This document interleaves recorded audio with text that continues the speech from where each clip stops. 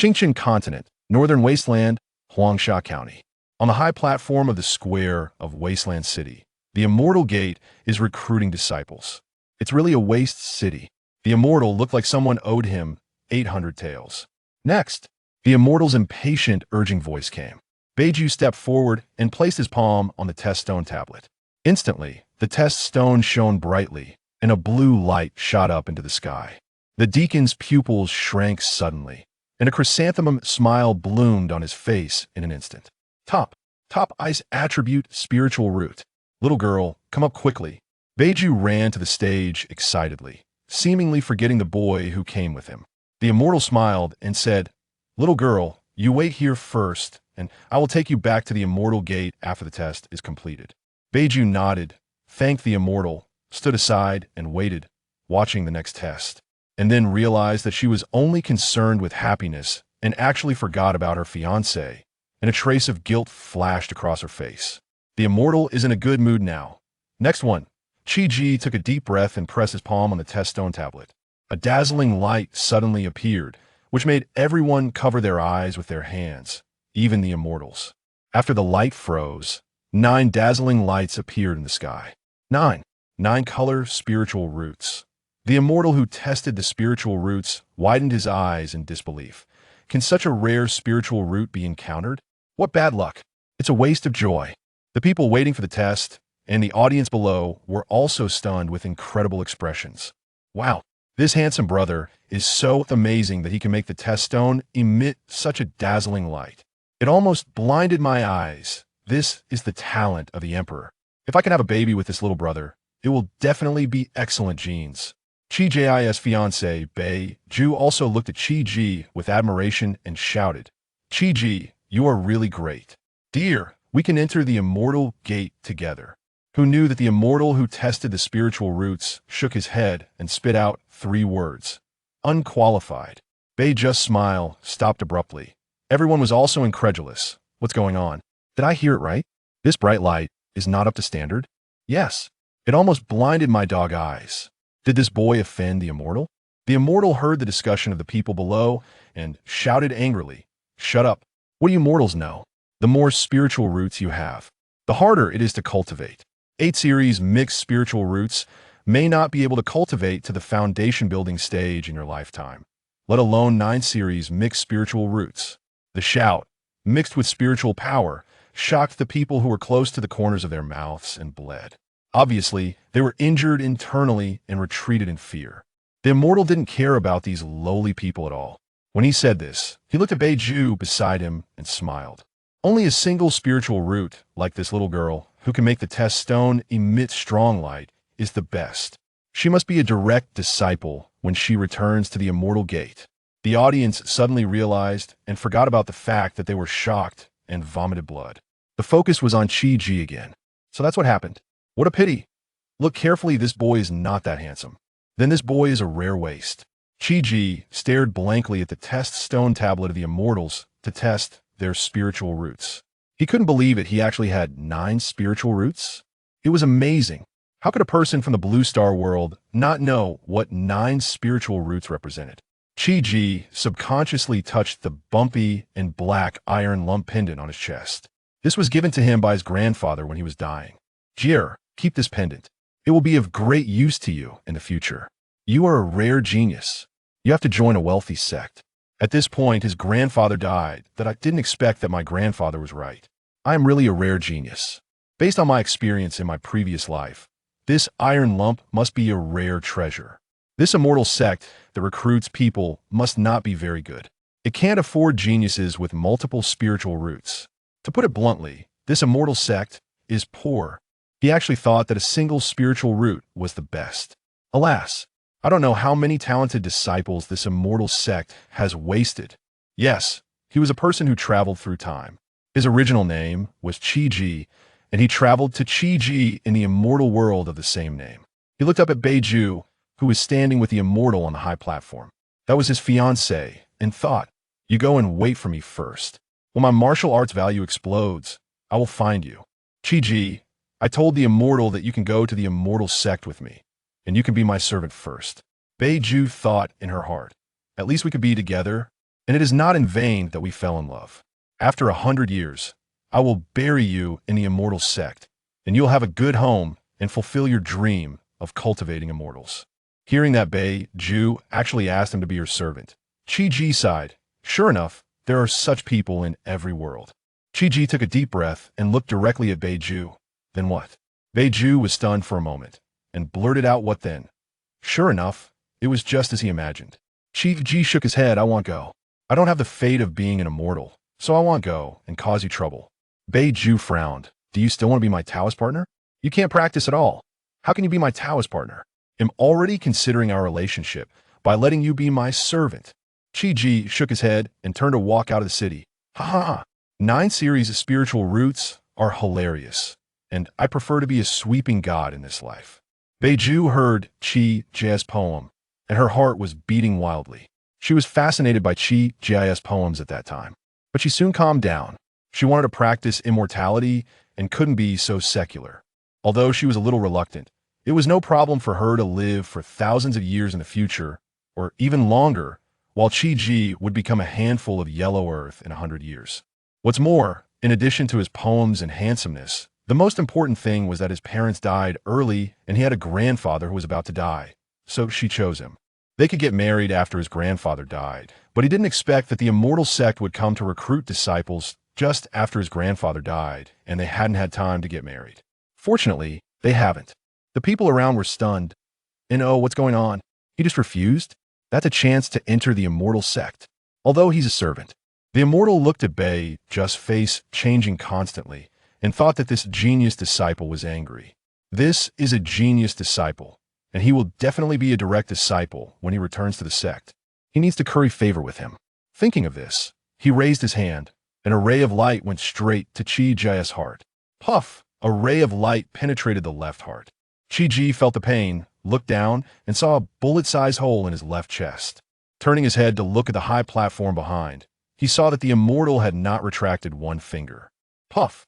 Chi-Ji fell to the ground and was motionless. The people around him shrank their necks in fear. As expected, the immortal killed people without blinking an eye. "Immortal you!" Bei Ju exclaimed. The immortal was stunned for a moment. It was over. The flattery hit the horse's hoof. But then, the immortal breathed a sigh of relief. I only heard Bei Ju shaking his head and said, "Alas, this is your fate. Why did you refuse me to go to the immortal gate? This is all your own fault." Chi-Ji almost jumped up and cursed when he heard this. But he didn't dare. Chi-Ji was still in shock and muttered in his heart, "Fortunately, my heart is on the right. Otherwise I would report to the king of hell now. Damn it, when I grow up, I will be the first to kill you." He didn't realize that the iron lump on his chest had changed after being stained with his blood. He lay on the cold ground and dared not move, for fear that the dead old man would see that he was not dead and hit him again. Chi-Ji planned to leave after accepting disciples, but there were still many people behind who had not tested their spiritual roots. If he waited until they were done, his body would probably be cold. Although the shot didn't hit his heart, the bleeding would kill him. Just when Chi-Ji was at a loss, an old man in white appeared out of thin air. Who tested the 9-color spiritual roots just now? The old man in white looked at the platform, frowned, and shook his head. The immortal on the platform shuddered. What kind of cultivation is this old man? Even his own sect master can't appear out of thin air. Chapter 2. Do not show mercy. The immortal atop the high platform quickly knelt and saluted. Junior disciple Song Tianshu of the Shizhua sect pays respects to you, esteemed elder. The elderly man in white robes gazed at Song Tianshu and asked, "Were you the one testing for spiritual roots just now?" Song Tianshu promptly replied, "Indeed, esteemed elder.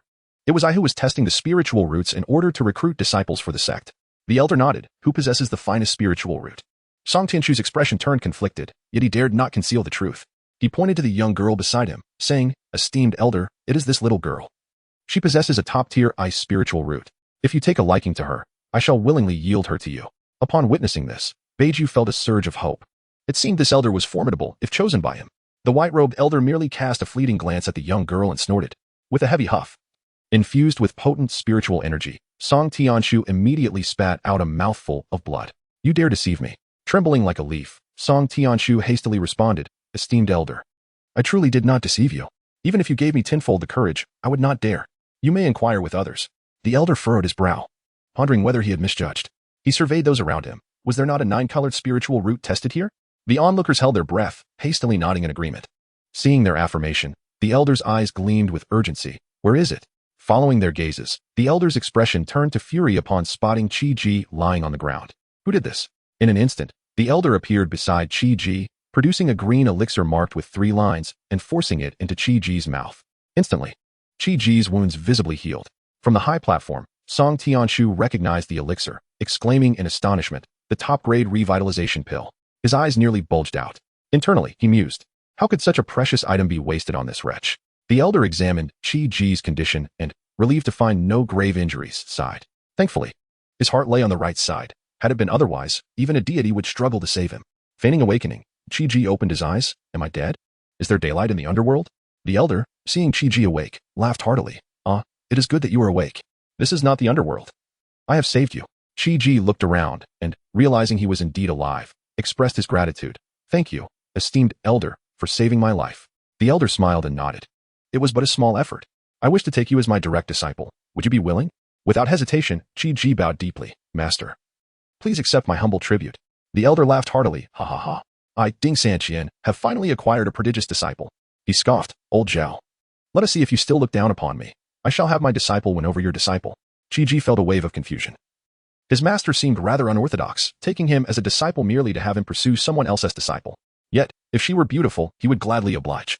After his laughter subsided, Ding Sanqian seemed to recall something and turned to Chi-Ji. By the way, tell me, who was so ruthless as to nearly take your life? Chi-Ji glanced at the immortal on the high platform, Song Tianshu. Song Tianshu shuddered and promptly jumped down, prostrating himself before Chi-Ji. I beseech you, forgive me. With every bow, the floor cracked and blood dripped from his forehead. Chi-Ji hesitated. If he chose not to kill him, he had nearly lost his own life. Yet, if he did kill him, such a display of mercy might reflect poorly before his master. Just as he was mulling over this dilemma, a sickening crunch echoed. Chi-Ji was taken aback.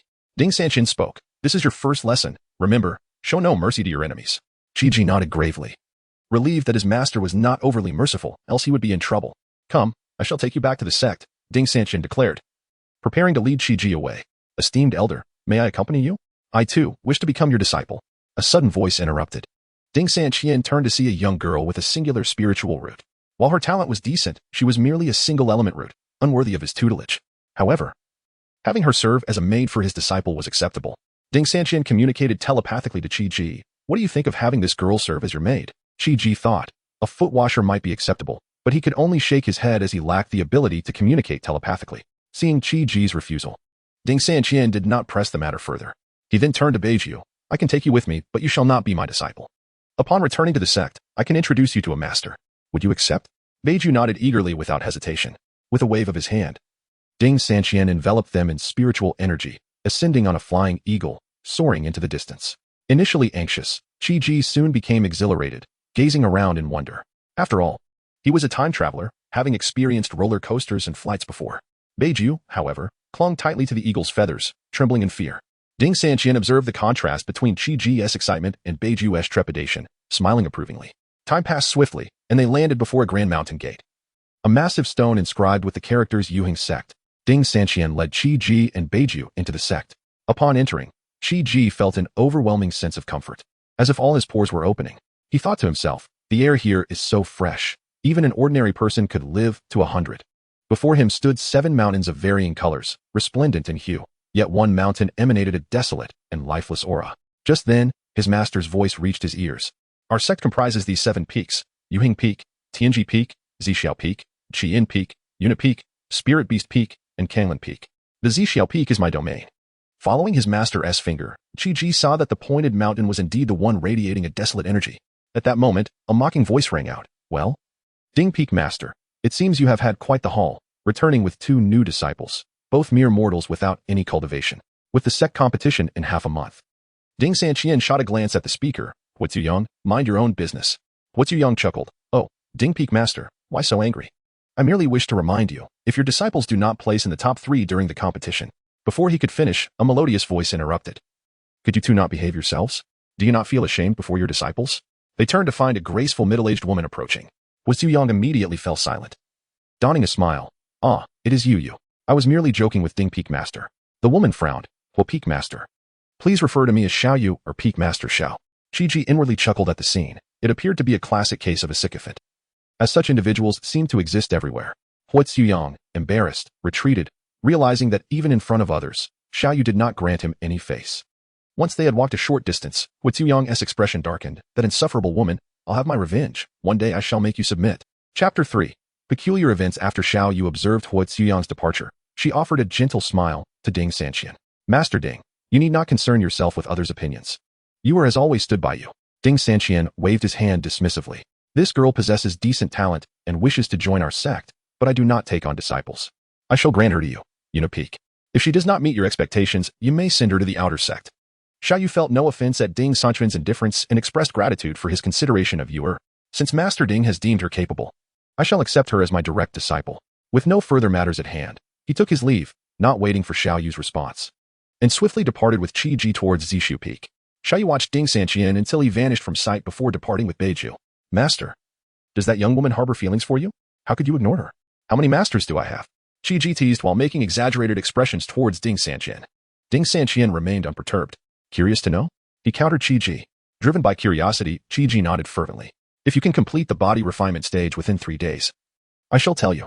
Master, Arin and Appos, Tiwi cultivating immortality? Why the need for body refinement? Do you wish for me to pursue a physical training path? Ding Sanqian shook his head. Body refinement lays the foundation for future cultivation. The more successful the refinement, the easier the path ahead. As they reached the mountain's summit, Qi Ji surveyed the area. Numerous houses lay scattered about, cloaked in dust, suggesting they had long been uninhabited, save for the one in the center, which appeared relatively clean. This is somewhat different from what I imagined, he mused. This is your disciple token and cultivation resources. Tomorrow morning, we shall begin your body refinement. Choose a room to rest in, Ding Sanqian instructed before retreating to his own quarters. Qi Ji selected a room and, upon opening the door, found it immaculate, which surprised him. He had anticipated a lengthy cleaning session. Returning to examine the items his master had given him, he discovered a small pouch and a token.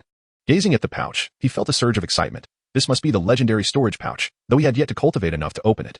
At that moment, the storage pouch unexpectedly opened, and dozens of spirit stones floated out, disintegrating into powder, which then surged into Qi Ji's body.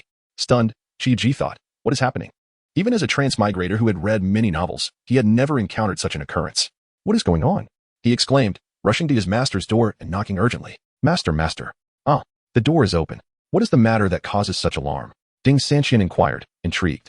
Master, please come quickly. Something strange has happened, Qi Ji urged, leading his master to his room and pointing to the remnants of spirit stones on the ground. Look, master. Ding Sanqian examined the remnants, realizing they were the residue of spirit stones exhausted of their energy. Furrowing his brow, he questioned, what transpired? Qi Ji recounted the events. Ding Sanqian promptly grasped Qi Ji's wrist, channeling spiritual energy and consciousness into his body. The moment he entered, Ding Sanqian's expression shifted dramatically, and he abruptly severed the connection. Pale, he took a moment to recover before producing 100 spirit stones and placing them before Qi Ji.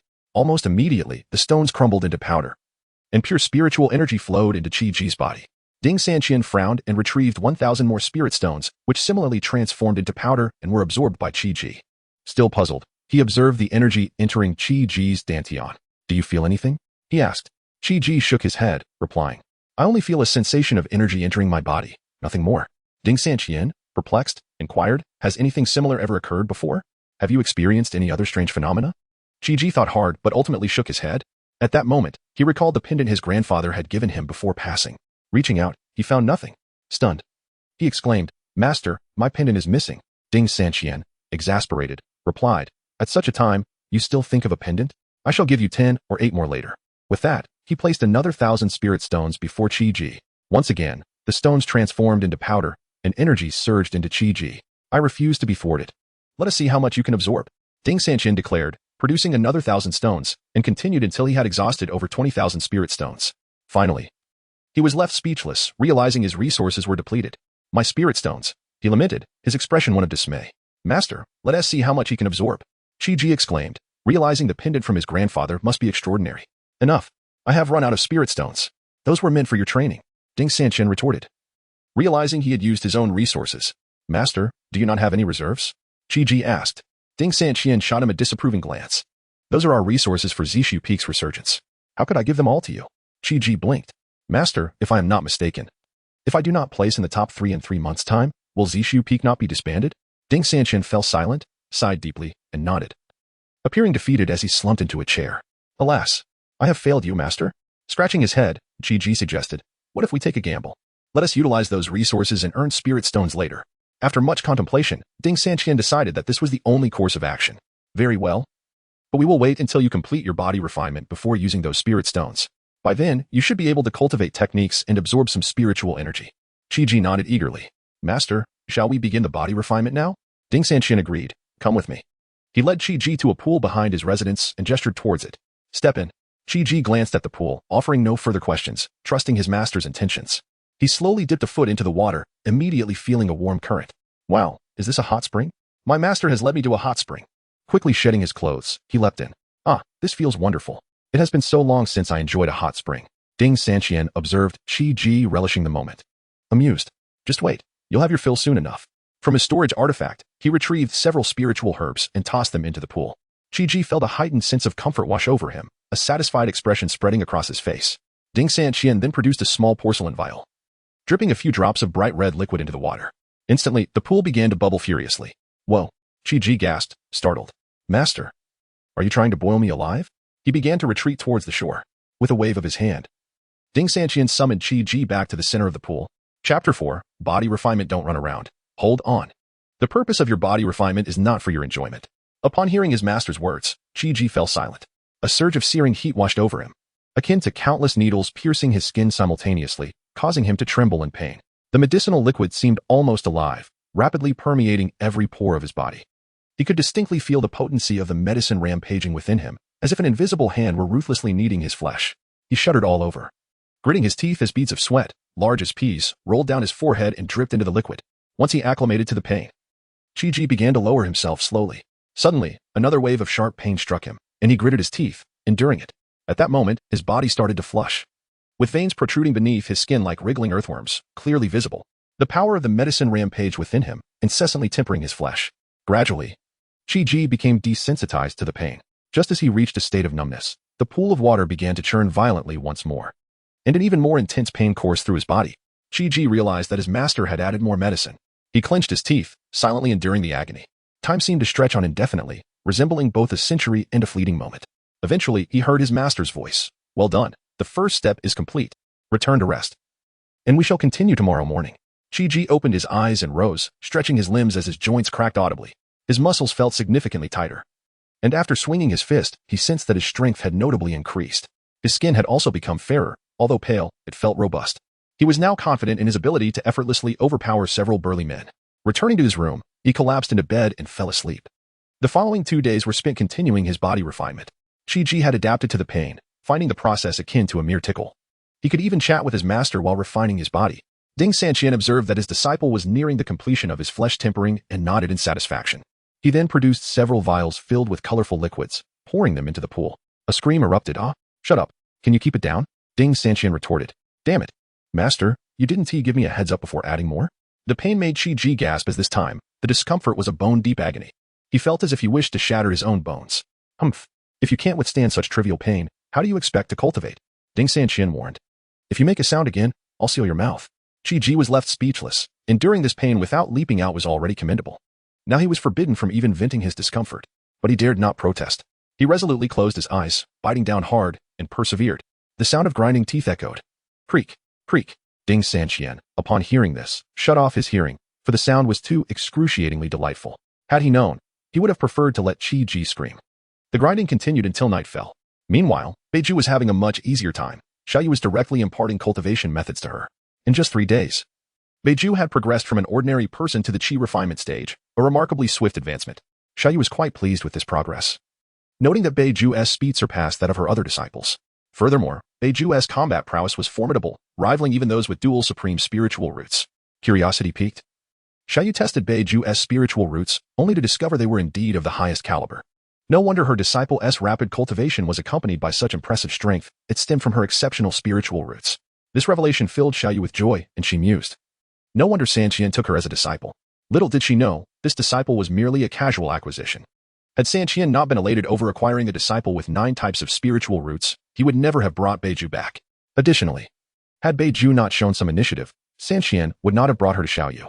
This time, Ding Sanqian did not allow Qi to rest, for the bone tempering could not be interrupted.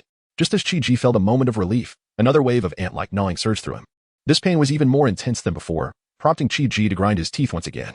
Damn it! Ding Sanqian had just muted his hearing when the piercing sensation returned. Initially, he intended to ignore Qi's cries, but was surprised by the boy's remarkable endurance. Thus, he continued to add more medicine 3 times, and by the next evening, the bone-tempering phase was finally completed. Qi lay in the pool, utterly motionless. It was Ding Sanqian who pulled him out and tossed him back into his room. Qi collapsed onto his bed and slept soundly, not waking until midday the following day. After stretching, Qi noticed that his bones cracked even louder than before, producing a constant pop. After exercising, he exited his room, where he found Ding Sanqian indulging in wine outside. Upon seeing Qi emerge, Ding Sanqian nodded in satisfaction. "Follow me," he commanded, rising to head toward the back of the mountain. "Master, where are we going?" Qi inquired, curious. Ding Sanqian shot him a glance. "What do you think?" "To squander." Qi's eyes lit up, eagerly following his master. Ding Sanqian led Qi to the back mountain, where an array appeared. With a wave of his hand, Ding Sanqian activated the array, revealing a stone door. He produced a token and placed it into a recess on the stone door. With a creaking sound, the door slowly opened. As Qi followed his master into the cave, a rush of pure spiritual energy enveloped him, and he felt an irresistible pull within, as if it were siphoning the energy away. "Sit cross-legged," Ding Sanqian's voice echoed.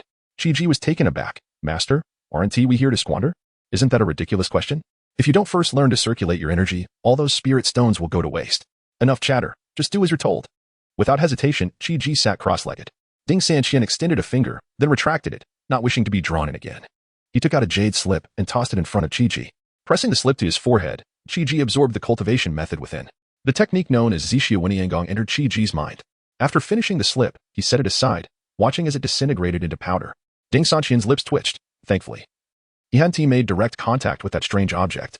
"Practice according to the method in the slip," Ding Sanqian instructed. Qi immediately began to circulate his energy as per the jade slip's instructions.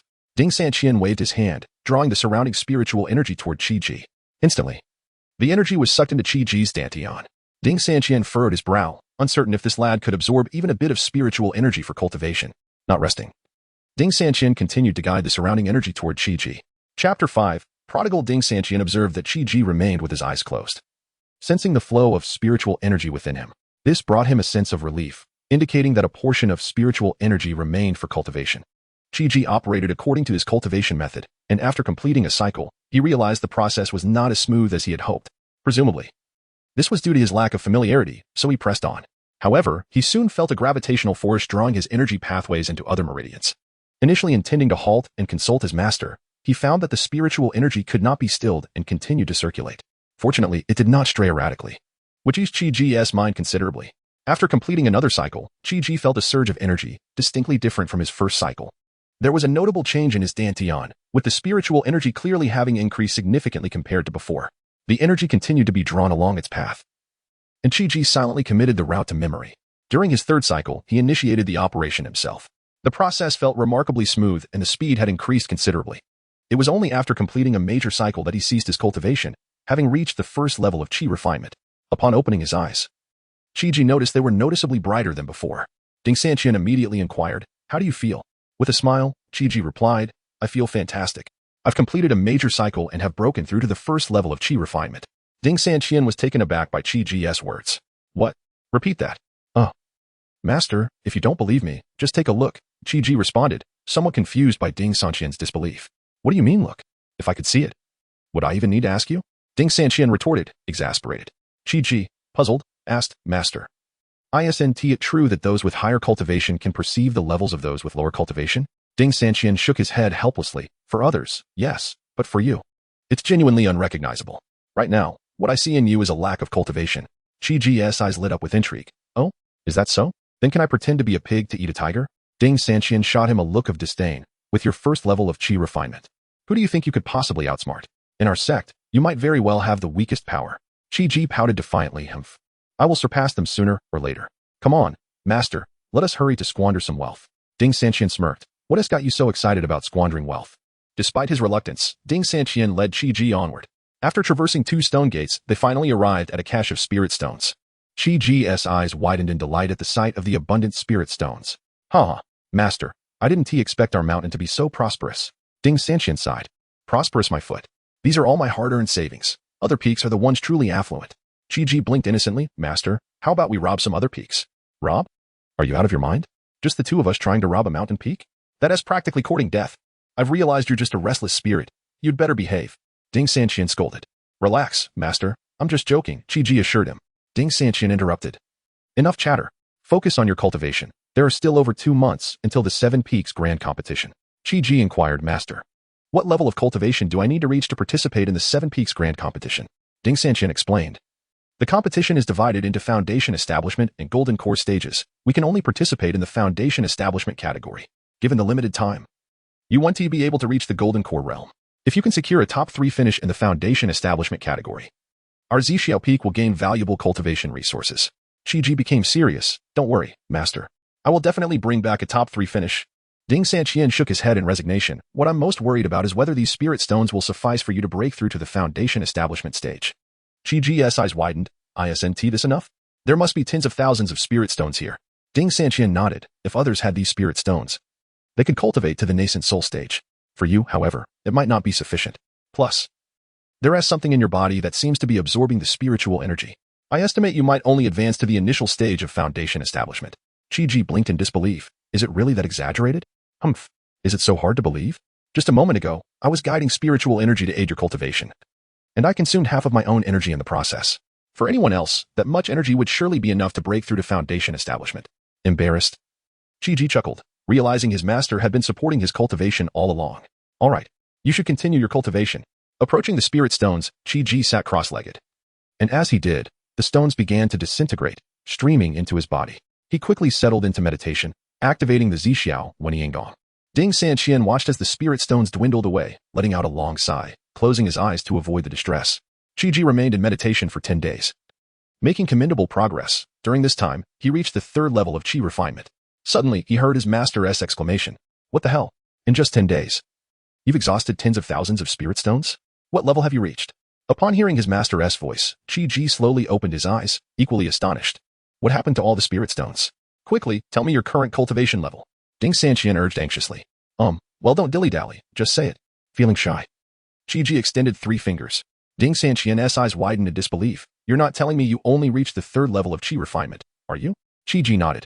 Ding Sanqian collapsed onto the ground, cradling his head in despair. We're doomed. Woe is me. Master, I'm sorry. I've let you down. And now Zixiao Peak is doomed. Qi felt a pang in his heart, kneeling beside his master. It's all my fault. I'm truly sorry. Ding Sanqian continued to weep. Qi took a deep breath. Master, don't worry. I will definitely help you protect Zixiao Peak. Hearing his disciple's words, Ding Sanqian felt a bit comforted, wiping away his tears. Well, if it's meant to be, it cannot be helped. This isn't your fault.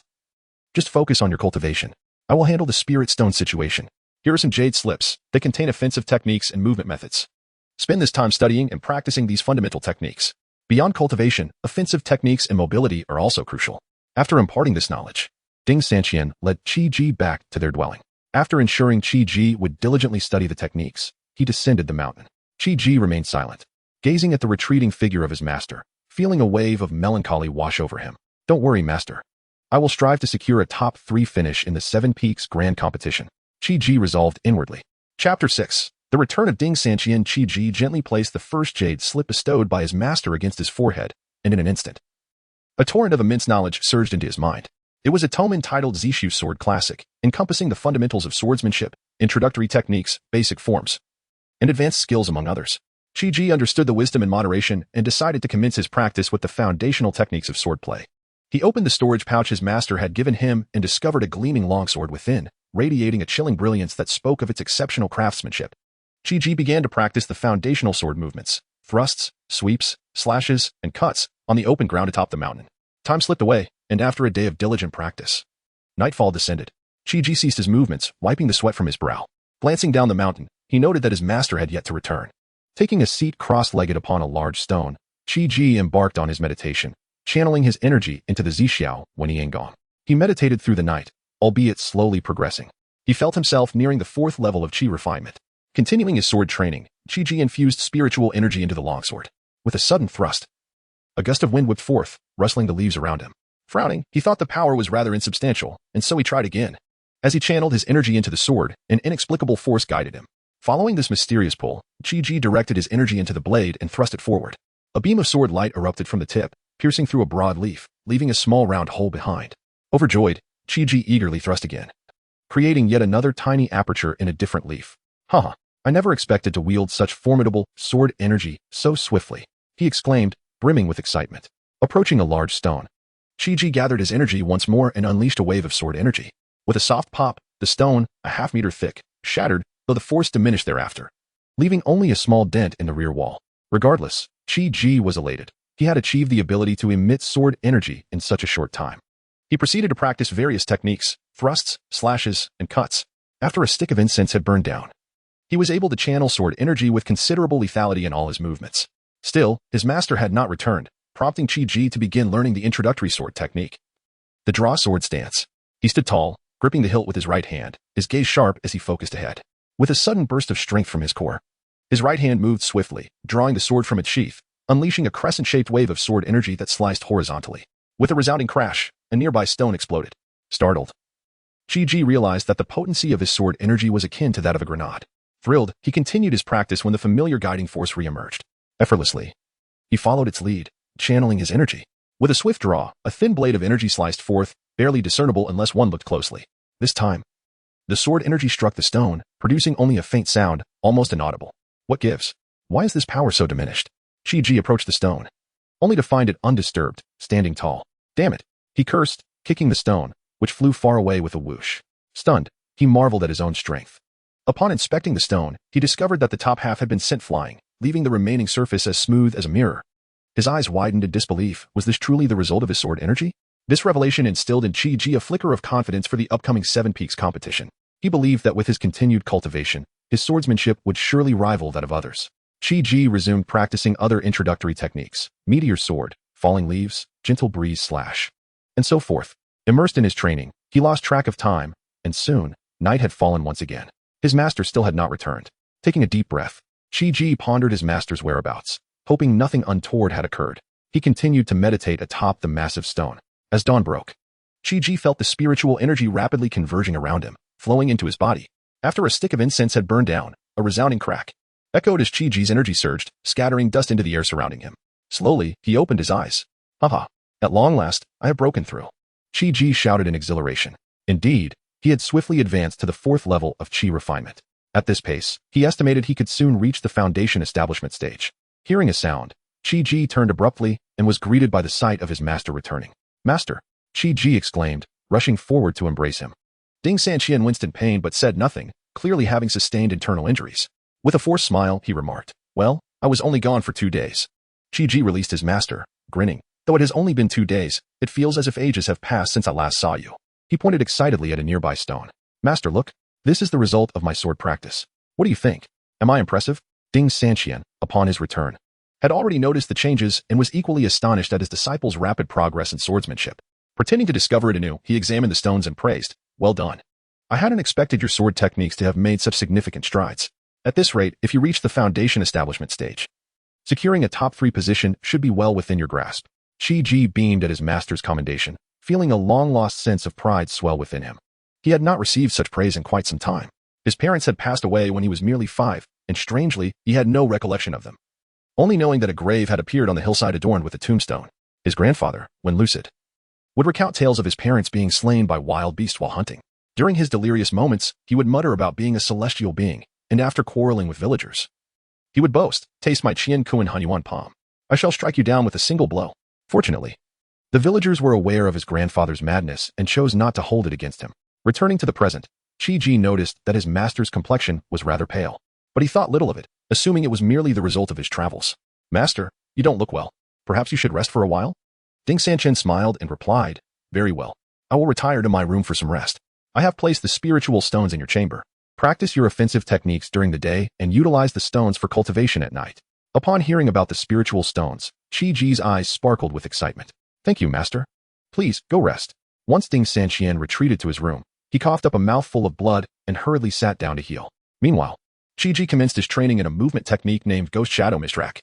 Mastering it would allow him to travel great distances in the blink of an eye, though perhaps that was a tad exaggerated. Chapter 7. Trading the enchanted sword for elixirs. As long as he could grasp the fundamentals, it would suffice for his current needs. Chi-Ji commenced his practice of the agile footwork technique, channeling spiritual energy beneath his feet. Whoosh! He propelled himself forward, only to crash against the stone wall with a resounding thud. Fortunately, he had moved towards the wall. Had he ventured in any other direction, he might have tumbled down the mountain. A cold sweat dripped down Chi-Ji's back, feeling a warm flow from his nose. He touched it and discovered he was bleeding profusely. He quickly settled into a meditative posture to heal. After a brief moment, Chi-Ji rose to continue his practice. This time, he infused only a modicum of spiritual energy into his feet and began afresh. Initially, his movements were clumsy and unsteady. However, as he gradually became more adept, his steps grew more stable. Chi-Ji was puzzled. Why was there no inexplicable guiding force this time? He then slowly increased his spiritual energy, which significantly accelerated his pace. A breeze began to swirl around his feet, creating fleeting afterimages.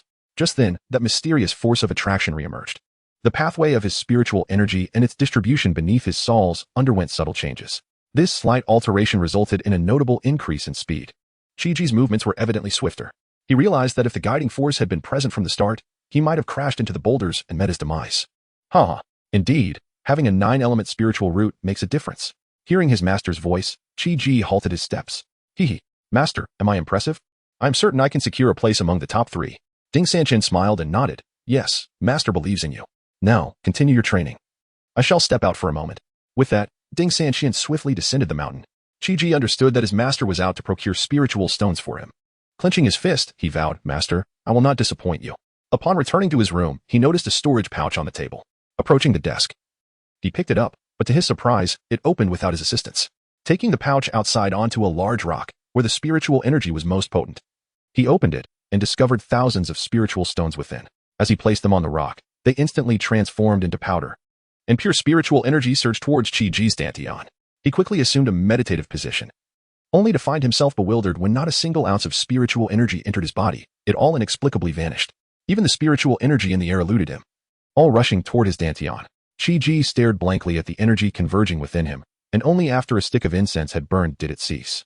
Damn it, not a single bit left for me. How am I to explain this to Master? At that moment, he felt a stir within his dantian. A stream of light shot forth from within, and an object joyfully circled around him. Chi-Ji sensed a connection with this object. With a mere thought, it floated before him, revealing itself to be a black alchemical furnace, adorned with peculiar engravings, shimmering faintly. Upon closer inspection, he noticed pockmarks on the furnace, as if it had been struck by something. This reminded him of the iron pendant his grandfather had entrusted to him before passing. Upon further scrutiny, he confirmed the resemblance. It appeared that the earlier spiritual energy had been absorbed by this furnace for restoration. He had not anticipated that it was indeed an alchemical furnace. Just then, a sharp pain pierced his mind. Chi-Ji clutched his head and rolled on the ground. As he neared unconsciousness, the pain vanished. He discovered a wealth of information had entered his consciousness. After sorting through it, he realized it contained knowledge of alchemy and numerous formulas. Damn. I thought it was some extraordinary technique. Turns out it's about alchemy. Where will I find the time for that? Reflecting on his cultivation, Chi-Ji paused. Wait, without spiritual stones, how can I cultivate? Suddenly, inspiration struck him. Alchemy could yield significant spiritual stones. Why not give it a try? This way. I want to burden Master with constantly procuring stones for me. I've noticed he looks quite worn out these days. With this thought, Chi-Ji meticulously organized the information he had received. He studied alchemical techniques and methods, as well as dozens of formulas, including several for first-level elixirs. He selected a few common elixirs likely to be in high demand. Yet, as he prepared to concoct elixirs for profit, he realized he lacked the spiritual stones needed to purchase the necessary herbs. Chi-Ji retrieved his disciple token to check the sect's information. After reading, he found himself in a dilemma. Spiritual herbs could also be exchanged for points, but his token held none. Did this mean he had to undertake tasks to earn points? Even if he could manage to complete some tasks, the points earned would hardly suffice to buy the herbs needed for alchemy within a month. Chi-Ji glanced at his sword, steeling himself as he rose to chop off a branch. He picked it up and practiced his sword technique. After a few attempts, the branch was rendered unusable, but it had served its purpose. Resolute, Chi-Ji decided he would venture to the sect the following morning to pawn his sword for herbs. With this in mind, he began practicing his sword technique, determined to maximize his proficiency with the sword before parting with it. After a night of rigorous training, Chi-Ji's swordplay had improved significantly. As dawn broke, he gazed reluctantly at the sword in his hand. Fear not, I shall retrieve you soon, he murmured to the sword. With a final firm resolve, he sheathed it and descended the mountain towards Yuheng Peak. The early hour rendered the path nearly devoid of any signs of life. Upon entering the sect's treasure pavilion, he encountered an elderly man. Bowing respectfully, Chi-Ji greeted. Greetings, Pavilion Master. The old man did not lift his gaze and replied, What is it? I am not the Pavilion Master. You may address me as Manager He. Chi-Ji, feeling a pang of regret, presented his sword. Manager He, I wish to pawn my sword here in exchange for some spiritual herbs, and I shall redeem it later. Only then did Manager He look up. taking the sword from him and drawing it from its sheath with a flash of cold light. Hiss, this is the sword of Ding Fengzhu. Qi Ji was taken aback. He hadn't realized that his master had given him his own sword, making him even more reluctant to part with it. However, the need for spiritual stones compelled him to proceed. I'm not sure, but it was indeed given to me by my master. Manager, he frowned at Qi Ji. Does your master know you intend to pawn this sword? Qi Ji shook his head. Master is out. I will redeem it in a day or two. Manager, he sighed, shaking his head in disbelief. I never expected Ding Sanqian would take on such a disciple. However, he could do nothing about it. With an impassive expression, Manager, he asked, what spiritual herbs do you wish to exchange for? Qi Ji handed him a note he had written. Please see how many portions these herbs can yield for me.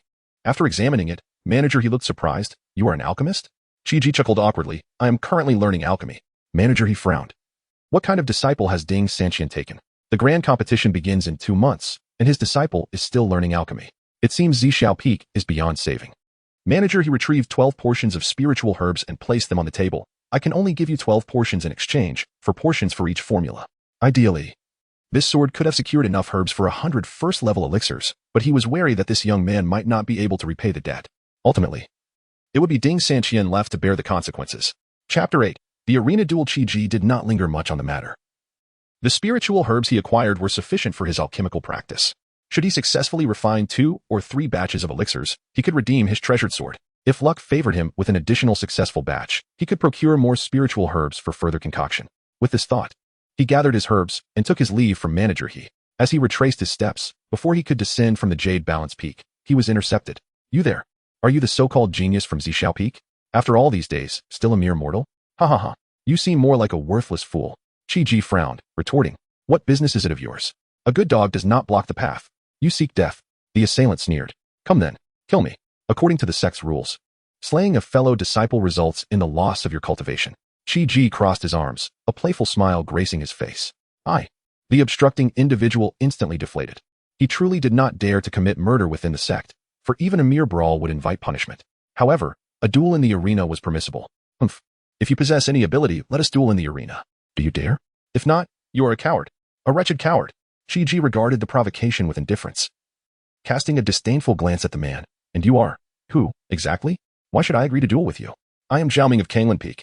Qi Ji understood now. The Peak Master of Kanglan had long held animosity towards his master, continuously plotting to undermine Zhixiao Peak to claim a share of its resources. Nodding slightly, Qi Ji acknowledged. I know who you are now. I shall take my leave. Zhao Ming, initially believing Qi Ji's nod indicated agreement to the duel, was taken aback by his dismissal. Stop. Are you afraid to accept my challenge? Are you admitting you are a coward? Qi Ji countered. What is your cultivation level? First layer of foundation establishment. Zhao Ming boasted proudly of his prowess. Fool. You, at the foundation establishment, wish to challenge a mere novice like me? Who do you think will be the laughingstock if others learn of this? Zhao Ming felt a wave of embarrassment should this news circulate.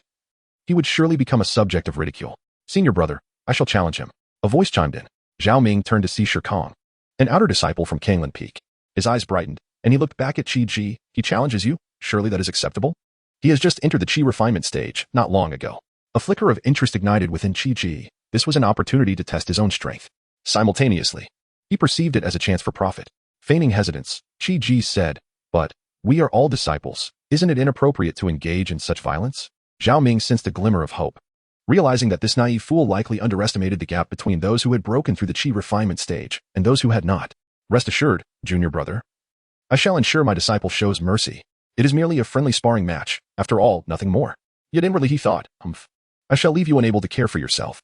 Qi Ji continued to feign reluctance, but I still have my cultivation to consider. Otherwise, my master will punish me. Zhao Ming pressed further. Do you have any resources for cultivation? I have heard that Zhixiao Peak has not distributed salaries in many years. I can absorb the spiritual energy from the air. Our peak possesses ample energy. Zhao Ming secretly scoffed. This fellow is fortunate to cultivate at the peak, where the spiritual energy is surely abundant. Unbeknownst to him, the spiritual vein of Zhixiao Peak had long been sealed, and the energy at their peak paled in comparison to that of Kanglan Peak's mid-slope. But you lack spirit stones, don't you? Purchasing elixirs and artifacts requires spirit stones. If you agree to the duel, I will give you 10 spirit stones. What do you say? Qi Ji thought to himself. 10 spirit stones? Is he jesting? Yet he was unaware that for most, 10 spirit stones would suffice to enter the Qi refinement stage. For an ordinary outer disciple, 10 spirit stones represented a month's salary. Qi Ji shook his head. No thanks. I can absorb more spiritual energy at the mountain's peak than what those 10 spirit stones could provide. Zhao Ming's frustration grew. This was an opportunity to undermine Zhixiao Peak and curry favor with the Peak Master. Should the master learn he had bested a disciple from Xixiao Peak, he might even be welcomed into the inner circle. With a sudden idea, Zhao Ming proposed, "How about 100? That is my entire fortune. But you must win to receive it." Internally he chuckled, realizing this meant he would not have to part with any spirit stones at all. Qi Ji mused. This fellow is truly stingy, yet 100 spirit stones could procure several batches of alchemical herbs. It is worth considering. Dear senior brother, I have yet to see the stakes. Perhaps you could add a few more points, and then I shall agree to duel him. Zhao Ming thought. This scoundrel is insatiably greedy, but can you truly defeat him? With that, Zhao Ming readily produced his token. I possess over 700 points on this token. Should you triumph, all of them shall be yours. Is that satisfactory? Qi Ji grimaced. What a miserable offer. Yet I am currently without a single coin. I might as well seize any opportunity to earn. He nodded. Very well, I shall spar with him. But you must not go back on your word, should I win. You must fulfill your promise. Zhao Ming laughed heartily. Fear not. I, your senior brother, am a man of my word. Let us proceed to the arena. Led by Zhao Ming, Qi Ji made his way to the arena. Upon hearing of the impending duel, the managing official perked up. It had been quite some time since the arena had hosted a match. However, upon witnessing a confrontation between a novice and a first-layer Qi refinement disciple, his enthusiasm waned. Nonetheless, fulfilling his duties, he registered both participants. Once the registration was complete, the official instructed them to ascend the arena. Qi Ji interjected, "Excuse me. I have something to discuss." The official, realizing Qi Ji lacked cultivation, inquired, "Are you being coerced into this duel?" Qi Ji shook his head. "No, I volunteered." However, he stated that should I win, he would grant me 100 spirit stones and all the sec points associated with his disciple token. The official was at a loss for words, realizing Qi Ji was merely a money grabber, dreaming of winning against someone in the Qi refinement stage before even breaking through himself. Yet, duty-bound, he turned to Zhao Ming. "Is this true?" Zhao Ming nodded. "Indeed." The official extended his hand. "According to the rules, the stakes must be placed with me." Zhao Ming handed over the 100 spirit stones and the disciple token. Though he doubted Qi Ji's chances of victory, he earnestly advised Shi Kong, as this was his entire fortune, and losing would be a devastating blow. As Qi Ji and Shi Kong took their positions in the arena, he suddenly recalled that apart from swordplay and agility, he possessed little else. Shi Kong stood opposite him, fist clenched, seemingly eager to strike. At that moment, the official overseeing the arena began to announce the rules. Killing is strictly prohibited. The challenger loses if they are knocked out of the arena or concede. Otherwise, victory is declared. Chapter 9. An easy victory. Are both of you clear on the rules? Inquired the referee with a scrutinizing gaze. Shi Kang nodded eagerly, his anticipation to engage already palpable. However, Qi Ji raised his hand, signaling he had something to discuss. The referee turned his attention to Qi Ji. "Is there something you do not understand?" Qi Ji spoke up. "Are we permitted to use weapons, elixirs, concealed weapons, or poison?" The referee paused, realizing he had neglected to clarify this point. With an awkward smile, he replied, "Aside from weapons, the others are prohibited." Upon hearing this, Qi Ji glanced at Shi Kong and asked, "My friend, what weapon will you be using?" Shi Kong scoffed, "I require no weapon. My fists alone can defeat you so thoroughly that even your mother wouldn't recognize you." Qi Ji then turned to the referee. "So, he cannot use any weapons?" The referee, momentarily speechless, noted that even without weapons, Shi Kong could swiftly vanquish him. Nonetheless, he directed his query at Shi Kong. "Are you sure you wish to forfeit your right to use a weapon?" Shi Kong, already resolved, nodded affirmatively. "Yes, I forfeit my weapon." Qi Ji then turned to the referee. "Might I borrow a longsword?" The crowd gathered below had grown larger, drawn by the news of the duel. The referee shook his head. "We do not provide weapons here." Qi Ji shrugged. "Then we shall duel another day. I will reclaim my sword and return. Farewell." The audience was displeased, muttering, "You come to duel without a weapon? What a waste of a trip. We finally have some excitement to witness. Don't leave. Who has a long sword to lend him?" Suddenly, a sword flew into the arena. Qi Ji pretended to fumble and let it drop. "Apologies. It has been a day since I wielded a sword. I'm a bit rusty," he chuckled awkwardly. "Who is this fool? Can he not handle a sword? This lad is new. He hasn't even broken through the Qi refining stage yet. How does he dare to compete?" Someone questioned curiously. "Are you not aware? He is the newly accepted disciple of the Peak Master of Xixiao Peak." "Really? After all these years, he finally took a disciple? But why is he so weak?" The crowd murmured incessantly. On the stage, Qi Ji picked up the long sword and asked, "Whose sword is this?" "I shall return it shortly." "Pa, what brother?" "It's sister." A young girl, though attractive, was still quite youthful, even younger than Qi Ji. Qi Ji scratched his head in embarrassment. "You seem younger than me, don't you?"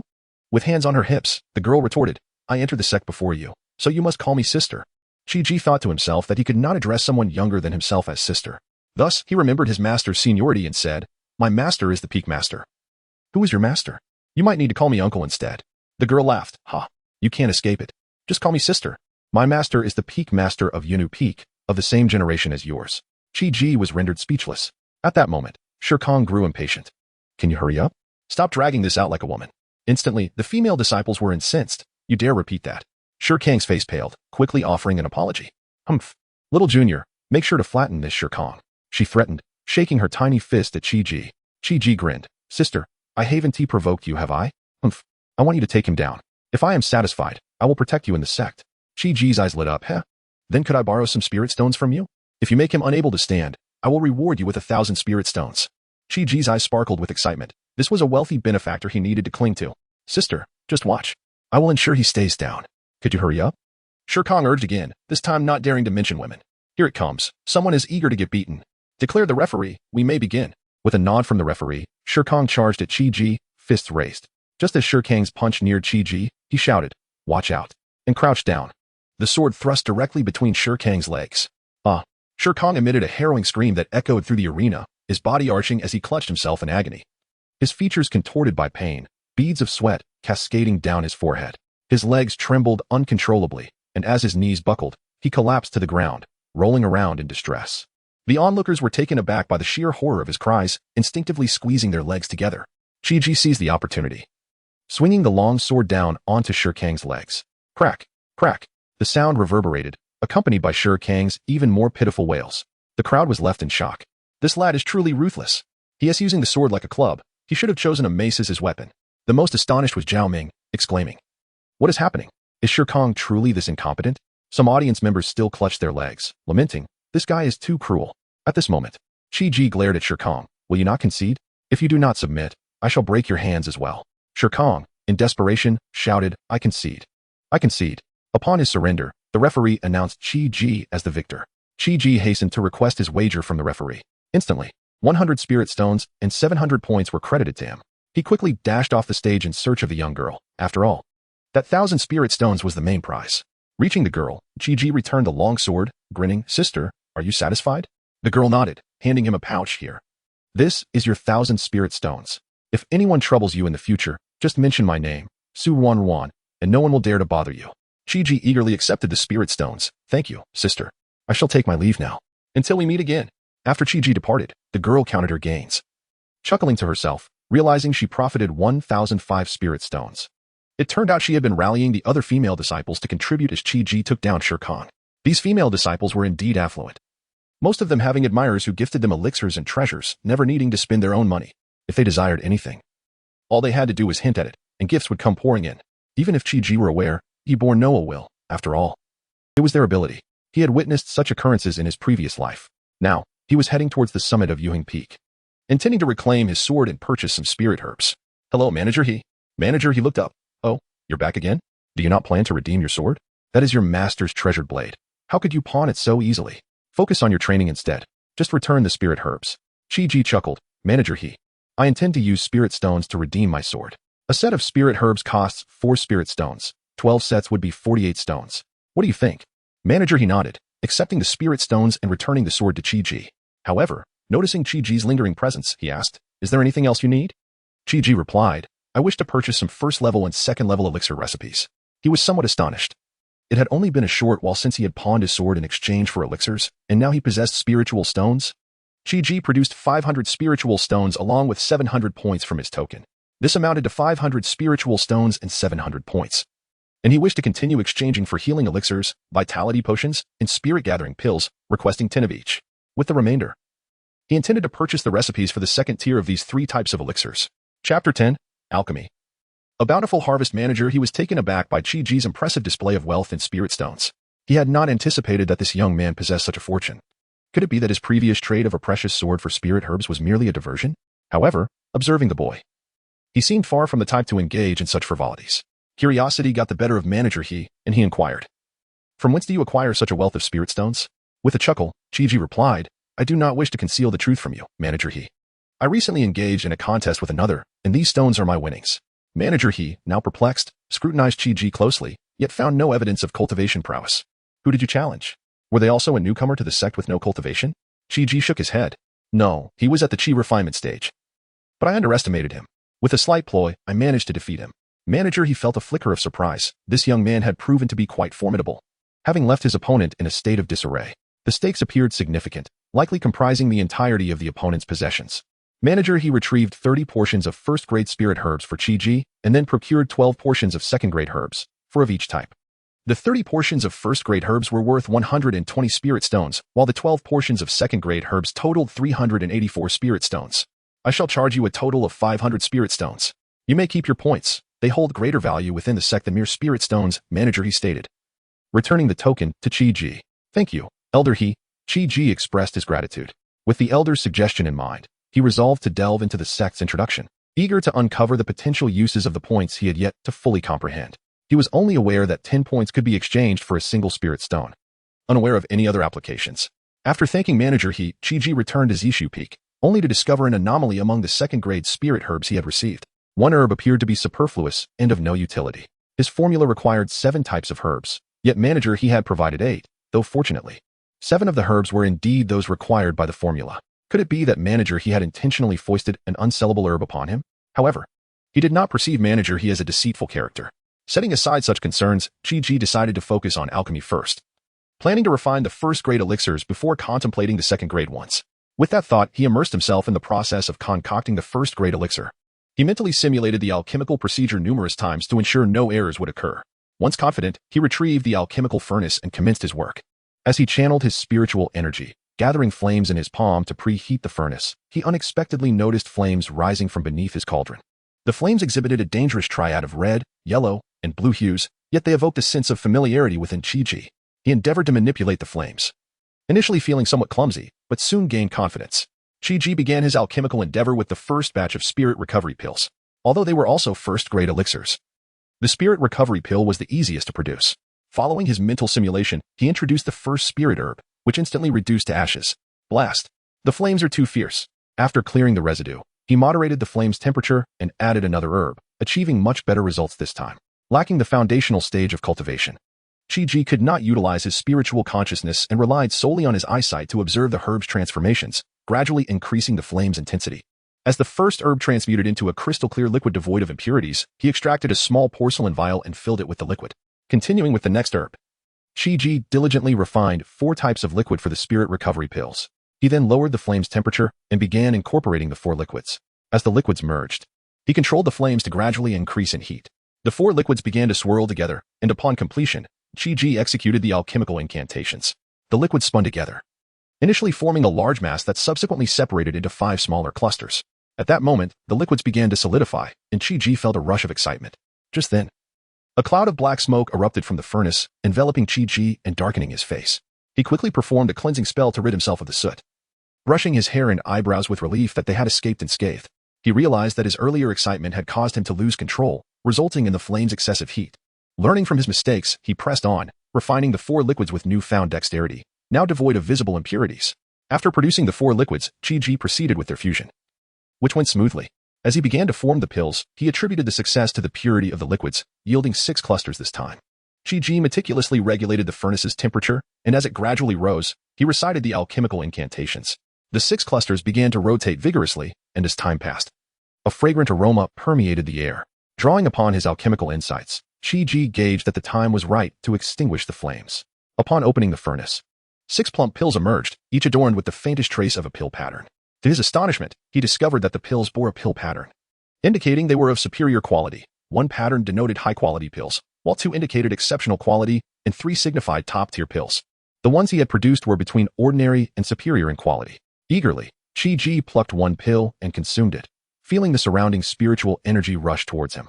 He seated himself in meditation, channeling the energy flowing towards him. However, it was not long before the influx ceased. He contemplated the pill's primary function as a means of spiritual energy recovery, realizing that its efficacy for cultivation was only half as potent, though more advantageous than using spirit stones. Each pill seemed to restore approximately the equivalent of 5 spirit stones worth of energy. Yet the majority of this energy was drawn from the surroundings, making its effectiveness variable based on the ambient spiritual energy.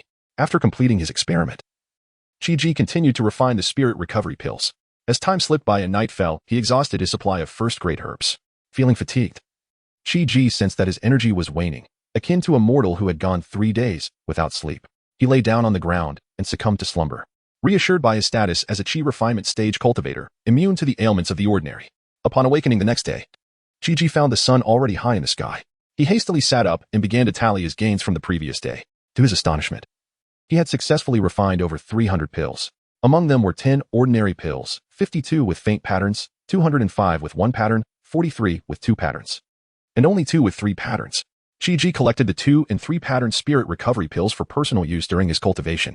Should others discover that he employed these high-quality pills for his training, they would surely be aghast, as these were life-saving elixirs. Consuming a 2-pattern pill could nearly restore his energy to its fullest instantaneously, while a 3-pattern pill would allow him to maintain peak energy levels even amidst battle. The remainder he intended to exchange at the Wanbao Pavilion for spirit stones. Just as he prepared to set off, he faintly heard shouts echoing from the mountainside. Intrigued, Chi made his way to the mid-slope of Zixiao Peak to discern the source of the commotion. Chapter 11. The Demon of Su, Disciples of Zixiao Peak, come forth. We challenge you. If you do not emerge, you are nothing but a coward. At the foot of Zixiao Peak, a throng of people had gathered, with a dozen or so shouting. Among them was Zhao Ming, who had lost everything the previous day, accompanied by onlookers. At this moment, Chi had arrived at the base of the mountain. Upon seeing him, Zhao Ming stepped forward. Young man, we wish to challenge you. Do you dare to accept? If not, you are merely a timid turtle. Chi regarded their uproar with a smirk. Isn't this overt bullying? What is your cultivation level compared to mine? Zhao Ming produced a storage bag, revealing 200 spirit stones. If you can defeat me, these are yours. Chi glanced at him, now that he could refine pills. He found Zhao Ming's paltry 200 spirit stones unworthy of his attention. With a dismissive scoff, he replied, You expect me to compete for a mere 200 spirit stones? Begone, I have training to attend to. The grand competition is in 2 months, and I cannot squander my time on you. Zhao Ming was infuriated. 200 spirit stones were not insignificant, especially since he had borrowed them with great difficulty. Chi circumvented the group, striding towards Yuheng Peak. One of Zhao Ming's lackeys inquired, Brother Ming, what shall we do? Shall we simply beat him up? He added, As long as we don't seriously injure him, the sect won't punish us. Zhao Ming's eyes lit up at this suggestion. Indeed, he had been intimidated by this young man the day before. If he simply taught him a lesson, leaving him bedridden for a couple of days, the sect would not intervene. With that thought, Zhao Ming promptly pursued Chi, surrounding him just as he reached Yuheng Peak. Young man, since you refuse our challenge, do not blame us for being impolite. Chi was taken aback by their sudden aggression. If you dare to lay a hand on me, do you not fear my master's wrath upon his return? Zhao Ming chuckled. Such trivial matters will not concern the peak master. Yet, he felt a twinge of uncertainty. Just because the leaders of other peaks may not care, it did not mean the master of Zixiao Peak would be indifferent. After all, Ding Sanxian had only taken one disciple. Brother Ming. How could the peak master concern himself with such trifles? Zhao Ming's mind raced. As long as he himself did not strike first, he would be safe even if Ding returned. He waved his hand. You all go ahead. It would be beneath my dignity to strike him myself. Wait, are you serious? Chi exclaimed, realizing he would not stand a chance against them all. I must inform you, I am under the protection of Su Wanruan. The disciples of Kanglan Peak froze momentarily, exchanging glances. Surely, they would not dare to lay a finger on someone under the protection of the fearsome Su Wanruan. Just as they hesitated, Zhao Ming shouted, Do not listen to him. How could a newcomer like him possibly know Su Wanruan? Attack, and let us teach him a lesson. The crowd snapped back to reality. Right. This brat is new. There is no way he is under her protection. Let us show him. Suddenly, a woman's voice rang out. What a commotion. Are you all engaging in a brawl? Turning to see Kanglan Peak's disciples shuddered. Could it be that this young man truly was under the protection of the demoness? Upon spotting Su Wanruan, Chi shouted, Sister Su, come quickly. These ruffians are attempting to beat me. I claimed you were protecting me, yet they have no respect, calling you a demoness. The crowd gaped in disbelief. This young man was truly reporting them. Su Wanruan maintained her smile, though to the disciples of Kanglan Peak, it appeared devilish. Sister Su, do not heed his provocations. We would never call you a demoness. You are far too lovely. With her arms crossed, Su Wanruan replied, Oh really? It seems there are quite a few people here. Shall I ask them who is telling the truth? The disciples of Kanglan Peak glanced around. The crowd had swelled, and they looked to Zhao Ming. But he had vanished the moment Su Wanruan spoke. Resigned, the disciples produced their storage bags and disciple tokens, offering them to the formidable Su Wanruan. Her smile grew even brighter. Ah, you all understand my rules. I commend you for your compliance. As she accepted the storage bags and tokens, she extracted all the spirit stones, transferring the points from the tokens to her own. With a disdainful pout, she tossed the now empty bags and tokens back at the disciples. So impoverished. Begone. Relieved, they fled in haste. Turning to Chi, Su Wanruan asked, Well, little junior brother, how was that? Impressive, was it not? Chi quickly gave her a thumbs up. Sister, you are truly impressive. Su Wanruan paused. What does impressive mean?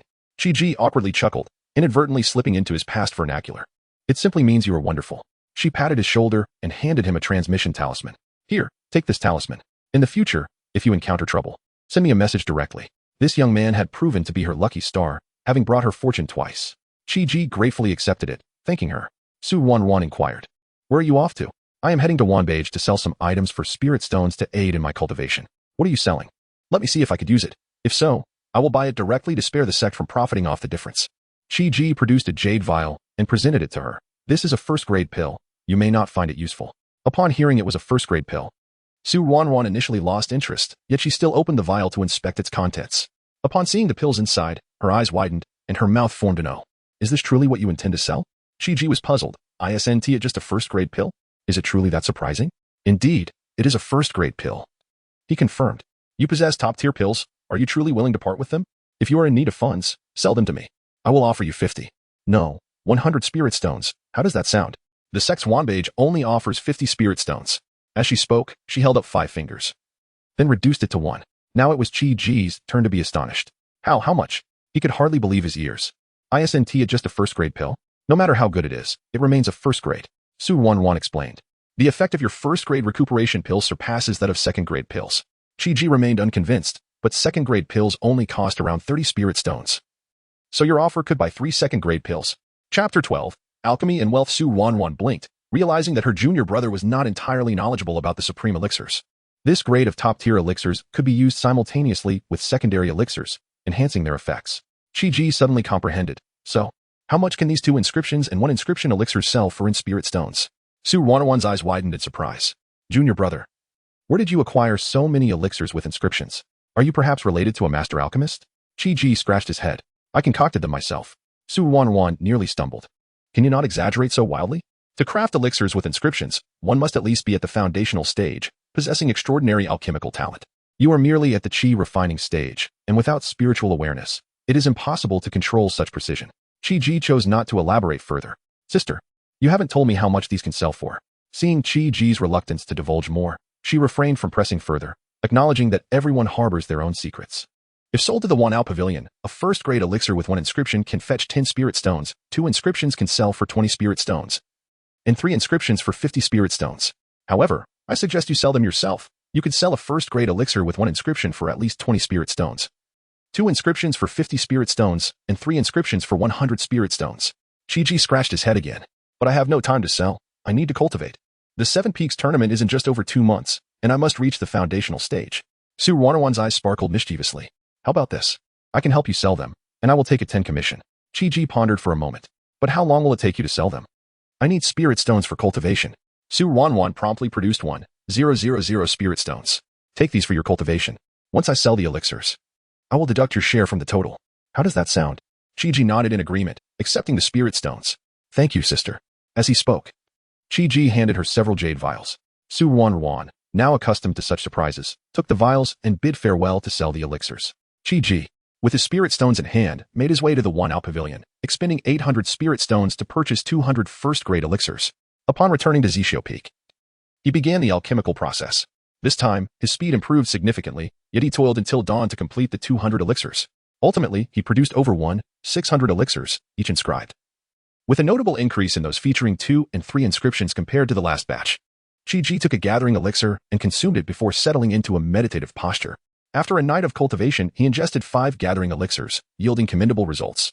As his cultivation broke through to the 5th layer of the chi refining stage, after stretching, Chi-Ji prepared to practice his swordplay and movement techniques. Just then, he noticed someone ascending the mountain. Upon closer inspection, it was Su Wanwan. Junior brother, are you preparing to practice swordplay? She inquired. Chi-Ji nodded. Yes, sister. Is there something you need? Hee, I've brought you your share of spirit stones. I sold a total of 432 spirit stones. After subtracting the 1,000 spirit stones I gave you and my commission, there are 2,088 spirit stones remaining for you. Su Wanwan exclaimed excitedly. Chi-Ji was momentarily taken aback. You sold them all so quickly? Indeed. I sold out yesterday, and many who couldn't purchase are complaining, she replied. When will you have more? Chi-Ji stored the spirit stones and placed the elixirs into the storage bag Su Wanwan had brought. Sister, the elixirs are in the storage bag now. It should last you a few days. Come back for more once they're sold. Su Wanwan accepted the storage bag, discovering it contained an impressive quantity of elixirs, with many of even higher quality than the last batch, predominantly featuring 2 inscriptions. Her joy was palpable. She was set to earn a substantial amount of spirit stones. Though she had earned more in the past, it had often been through dubious means.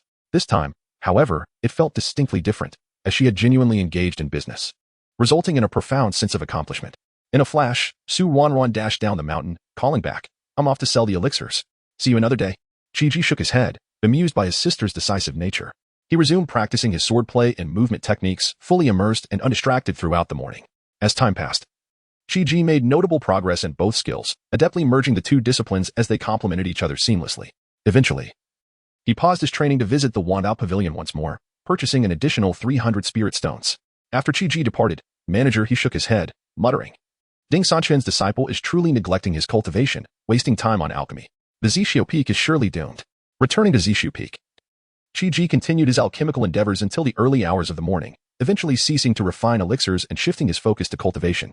Despite the profits from alchemy, he understood the importance of not neglecting his training.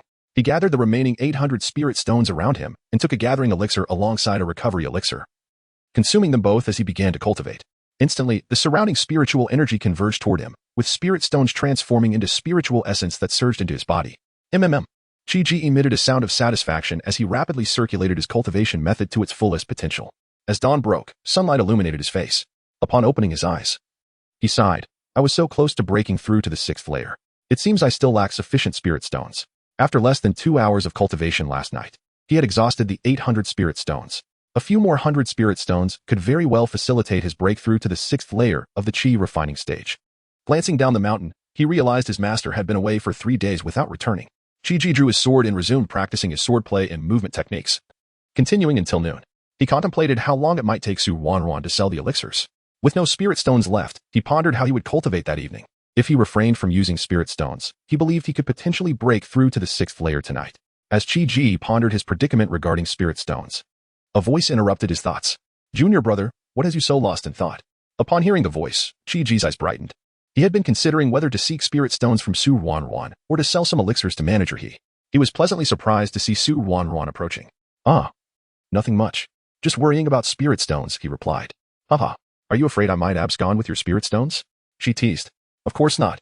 Sister, you're only joking. I truly have run out of spirit stones for cultivation. Su Wanruan's eyes widened. You used up 2,000 spirit stones already? Chi-Ji nodded. Yes.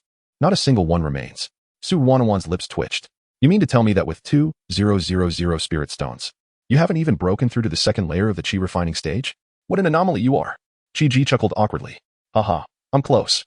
A few hundred more spirit stones should suffice for my breakthrough. Su Wanruan retrieved a storage bag filled with spirit stones and handed it to Chi-Ji. I sold 623 elixirs for a total of 68,300 spirit stones. After my commission, you received 61,470 spirit stones. Count them.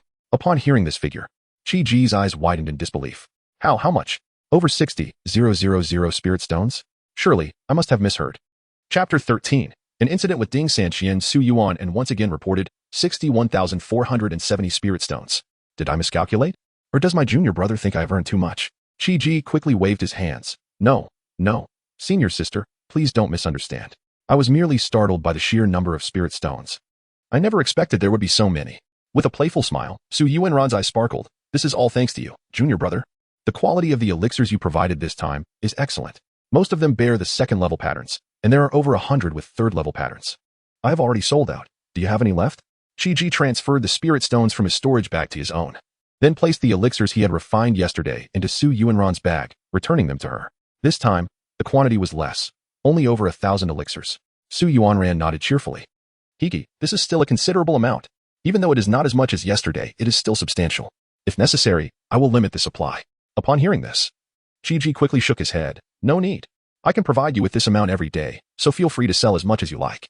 Excited, Su Yuanran exclaimed. Haha, that's wonderful. Unable to contain her joy, she gave Chi-Ji a warm embrace before spinning around like a graceful flash of light, leaving behind the words, see you tomorrow, which lingered in the air. Chi-Ji stood frozen, as if struck by lightning, regaining his senses only after a while. The image of Su Yuanran's soft figure and the intoxicating fragrance lingered in his mind. It struck him as quite peculiar that people in this world did not wear bras. He quickly shook off these distracting thoughts and resumed refining elixirs. As the night deepened, Chi-Ji exhausted all his 1st-level spirit herbs and finally ceased his activities. Upon counting, he had produced over 1,300 elixirs, keeping a few 3rd-level pattern chi gathering pills and spirit chi pills for his own cultivation. Just as he settled in a meditative position on a large rock, preparing to immerse himself in his practice, his gaze inadvertently swept down the mountain, where he noticed a shadowy figure darting about with uncanny speed. Who could that be at this late hour? Could it be my master returning? While pondering, The figure approached the mountaintop in the blink of an eye. Chi focused his gaze, and his heart sank in shock as he shouted, "Master!" It was Xiaoyu. Her expression grave, clutching Ding Sanqian tightly as she rushed towards his room. "Get inside," she urged. Chi hurriedly followed her into his master's quarters. Inside, Xiaoyu laid Ding Sanqian on the bed. "Master Xiao, what has happened to my master?" Chi asked anxiously. "I'm going to summon the sect's alchemist." Xiaoyu replied hastily before dashing out of the room. Turning to his master on the bed, Chi saw Ding Sanqian's face pale as a sheet, his breath faint. Chi felt the spirit energy within his master slowly dissipating. Soon after, Xiaoyu returned with two elderly men, one clad in white and the other in purple, who swiftly approached Ding Sanqian, their expressions shifting dramatically. "This is a jilling poison." Xiaoyu nearly fainted, but Chi was there to support her. "What is jilling?" Chi was unfamiliar with the term. The elder in white explained, "Jilling is a very insidious poison that causes one's cultivation to gradually fade until it is entirely lost. I have only heard of this poison in the North Sea region, never thought it would appear in our northern wilderness." Chi countenance changed drastically upon hearing this. "Esteemed alchemists, is there any antidote?" The two elders shook their heads. It is said that only a 6th-grade elixir, the Pajilling pill, can counteract this toxin. Upon learning this, Chi eyes glimmered with hope. "If it can be cured, I will gather the necessary spirit stones as soon as possible." The elder in purple sighed. "We are only 3rd-grade alchemists and lack the capability. Is there a 6th-grade alchemist in the sect?" Chi asked urgently. The elder in purple slowly shook his head. "Not only in our sect, but there are no 6th-grade alchemists in the entire northern wilderness. Can we seek help elsewhere?" The elder in purple replied. "We cannot venture to other realms. Even the nearest North Sea region is quite distant, filled with many dangers. We would need to travel by flying boat or high-level beast mounts." At that moment, the elder in white spoke. 3 years from now is an opportunity. The annual enrollment at the North Sea's Baitsong Academy occurs 3 years later. If you can enter Baitsong Academy, you might take your master with you to seek help. Will my master be able to hold on for that long?" Chi felt a chill in his heart upon realizing he would have to wait 3 years. The elder in white continued. "There is only one method. You must set up a gathering array with a substantial amount of spirit stones to slow the loss of his cultivation. However, the required spirit stones." The elder in white shook his head, not finishing his thought. With a determined gesture, Chi poured out over 60,000 spirit stones. "Master, will these be sufficient?" The elder in white looked at Chi in astonishment, not expecting Ding Sanqian's disciple to be so affluent. However, he still shook his head. "If it were only for 10 days or a month, these spirit stones would suffice. But for 3 years, we would need over 1,000,000 spirit stones. Additionally, if you intend to take your master to the North Sea, you will need a treasure capable of accommodating living beings." Chi fell into contemplation. 1,000,000 spirit stones could be earned, but acquiring a treasure capable of housing living beings seemed challenging. The two elders shook their heads and departed. After a moment of reflection, Chi inquired, "How many spirit stones would be required to purchase a treasure that can accommodate living beings?" To his surprise, the elders had vanished, leaving only Xiaoyu sitting by the bed, staring blankly at Ding Sanqian. "A treasure that can accommodate living beings requires at least several million spirit stones, and it is quite rare. You should focus on your cultivation. I hope you can help your master preserve the Zixiao Peak, which is his greatest aspiration." Observing the dazed Xiaoyu, Chi urged, "Master Xiao, we must take action. Could you set up a gathering array for my master?" Xiaoyu looked at Chi in astonishment, surprised that Ding Sanqian's newly accepted disciple was unwilling to give up. "Are you sure you want to waste a large amount of spirit stones to temporarily preserve your master's cultivation? If you are unable to find a treasure that can accommodate living beings later, or if you cannot enter Baitsong Academy, the spirit stones will be entirely wasted. Do you even have that many spirit stones? Those spirit stones are for your master's cultivation, aren't they?" Chi remained silent, his gaze resolute as he looked at Xiaoyu. With a sigh, Xiaoyu realized that Ding Sanqian's disciple was quite stubborn. She took out 50,000 spirit stones, saying, "This should last for 10 days. Keep the rest for your cultivation." With that, Xiaoyu began to set up the gathering array. Seeing Master Xiao take action, Chi felt a sense of relief. He stored the remaining spirit stones, exited the room, and began his own cultivation on the large rock. The night passed quietly, and at dawn, Chi exclaimed, "Break." As he spoke, the air around him trembled, stirring up a cloud of dust. He successfully broke through to the 6th layer of the Qi refinement stage. Standing at the door of Ding Sanqian's room, Xiaoyu was astonished. Through the fluctuations of Chi's breakthrough, she realized he had advanced to the 6th layer of the Qi refinement stage. However, once Chi's breath stabilized, she looked again and saw he had reverted to the 1st layer of the Qi refinement stage. Chapter 14. Misunderstanding. Chi slowly opened his eyes and discovered Xiaoyu standing at the entrance of his master's room. He hurried over to inquire, "Master Xiao, how is my master faring?" Xiaoyu nodded slightly. He is no longer in grave danger. If we can maintain the spirit gathering array and find the antidote within 15 years, he may resume his cultivation and return to his current realm. Upon hearing this, Chi let out a long sigh of relief. Xiaoyu's gaze shifted to Chi, her eyes filled with curiosity. "What is the meaning of your cultivation? Just moments ago, I sensed you had broken through to the 6th level of Qi refinement, yet now you appear to be at the 1st level. With a thought, Qi Ji displayed his true cultivation before Xiao Yu, grinning as he said, I can conceal my cultivation level. Xiao Yu's eyes widened in understanding, and she nodded lightly. I see. While she was intrigued by how he managed to mask his power from someone several realms above him, she recognized that everyone harbors their own secrets and refrained from further questioning. Focus on your cultivation, she advised. I will gather some spirit rice to prepare kanji for your master, to help him retain more spiritual energy. With that, Xiao Yu turned and departed. Once Xiao Yu had left, Qi Ji immediately began practicing his swordsmanship and movement techniques.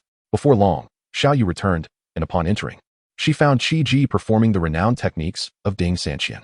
Instantly, memories of Ding Sanqian practicing his swordplay flooded her mind, captivating her entirely. However, as time passed, Xiao Yu keenly observed that while Qi Ji's swordplay and movement were indeed derived from Ding Sanqian's teachings, they possessed subtle distinctions. Though the differences were slight, Qi Ji's execution appeared to enhance his combat prowess by at least 30%, which astonished Xiao Yu greatly. Qi Ji had long noticed that the Master Xiao was watching him practice, so he decided to perform a complete demonstration of his techniques, hoping for her guidance. After she sheathed his sword, Qi Ji turned to face Xiao Yu, respectfully asking, Master Xiao, how do you find my practice? If there are any shortcomings, I would greatly appreciate your insights. A gentle smile graced Xiao Yu's face as she nodded approvingly. You practice remarkably well, even surpassing your master in his prime. If I were to find fault, it would be that you seem a bit restless. This sword technique demands a mind as tranquil as still water. Only through calmness can its true power be unleashed. Grateful, Qi Ji bowed deeply in thanks. Xiao Yu, with a hint of curiosity, asked, Your swordplay and movement techniques differ from your master's. Did he modify them? Qi Ji shook his head, chuckling. No, I devised these myself. I discovered that after the modifications, they became far more intuitive. Xiao Yu was genuinely surprised, not expecting Qi Ji to innovate upon Ding Sanqian's celebrated techniques. As they conversed, they entered Ding Sanqian's room. Xiao Yu carefully took a bowl of spirit rice kanji and sat by the bed, patiently feeding it to Ding Sanqian spoon by spoon. Observing the tenderness in Xiao Yu's gaze as she looked at his master, Qi Ji couldn't help but reflect. Xiao Yu truly harbors genuine affection for my master. He inwardly mused, wondering what his master was thinking. Such a fine woman, yet he hasn't pursued her. After feeding Ding Sanqian. Xiao Yu Chapter 15. The uncertainty of Zixiao Peak every day. Does she come to seek you out? Xiao Yu pondered to herself. Could this young girl be bewitched? Oh well, if she enjoys it, let her be. I shall merely keep an eye on that lad for her. Qi Ji felt a twinge of doubt, sensing nothing amiss. After all, she did not come here every day for supplies. If she were to run out of stock, I doubt she would come by daily. Do not you dare bully my disciple, understood? Qi Ji was taken aback, chuckling bitterly. Mistress, even if I wish to, I am no match for her. I am merely at the Qi refinement stage, while she has already reached the foundation establishment stage. Enough, enough. Go practice your cultivation. I shall visit your master. Xiao Yu concluded, stepping into Ding Sanqian's room. Qi Ji then descended the mountain towards Wanbage to procure spirit herbs. Peering through the crack of the door, Xiao Yu caught a glimpse of Qi Ji making his way down the mountain, contemplating. It seems he is off to find my precious disciple. Qi Ji soon returned with the spirit herbs, and upon seeing his swift return, Xiao Yu was momentarily stunned. Could it be that her disciple felt embarrassed to meet with that lad after being caught today? Should I send her a message to inquire? After much hesitation, Xiao Yu resolved to leave them to handle their own affairs. Upon returning to his room, Qi Ji began refining elixirs. He toiled until the deep hours of the night, successfully producing over 1,500 first-tier elixirs. His alchemical speed had notably increased. He had advanced from producing 8 elixirs per furnace to 9, and occasionally, he could even create 10 in a single batch. This surge in confidence inspired him to contemplate the production of second-tier elixirs. Qi Ji retrieved the spirit herbs required for second-tier elixirs and commenced the refining of the medicinal liquid. To his surprise, the process went rather smoothly, albeit it took longer than that of first-tier herbs. As he began to merge the refined liquid, he had only poured in half of the spirit herbs when, suddenly, a loud boom erupted. Cough, cough, cough. Qi Ji hurriedly flung open the door and windows. In an instant, thick black smoke billowed out from the windows. He rushed outside, never anticipating the immense power of the second-tier elixir. Henceforth, he could not refine these potions indoors. At that moment, Xiao Yu heard the commotion and dashed outside. Seeing the billowing black smoke from Qi Ji's room, she inquired, What are you up to, young man? Qi Ji awkwardly grinned, revealing 2 gleaming white teeth. I apologize. Mistress, I was refining elixirs and did not expect the furnace to explode. Xiao Yu glanced at Qi Ji and realized that he was covered in soot, merging seamlessly with the night, save for his 2 exceptionally white teeth, which stood out in the moonlight. Giggling, Xiao Yu could not help but tremble with laughter. Qi Ji, witnessing Xiao Yu's amusement, was taken aback and asked, Cough, mistress, is it truly that amusing that I merely had an explosion? Just look at your face. Xiao Yu exclaimed. waving her hand to conjure a reflective surface of spiritual energy, revealing Chi-Ji's appearance clearly in its reflection. In the mirror, he resembled a charcoal figure, with teeth as white as snow, startlingly prominent. Seeing this, Chi-Ji promptly employed a cleansing technique to rid himself of the grime. At this moment, Xiaoyu had laughed enough, shaking her head in exasperation. You have not yet reached the foundation establishment stage. How can you possess spiritual awareness? Refining elixirs requires such assistance. You should focus on your cultivation. Xiaoyu felt a swell of emotion. This child had taken the time to practice alchemy, undoubtedly hoping that if he could produce elixirs, he might save his master sooner. Chi-Ji, oblivious to Xiaoyu's thoughts, possessed his own secret abilities. Yet he needed to keep them concealed and did not know how to explain it to Xiaoyu, so he merely nodded in agreement, believing Chi-Ji understood her words. Xiaoyu turned and returned to her room. Chi-Ji sighed internally. It seemed that to refine second-tier elixirs, he indeed had to wait until he reached the foundation establishment stage. Thus, he returned to the massive stone and continued his cultivation. Days passed, and Chi-Ji's cultivation steadily advanced. One day, a sudden surge within him reverberated, releasing a formidable aura. Boom. With a resounding crash, Chi-Ji successfully broke through, entering the foundation establishment stage. Xiaoyu, observing from a distance, was filled with astonishment. On one hand, she was amazed at how swiftly Chi-Ji had broken through. On the other hand, she was shocked at the quantity of spirit stones he consumed during his cultivation. Each night, she had seen him surrounded by a mountain of spirit stones. Upon reflection, it was clear that over the past fortnight, this lad must have utilized no less than 1,000,000 spirit stones. Xiaoyu thought to herself, could it be that this boy hails from a prominent family? At that moment, having successfully broken through, Chi-Ji began practicing his swordsmanship and body techniques. Now at the foundation establishment stage, the power and speed of his swordplay had undergone a dramatic transformation. As he wielded his long sword, the sword chi intertwined and crisscrossed. Tearing through the air with a sharp whistle, his figure flickered like a phantom, akin to a specter of the night, shifting positions in the blink of an eye. Eluding capture, each move he executed exuded the grace of a master swordsman, leaving onlookers in awe. Upon concluding his movements, the immense stone in the distance collapsed with a thunderous crash, sending up a cloud of dust. Watching Chi-Ji practice his swordplay, Xiaoyu applauded. Hey, mistress, can I now contend for a spot in the top 3 of the foundation establishment stage? Xiaoyu shot him a disapproving glance. You have just entered the foundation establishment stage, and you seek to claim a top 3 position? Shifting her tone, she continued, however, your strength should suffice to contend against those at the 4th and 5th layers of foundation establishment, with a month and a half until the 7 Peaks competition. At this pace, you should be able to secure a top 3 position before the competition. Hearing Xiaoyu's words reassured Chi-Ji. As long as he could help his master safeguard Zishu Peak, it would not be in vain. Just then, Xiaoyu doused him with a splash of cold water. Alas, even if you secure a top 3 position, it is unlikely to save Zishu Peak. Chi-Ji was momentarily stunned, hastily inquiring, Mistress, what do you mean? Was it not said that as long as one secures a top 3 position in the 7 Peaks competition during the foundation establishment stage, Zishu Peak would be preserved? Xiaoyu sighed up. That was under the circumstances when your master was present. Currently, your master is poisoned and in a deep coma, gradually losing spiritual power. Although his energy has been stabilized, healing him will not be a swift endeavor. As Chi-Ji reflected on Xiaoyu's words, he pondered whether the absence of his master to oversee Zishu Peak's affairs was the issue. Xiaoyu nodded affirmatively. Furrowing his brow, Chi-Ji questioned, is there truly no other way to save Zishu Peak? Xiaoyu shook her head. It is nearly impossible, unless. Upon hearing the word unless, Chi-Ji's eyes brightened, eagerly asking, unless what? Would finding a peak master solve the problem? Xiaoyu shook her head. It is not that simple. The peak master of Zishu Peak must meet certain criteria. They must have cultivated the Zishu Wenyangong and the Zishu Jiandian techniques you practice. And they must be capable of defeating one of the existing peak masters using the techniques from the Zishu Jiandian.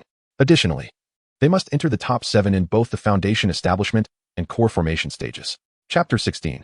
Hunger marketing. The conditions are exceedingly harsh.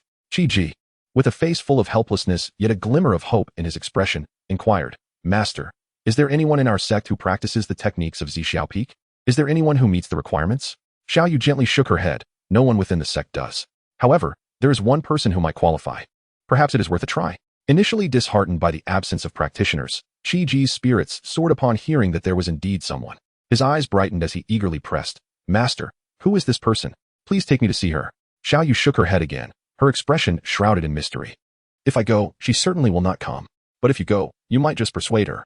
Filled with curiosity, Chi-Ji implored, Master, please do not keep me in suspense. Who is this person? A subtle smile graced Xiaoyu's lips, revealing an enigmatic expression. She is another who harbors affection for your master. Chi-Ji's mind momentarily faltered at her words.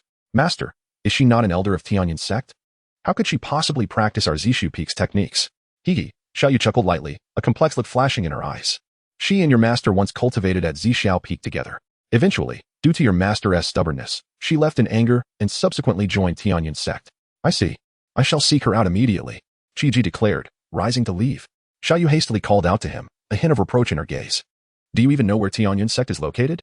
Embarrassed, Qiji scratched his head sheepishly. Hee, how could I forget? Master, where exactly is Tianyin's sect? Xiaoyu smiled gently, patiently explaining, it is quite far from here. If you go alone, it might take you at least a month or two to arrive. Realizing the distance was so great, Qiji felt a tinge of worry. What shall I do then? Xiaoyu maintained her reassuring smile, her eyes filled with comfort. Do not fret, I shall accompany you shortly. I will first arrange for someone to care for your master. Qiji, puzzled, could not help but ask, Master, did you not say you could not go? That is correct, she replied. But I can escort you to the gate of Tianyin's sect. Just do not mention that I brought you. I will not make an appearance. After a moment of contemplation, Qiji nodded. That works. Just then, a bright voice chimed in. Master, did you call for me? What is the matter? Turning, Qiji saw Su Wanran rushing over. Xiaoyu nodded slightly. Her demeanor warm yet firm. Qiji and I must step out for a while. During this time, you will assist in caring for your Uncle Ding. Huh? Su Wanran's eyes widened, her face a mask of reluctance. Master, I am not skilled at taking care of others.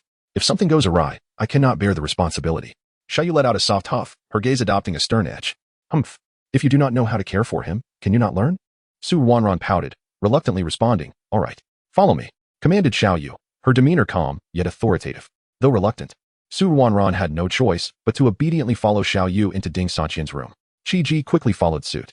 Upon reaching the bedside, Xiaoyu pointed to the spirit-gathering array on the floor and instructed Su Wanran, remember, do not disturb this array. I have placed enough spirit stones inside to last for half a month. Under normal circumstances, we should return before then. If we are delayed, you will have to replenish the spirit stones. Without hesitation, Su Wanran reached out her hand toward Xiaoyu, her expression one of entitlement. Xiaoyu furrowed her brow, perplexed. What are you doing? Su Wanran boldly replied, I am asking for spirit stones, of course. If the stones run out, how will I replenish them? Xiaoyu's face darkened with anger as she thought, how can this girl be so dense? This is the master of the one she cares for. Yet all she can think about is spirit stones. She suppressed her fury and replied curtly, there are none.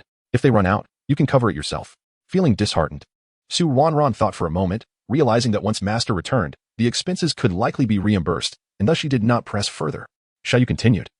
Your Uncle Ding's condition does not require overly complicated care. Just give him one of the first-level pills with 3 patterns that you sell each day. Upon hearing this, Su Wanran again reached out her hand, looking at Xiaoyu with yearning eyes. Master, surely I cannot let the cost of the pills go unpaid. I also have to cover my own costs. She glanced at Qiji as she spoke. Xiaoyu's irritation escalated, thinking, how can this girl be so fixated on money? She held back her wrath and said, have you not earned enough spirit stones from me? Can you not spare a few pills for your master? After all, he is your uncle, not a stranger. Su Wanran blinked, contemplating, wondering why her master was acting this way. She then turned her gaze to Ding Sanqian, asking in confusion, Master, you have not spent all your spirit stones on him, have you? Xiaoyu felt a twinge of embarrassment at the question and was momentarily speechless. In truth, she had been replenishing the spirit stones for the array herself during this time. Furthermore, upon discovering that the 3-pattern pills sold by her disciple were far more effective for Ding Sanqian's recovery than spirit rice, she had specifically bought some for him. Qiji suddenly awoke to the realization that, aside from the initial 5,000 spirit stones he had provided, he had not given Xiaoyu a single coin since. Guilt washed over his face as he awkwardly said, Master, I am truly sorry. I neglected to give you spirit stones. I still have 5,000 here. Please take it for emergencies. As he spoke, Qiji hurriedly retrieved a storage pouch and handed it to Xiaoyu with both hands. Xiaoyu hesitated, unsure whether to accept it or not, her expression filled with discomfort. Qiji pressed it into her hands. Su Wanran quickly chimed in. So it turns out you have been covering your master's expenses. I did not expect that you would be so filial after only being here for a few days. Very well, I will cover it for now, and we will settle the accounts later. Hearing this, Xiaoyu felt a pang of bitterness. When I ask her to cover the expenses, she hesitates, but when he offers, she readily accepts. Qiji nodded earnestly. Thank you for your kindness. Su Wanran smiled cheerfully in response, not a problem. Rest assured, I will take excellent care of your master. By the way, you will be away for several days. Do you have enough supplies for me? Qiji scratched his head, feeling somewhat embarrassed. This situation came upon me rather suddenly. I only have 1,500 left. Su Wanran pouted in disappointment. Sigh, while it may not be much, it is better than nothing. Given the recent decline in pill sales, if I can serve, it should last a few days. You must return as soon as possible. Qiji nodded and suggested. Perhaps you could try limited sales for the next few days, selling only 100 pills each day. This way, the inventory could last for 15 days. And there are other benefits as well. Su Wanran looked puzzled, curious to know what benefits. With a mysterious smile, Chi-Ji replied, "This is called hunger marketing. Just follow my advice for now, and I will explain in detail when I return. Time is of the essence, and I cannot elaborate further." Su Wanran pursed her lips, conceding, "All right then, we will discuss it when you return. Here are the spirit stones. Hurry and get my supplies. Don't forget." As she spoke, Su Wanran handed a storage bag to Chi-Ji, who, in turn, presented her with another storage bag. Upon opening it, Su Wanran's eyes sparkled with delight as she exclaimed, "Remarkable. The quality of these elixirs has significantly improved. Astonishingly, more than half of them possess 3 intricate patterns." Xiaoyu, having listened attentively for a while, gradually comprehended their conversation and could not help but inquire, "Are you two engaged in a transaction? Could it be that the elixirs you sell are sourced from Chi-Ji?" Chapter 17. Journey to Tianyun Sect. Su Wanran gently nodded her head in agreement, saying, "Indeed. What? Are you telling me that the elixirs I purchased from you were all concocted by this young man?" Xiaoyu exclaimed in surprise, her gaze piercing as it fell upon Chi-Ji. Chi-Ji maintained a calm demeanor, nodding to confirm. "Ah, these elixirs were truly crafted by you?" Su Wanran's eyes widened in disbelief, her heart secretly astonished that such fine elixirs could originate from his hands. Xiaoyu, puzzled, pressed further, "But wait, didn't you blow up a furnace before?" Chi-Ji, slightly embarrassed, scratched his head and chuckled, "Hee. At that time, I thought I had mastered first-tier elixirs and wanted to try refining second-tier ones. Unfortunately, I accidentally caused an explosion. No wonder the smoke was so thick that day. It turned out he was attempting to refine second-tier elixirs. In that case, you shall supply your master with elixirs from now on." Upon hearing this, Su Wanran deflated like a punctured balloon, her expression filled with dismay as she lamented, "Oh no, my share is gone." Bang! Xiaoyu delivered a merciless knock to Su Wanran's head. "Ouch!" Su Wanran cried out in pain. Xiaoyu, exasperated, scolded, "You're nothing but a money grubber." Xiaoyu then turned to Chi-Ji and instructed, "You wait outside for me. I need to discuss some matters with her." Chi-Ji nodded obediently and exited the room. Xiaoyu leaned closer to Su Wanran, lowering her voice in a mysterious tone. "Disciple, what do you think of Chi-Ji?" Su Wanran chuckled, exclaiming, "Hee. He's my lucky star." Xiaoyu rolled her eyes at her, somewhat irritated. "Why is your mind only on money? I meant, what do you think of him as a person?" Su Wanran waved her hand dismissively, saying, "I think he's quite good." Xiaoyu nodded slightly, speaking softly. "I also find this lad to be commendable. He is loyal and righteous. Have you considered becoming his partner in the path of cultivation?" "Ah?" Su Wanran was instantly rendered speechless, her mind blank. "What do you mean? Ah, it's settled. I'm off now. When I return, I'll help you two get together." With that, Xiaoyu turned to leave, her voice echoing from afar. "Take good care of your master Ding and leave a good impression." Su Wanran stood frozen in place, eventually regaining her senses. "What is my master talking about?" She murmured softly, Chi-Ji's image involuntarily surfacing in her mind. To be honest, he was indeed quite handsome. With that thought, 2 blushes crept onto Su Wanran's cheeks, resembling shy blossoms in the spring. Quickly, she covered her face, glancing around to ensure no one saw her, lest she die of embarrassment. Meanwhile, Xiaoyu stood outside the door and whistled. In an instant, a sharp eagle cry pierced the air as a majestic eagle soared rapidly from the distance. Chi-Ji gazed at the flying mount, his mouth watering. He pondered quietly, "When will I possess a flying steed of my own?" Seeing Chi-Ji's expression, Xiaoyu couldn't help but laugh. "You want this flying mount?" Chi-Ji nodded eagerly, his eyes shimmering with anticipation. "Master, are you planning to gift it to me?" Xiaoyu shot him a sidelong glance. A smile playing on her lips, "Dream on." Chi-Ji was left speechless, inwardly grumbling. "If you're not giving it, why ask if I want it?" Xiaoyu found Chi-Ji's cute, deflated demeanor utterly delightful. Perhaps it was the thought of personally delivering her cherished disciple to Chi-Ji that stirred a hint of reluctance in her heart. With a wave of her hand, a surge of spiritual energy enveloped Chi-Ji, propelling him onto the eagle's back. The eagle let out a long cry, flapping its powerful wings, stirring up a gust of wind, and they sped away into the distance. As they flew, Xiaoyu recounted stories about Luoyan, ensuring Chi-Ji had an understanding of her, while also offering him strategies. In 3 days, they arrived near Tianyun Sect. Chi-Ji dismounted from the eagle, respectfully stating, "Master, I shall proceed now." Xiaoyu nodded slightly, her expression filled with concern as she reminded him, "If you encounter any mishaps, remember to send me a message. I shall remain nearby." Chi-Ji acknowledged her instruction and turned to stride toward the gates of Tianyun Sect. Before long, he arrived at the entrance, only to be confronted by 2 disciples stationed as guards, who barked, "Halt! This is a sacred area of the sect. What beggar dares to approach? Leave at once." This was actually Xiaoyu's idea. Before their departure, she had deliberately dressed Chi-Ji in disheveled attire, making him appear as if he had been traveling for days. Resembling a beggar, she claimed this appearance would endear him to Luoyan. Chi-Ji quickly clasped his fist in salute, stating, "Esteemed brothers, I am not a beggar. I have merely been in haste." The guards exchanged glances, taken aback. Upon closer inspection, they noted that despite his ragged clothes, he had delicate features and did not resemble a typical beggar. Are you a disciple of our sect? One of them asked, skepticism evident on his face. Qi Ji again clasped his fists, saying, I am a disciple of Yuhing sect Zixiao Peak, here specifically to deliver a message to Elder Lu Yun. I hope you can assist in relaying this. Upon hearing that he was from Yuheng sect Zixiao Peak seeking Elder Lu, the guards immediately ceased to be dismissive. Recognizing her connection to that sect, please wait here. I will promptly inform Elder Lu.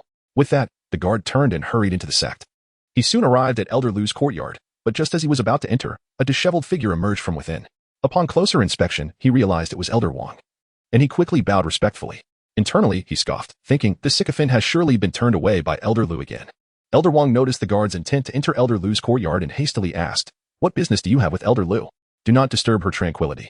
The guard, suppressing his inner thoughts, knowing that Elder Wang was the one who disturbed Elder Lu the most, replied respectfully, I am here to convey a message to Elder Lu. Someone is seeking an audience with her at the mountain gate. Elder Wang frowned, pressing for more details. Who is the visitor? Is it a man or a woman? The guard responded truthfully, it is a man, who claims to be from Yuheng sect, but I do not recognize him. Elder Wang's expression darkened instantly. He pondered, could it be the one Lu Yun has been longing for?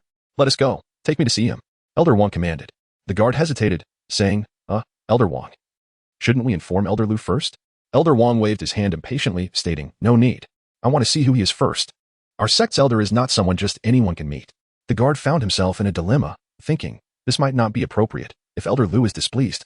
I cannot bear the consequences. Elder Wang's expression hardened, his tone sharp as he declared, why are you so talkative? Do you not heed my words? Chapter 18. The clever scheme. The disciple from Shoshan, feeling utterly helpless, could only muster the courage to follow Elder Wang back. From a distance, Qi Ji caught sight of the returning disciple, and a flicker of joy illuminated his face. However, when his gaze fell upon the rotund, flamboyantly dressed man accompanying the disciple, he couldn't help but pause in confusion, pondering the man's identity. At that moment, Elder Wang also spotted Qi Ji and was momentarily taken aback. He then donned a look of disdain and casually inquired, is this beggar the one who wishes to see Elder Lu? The disciple from Shoshan, feeling embarrassed, replied in a hushed tone, yes. In the blink of an eye, Elder Wang approached Qi Ji, scrutinizing him from head to toe, and arrogantly asked, so, you want to see Elder Lu? Qi Ji quickly nodded, politely responding, indeed, may I ask who you are, esteemed elder? Seeing this, the disciple hastily stepped forward to introduce. This is Elder Wang from our outer sect. Elder Wang shot a displeased glare at the disciple, who instinctively recoiled, feeling unjustly treated. I only introduced him truthfully. Why the glare? Elder Wang straightened his posture, feigning authority as he coughed lightly and asked, what is your relationship with Elder Lu? Observing Elder Wang's demeanor, Qi Ji sensed that this man was no benevolent character, yet he had to navigate through this hurdle to gain entry. Thus, he respectfully replied, Elder Lu is my master's uncle. I have come to convey a message from my master. Elder Wang furrowed his brow and pressed further, is your master Ding San Qian? Qi Ji nodded earnestly, affirming, indeed. Elder Wang glanced sideways at Qi Ji, contemplating. So, he is indeed connected to that old acquaintance of Lu Yun. Humph, I cannot allow him to see Lu Yun. With this thought, Elder Wang's expression hardened, and in a cold tone, he stated, return and inform your master that Elder Lu has joined our Tianyun sect and has severed ties with him. Do not disturb Elder Lu any further. Upon hearing this, Qi Ji felt a wave of despair wash over him. If he couldn't meet Lu Yun, would his long journey be in vain? He instinctively glanced at the gatekeeping disciple, who shrugged helplessly, signaling his inability to assist. Qi Ji, feeling increasingly desperate, turned his attention back to Elder Wang, attempting to appeal to his better nature. Elder Wang, I implore you to show some leniency. Look, I have traveled a great distance, taking 2 months to arrive here. Elder Wang scoffed dismissively, his face contorted in disdain. Spare me your sob story. Return at once. If you continue to pester me here, I will have you forcibly removed. Internally cursing, Qi Ji endured his rising anger and carefully produced a vial of his own concocted first-level spirit recovery pill, presenting it with great reverence. I humbly ask you, Elder Wang, to extend your kindness. Seeing Qi Ji approach, Elder Wang recoiled as if confronted by a plague, stepping back and disdainfully retorting, keep your distance. Don't soil my freshly purchased robe. Inwardly, he derided, what could a mere Qi refining junior possibly offer? Attempting to bribe me with a vial of mediocre pills? Such a fool's dream. Qi Ji, now seething with indignation, exclaimed, how unreasonable can you be? Is this how your sect treats its guests? Aren't you afraid of being ridiculed by the world? Get lost. Elder Wang, infuriated by the humiliation, unleashed a burst of energy, sending Qi Ji sprawling backward like a kite severed from its string. As he was propelled away, Elder Wang's voice echoed, if you dare return, guard your life. The two disciples from Shoshan sighed in resignation. Elder Wang shot them a frosty glare, his tone as frigid as ice, keep a close watch at the mountain gate. Should this brat return, throw him out without hesitation. Or else, He cast a fierce look at the two disciples, who trembled at the sight. They understood the notorious reputation of Elder Wang within the sect. Offending him could lead to dire consequences. They nodded vigorously, quaking as they assured, "Rest assured, Elder Wang. We will guard the mountain gate." Elder Wang, satisfied, tossed them 20 spirit stones, which arced gracefully through the air before landing at their feet. "A reward for you." With that, he turned and strode away. Once Elder Wang's figure vanished, the disciples cautiously picked up the spirit stones and tucked them away. They exchanged glances, astonished that the notoriously stingy Elder Wang would part with his treasures. It seemed they needed to be on high alert to guard the mountain gate. Indeed, the miser is willing to part with his wealth. It shows how much he values this matter, one disciple remarked quietly. "Shoo, lower your voice. Are you trying to get us killed? If Elder Wang hears you." The other disciple glanced around to ensure no one was listening before relaxing slightly. They fell silent, taking their positions like sentinels at the mountain gate. Just then, with a soft thud, a stone rolled to the foot of the gate. The two disciples instantly sprang to attention, shouting, "Who goes there?" Their eyes sharpened, scanning the surroundings, but found only an unassuming stone lying quietly on the ground. Perhaps it fell from the mountain, one speculated. The other nodded, raising his foot to kick the stone away. "Wait." Suddenly, the first disciple called out. "What is it?" His companion asked, puzzled. Pointing at the stone, the first disciple exclaimed, "Doesn't it seem like something is tied to it?" He bent down to pick it up. Indeed, a small note was tied to the stone, and upon unfolding it, a pill emanating a peculiar glow, adorned with 3 intricate patterns, came into view. Well, what a stroke of luck. Who would have thought that guarding the gate would lead to such a treasure? One disciple's face flushed with excitement. The other, however, remained more composed. Let us first read what the note says. After all, a gift from the heavens could very well be a trap. Unfolding the note, they discovered a message. "If you can bring Elder Lu to the mountain gate, another 9 top-tier pills await." Their hearts raced at the prospect of 10 top-tier pills, each worth 100 spirit stones, meaning they could each pocket 500 spirit stones. Yet, the memory of Elder Wang's fierce gaze upon departure dampened their spirits. Suddenly, one disciple's eyes lit up, and they huddled together, whispering conspiratorially. Meanwhile, Chi-Ji lay hidden in a nearby thicket, closely observing the duo's every move. Seeing them whispering, he felt a surge of hope. He understood well that wealth could sway the heart. If they remained unmoved, it indicated that the incentive was insufficient. When Elder Wang had hurled him away, he had not used his full strength. Otherwise, Chi-Ji would have been gravely injured or worse. Elder Wang knew that if Chi-Ji were indeed to perish, Ding Sanqian would surely seek vengeance, leading to trouble for him as well. Thus, he had only exerted a fraction of his energy. Yet, unbeknownst to Elder Wang, Chi-Ji had already reached the foundation establishment stage. The energy used against him posed no threat. Chi-Ji had merely gone along with the momentum of being flung away. He remained hidden for an entire day. But Lu Yin's figure never appeared. Growing increasingly anxious, Chi-Ji pondered, did those two fail to relay the message to Lu Yun? Or had Elder Wang caught wind of their intentions and sabotaged their efforts? At the moment when Chi-Ji was anxiously restless, a strikingly beautiful female disciple appeared at the mountain gate, accompanied by 2 gatekeeping disciples. The trio engaged in hushed conversation. Chi-Ji, filled with curiosity, observed them intently. After bidding farewell to the gatekeepers, the female disciple began her descent, glancing around as if in search of something. A realization dawned upon Chi-Ji. This female disciple was likely sent by the 2 men to convey a message. Consequently, he leaned forward and waved to her. Upon noticing Chi-Ji, the female disciple hurried over. "Did you call for me?" she inquired. Taken aback by her words, Chi-Ji furrowed his brows in contemplation. "Did I summon you? Were you not sent to deliver a message?" He pondered. Could it be that the 2 gatekeeping disciples deemed me unfamiliar with Elder Lu and intentionally sent someone to impersonate him in a scheme to deceive me regarding my elixirs? Chapter 19. Finally meeting Lu Yun, Chi-Ji tentatively inquired, "Are you Elder Lu Yun?" The female disciple was momentarily taken aback. "Oh, so you were not looking for me? Are you seeking my master?" Chi-Ji swiftly comprehended the situation. These 2 mountain guardians dared not contravene Elder Wang's wishes, yet they had summoned Elder Lu's disciple. He nodded hastily. "Yes, I am here to find Elder Lu." With curiosity, the female disciple asked, "What do you need from my master? Why the secrecy? Couldn't you simply have the mountain guards announce your presence?" Chi-Ji forced a wry smile. "I wish I could, but Elder Wang forbids me from seeing Elder Lu and has instructed the gatekeepers not to relay any messages." The female disciple's eyes widened in understanding. "Ah, so that persistent admirer is meddling. Very well, I shall inform my master. However, to prevent Elder Wang from retaliating against the 2 mountain guards, please wait for me by the great elm tree at the foot of the mountain." Chi-Ji promptly agreed, handing the female disciple 2 vials of elixir, "One for you, and one for the mountain guards." She glanced at him, giggling. "I didn't expect you to be quite so resourceful. No wonder the mountain guards took the risk to convey your message." After she departed, Chi-Ji made his way to the large elm tree at the base of the mountain to await her return. After a while, the female disciple returned, accompanied by a middle-aged woman. Chi-Ji recognized her immediately. It was Lu Yun. even more beautiful than her portrait. On their journey, Xiao Yue had cast a spell to conjure Lu Yiyun's likeness, ensuring Qi Ji could not mistake her. Qi Ji stepped forward and respectfully greeted, Master Lu. Lu Yiyun nodded.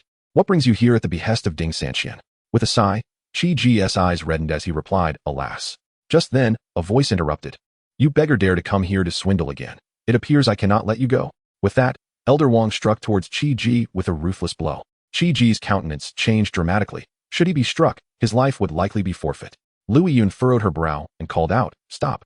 In an instant, she darted forward, her palm crashing against Elder Wang's attack, halting it.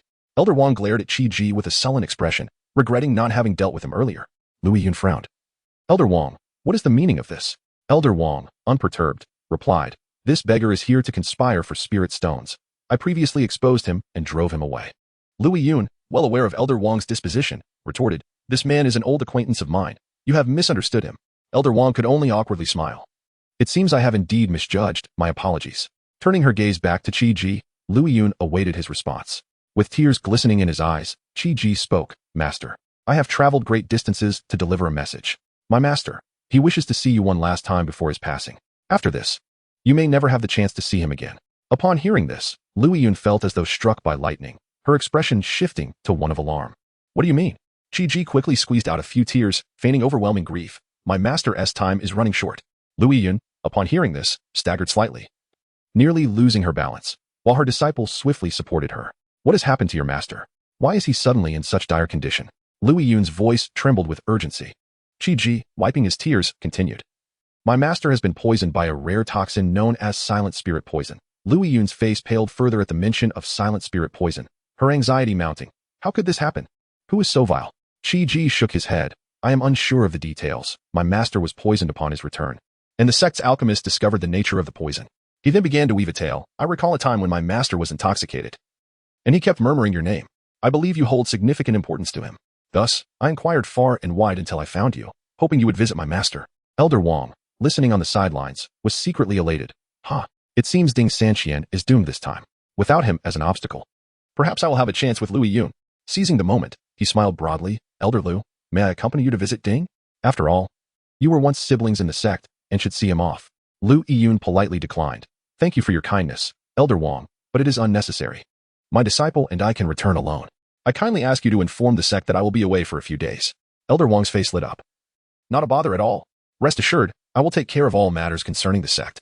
Lu Yiyun nodded, extracting a jade flute from her bosom and gently playing it. Instantly, a resounding call pierced the sky, summoning a giant eagle that swooped down. Lu Yiyun enveloped Qi Ji and her disciple in a gentle surge of spiritual energy, ensuring they safely landed on the eagle's back, speeding towards the direction of the Yuheng sect. Throughout the journey, Lu Yiyun stood silently on the eagle's back, her gaze fixed on the horizon. Her disciple, Li Yue, initiated a conversation with Qi Ji.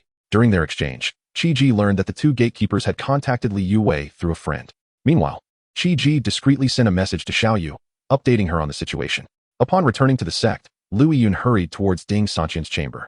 Upon entering, she found Ding Sanqian unconscious, sustained by a gathering spirit formation.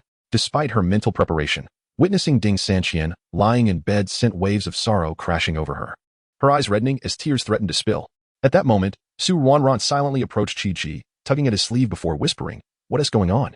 Qi Ji quickly placed a finger to his lips, signaling for silence. He then gestured for Su Wanran and Li Yue to follow him outside. Once in his room, Qi Ji quietly recounted the complex emotional entanglements involving Ding Sanqian, Xiao Yu, and Lu Yiyun. Su Wanran, upon hearing this, pouted, what is so great about Master Ding? I don't understand why both my master and Elder Lu are so infatuated with him. Li Yue vigorously nodded in agreement. Exactly. If you like someone, just choose them. Why dabble with two? It serves him right to capsize. Clearing his throat, Qi Ji interjected, when it comes to matters of the heart, one cannot simply assign blame. The two women simultaneously rolled their eyes in disdain, retorting, humph. Don't all you men wish to embrace both sides? Qi Ji, taken aback by this unexpected attack, found himself speechless. Why is this about me? I have nothing to do with this. The two girls began exchanging tales of the lasciviousness of men they knew. Qi Ji, realizing he was outnumbered, hastily made his escape, settling outside on a large stone to refine his elixirs. After a lengthy chat, Su Wanran and Li Yue decided to stretch their legs. Upon exiting the room, they spotted Qi Ji engrossed in alchemy, their attention immediately captured.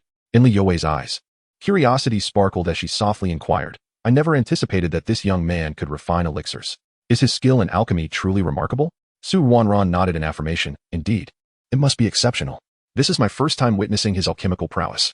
However, the elixirs I previously acquired from him were of exceptionally high quality, all adorned with intricate patterns. I had assumed they were procured from elsewhere. If he indeed crafted them himself, then this young man can be regarded as a prodigy in the art of alchemy. Just at that moment, Chi completed a batch of elixirs. Driven by curiosity, the two women approached. Upon closer inspection, they were left utterly astonished, their mouths agape in disbelief and wonder, their expressions reflecting sheer amazement. Chapter 20. The Little Tycoon Within the Alchemical Furnace. There lay 10 perfectly round and plump elixirs, each adorned with 3 distinct patterns that shimmered brilliantly, exuding an aura of spiritual energy. How is this possible? Our sect's 4th-level alchemist cannot produce 10 top-tier elixirs, exclaimed Li Yue in astonishment. Su Wanwan, equally astonished, remarked. So these elixirs were indeed crafted by you, junior brother? How did you manage that? Chi, feeling a bit bashful, scratched his head and chuckled. Hee. It was merely a stroke of luck to produce a batch of 10 elixirs. Typically, I only managed to create 9. That is still quite remarkable. And considering each one is a top-tier elixir with 3 patterns, that is no small feat, Su Wanwan said, her eyes filled with admiration. Chi shook his head slightly and clarified, in truth, only by producing a full batch of 10 can they all be top-tier. When crafting 9 elixirs, it is unlikely that all would possess 3 patterns. Curious, Li Yue inquired, the 2 bottles of elixirs you previously gave me aren't those top-tier elixirs, are they? Chi nodded slowly. Otherwise, how could I have asked them to risk relaying messages? I was puzzled why the 2 disciples guarding the mountain went to such lengths to convey your message. Now it makes sense, Su Wanwan observed, looking at Chi. How many elixirs did you give as a reward? Oh, just 2 bottles, Chi replied nonchalantly. Su Wanwan immediately shot him a glare. How can you be so extravagant? 1 bottle would have sufficed, yet you gave away 2. Li Yue awkwardly smiled. That 1 bottle was for me. Su Wanwan's expression brightened instantly. Then it's no problem at all. If you don't need that many, I can help you sell some. Li Yue felt even more embarrassed and regretted her decision, muttering, I already gave the elixirs to a friend who notified me. Su Wanwan exclaimed in exasperation, you're even more wasteful than Chi. Chi chuckled helplessly, sister. We have plenty of elixirs. I assure you, there will be enough for you to sell, and your share will not be overlooked. As he spoke, Chi retrieved a storage bag and handed it to Su Wanwan. Sister, these are the elixirs I produced today. Please assist me in selling them. Among them are about 10 bottles containing 2nd-level elixirs, while the rest are 1st-level. Upon hearing the quantity of elixirs, especially the 2nd-level ones, Su Wanwan's face lit up as she eagerly accepted the storage bag. Chi then filled a jade bottle with the 10 elixirs from the furnace and presented it to Li Yue. Sister, consider this a gift for our meeting. Li Yue hesitated but ultimately accepted the elixirs, thanking him. After inspecting the elixirs Chi had given her, Su Wanwan stood in shock. Junior brother, your 2nd-level elixirs have reached such a level? Nearly half have 3 patterns. Li Yue was taken aback by Su Wanwan's revelation, suddenly feeling that the 1st-level top-tier elixirs in her hands were less impressive. Su Wanwan, as if recalling something, began to circle Chi, scrutinizing him from head to toe, her gaze piercing as she occasionally poked at him. Chi, feeling increasingly uncomfortable, finally spoke up. Sister, what are you looking at? While I may be handsome, there's no need to stare so intensely. Even if you want to look, must you be so touchy? Su Wanwan shot him an annoyed look. Could you please stop being so vain? I'm examining your cultivation level. Oddly, your strength appears to be only at the 3rd layer of the Chi refining stage, with no spiritual awareness. How did you manage to craft elixirs? Chi smirked mysteriously and did not answer immediately. Instead, he suddenly raised his hand, unleashing a powerful palm strike infused with foundational spiritual energy that soared towards a nearby boulder. With a resounding crash, the once sturdy rock shattered into fragments. Su Wanwan's eyes widened in disbelief, her face a portrait of astonishment as she stammered, your strength. Indeed, I have successfully established my foundation. Chi admitted with a proud grin. Su Wanwan, her mouth agape in shock, questioned, when did you establish your foundation? I thought you were only at the 3rd layer of the Chi refining stage. Chi retracted his spiritual energy and explained, I just recently established my foundation. What you saw was merely what I allowed you to perceive. Realization dawned on Su Wanwan, her eyes sparkling with excitement. So you've cultivated a technique to conceal your cultivation level. Could you teach me? Chi gently shook his head, a hint of helplessness on his face. He thought to himself, how could I possibly know any technique for hiding one's cultivation? Seeing his reaction, Su Wanwan pouted in dissatisfaction. You're so stingy. Chi sighed and explained with a wry smile. It's not that I don't want to teach you. It's simply that I cannot. My concealment does not stem from a cultivation technique, but rather from a magical artifact that masks my aura. Just then, Lu Yun emerged from the room. Chi instinctively blurted out, Master. Realizing his error in address, he internally cursed himself for the slip. However, Lu Yun did not rebuke him, which brought him a sense of relief. Lu Yun appeared to have something to say but hesitated. unsure of how to begin. Observing her demeanor, Chi quickly encouraged, Master, please feel free to speak your mind. After a moment of contemplation, Lu Yun finally said, May I take Ding Sanqian with me? I wish to be with him during his final moments. Chi heart sank at her request, contemplating the implications. He thought to himself that he could not allow this, as he hoped to keep Lu Yun around to serve as the sect leader of Zixio Peak. His face displaying a conflicted expression, Chi replied, Master, it's not that I wish to prevent you from accompanying Master. However, I have heard that in 3 years, Beiming Domain's North Song Academy will come to recruit disciples. I plan to enter North Song Academy at that time and travel to Beiming Domain to help Master find a cure.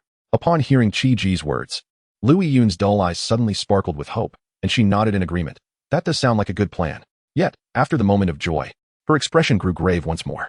Noticing her shift in demeanor, Chi inquired, What is it, Master? Is this plan unfeasible? Lu Yun slowly shook her head. Her brow furrowed with worry. The plan is indeed feasible. But maintaining your Master's spirit gathering formation will likely require a substantial amount of spiritual stones over the 3 years.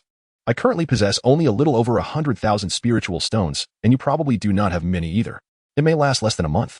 Furthermore, we must also provide your Master with spiritual food to mitigate his loss of spiritual energy. The expenses over these 3 years will be considerable. Before Lu Yun could finish her thought, Li Yue interjected eagerly, Master, please don't fret about the spiritual stones. This lad is quite the little tycoon. I am sure he can provide as many spiritual stones as needed. Lu Yun looked at Chi in surprise and couldn't help but ask, Which prominent family do you hail from? Chi awkwardly chuckled, Master, I come from a humble background. I am not from any great family. Lu Yun gazed at her disciple in confusion. Li Yue then explained, Master, this lad is an alchemist. The elixirs he produces in a day could easily fetch over 10,000 spiritual stones, if not more. Lu Yun scrutinized Chi for a moment before shaking her head. Being an alchemist is not as simple as you suggest. At present, he can only produce first-level elixirs.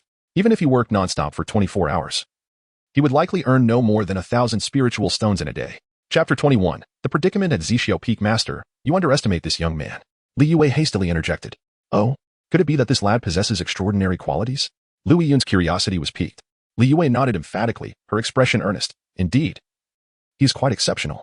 Most of the elixirs he concocts bear 3 distinct patterns. Upon hearing this, Lu Yun was struck as if by lightning, her posture frozen in disbelief. Her small mouth agape in shock, as if it could accommodate a double-yolked egg. Chi, upon realizing this, hastily exclaimed, I say, could you both refrain from referring to me as you lad? I have a name. Please call me Chi. Lu Yun nodded slightly, her demeanor calm as she replied, Yes. Indeed, it is quite miraculous. Since you are currently able to stabilize your Master's spiritual energy, I shall take my leave for now. Hearing this, Chi urgently called out to Lu Yun, his face filled with concern. Auntie, why are you leaving? Don't you wish to spend more time with my Master? Lu Yun looked up and spoke in a measured tone. I shall visit once every 7 days, during the rest of the time. There will naturally be others to accompany him. Who? Chi blurted out instinctively. Lu Yun shot him an exasperated glance and chided. Do not feign ignorance. Who set up the spirit gathering array? In the fragrance in the room, aside from Xiaoyu's natural scent, it could not possibly be anyone else. Chi, feeling somewhat awkward, scratched his head and chuckled. Hee. Auntie, you are astute. Humph. You little sly fox, you learned of me through Xiaoyu, didn't you? Lu Yun's sharp gaze cut through his pretense. Hee. Auntie, your wisdom is unmatched. Nothing escapes your notice, Chi said with a smile, eager to appease her. Lu Yun gave a dismissive huff, her face reflecting disdain. Humph. You could at least concoct a more plausible excuse, rather than saying your Master was drunkenly muttering my name. Is it so easy for a nascent soul expert to get intoxicated? I cannot monopolize your Master. He deserves some time to be cared for as well. As Lu Yun prepared to summon her mount with a jade flute, Chi quickly interjected. Auntie, please do not rush to leave. I have matters to discuss with you. And can't you and Aunt Xiao both accompany my Master at the same time? Lu Yun glanced towards Yunu Peak, letting out a light huff. Humph. If I do not depart, can she come? Upon hearing this, Chi felt a twinge of doubt, judging by Auntie's tone. She seemed to blame Aunt Xiao for not coming. He quickly donned a smiling visage and said, Auntie. Aunt Xiao is simply avoiding you out of fear that you might become jealous. Lu Yun shot Chi a fierce glare. Which of your eyes sees me as a jealous person? Hurry and summon your Aunt Xiao here. Seeing this, Chi immediately nodded enthusiastically. All right, I will inform Aunt Xiao to come right away. He swiftly retrieved Xiaoyu's communication talisman. Aunt, Lu Annie wishes to see you. Please come at once. Not long after sending the message, a graceful figure appeared, gliding effortlessly through the air, landing steadily before them. Lu Jr.'s sister. It has been a long time. Xiaoyu greeted, her steps light and her face adorned with a radiant smile. However, Lu Yun cast a sidelong glance at Xiaoyu. Her words laced with reproach. Are you unwilling to see me? I have come all the way to your sect, yet you did not come to greet me. Do not tell me you were unaware of my arrival. Xiaoyu's expression faltered slightly. A hint of embarrassment crossing her features as she softly replied, I was merely concerned that you might hold it against me. If it weren't for me, you would not have left the sect for Tianyin's sect. Humph. My going to Tianyin's sect has nothing to do with you. Do not take unnecessary blame upon yourself. Lu Yun replied with a dismissive huff. Let us catch up inside, she suggested. Once indoors, Xiaoyu promptly inquired. So, why did you leave Yuing's sect? I always thought it was because of me, and I have felt guilty for a long time. My departure from the sect has nothing to do with you, senior sister. I was frustrated with that thick-headed oaf who lacked sensitivity. Just looking at him vexed me, which is why I left. Yet, I never anticipated he would end up in such a dire situation. Do you know who was behind it? Lu Yun's brows knitted together. A flicker of anguish and indignation in her eyes as she asked urgently. Xiaoyu shook her head slowly, her expression grave. As of now, we have yet to uncover the truth. However, I suspect it might involve Li Qiufeng, the master of Kanglan Peak, although I have no evidence. Lu Yun's expression hardened. Her eyes filled with resolve as she declared, if Sanqian does not awaken, I shall not let that culprit go unpunished, regardless of evidence. Xiaoyu's expression grew stern. Her gaze unwavering. Agreed. If it comes to that, count me in. Then, she shifted the conversation. But for now, our primary concern must be to prevent Li Qiufeng from seizing control of Zixiao Peak. Lu Yun's demeanor turned icy, radiating an aura of frost. He wishes to take Zixiao Peak? That is nothing but a delusion. He should not think that he can take advantage of Sanqian's predicament. I shall not allow it. Xiaoyu felt a surge of delight within, though her exterior remained calm as she spoke soothingly. Sister, do not fret. Qi is exceptionally talented. He is certain to place among the top 3 in the 7 Peaks competition. However, Lu Yun's brows furrowed slightly as she pressed. However, what? Xiaoyu sighed softly, her expression clouded with worry. As it stands, with Sanqian in a comatose state. According to sect regulations, should there be no master to oversee Zixiao Peak for an extended period, Lu Yun recalled the sect's rules, realizing that if Zixiao Peak remained without a master, 2 outcomes were possible. Either someone else would be appointed to oversee it, or Zixiao Peak would merge with another peak. Neither scenario was acceptable to Ding Sanqian, should he awaken one day.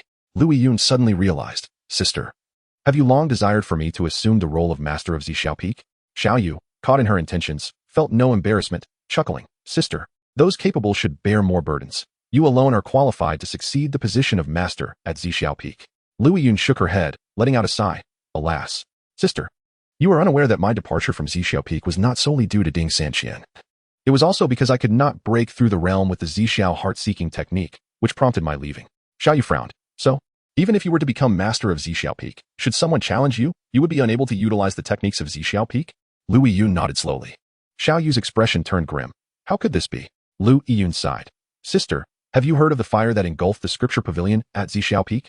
Xiaoyu nodded. I believe there was such an incident. It was said that a spy infiltrated Zixiao Peak.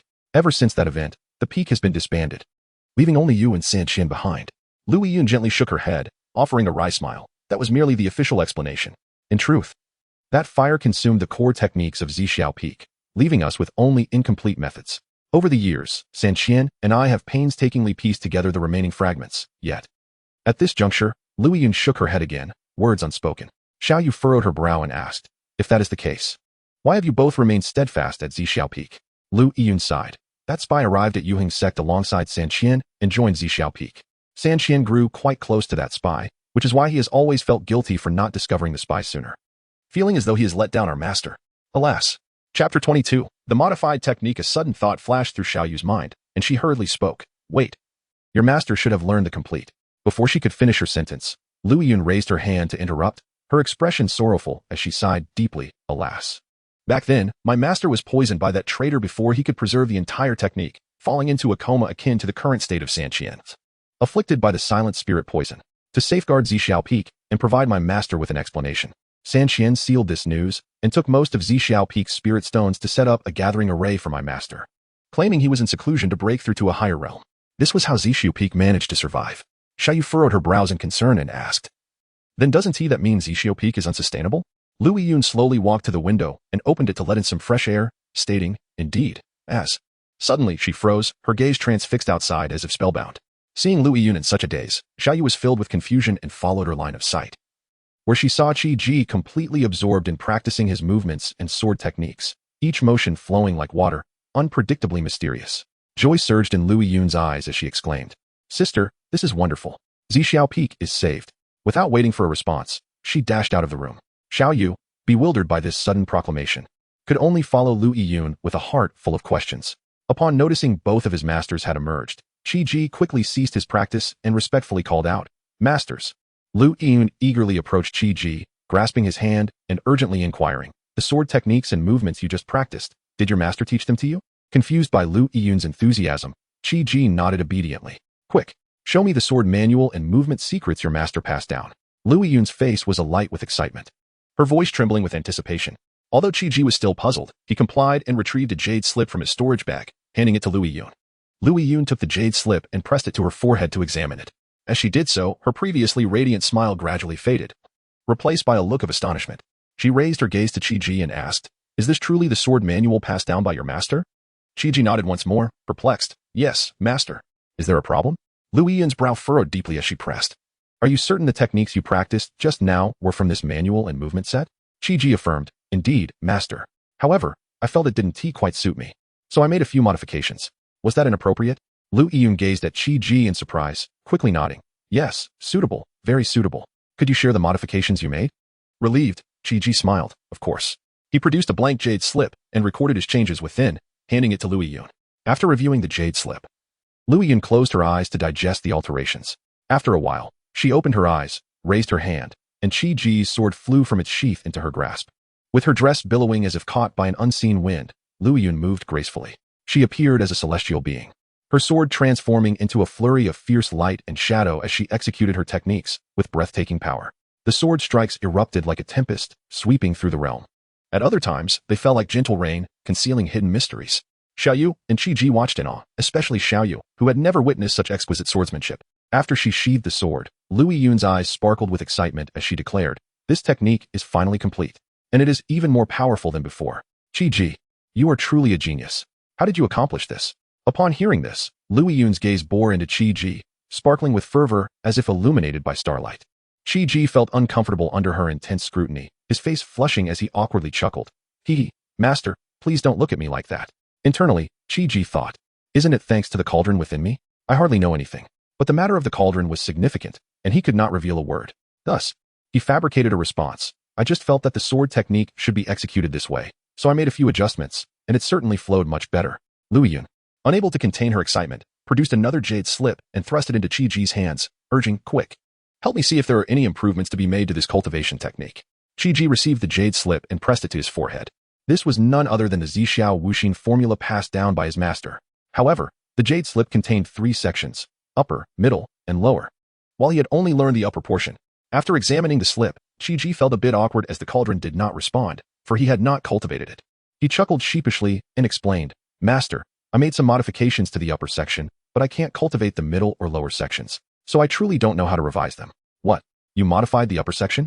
That should be the original technique," Lu Yiyun exclaimed, incredulous as she stared at Qi before urgently urging, "Quickly, give it to me." Seeing her anxious expression, Qi hastily produced another blank jade slip and quickly recorded his changes to the meridian flow of the upper technique, handing it to Lu Yiyun.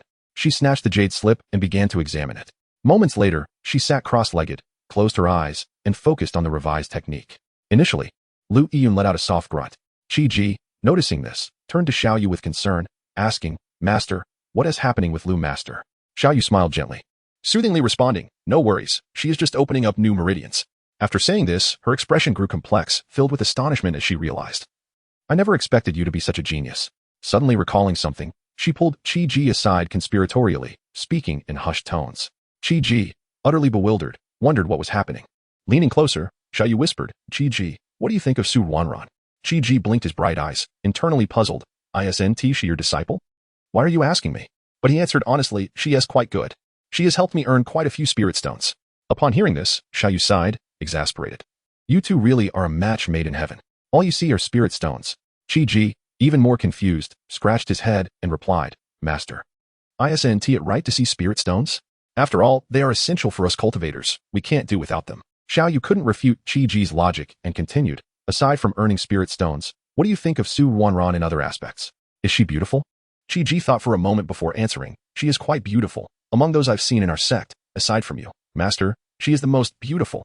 Xiaoyu burst into a peal of laughter, her voice ringing like silver bells. "You really know how to charm." Chapter 23, Can I have them all? As Xiaoyu contemplated how to further facilitate the budding relationship between Qi and her disciple Su Wanran, Lu Yiyan opened her eyes. How wonderful! Lu Yiyan exclaimed with uncontainable excitement. Upon seeing that Lu Yiyan had awakened, Xiaoyu reluctantly abandoned her thoughts of discussing Su Ruan with Qi Ji and began to ponder alternative opportunities. She hurried to Lu Yiyan's side and inquired. You seem exceptionally delighted. Is the effect remarkable? Lu Yiyan nodded vigorously, her gaze drifting towards Qi Ji as she marveled. Indeed. The speed of the technique's operation has increased significantly. This child, Qi Ji, is truly a genius. At that moment, Su Ruan returned, accompanied by Li Yue. Selling medicinal pills.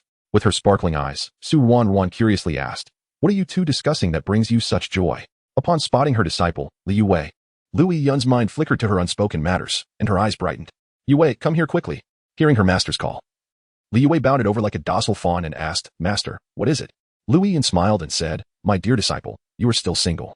And look at Qi Ji, he can refine pills, is a prodigious cultivator, and is quite handsome. I intend to betroth you to him. What do you think? Ah?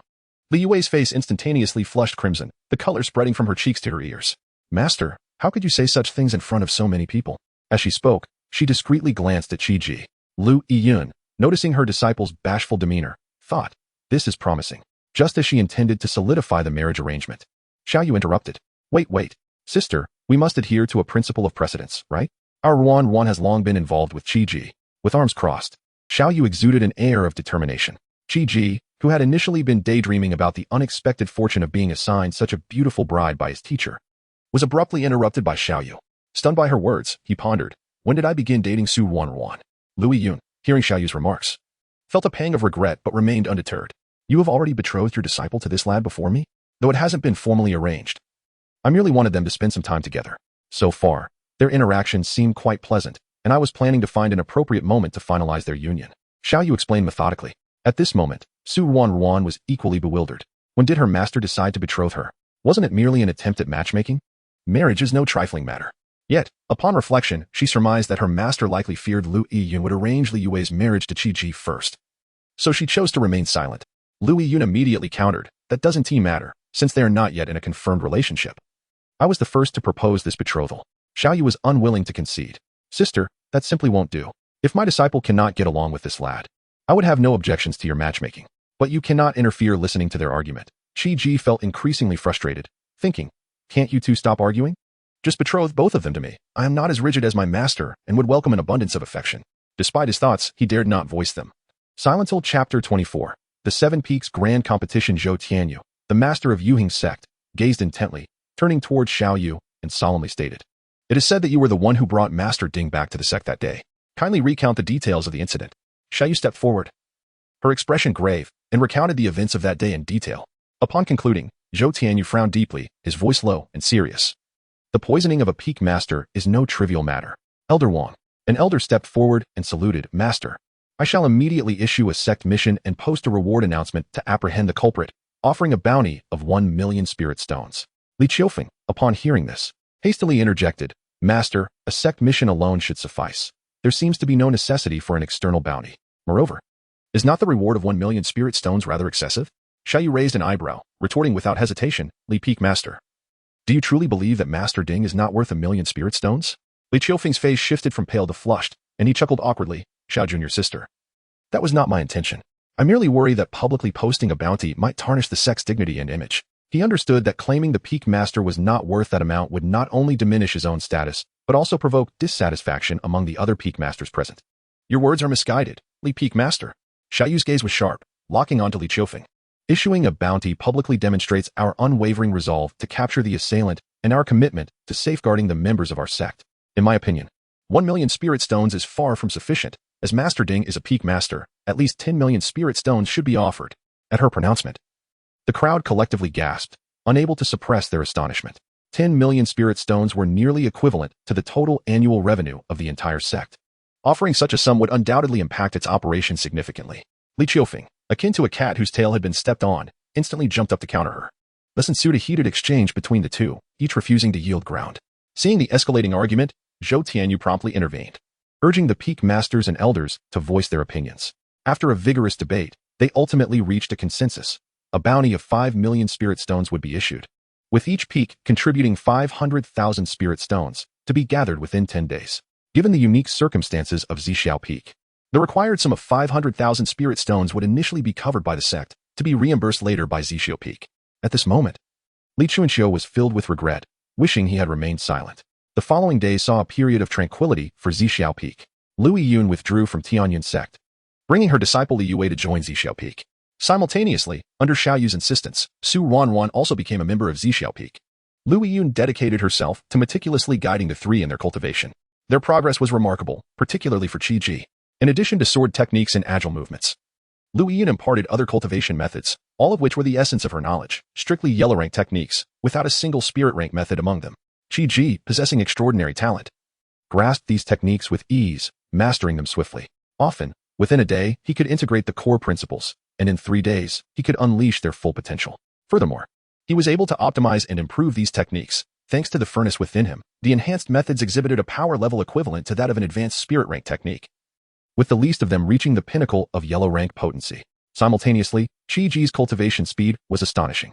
However, the consumption of spirit stones required for his training was equally staggering.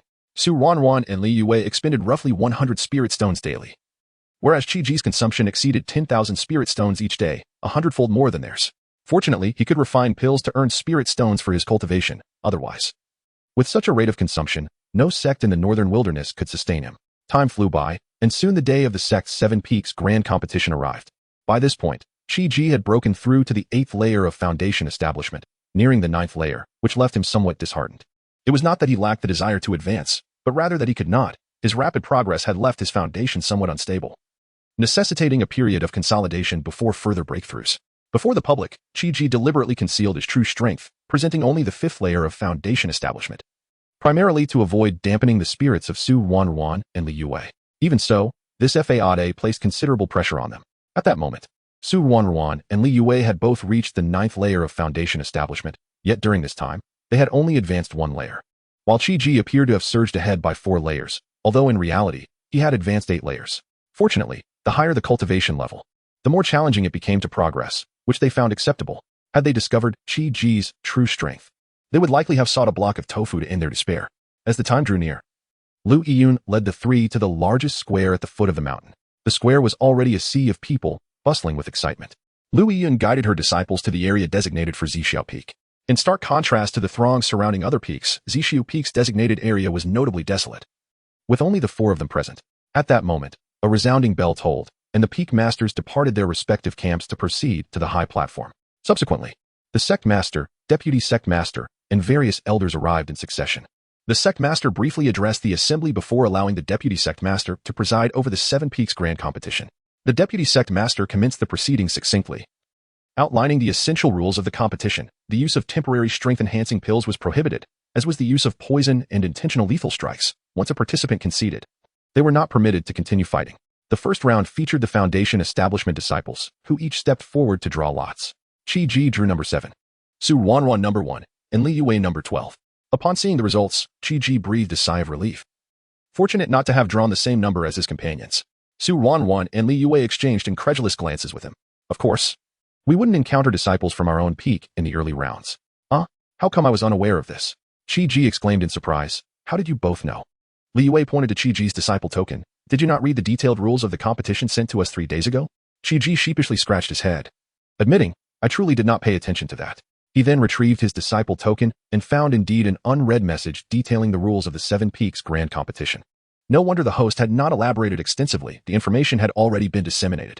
As the sound of a gong reverberated, the referee called out, contestants with numbers 1, 2, and 3, please proceed to platforms 1, 2, and 3, respectively. I'll go compete now, Su Wanwan declared, lightly springing onto the platform with a few agile jumps. Qi Ji shouted enthusiastically, wishing Su Wanwan a triumphant debut. Go for it. Go, go, go. His exuberant cheers instantly captured the attention of the entire crowd, all eyes turning to him in unison. What is happening? Qi Ji pondered, bewildered by the sudden focus on him. Li Yue could not stifle a laugh, teasingly remarking, Junior brother, you are too amusing. I always thought you were a serious person. I never imagined you had such a playful side. Chapter 25. The captivating fuel on the arena. Su Wanwan appeared slightly embarrassed, her charming face flushed, yet internally, she reveled in delight. The referee, exhibiting remarkable composure, swiftly retracted his curious gaze, cleared his throat, and proclaimed loudly, begin. As the referee called for the start, in an instant, while the opponent was still regaining his composure, Su Wanwan had already unsheathed her sword. Her form was like lightning, and with a flash of cold light, the blade was firmly pressed against her adversary's neck. Good. Chi-Ji's sudden exclamation startled everyone. Particularly, the other combatants on different platforms froze, their movements abruptly halted. The individual whose neck was under Su Wanawan's sword turned pale with fright, breaking into a cold sweat, inwardly cursing, "Damn. Can you not be so dramatic? If this sister's hand trembles, my head will roll." The esteemed figures on the high platform paid little mind, accustomed to the cacophony of calls from their previous recruitment trips. Yet, such uproar was seldom heard within the sect. However, not everyone chose to remain silent. Li Qiufeng, the peak master of Kanglan Peak, frowned, his face betraying displeasure as he sharply inquired, "Who is this? Is there no sense of decorum? This is clearly disrupting the tournament's order. Such a person should be expelled." Upon hearing this, Chi-Ji retorted defiantly, "Hey, Elder Peak Master, I must ask, which rule of the tournament have I violated?" Li Qiufeng's expression darkened, his tone icy. "While there may be no explicit rule against noise, your shout has clearly disrupted the competitors on the platform." Chi-Ji smirked, unyielding, "Elder Peak Master, that is mere sophistry. I merely shouted once. If they lack mental fortitude and are thrown off their game, can they blame me? If they were outside the sect facing life and death battles, would they not perish miserably if even a casual sound could disrupt them? I have, in fact, saved their lives. I believe we should all raise our voices and train together. Don't you agree, esteemed seniors?" Those on the high platform, who had initially disregarded the matter, found themselves contemplating Chi-Ji's words and eventually deemed them quite reasonable. Consequently, the peak masters communicated through sound transmission, encouraging their disciples to join in the cheers. In an instant, the arena was filled with a chorus of encouragement. Initially sparse, the cheers felt awkward, but as the volume increased, the discomfort faded, and the participants found exhilaration in their shouts. At first, the voices were timid, but as participation grew, everyone gradually loosened up, discovering the joy in their exuberant expressions. The cheers became increasingly resounding, and although some competitors were initially thrown off their rhythm, they quickly adapted. They immersed themselves in battle. Feeling their spirits soar amidst the cheers of their junior disciples, their fighting prowess significantly heightened. Only the disciples of Kanglan Peak remained silent. Not out of a lack of desire to cheer, but from fear, having just witnessed their master rebutting another. They felt it inappropriate to cheer and risk undermining their own leader. On the high platform, apart from Li Qiufeng, whose expression was as dark as ink, the rest of the senior figures wore smiles. Under the vibrant atmosphere, the sect seemed to be infused with newfound vitality, and many were inspired to participate in the competition themselves. As the excitement grew, time slipped away like a fleeting shadow. Soon, it was Chi-Ji's turn to compete. Ironically, his opponent turned out to be a disciple of Kanglan Peak. The disciple, at the 8th level of Foundation Establishment, radiated a fierce aura as he stood there. Seeing that the boy who had confronted him was only at the 2nd level of Foundation Establishment, Li Qiufeng thought it was the perfect opportunity for revenge. Moreover, this boy was a disciple of Zishu Peak. He immediately transmitted a message to his disciple, venomously instructing, "Make sure to severely injure this kid. Do not give him a chance to concede." Receiving the Peak Master's directive, the disciple of Kanglan Peak felt a surge of confidence. He had been contemplating how to deal with Chi-Ji. It turned out that the boy who had previously shattered his legs was a distant relative of his second aunt. Back then, Chi-Ji was still in the Chi refinement stage. He had no means to retaliate, but now he finally had the chance to avenge his kin. Chi-Ji noticed the fiery glare from his opponent, who appeared as if he wished to swallow him whole, instantly realizing that the adversary harbored ill intentions, likely instigated by Li Qiufeng. Nevertheless, Chi-Ji was unfazed. He was, after all, a level above his opponent. The Kanglan Peak disciple, stout and robust, resembled a mobile iron tower, wielding a thick iron rod, clearly a power-type combatant. The two faced each other on the arena as the referee announced, "Begin." Chi-Ji unsheathed his sword, its cold gleam shimmering. The little iron tower did not hesitate either, swinging the iron rod with a whoosh, aiming a powerful strike at Chi-Ji's head. Should that blow land successfully, Chi-Ji's head would likely explode. Chi-Ji leaned forward, raising his sword to block. He chose not to evade, opting instead to take the hit head-on, testing the limits of his own strength. Clang! The iron rod collided fiercely with the sword, the sharp sound echoing throughout the venue. The tremendous impact forced Chi-Ji to stagger back 2 steps. Li Qiufeng, witnessing this, inwardly cursed his disciple's ineptitude. "You can't even handle this 2nd-level kid? Only managing to force him back 2 steps? All that cultivation for naught." Anger boiled within him as he thought, "If you don't leave this boy severely injured, I'll have to deal with you when we return." At that moment, 2 sweet voices erupted from the crowd below. "Ji-Gu is super cool and super handsome. Every move he makes commands admiration, dominating the arena, beloved by all." Upon hearing this, Chi-Ji felt invigorated. The voice was so sweet it deserved at least 20,000 likes. He turned to throw a thumbs up, encouraging them to keep cheering. The little iron tower, infuriated, bellowed like a mad bull, swinging the iron rod once more as he charged at Chi-Ji. After the earlier exchange, Chi-Ji had assessed his strength and began to employ his exquisite footwork, darting around the arena, skillfully maneuvering against his opponent. At this moment, he deliberately suppressed his cultivation. only displaying the prowess of a second-level foundation establishment disciple. The opponent, not particularly swift, was easily toyed with by Chi, who utilized his second-level strength. Just then, the sweet cheers rang out again. Stars are twinkling, the moon is bending, Chi is exceptional and unparalleled, breaking through barriers to reach the pinnacle. This enchanting voice seemed to possess a magical quality, instantly capturing everyone's attention. The audience below ceased their shouts, directing their gazes toward Chi. Two breathtakingly beautiful girls, clad in ultra-short skirts and fitted outfits, held colorful pom-poms, leaping and cheering, their movements both alluring and charming. This novel form of support not only captivated the spectators, but also drew the attention of competitors on other platforms, who paused to glance over the little iron tower. Hearing the sweet voice and the novel chant, couldn't help but glance toward the crowd below. That fleeting moment was disastrous. The century-old virgin was instantly mesmerized. His nose bleeding profusely, his gaze glazed over. At that instant, the little iron tower felt an immense force strike his backside, propelling him off the arena like a cannonball. With a thud, he landed heavily, rolling on the ground in pain, clutching his rear as he howled in agony. For a long while, his fellow disciples failed to assist him, and his cries grew louder, tears streaming down his face. Li Qiufeng, witnessing this scene, turned as dark as thunderclouds. His hands clenched tightly, veins bulging. Seeing the referee frozen in place, Chi quickly reminded him. Only then did the referee snap back to reality and announce Chi victory. Upon witnessing Chi triumph in the competition, Su Wanwan and Li Yue were instantly overcome with embarrassment, their faces flushed as they hastily fled the scene. Under the gaze of so many onlookers, they felt an overwhelming heat enveloping them, wishing fervently to vanish into the ground. Nevertheless, it was a relief that Chi had emerged victorious, sparing them from unnecessary humiliation. Had they realized that Chi could have easily secured the victory all along, their expressions would surely have darkened. Chapter 26, The Comical Duo as the Two Departed. The referee restored order to the competition. Before long, Su Wanwan and Li Yue returned. Chi, noticing that the two had changed back into their previous attire, inquired, "Why have you changed back? You'll need those outfits shortly." The mention of the clothing made both women's cheeks flush. Su Wanwan huffed, "This is all your fault. Now we've become infamous within the sect."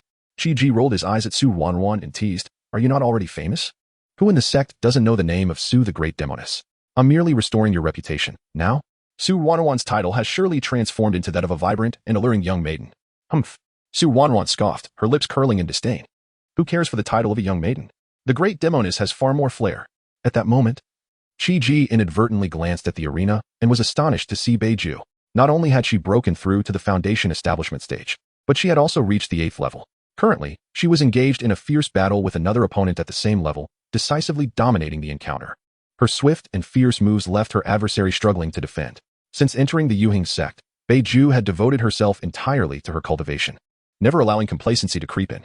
She harbored a determination to surpass Chi and never become a source of mockery for him. In truth, she overestimated her significance. Chi, having transcended to a different existence, was not the same Chi who had grown up alongside her. Due to her diligent training, Beiju soon caught the attention of Xiaoyu, who had always admired hard-working disciples. Even though Beiju's innate talents were not particularly remarkable, possessing only a single elemental root, there were countless examples in the cultivation world of single-rooted individuals rising to prominence, rivaling those with multiple roots. Consequently, every time Xiaoyu returned to Unipeak, she meticulously guided Beiju's training, generously imparting the ice-based techniques of Unipeak. Under Xiaoyu's careful tutelage, Beiju's abilities and strength progressed rapidly. Observing Chi's unwavering gaze fixed upon Beiju, Su Wanwan teased, "Little junior brother, have you taken a liking to her? Would you like your senior sister to play matchmaker?" Chi snapped back to reality, retracting his gaze, and shook his head. "I merely recognized a familiar face. I didn't expect her to achieve such heights." Su Wanwan then recalled that both Beiju and Chi had been brought to the sect on the same day by Uncle Ding. Curiously, she asked, "You two must be from the same place, right?" Chi nodded, but refrained from elaborating. Noting his reticence, Su Wanwan decided not to press further. At that moment, it was the You's turn to compete. She patted Chi and Su Wanwan on their shoulders, declaring, "It's my turn now. Don't forget to cheer for me." Chi and Su Wanwan nodded eagerly. Chi smiled encouragingly, "Go for it. Yue is the best. You will surely achieve victory." Li Yue gracefully leaped onto the arena. "Well," Chi gasped in surprise, turning to Su Wanwan. "Why are you pinching me?" "Humph." Su Wanwan crossed her arms, feigning indignation. "If Yue is the best, then what about me?" Chi, exasperated, rubbed his side where she had pinched him and grinned. "You are also the best. Both of you are the best. Hee, that is more like it." Su Wanwan's annoyance transformed into delight as she turned her attention to the arena, cheering for Li Yue. With a resigned shake of his head, Chi mused internally, "Why are women always so sensitive?" Li Yue stepped onto the stage. facing a formidable opponent at the 9th level of Foundation Establishment. Fortunately, Li Yue's swordplay and agility had been refined by Qi Ji, achieving a level of power that neared the profound tier, and within just a few exchanges, she defeated her adversary. The higher-ups on the platform wore expressions of astonishment. When did the swordplay of Zixio Peak become so powerful?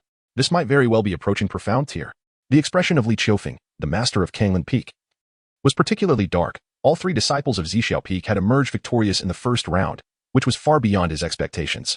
It seemed that capturing Zixio Peak would not be an easy task. With the time limit approaching, he would need to devise another strategy. With the first round concluded, the draw for the second round commenced. Qi Ji drew number 1, Li Yue number 4, and Su Wanwan number 9. Qi Ji was the first to take the stage, only to find himself facing a rather short opponent at the 6th level of Foundation Establishment, who had bulging eyes and a frog-like mouth, appearing quite comical. He paused momentarily, exclaiming, "What? You, a 6th level practitioner, have advanced?" The opponent, taken aback by Qi Ji's words, grimaced inwardly, thinking, "What do you mean I've advanced? You've barely made it past the 2nd level." However, he had merely been lucky to have a bye in the previous round, and now he found himself pitted against someone at the 2nd level. He grinned. "Well, I was just lucky to have a bye last round. Who would have thought I'd face a 2nd level practitioner in the 2nd round? Looks like my luck is through the roof." Qi Ji chuckled, feeling a surge of energy as he declared, "Don't be too hasty. I'm about to break through to the 3rd level." No sooner had he spoken than a 3rd level aura radiated from him. The opponent's eyes widened in disbelief. "What? Your breakthrough seems a bit too casual." Qi Ji's actions drew the attention of the crowd, yet they did not dwell on it, assuming he had merely reached a breakthrough threshold without having had the chance to complete it. "Humph. Even if you break through to the 3rd level, you are no match for me. I am at the 6th level," Do Sanchuan proclaimed confidently, wearing an expression of assured victory. Qi Ji scoffed. "That little iron tower was at the 8th level, yet I still defeated him." The opponent sneered, "You merely relied on some unorthodox tactics to win, not your own strength. I won't be fooled." As he spoke, he glanced down at the 2 women, noting they had not reverted to their earlier attire, feeling a twinge of disappointment. Meanwhile, the other 2 arenas had already begun their matches, yet they were still bantering. The referee, visibly irritated, wondered whether these 2 were here to compete or merely to chat, and thus called out, "Begin." Upon hearing the command, Qi Ji swiftly drew his sword. Just then, the opponent suddenly shouted, "Wait, let us discuss this. If you get those 2 lovely ladies to change back into their previous outfits and perform their dance again, I'll concede right away. What do you say?" Qi Ji stared wide-eyed, utterly astonished. "What is wrong with you? Are you here to compete, or just to ogle women?" The opponent chuckled, unabashedly replying, "I'm just here to enjoy the spectacle. I didn't intend to place." He winked at Qi Ji. "What do you think? Is this a good deal?" Qi Ji's mouth twitched in disbelief at encountering such a peculiar character. He turned to observe Li Yue preparing to enter the arena. "Look, the beautiful lady is about to compete. Why don't you just concede now? Afterward, you can visit Zixio Peak, and I'll have them entertain you." The opponent squinted, pondering for a moment before asking skeptically, "You're not deceiving me, are you?" "Absolutely not. A man's word is his bond," Qi Ji assured him, thumping his chest. The opponent nodded, a smile breaking across his face. "All right, I'll trust you this once. I'm Do Sanchuan. May I ask your name?" "Qi Ji of Zixio Peak." Do Sanchuan chuckled softly as he retrieved a communication talisman from his storage bag, presenting it to Qi Ji. "Let us agree on this. You must not go back on your word. This is my communication talisman. We shall arrange a time to meet, and I will come to find you." Upon seeing Qi Ji stow away the talisman, Do Sanchuan grinned. "From now on, we shall be good friends. I am a devoted disciple of a master craftsman. Should you require weaponry in the future, you can certainly come to me, and I shall offer you a generous discount." With that, Do Sanchuan raised his voice, proclaiming, "I concede." The onlookers were utterly astonished by the antics of the 2, bewildered by the absurdity of the situation. Were these 2 simply a pair of jesters? Chapter 27. Altering the rules of the grand competition. After Qi Ji stepped down, Su Wanwan approached him, her eyes brimming with curiosity. "What did you and that fellow whisper about on stage? How did he suddenly concede?" Qi Ji smiled awkwardly, knowing he could not divulge the nature of their transaction, lest he be devoured by these 2 ladies. He quickly replied with a grin, "Oh, it was nothing. We simply became friends. He was just here for fun and had no intention of competing for a place." Su Wanwan patted Qi Ji's shoulder and half-jokingly remarked, "Your luck is simply incredible. With a mere 5th level of Foundation Establishment, you actually won 2 consecutive matches. Huh, this is no small feat, but rather a testament to both your efforts." Qi Ji flattered her, declaring, "Indeed, it is your combined prowess that has led to my victories." Hearing this, Su Wanwan couldn't help but smile, feeling quite pleased. "Well, at least you're somewhat sincere." Just then, Li Yue stepped off the stage, asking, "What are you 2 chatting about so joyfully?" Qi Ji quickly replied, "I was just praising you both.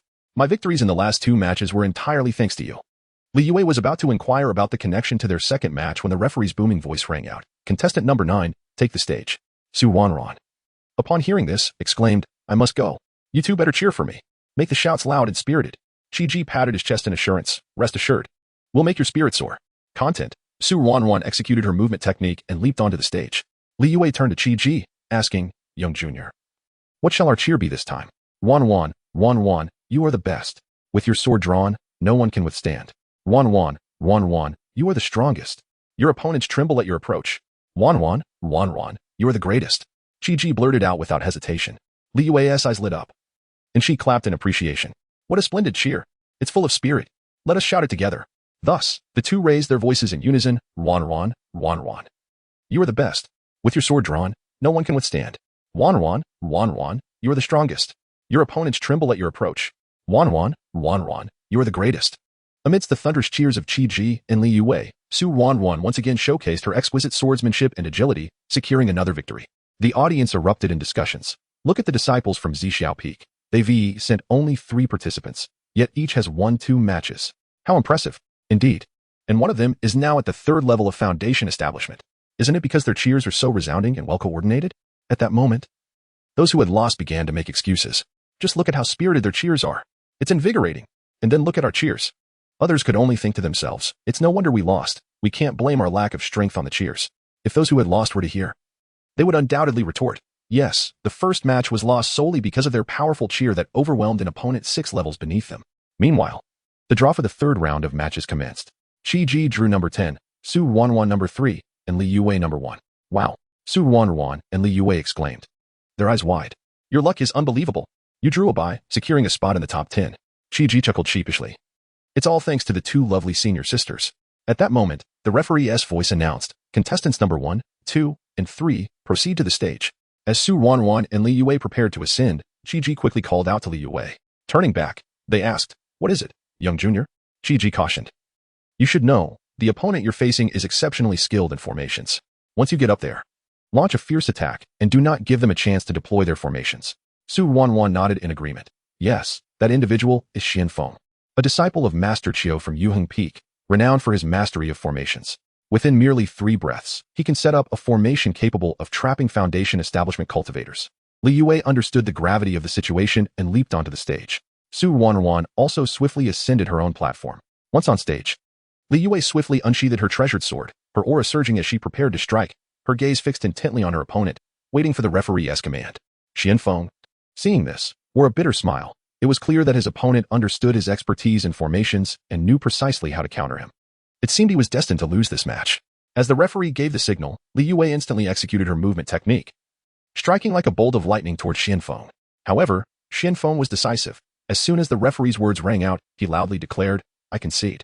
Li Yue had already approached him, and upon hearing his concession, she halted her attack and respectfully thanked him for the match. Xian Feng returned the gesture, saying plainly, you have already discerned my weaknesses, and from previous matches, I have witnessed the unparalleled finesse of your movement and sword techniques. It is clear I would be defeated. Better to concede early. Li Yue smiled gently and, after bidding farewell, descended the stage. Simultaneously, Su Wanwan also triumphed over her opponent, winning her match and leaping off the platform. The 3rd round concluded swiftly. The deputy sect master rose, his voice resonating throughout the arena. The top 10 contestants have been determined. Congratulations to these 10 participants. To ensure fairness in the upcoming rounds, the judging panel has decided to alter the rules of the competition. A murmur of surprise rippled through the crowd, with whispers circulating. Why the sudden rule change? Who knows? Perhaps they are concerned that the top-ranking contestants are not genuinely skilled. I suspect this is aimed at that 3rd-level foundation establishment fellow. If he continues to ride this wave of luck, he might just break into the top 5. Can you imagine a 3rd level making it to the top 5? The other disciples would certainly object. That makes sense. It could very well be true. Seeing the crowd's reaction, the deputy sect master raised his hand for silence and announced the new rules. The upcoming matches will shift to a defending format. We will set up 5 platforms, and the last contestant standing will be the top 5 of this competition. Thereafter, 1 platform will be removed in succession to determine the top 4, 3, 2, and finally the champion. Each contestant will have only 1 chance to challenge. Failure will result in disqualification. Should a defender lose, they will have 1 opportunity to challenge another contestant on a different platform. As the deputy sect master laid out the rules, the elders swiftly prepared 2 additional platforms. Once the arrangements were complete, the deputy sect master continued, to ensure fairness, we will draw lots to determine the defenders and challengers. Contestants drawing numbers 1, 2, 3, 4, and 5 will be defenders, while others will challenge. After each defense, The defender will have a short incense sticks time to recover their spiritual energy. Now, please take the stage to draw lots. Upon hearing this, Su Wanruan turned to Qi Ji, playfully saying, "It seems the higher-ups have realized your remarkable luck and decided to change the rules." Qi Ji maintained a serious demeanor, responding nonchalantly, "We are not relying on luck. What we possess is true strength." Li Yue nodded with a smile, adding, "Indeed, luck is a component of strength, young junior. Your abilities have compelled the judging panel to modify the rules." The trio shared light-hearted banter as they approached the stage, where the others had already drawn their lots. Leaving only 3, each of them took one. Li Yue glanced at her lot. "I am the defender number 2. I have drawn number 3 as a defender. Young junior, what is your number?" Su Wanron inquired. Chapter 28. The 8 attribute palm technique. Qi Ji gazed at the token in his hand and solemnly declared, "Number 1. It seems I am destined to take first place."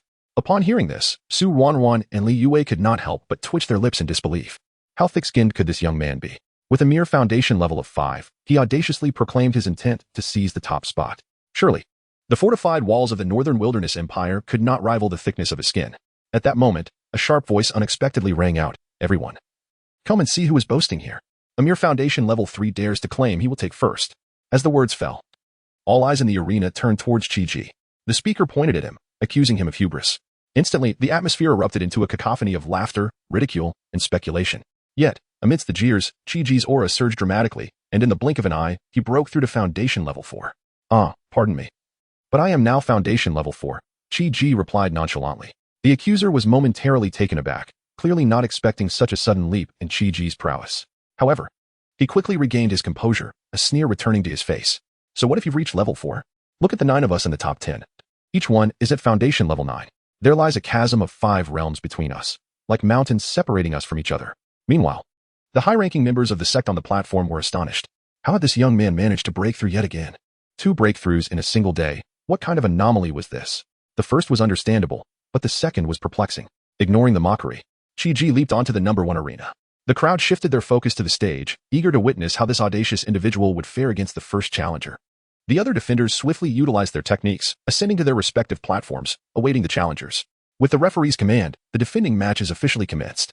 Almost simultaneously, 5 challengers shouted in unison, "I wish to challenge the number 1 arena."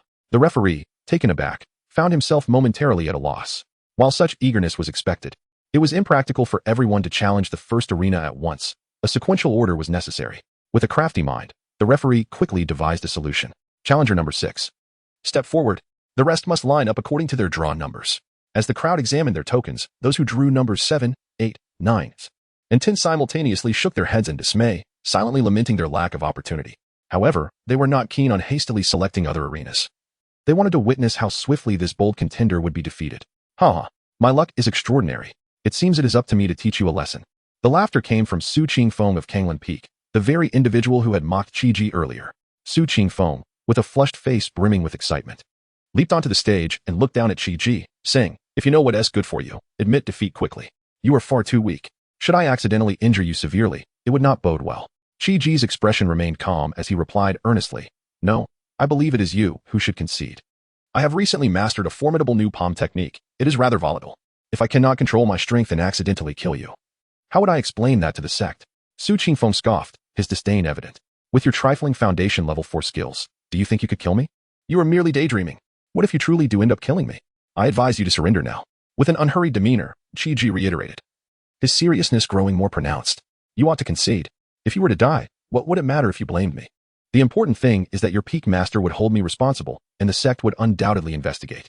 At this moment, the master of Kanglan Peak slowly rose, a malevolent glint in his eyes as he declared, "Rest assured, even if you were to kill him, Kanglan Peak would not hold you accountable, nor would the sect pursue any repercussions. However, if my disciple were to inadvertently injure you severely, you must not harbor any grievances, and you shall not cause trouble for Zixiao Peak." Upon hearing this, Lu Yun from Zixiao Peak furrowed her brows, wanting to intervene. But Qi Ji gave her a reassuring glance, prompting her to remain silent, though concern lingered in her heart. Qi Ji then turned his gaze to the sect leader, respectfully inquiring, "Esteemed sect leader, this is what they of Kanglan Peak have claimed. If I were to injure or kill my opponent, the sect would not hold me accountable, would they?"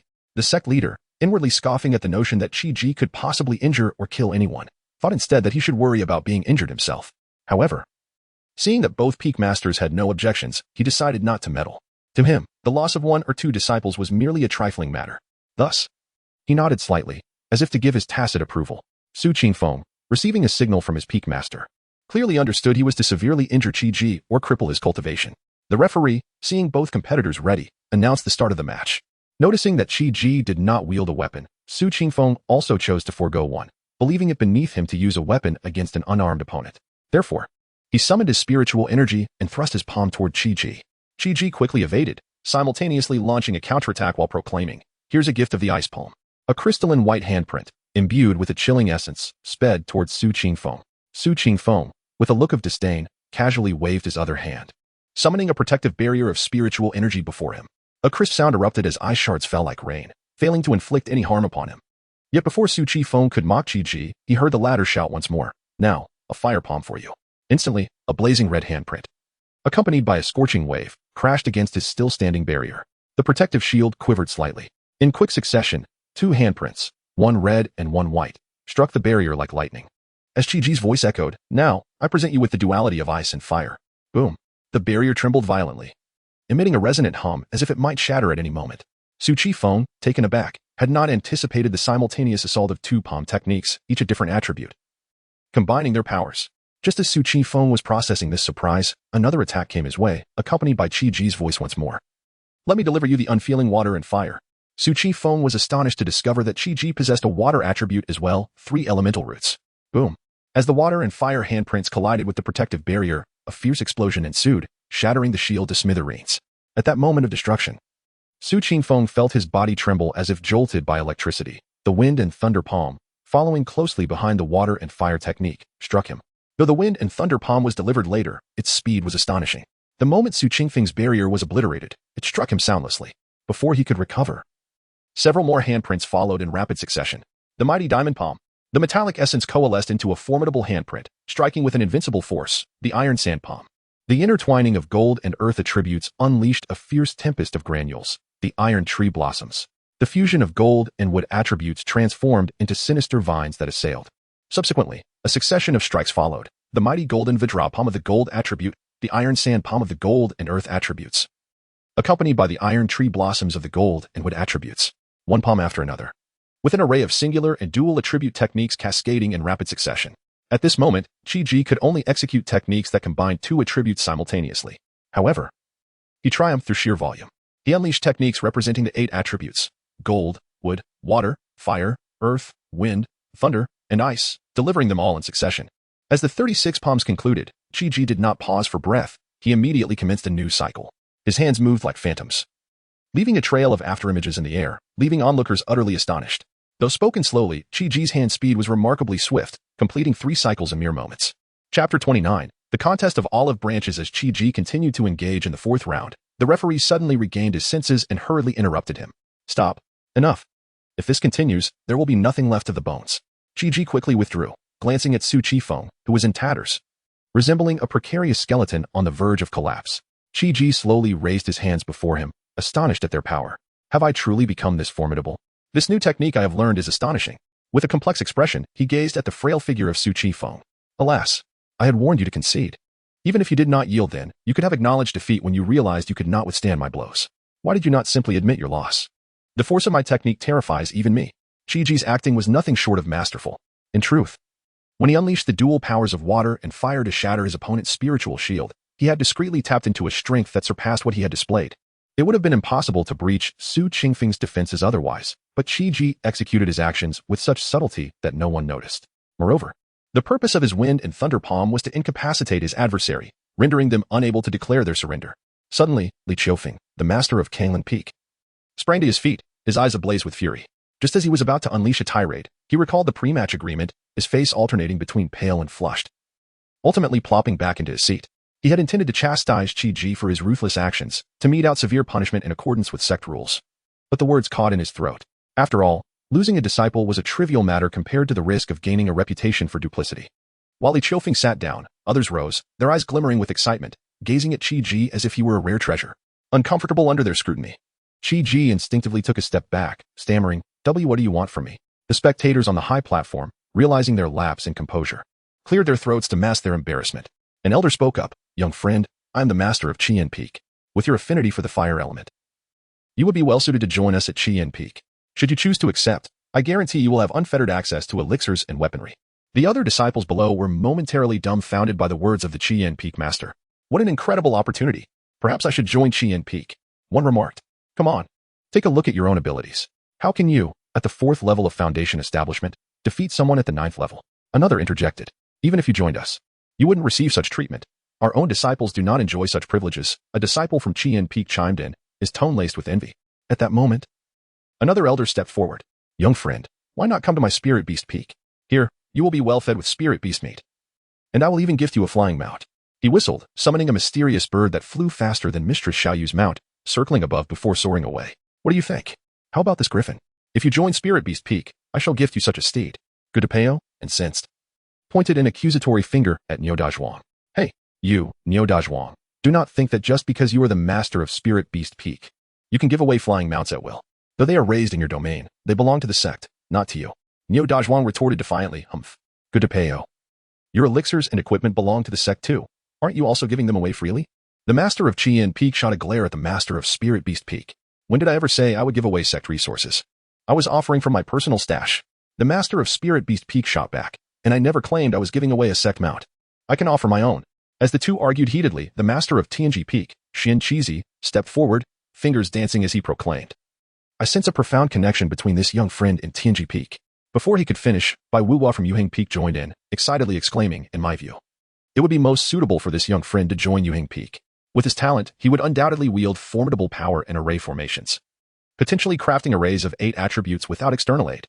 Seeing this, Lu Yun, the master of Zixiao Peak, quickly stood with hands on hips, declaring, I say, are you all conspiring to poach my disciples right before my eyes? This is outrageous. Li Qiufeng of Kanglan Peak also rose, a forced smile on his lips as he said, Lu, your Zixiao Peak is currently sparse in numbers and resources. You cannot possibly support such a talent. Why not consider merging with Kanglan Peak?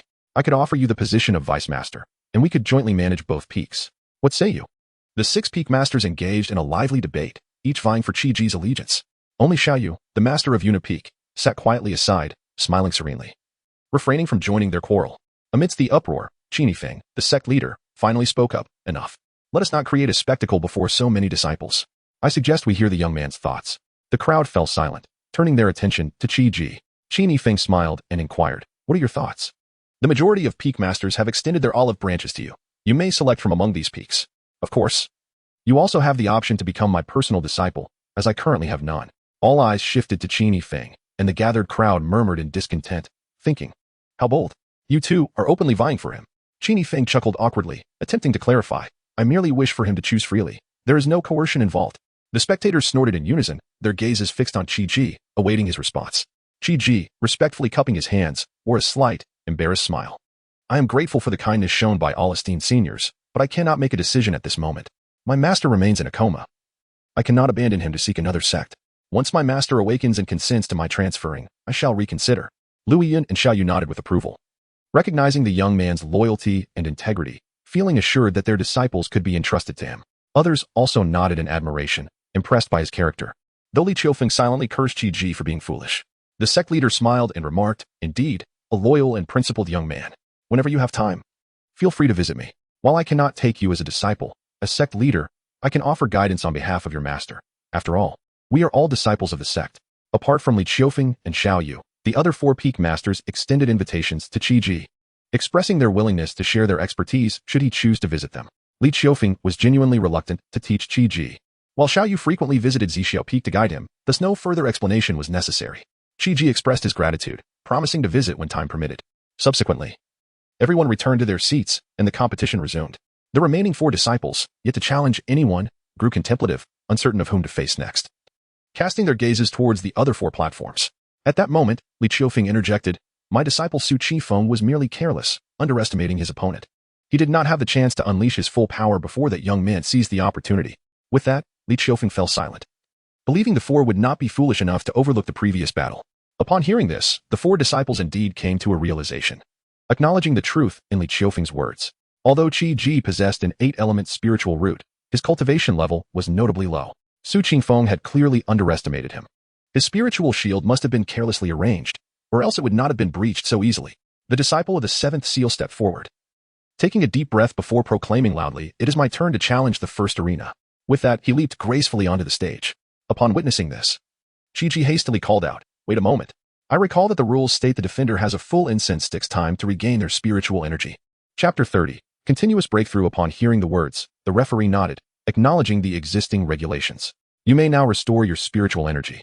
After speaking, the referee skillfully lit a stick of incense and firmly placed it at the edge of the arena. Chi-Ji retrieved a porcelain vial from his storage bag and poured out 10 top-tier recovery pills adorned with 3 lines of patterns. He raised his head and presented them to the referee, saying, "Referee, please verify these pills to ensure they are indeed recovery pills, lest anyone accuse me of cheating." The referee took the pills, scrutinizing them carefully. After a moment, he nodded and announced, "Upon my examination, all 10 pills are indeed second-tier top-grade recovery pills." Seeing the verification complete, Chi-Ji, under the gaze of the crowd, sat cross-legged in the arena and swallowed all 10 second-tier pills in one gulp. Simultaneously, he produced 20,000 spirit stones, placing them around him. In an instant, the spirit stones shimmered, transforming into pure spiritual energy that flowed into Chi-Ji's body continuously. In truth, Chi-Ji was merely performing a trick. While he appeared to consume the pills, they were actually being ingested by his furnace body. The spiritual energy from the surrounding spirit stones similarly entered his furnace body. Upon hearing the referee announce the presence of 10 second-tier top-grade recovery pills, an initial silence enveloped the arena, quickly followed by a wave of astonishment. Even the high-ranking members of the sect, despite their extensive experience, couldn't help but frown slightly in surprise. However, for them, 10 second-tier top-grade pills were not considered excessively valuable, as each typically sold for around 2,000 spirit stones. In stark contrast, the disciples below reacted very differently. Many widened their eyes, swallowing hard, their gazes filled with envy and shock. For these ordinary disciples, managing to acquire even 1 or 2 first-tier top-grade recovery pills was already an arduous effort. Now, Chi-Ji had effortlessly produced 10 second-tier top-grade pills, an act almost beyond belief. Little did they know that these pills were crafted by Chi-Ji himself. They assumed that the Purple Cloud Peak had specially purchased them to nurture Chi-Ji. Who says Purple Cloud Peak is impoverished? I should have chosen Purple Cloud Peak when I joined the sect. Although resources may be scarce, there are fewer people. Had I chosen Purple Cloud Peak back then, I would probably have reached the core formation stage by now, lamented one disciple, stamping his foot in regret. Indeed, had I entered Purple Cloud Peak earlier, I wouldn't have to endure the daily grind of sect tasks. Another disciple chimed in. In a flash, Purple Cloud Peak became a symbol of wealth in the hearts of the crowd. As they witnessed Chi-Ji swallowing 10 recovery pills and saw the 20,000 spirit stones transform into spiritual energy flowing into his body, their eyes turned red with envy. This is too extravagant. Is it really necessary to waste so many resources just to restore spiritual energy? It's sheer extravagance. Someone couldn't help but complain. Even the sect leader, peak masters, and elders on the high platform were left speechless by Chi-Ji's audacious actions. While the crowd buzzed with discussion, Chi-Ji's body suddenly shook, releasing a surge of spiritual energy at the 5th level of the foundation establishment stage like a roaring tide. Wow, a 3-level breakthrough in a single day. What kind of monster is this? Exclaimed a disciple in astonishment. He's merely stacking up with spirit stones and pills. If I had that many spirit stones, I could also advance 3 levels. Another disciple replied, dripping with sarcasm. You think you could? With your frail body, all that energy would surely burst you apart. Someone retorted mercilessly. Well, I could always use it in increments. If I had enough resources, I could rise 10 levels. That disciple fantasized, unable to suppress a laugh at the thought of advancing 10 levels. Just as the crowd was caught up in their debate, Chi-Ji's body trembled once more, releasing a formidable force at the 6th level of the foundation establishment stage. Well, another level up. With all that energy, it wouldn't be surprising if he could rise yet again. However, Chi-Ji slowly opened his eyes, glancing at the incense burning at the edge of the arena, which was only halfway consumed. He stood up and bowed to the referee, stating, I am ready. I have fully recovered. The high-ranking officials on the platform were astonished by Chi-Ji's performance. Is this the extraordinary nature of an 8-element spiritual root? With sufficient resources, can one truly ascend infinitely? This thought crossed their minds, but upon considering the resources Chi-Ji required, they sighed and relinquished their aspirations. The sect could not afford to indulge in his reckless advancement. His consumption of resources equaled that of half the disciples in the sect. The arena battles continued, and the referee gestured for challengers to step forward. The challenger, with a grave expression, looked towards Chi-Ji, silently lamenting his fate. I didn't expect this kid to rise 2 levels, greatly enhancing his strength, which leaves me feeling uncertain. After a brief hesitation, he gritted his teeth and said, Junior brother, it seems I must resort to my trump card. Initially, the gap between our levels was too vast for me to consider using my trump card, but now that you've broken through 2 levels, I feel apprehensive. Chi-Ji nodded slightly but thought to himself, isn't the essence of a trump card to catch the opponent off guard? This senior brother is rather honest to disclose his intentions beforehand. However, in the next moment, Chi-Ji's thoughts shifted entirely. The challenger produced a pouch resembling a storage bag. The surface of the pouch shimmered with intricate patterns, clearly distinguishing it from an ordinary storage bag. Then, as the challenger chanted incantations, the pouch glimmered, and a shadow erupted from within. In the blink of an eye, a massive black bear appeared before him. Wow! Chi-Ji's pupils constricted, unable to suppress his exclamation. So it's a spirit beast pouch. This guy is summoning a beast. Does he intend to fight 2 against 1? The challenger, observing Chi-Ji's shocked expression, grinned broadly, revealing a set of yellow teeth. Hey, junior brother, don't blame your senior brother for taking advantage of you. As spirit beast masters, we are permitted to summon spirit beasts to assist in battle. Chi-Ji, still skeptical, turned to the referee, who nodded in affirmation, confirming the challenger's statement. Chi-Ji took a deep breath, calming his racing heart, and slowly drew his sword. The blade glimmered coldly, reflecting his resolute countenance. At that moment, the referee, with piercing eyes, surveyed both combatants. Satisfied that everything was in order, he announced loudly, "The match begins." As the referee's voice fell, the challenger surged forward like an arrow released from a bow. Wielding a large blade, he coordinated seamlessly with the black bear, attacking Chi-Ji from both sides in a pincer movement. The blade sliced through the air with a sharp whistle, while the bear roared, its massive paws thundering against the ground, causing the arena to tremble. Chi-Ji, unwilling to be complacent, swiftly employed his movement technique, darting like a specter amidst the flurry of blade and bear. To test his true strength, he refrained from unleashing his full cultivation, instead opting to display only his apparent power at the 6th level of Foundation establishment, intending to see if he could triumph against a higher level. In that moment, he wielded his sword with his left hand to parry the fierce assaults of his opponent, while his right hand gathered spiritual energy, forming a formidable palm strike directed at the massive black bear. The arena became a whirlwind of flashing blades and colliding fists and feet. Chi-Ji's opponent exhibited exceptional swordsmanship, each strike imbued with tremendous force, while the black bear possessed immense strength, its powerful paws seemingly capable of splitting mountains. Faced with the formidable onslaught of both man and beast, Chi-Ji found himself slightly overwhelmed, barely managing to defend himself as he was forced to retreat repeatedly. Meanwhile, on another platform, Su Wanruan and Li Yue, finding themselves unchallenged for the moment, turned their gazes towards Chi-Ji's arena. They exchanged a glance and simultaneously raised their voices in a rallying cry. Chi-Ji, Chi-Ji, unmatched in courage, shattering strong foes and creating miracles. Chapter 31. Exploiting opportunities. The resounding cheers of Su Wanruan and Li Yue echoed like the fervent drums of war, surging in waves. In the midst of this invigorating clamor, Chi-Ji felt a rush of adrenaline, growing bolder with each exchange. As the fierce confrontation unfolded, he gradually acclimated to the swift pace of battle, his gaze sharpened, and his thoughts became increasingly lucid, deftly countering his opponent's relentless assaults. With a mastery akin to using a feather to deflect a heavy weight, Chi-Ji neutralized the opponent's fierce attacks, retaliating with an ever more ferocious counterstrike. The two engaged in a dazzling display of skill, their weapons flashing like lightning, each struggling for dominance.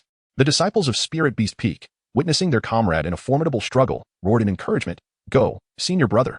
Claim this victory." The rising tide of support swept through the arena, amplifying the intensity of the contest. This battle proved to be the most riveting duel since the commencement of the grand competition. The spectacle captivated the audience, eliciting gasps of exhilaration. The thunderous applause from below inspired the disciple of Spirit Beast Peak, igniting a fervor that awakened hidden reserves of strength, allowing him to perform far beyond his usual capabilities. For half an hour, they exchanged blows, yet neither could claim victory. However, as time slipped away, the disciple's spiritual energy began to wane, his breaths becoming increasingly labored, sweat beads rolling down his forehead. After another incense stick's worth of time, his movements grew sluggish, each swing of his weapon reflecting his diminishing strength. In contrast, Chi-Ji remained composed, his breath steady, his actions still swift and precise, his attacks sharp as lightning. As the battle progressed, Chi-Ji's speed and techniques became more incisive. At this moment, he resembled a finely honed sword, emanating a chilling brilliance, his palm strikes infused with dual attributes, leaving the great black bear in agony. The disciple of Spirit Beast Peak realized that defeat was inevitable, continuing the fight served no purpose. With a heavy sigh, he declared, "I concede." At this proclamation, the arena erupted in fervent applause, the breathtaking duel finally concluding. After the match, Chi-Ji presented 10 second-tier top-grade recovery pills for the judge's appraisal. Sitting cross-legged, he produced 20,000 spirit stones, consuming the pills while closing his eyes to control the furnace and absorb their energy. Below the stage, astonished gasps filled the air. What now? Does he intend to break through again? The remaining 3 challengers exchanged glances, wryly shaking their heads. If this young man were to ascend another level, their chances of victory would diminish further. They began assessing the strengths of the other 4 competitors on the stage to gauge whom they might stand a better chance against. Yet, as the incense stick burned down, Chi-Ji did not break through. He believed his current strength was sufficient to challenge these opponents, if necessary. He could achieve a breakthrough mid-battle. The 3 challengers had initially focused on others, but upon realizing Chi-Ji had not advanced, they became conflicted. Why isn't he breaking through? If he did, it would save us the trouble. The three challengers lamented. After much deliberation, they ultimately decided against confronting Chi-Ji, although his cultivation was lower. His combat prowess was formidable. The trio concluded that even the disciple from Spirit Beast Peak might struggle against him. They turned their attention to the other four competitors. Among them was Bujing Tian, the male disciple of Kanglan Peak's leader, renowned for his strength, often referred to as the foremost foundation establishment disciple of Yuheng sect. Reputed to be capable of slaying opponents of higher levels, they believed they could not surpass him, so their gaze shifted to the three women. One was Beiju from Yunnu Peak, who had narrowly triumphed over a 9th-layer disciple despite being an 8th-layer practitioner in her previous match, subsequently breaking through to the 9th layer. She was indeed a fierce contender, yet she paled in comparison to Chi-Ji and Bujing Tian. The other two women were both 9th-layer practitioners as well, displaying exceptional strength. Having dispatched their previous opponents in mere moments, their swordplay and movements striking terror into the hearts of onlookers. Shall we draw lots? Suggested Zhao Dashan, a disciple of beast-taming sect. Sun Yushue, a disciple of Yunnu Peak, pondered for a moment. The third arena contestant was my friend from Yunnu Peak. And the fifth arena is my junior sister. I will challenge the second arena. You two can draw lots for the others. Wu Yong, another disciple from Kanglan Peak, wasted no time, producing 2 slips of paper marked with 3 and 5, crumpling them before casually tossing them behind him to Zhao Dashan. Zhao Dashan grabbed a slip, which bore the number 5, and without further ado, leaped onto the 5th arena. Wu Yong similarly ascended to the 3rd arena. The 3 arenas commenced their battles simultaneously, each contest proving fiercely competitive. As the skirmishes unfolded, Chi-Ji furrowed his brow. Li Yue faced no issues. Victory was merely a matter of time. However, the situation for Su Wanwan was dire, not due to a lack of strength but rather a deficiency in combat experience. Her opponent was clearly conserving energy, luring Su Wanwan into exhausting her spiritual power, which would ultimately lead to her defeat. Regrettably, Chi-Ji could not offer any reminders, lest it be deemed cheating. It appeared that Su Wanwan was destined for elimination. Yet, what surprised Chi-Ji most was the 5th arena, where Zhao Dashan and his beast were being driven back by Beiju, facing peril at every turn. Upon scrutinizing the battlefield, Chi-Ji realized that Beiju employed an injury-for-injury strategy, which Zhao Dashan was reluctant to adopt, leaving him continually at a disadvantage. Eventually, with no other recourse, he conceded defeat. After descending from the stage, Zhao Dashan wore a glum expression, internally cursing, crazy woman.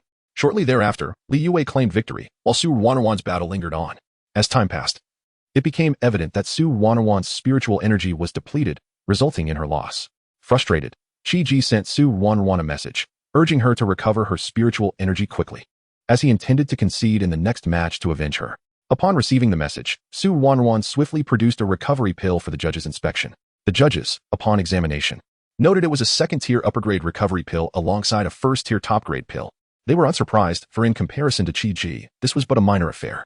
After another incense stick's worth of time, when the judges inquired whom Su Wanwan wished to challenge, she unexpectedly chose Chi-Ji, to the astonishment of all. Why would one of their own challenge another? They pondered. Yet, once Chi-Ji conceded and opted to challenge the 3rd arena, the spectators finally grasped the situation. Below, the disciples of Kanglan Peak erupted in dissent, clamoring, "They are cheating. This is blatant cheating." They demanded the disqualification of both participants. Hearing the uproar, Chi-Ji retorted, "Silence. What are you all so loud about? You are the ones disrupting the order of the competition. Do you consider yourselves the judges? Or are you the referees? How dare you issue commands to the judging panel?" With Chi-Ji's words, the crowd fell silent, mouths agape, too intimidated to respond. Observing the hush, Li Qiufeng rose, stating, "What you are doing is inherently wrong. You are exploiting loopholes and yet accuse others." Turning to Li Qiufeng, Chi-Ji chuckled, "Leader Li, I speak only the truth. My actions do not contravene the competition's rules, do they?"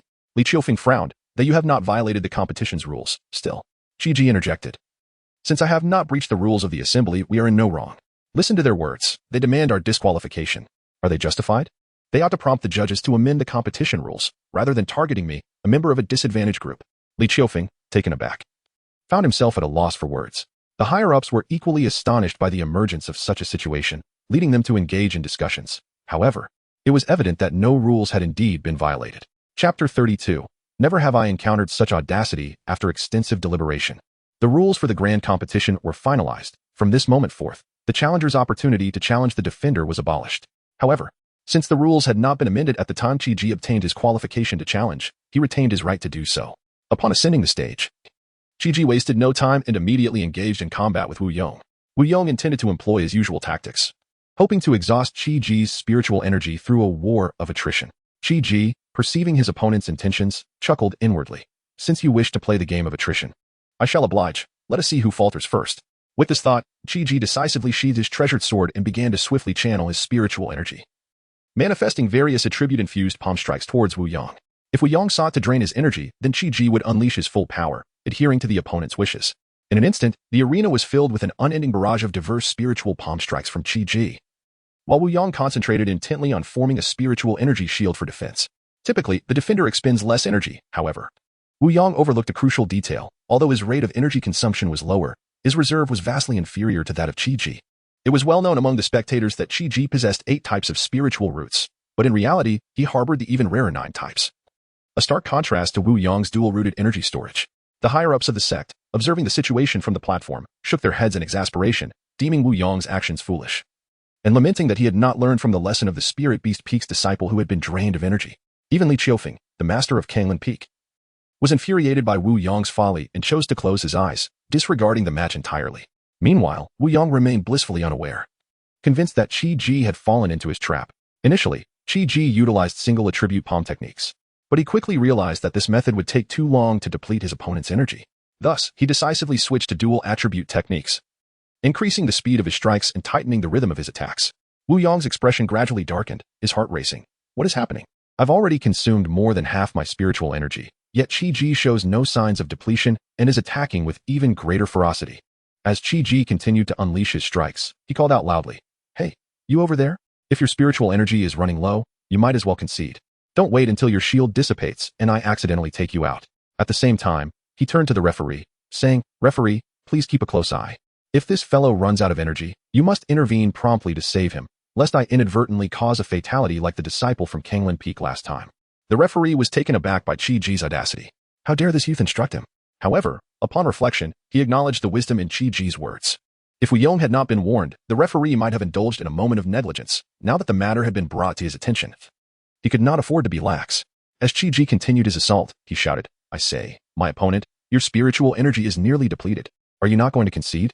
Wu Yong, however, dismissed Chi-Ji's claims as mere bravado, retorting, "Do not try to intimidate me. It is you who is on the brink of exhaustion. My reserves are still ample." Chi-Ji shook his head in resignation, realizing that his well-meaning advice had been misconstrued as a bluff. Since his opponent was determined to persist, he continued his onslaught, having already alerted the referee. Yet, concerned about the possibility of delayed intervention, he deliberately targeted Wu Yong's legs. The referee noted Chi-Ji's actions and felt a degree of admiration for his consideration. This way, even if he could not intervene in time, Wu Yong would not face death, even if his legs were injured, in the eyes of the sect. The risks of combat were well understood. As long as there was no intent to kill, even 1 or 2 casualties would not be scrutinized too harshly, with the most severe consequence being disqualification from the competition. After all, in the eyes of the sect, the living were far more valuable than the dead. At that moment, Li Qiufeng's irritation began to dissipate as he felt compelled to remind his disciple to concede, for his students were precious investments of resources. He called out urgently, "Wu Yong, concede. You are certain to lose." Unfortunately, his warning came too late. As soon as his words left his mouth, Wu Yong's spiritual energy shield shattered with a resounding crash. Chi-Ji immediately halted his follow-up attacks, but the strikes he had already unleashed could not be retracted. The referee was quick to react. As soon as Wu Yong's shield broke, he saw 2 palm strikes following closely behind and, without hesitation, waved his hand, unleashing a powerful surge of energy that sent Wu Yong flying off the stage.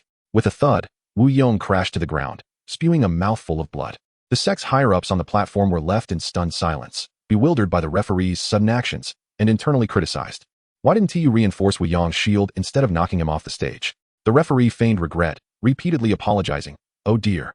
I completely forgot that this young man had exhausted his energy. I thought, given his foundation level, a fall wouldn't cause any harm. My sincerest apologies." Despite his verbal contrition, his tone and demeanor suggested otherwise. In truth, the referee had acted intentionally. After all, the opposing side had issued multiple warnings, and Wu Yong had not only failed to concede but also maliciously speculated about Chi-Ji's intentions. Moreover, the referee had expended considerable mental energy to monitor Wu Yong's spiritual condition. This young man was treating him as a bodyguard.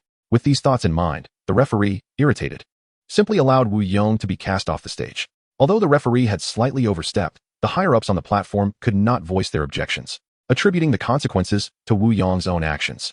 At this point, the top 5 contenders had emerged, 3 from Zixiao Peak, 1 from Yunnu Peak, and 1 from Kanglin Peak. Although night had fallen, the competition continued unabated, as cultivators were not hindered by the need for food or rest. Who cared whether it was day or night? The 5 contenders quickly drew lots, and this time, Beiju emerged as the attacker. Qi pondered whether Beiju would challenge Su Wanwan or Li Yue. To his surprise, Beiju directly chose to challenge him. This left Qi momentarily bewildered. What is happening? Am I perceived as an easy target? Seeing Qi in a daze, Beiju calmly stated, I have no ulterior motives. I merely wish to ascertain the disparity in our current strengths. Regaining his composure, Qi decided not to hesitate. If he was being challenged, he would fight. After all, who was afraid? As the referee signaled the commencement, the two engaged in battle. Each wielding a sword, both utilizing ice attributes. Qi sought to test how his own usage of the same attribute compared to his opponent's single-rooted spiritual energy. As the duel progressed, Qi realized that the ice attribute sword techniques employed by Beiju were identical to his own, and furthermore, they were techniques Qi had previously improved upon. It dawned on him that Beiju was now a disciple of Xiaoyu, which explained why Xiaoyu had emphasized improvements to ice attribute techniques. The two sparred back and forth, neither yielding an inch.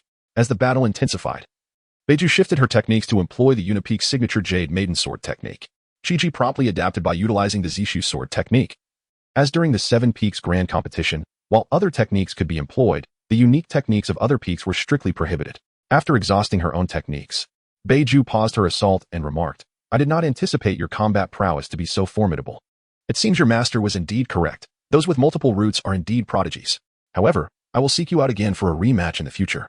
Qi offered an awkward smile, replying, there is no need for concern. The most crucial aspect lies in one's own diligence. With enough effort, one can ascend to greatness. Beiju's expression grew complex, and with a wry smile, she said, thank you, before turning and leaping off the stage. At this moment, the top 4 contenders had emerged, 3 from Zixiao Peak and 1 from Kanglin Peak. The referee began to arrange for the 4 to draw lots. Hu Jingtian, the disciple from Kanglin Peak, spoke up. Why don't we forego the complications and settle this with a single match? Qi's eyes widened in astonishment. No way. You can't possibly be thinking of challenging all 3 of us at once. I have seen arrogance, but never quite like yours. Chapter 33. 3 against 1. Bu Jingtian's lips twitched with irritation, his mind seething with indignation. What on earth is this? Is this truly what I meant? My intention was to minimize the hassle by having your strongest fighter face me in a one-on-one duel, and should I emerge victorious, you could then sort out your internal rankings. However, given their response, directly opposing it would tarnish my reputation. Thus, I pondered over my likelihood of defeating the 3 of them and concluded that my chances were at least above 90%. After all, I possess a mid-tier Xian level cultivation technique, while theirs, though nearing the Xian level, still falls short in distinction. Moreover, mine is of a higher grade altogether. Additionally, I am endowed with an 8-element spirit root, which provides me with a significant advantage in spirit energy reserves. Even though that fellow also has an 8-element spirit root, his cultivation level is woefully low, merely at the 6th layer of foundation establishment, a full 3 layers below mine. The disparity is akin to scaling 3 towering mountains. With these thoughts, Bu Jingtian let out a cold snort. Even if you join forces, I am not afraid. His words dripped with disdain. Isn't that a bit inappropriate? Perhaps you should consult your peak master. If you lose, it would be quite unfortunate if he blamed you for acting on your own. Qi remarked, feigning concern, but his true aim was to elicit a nod of agreement from the master of Kanglin Peak. Otherwise, should we emerge victorious, they might claim that we were taking advantage of our numbers and demand a rematch, rendering our efforts futile. It turned out that Qi's intuition was correct. Li Qiufeng indeed harbored such intentions. If my disciple were to lose, he would use the excuse of violating the competition rules to call for a rematch. Bu Jingtian glanced at his peak master, Li Qiufeng. Li Qiufeng wanted to refuse, yet it would be challenging to contradict his disciple's wishes. After all, this disciple held a unique status. He was merely his disciple in name, but in reality, he was the adopted son of a higher authority, placed here to oversee him. Reluctantly, Li Qiufeng spoke. I have no objections. This is your choice, and I shall not interfere. With Li Peak Master's consent. Qi feigned a look of resignation and continued. However, we cannot allow you to suffer too greatly. Upon hearing this, Li Qiufeng's eyes lit up, inwardly speculating. Could this young man be suggesting a 2-on-1? If one of their number were to be removed, our chances of victory would surely increase. The higher-ups on the platform shared Li Qiufeng's thoughts, believing Qi felt 3 against 1 was somewhat excessive, intending to reduce it to a 2-on-1. As 3 against 1 was indeed a bit shameless. Just as everyone was mulling over this, Qi slowly began. How about this? If you can defeat all 3 of us, the first place will be yours. However, if you lose, we will not place you 4th. Instead, we will elevate you to 3rd place. Thus, you will not be at too great a disadvantage. Li Qiufeng nearly spat blood, his face turning a deep shade of indigo. Before Li Qiufeng could finish, Qi quickly interjected. No need to be modest, Li Peak Master. It is settled. We cannot take too much advantage. We must concede a little, lest I feel guilty. Li Qiufeng was utterly stunned by such shamelessness. Not only did they not remove one of their number, but they also failed to offer even 2nd place. The other higher-ups were equally taken aback by Qi Ji's words, whispering among themselves, is this young man truly lacking in common sense, or is his audacity simply boundless? Yet, they refrained from voicing their opinions further, as this matter did not concern them. Their role was merely that of judges, and as long as both parties reached an agreement, all was well. Wu Jingtian shot a glare at Qi Ji but chose to remain silent. Qi Ji then turned his gaze to the sect leader, Qi Feng, respectfully stating, Sect leader, would you lead the judging panel to witness this? Qi Feng surveyed the judges beside him, noticing their nods of agreement. Before rising slowly and announcing in a booming voice, very well, the judging panel will serve as witnesses. The upcoming competition will be a duel between Zixiao Peak and Kanglan Peak. Qi Ji, Su Wanran, and Li Yue from Zixiao Peak will battle Bu Jingtian from Kanglan Peak. Should Bu Jingtian prevail, first place will belong to him. Should he lose, he will secure third place, and Zixiao Peak will determine the remaining rankings internally. Once Qin Yifeng concluded, he scanned the audience, noting no objections, and signaled for the judges to commence. As the four ascended the platform, the fight erupted at the referee's call, spells intertwining, sword auras clashing, and blinding flashes of blades illuminating the arena. Bu Jingtian held Qi Ji's earlier remarks in contempt. In the moment combat commenced, he directed his fury at Qi Ji. Prior to this, the three of them had crafted a strategy. Qi Ji, as the primary force, would engage the opponent directly, while Su Wanran and Li Yue would launch long-range attacks and provide timely assistance. Thus, Bu Jingtian's aggressive advance toward Qi Ji played right into their hands. However, as the confrontation began, Qi Ji soon realized just how extraordinarily powerful Bu Jingtian was. Despite the continuous harassment from Su Wanran and Li Yue, Qi Ji found himself being relentlessly pushed back by Bu Jingtian, each defensive maneuver proving exceedingly arduous. The scene fraught with peril. Li Qiufeng observed this battle with an involuntary smile gracing his lips. It seemed that his previous concerns were unwarranted. The victory of this duel appeared to be firmly within Kanglan Peak's grasp. All watching the arena believed the outcome to be a foregone conclusion, certain of Bu Jingtian's triumph. Below, whispers filled the air. Bu Shixiang is indeed the foremost of Foundation establishment, effortlessly facing three opponents. Another chimed in. Bu Shixiang can contend even with those at the core formation stage. Adding two more Foundation establishment cultivators would surely pose no challenge. In the midst of this fervent discussion, an unexpected shift occurred with Qi Ji. While he was on the defensive, suddenly, a tremendous surge of spirit energy erupted from within him, the aura of a seventh-layer Foundation establishment radiating outward. What on earth? How did this fellow break through again? Someone in the crowd exclaimed, astonished. The notion of achieving a breakthrough amidst battle was nothing short of extraordinary. Whispers of disbelief rippled through the crowd, each face adorned with shock. In truth, Qi Ji had no choice. Facing Bu Jingtian with the strength of a six-layer Foundation establishment was utterly untenable, leaving him nearly powerless. Thus, he opted to break through during battle, essentially unleashing the spirit energy of a seventh-layer Foundation establishment to create the illusion of a breakthrough. This transformation left everyone in the arena, both on and off the stage, utterly dumbfounded. How many times has this young man broken through today? One disciple pondered aloud, unable to contain his curiosity. Initially, he was at the second layer of Foundation establishment, and now he has reached the seventh. Someone quickly recalled, wait, does that mean he has broken through 5 layers in a single day? A disciple gasped, his eyes widening in disbelief. With this revelation, others began to grasp the implications. My heavens, 5 layers in a day? I can barely manage 1 layer in a year. Compared to him, I feel utterly worthless, lamented another disciple. A look of despair etched across his face. Don't be disheartened. Your journey is different. Transitioning from Foundation establishment to core formation is a significant leap. Even a 3 to 5 year breakthrough is quite normal, someone offered, attempting to console him. For the moment, let us set aside the commotion below. At this juncture, Bu Jingtian was equally taken aback by Qi Ji's breakthrough. He never anticipated that this young man could achieve such a feat in the midst of combat. However, Bu Jingtian quickly regained his composure. He too had experienced breakthroughs during battle, albeit against demonic beasts. With Qi Ji's ascension to the 7th layer of Foundation establishment, aided by the seamless cooperation of his companions, he finally managed to stabilize his footing. The exchanges between both sides grew increasingly intense. No longer characterized by Bu Jingtian's unilateral suppression, the situation had shown signs of improvement. Chapter 34. Unexpected surprise, however. Qi Ji was well aware that this was merely a temporary reprieve. Su Wanwan and Li Yue possessed a limited reserve of spiritual energy, and as the battle wore on, they would soon find themselves unable to continue. Amidst the fierce combat, Qi Ji skillfully countered Bu Jingtian's relentless assaults while transmitting a message to his 2 senior sisters. Senior sisters, alternate your attacks and conserve your spiritual energy. Engage in recovery while you fight. This is the only way we can provide sustained support. Following Qi Ji's strategy, Su Wanruan and Li Yue began to attack in turns.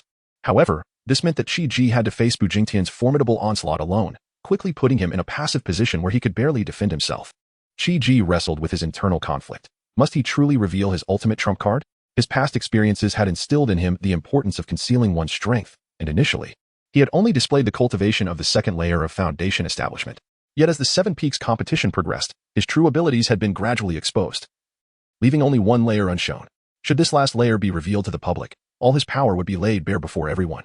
After much deliberation and considering the reward for first place in the Seven Peaks competition, restoration of resource allocation for Zhixiao Peak, and a reward of 100,000 spirit stones, along with an opportunity to select a spirit beast egg, Qi Ji's desire for the spirit beast egg intensified. Having witnessed the splendor of flying mounts, he had long dreamed of acquiring one for himself. This was a rare opportunity indeed. With these thoughts in mind, Qi Ji gritted his teeth and resolved, let the revelation come. For now, there was no immediate danger within the sect. After enduring a relentless assault from Bu Jingtian for the duration of an incense stick, Qi Ji's spiritual energy surged violently within him, and a more powerful aura erupted. Foundation establishment. 8th layer. What the heck? Is this a monster? Breaking through 2 layers during battle. The spectators erupted in astonishment, with one disciple's eyes widening in disbelief. Breaking through 6 levels in a single day, it must be a record. Never before has anyone heard of achieving 6 minor breakthroughs in a single day. The crowd buzzed with excitement, their voices rising and falling like waves. On the high platform, the sect's leaders were equally stunned by Qi Ji's astonishing display. Most of them exhibited glimmers of excitement, realizing that Ding Sanqian had indeed recruited such an extraordinary disciple. Sect Master Qi Feng's thoughts began to stir, weighing the possibility of allocating more sect resources to Qi Ji. A meeting would be necessary upon their return to discuss the matter. On the arena, the battle momentarily paused. Bu Jingtian, his face etched with shock, stared intently at Qi Ji. He simply could not fathom how this young man had managed to break through 2 layers amid combat. Reflecting on his own past, where he had fought desperately against demonic beasts, surviving against all odds to achieve a single breakthrough, he found himself profoundly impacted by Qi Ji's consecutive advancements. After a brief moment of stunned silence, a fierce glint flickered in Bu Jingtian's eyes. With a roar, his spiritual energy surged like a raging tide, his attacks becoming even more frenzied. At this juncture, Qi Ji had fully unleashed his cultivation. Though he was 1 minor realm lower than Bu Jingtian, his possession of 9 spirit roots rendered him formidable. The two engaged in an intense battle, neither yielding an inch, exchanging blows in a fierce contest. Amidst the tumult, Su Ruan and Li Yue realized they could no longer intervene. Any rash participation could inadvertently hinder their efforts. Reluctantly, they withdrew to the edge of the arena, seeking an opportunity to strike.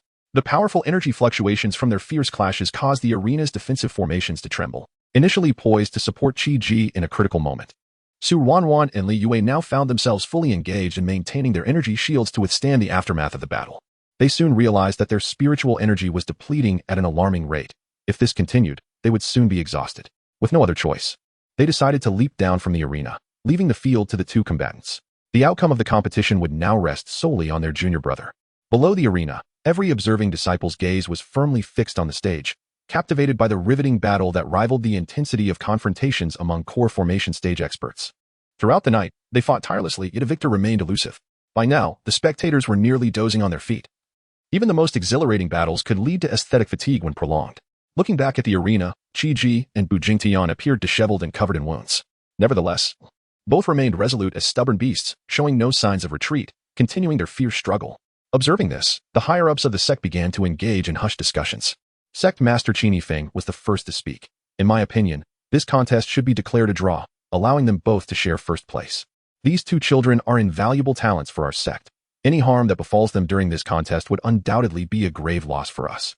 The other judges nodded in agreement, endorsing the sect master's proposal. How will the rewards be calculated then? Will there be an additional first-place prize? An elder inquired. Qi Feng shot the elder a glare. Are you offering it? The sect's spirit stones do not come easily. Let them share the rewards for first and second place. The elder smiled awkwardly and fell silent, inwardly grumbling. I merely made a suggestion. Why should I bear the cost? My spirit stones do not come from thin air. Just as Qi Feng was about to signal the judges to end the battle, a resounding boom echoed like thunder in their ears. The crowd turned to see Qi Ji's spiritual energy surging wildly, an overwhelming aura of the 9th layer of foundation establishment bursting forth. All present were rendered speechless in astonishment. What another breakthrough! Qi Ji was ecstatic, never anticipating that he would achieve a breakthrough in the heat of battle at such a critical moment. Yet before the crowd could recover from their shock, Bu Jingtian also unleashed a more tremendous aura from within. Damn! They both broke through simultaneously. Someone exclaimed from the crowd. Ha! Bu Jingtian laughed heartily, feeling as though heaven was with him. I have also broken through. Now that I stand at the core formation stage, the difference in our realms ensures your defeat. Seeing this, Qi Ji couldn't help but sigh. It seems that first place is beyond my reach. At that moment, the previously clear sky suddenly darkened with ominous clouds. The spectators exchanged bewildered glances, uncertain of the unfolding situation. What is happening? Is it going to rain? Someone muttered. Meanwhile, several elders and senior disciples' expressions changed dramatically. Not good. It is the thunder tribulation. Quickly, take Bu Jingtian away. The sect master shouted. Li Qiufeng, moving like lightning, leaped onto the arena, swiftly seizing Bu Jingtian and fleeing. Once Bu Jingtian was removed from the arena, the panicked crowd sighed in relief. We almost faced the tribulation unprepared, an elder remarked, still shaken. Some confused disciples hurriedly inquired. What is going on? Disciples at the core formation and foundation establishment stages quickly explained. This is the thunder tribulation for core formation. Anyone breaking through to the core formation stage will inevitably attract this tribulation. At this moment, Qi Ji grasped the situation and turned to the judge, Master Judge. What will happen to this competition now? The judge's mouth twitched helplessly. You, my friend, possess extraordinary luck. The judges had initially planned to declare you both tied for first place and split the rewards. Now, however, the rewards are all yours. As Bu Jingtian has lost his eligibility to compete at the foundation establishment stage. Upon hearing this, Qi Ji could not help but break into a silly grin. Does that imply that the top 3 spots are all secured by our Zixiao Peak? He shouted excitedly towards the audience. Sister Su, Sister Li, come quickly. We are about to take the stage to receive our awards. We have dominated the top 3 positions. Chapter 35, The Supreme Elixir Rising from His Seat. The sect leader Qin Yifeng cleared his throat and spoke slowly. Do not be hasty in claiming your rewards. With Bu Jingtian's breakthrough to the core formation stage, he has forfeited his qualification for the foundation establishment competition, leaving 1 spot vacant among the top 10. We must select another individual from the ranks of 10th to 20th place before we can proceed with the awards. Upon hearing this, Qi Ji clasped his hands together and replied, Then we shall wait below. Once the 10th place is confirmed, I will return to receive my reward. After an interminable wait, the 10th position was finally determined, and the much-anticipated award ceremony commenced. Qi Ji was awarded 100,000 spirit stones and 100,000 sect points, while Li Yue and Su Ruanruan each received 50,000 spirit stones and 50,000 points, along with an additional 30,000 spirit stones and 30,000 points, which they divided equally, each taking 40,000 spirit stones and 40,000 points. The selection of spirit beast eggs would occur after the conclusion of the core formation competition. So Qi Ji, along with Li Yue and Su Ruanruan, departed the square shortly after the awards. The trio deliberated and decided to venture to Beiyu City. Due to the limited spirit stones available to the disciples within the sect, the sales of elixirs had significantly declined. Therefore, not long ago, Qi Ji, Su Ruanruan, and Li Yue had pooled their resources to open a shop in Beiyu City specializing in elixirs, which had been thriving, often selling out each day. However, a peculiar phenomenon had recently arisen. The disciples of Unipeak employed to manage the shop reported that the supreme elixirs were encountering issues, as customers were now meticulously selecting before deciding to purchase. When inquired about their selection criteria, they remained reticent. The distance was not great, and the trio arrived at Beiyu City within the span of an hour, situated adjacent to Yuheng sect. Beiyu City was a collaborative construction between Yuheng sect and the Northern Wilderness Empire. Entering the city, they were met with a bustling atmosphere. Su Ruanruan, familiar with the area, led her companions through winding paths, entering their shop through the back door. As soon as they stepped inside, a young girl rushed towards them, visibly anxious. Sister, you've finally arrived. Supreme elixirs are no longer selling well. Customers insist on selecting meticulously before deciding whether to buy. When we asked them their criteria, they refused to divulge. Upon hearing this, Su Ruanruan turned to Qi Ji. Is there something amiss with the supreme elixirs you concocted? Qi Ji promptly retrieved the elixirs he had recently crafted and examined them closely. After a thorough inspection, he indeed discerned anomalies. The supreme elixirs produced in batches of 10 displayed a more vivid clarity in their patterns than those crafted in batches of 9, which exhibited 3, 2, or 1 pattern. The elixirs with 3 patterns from the batch of 9 evidently possessed inferior clarity compared to those from the batch of 10. To validate the difference in efficacy, Qi Ji consumed one of the 3 pattern elixirs from the batch of 9. Instantly, he realized that its potency paled in comparison to that of the 10 elixir batch. Previously, having exclusively utilized the 10 elixir batches, he had not noticed this discrepancy. Seeing Qi Ji's change in expression, Su Ruanruan inquired, What is going on? Qi Ji remained silent, lost in contemplation.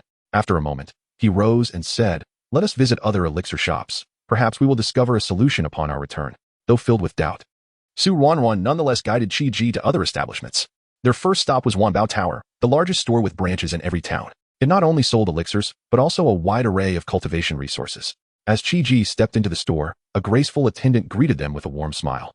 Esteemed guests, are you looking to purchase or sell items? I wish to buy some elixirs, Qi Ji replied. Su Ruanruan was puzzled, thinking, You can concoct elixirs yourself. Why do you need to buy them? Could it be that he seeks to acquire a superior grade? The attendant's smile widened as she gently asked, "May I inquire which specific elixirs you require? I can assist you in selecting." "I am looking for second and third grade supreme recovery elixirs," Chi-Ji responded. Upon hearing this, the attendant's smile brightened further. "Please follow me." She led them to an exquisite display where she retrieved 2 jade vials, presenting them to Chi-Ji. These contain a second grade and a third grade supreme recovery elixir. Chi-Ji opened the vials to inspect their contents, confirming they matched the quality of the 3 pattern elixirs he had produced in his batch of 9. Curious, he asked, "Do you have any of higher quality?" The attendant beamed and softly said, "Young sir, are you referring to the newly released supreme grade elixirs?" Although Chi-Ji was unfamiliar with the term supreme grade elixir, he surmised it might be akin to his 10 elixir batch and nodded in agreement. "Unfortunately, you have arrived at an inopportune time. We have but one last second grade supreme grade elixir remaining," the attendant replied with a hint of regret. Chi-Ji waved his hand dismissively. "No matter. Please bring me that second grade elixir." The attendant deftly operated the shelf, causing a small compartment to pop open. She carefully retrieved a delicate jade vial and handed it to Chi-Ji. He surmised that the vial itself likely cost around 10 spirit stones. Upon opening the vial, he confirmed that the elixir inside was identical to those from his batch of 10. "How much for these 3 elixirs?" Chi-Ji inquired. 500 spirit stones." The attendant quickly replied. Just as Chi-Ji was about to make payment, he paused to reconfirm. "How many spirit stones?" "The third grade supreme elixir is 4,000 spirit stones. The second grade supreme elixir is 1,000 spirit stones, and the second grade supreme grade elixir is 2,500 spirit stones, totaling 7,500 spirit stones," the attendant patiently explained. Her gaze fixed on Chi-Ji. Chi-Ji inhaled sharply, astonished by the exorbitant price of the second grade supreme grade elixir. However, he maintained a calm demeanor, smiling as he said, "Not too expensive, not too expensive." He then tossed a storage bag to the attendant. 8,000 spirit stones. "Consider the excess a tip." The attendant's smile blossomed even more as she hurriedly handed him a transmission talisman. "Young sir, this is my transmission talisman. Should you require anything in the future, feel free to contact me directly, and I will prepare elixirs for you in advance to save you time." Chi-Ji accepted the talisman and nodded in gratitude. "Very well. I shall take my leave." The attendant cheerfully escorted the trio to the entrance, watching until they disappeared down the street before returning inside. On their way back, Su Wanran, noticing the absence of onlookers, suddenly pinched Chi-Ji's waist hard. "Are you smitten with that young girl?" "Ouch!" Chi-Ji gasped in pain. "Why are you pinching me? Don't make baseless accusations that tarnish my reputation." "Humph." Su Wanran placed her hands on her hips, interrogating, "If you aren't interested, then why spend so many spirit stones on elixirs you can easily concoct yourself? And you even tipped her and took her contact information." Chi-Ji was both amused and exasperated, explaining, "Sister, I bought the elixirs to taste and assess their efficacy. As for the contact information, I thought it would facilitate future procurement of alchemical materials." Upon returning to their elixir shop, Chi-Ji took out the 2 second-grade elixirs purchased from Wanbao Tower, consumed them, and savored the effects. After a thorough evaluation, he concluded that his initial assumptions were correct. To his astonishment, he realized that the supreme-grade elixir sold at Wanbao Tower had indeed originated from his own hands. Thus, Chi-Ji rose and, accompanied by Su Wanran and Li Yue, hurried towards the elixir sales hall in front of their shop. Chapter 36. Resolving the elixir dilemma. At this moment, the sales hall was bustling with people. Yet a few individuals were inquiring about the arrival of the latest top-tier elixirs. The customers purchasing elixirs were only interested in the first and second-grade elixirs, while the third-grade top-tier elixirs remained unsold. It was likely the rumors of the instability in the efficacy of the shop's top-tier elixirs that caused apprehension among the patrons. Several female disciples hired from the Jade Maiden Peak, upon seeing the proprietor's arrival, abruptly ceased their tasks and cast hopeful glances toward him, yearning for a resolution to the conundrum surrounding the top-tier elixirs. The customers inquiring about these elixirs, noticing someone approaching from behind, assumed new elixirs had arrived, their eyes sparkling with anticipation as they eagerly asked, "Have the new elixirs come in?" Chi-Ji did not respond immediately. Instead, he raised his hand, signaling for silence. Once the clamor in the hall subsided, he began, "First and foremost, I must clarify the situation regarding our top-tier elixirs. There is no issue with their efficacy. The rumors of instability stemmed from our promotional activities during the grand opening, where we inadvertently mixed some supreme-grade elixirs into our top-tier offerings. Due to a communication oversight, our staff failed to inform you in a timely manner, which caused some confusion. To rectify this oversight," he continued, "from today onwards, each bottle of 10 top-tier elixirs sold will contain 1 supreme-grade elixir. This promotion will last for 1 month." Upon hearing Chi-Ji's words, the crowd began to murmur among themselves. Was he being truthful? Were they being deceived? A few individuals who had come specifically to procure supreme-grade elixirs wore expressions of dismay. They relied on partnerships with various shops to acquire supreme-grade elixirs at a low price and resell them at a premium, reaping 800 spirit stones per elixir. In recent days, they had amassed considerable wealth, but Chi-Ji's announcement threatened to stifle their lucrative venture. Do not fool us. Such a basic error is inconceivable. I suspect you are merely making excuses for the instability of your elixirs. A sharp voice rang out from the crowd, and others echoed the sentiment. Chi-Ji remained unfazed by the jeers, fully aware of their underhanded intentions. Calmly, he produced 2 elixirs for display. Please observe. These 2 are both top-tier elixirs. This one in my left hand is an ordinary top-tier elixir, while the one in my right hand is a supreme-grade elixir. You may closely examine the differences and compare them with the top-tier elixirs you have purchased from other shops. With the physical comparison at hand, it did not take long for some customers to discern the distinctions. A few took out their own top-tier elixirs and compared them with the one in Chi-Ji's left hand, finding that their elixirs matched in color and clarity of inscriptions. In contrast, Chi-Ji's right-hand supreme-grade elixir exuded superior quality, radiating vibrant hues and striking patterns. The disheartened individuals began to calculate. 10 second-grade elixirs priced at 10,000 spirit stones, with 9 top-tier elixirs valued at 7,201 supreme-grade elixir at 1,800, totaling 9,000 spirit stones, leaving them at a loss of 1,000 spirit stones. Damn it, it seems our path to profit has been obstructed, they lamented. Unwilling to concede defeat, they inquired. Then how much for a single second-grade supreme-grade elixir and a third-grade supreme-grade elixir? Chi-Ji replied, the price for a single second-grade supreme-grade elixir is 2,000 spirit stones, while the third-grade supreme-grade elixir is priced at 8,000 spirit stones. Upon hearing these prices, their spirits deflated, realizing they were higher than their selling price to other shops. However, Chi-Ji's subsequent words ignited a flicker of hope. Nonetheless, should you wish to purchase in bulk, discounts will be available. We can discuss this privately later. It seems you are interested in making a substantial purchase. If so, we can converse in the back courtyard. The individuals quickly nodded in agreement. Very well. We shall discuss this in the back courtyard shortly.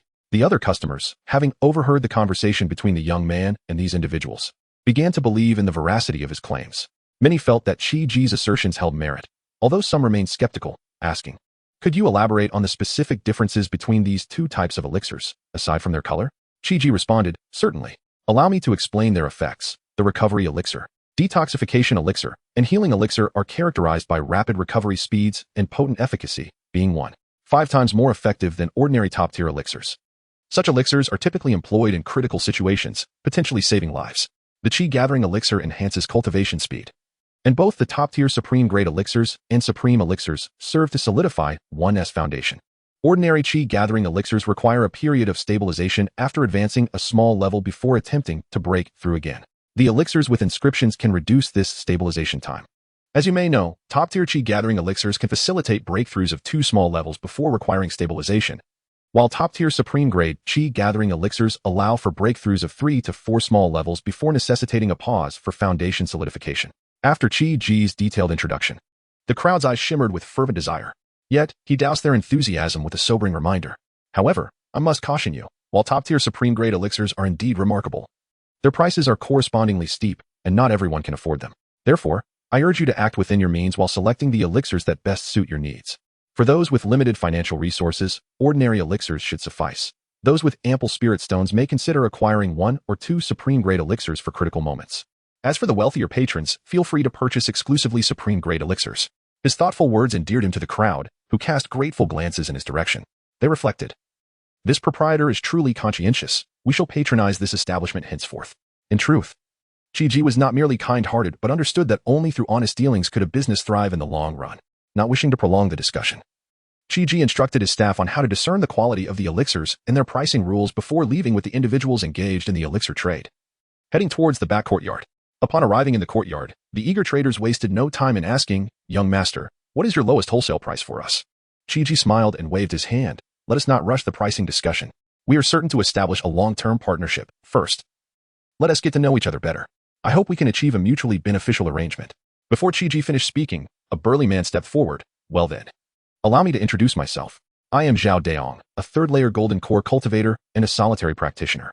I originally made my living hunting beasts in the mountains and gathering spiritual herbs. Upon unexpectedly trying your elixirs, I found their efficacy far superior to those from other shops, prompting me to delve deeper into this trade. At that moment, another middle-aged man in splendid attire spoke up. Young brother, I shall not hide the truth from you. I am Qian Yue, the manager of Tianbao Pavilion, a business operating throughout the Northern Wilderness Empire. I wish to inquire whether these elixirs are products of your sect or sourced from elsewhere.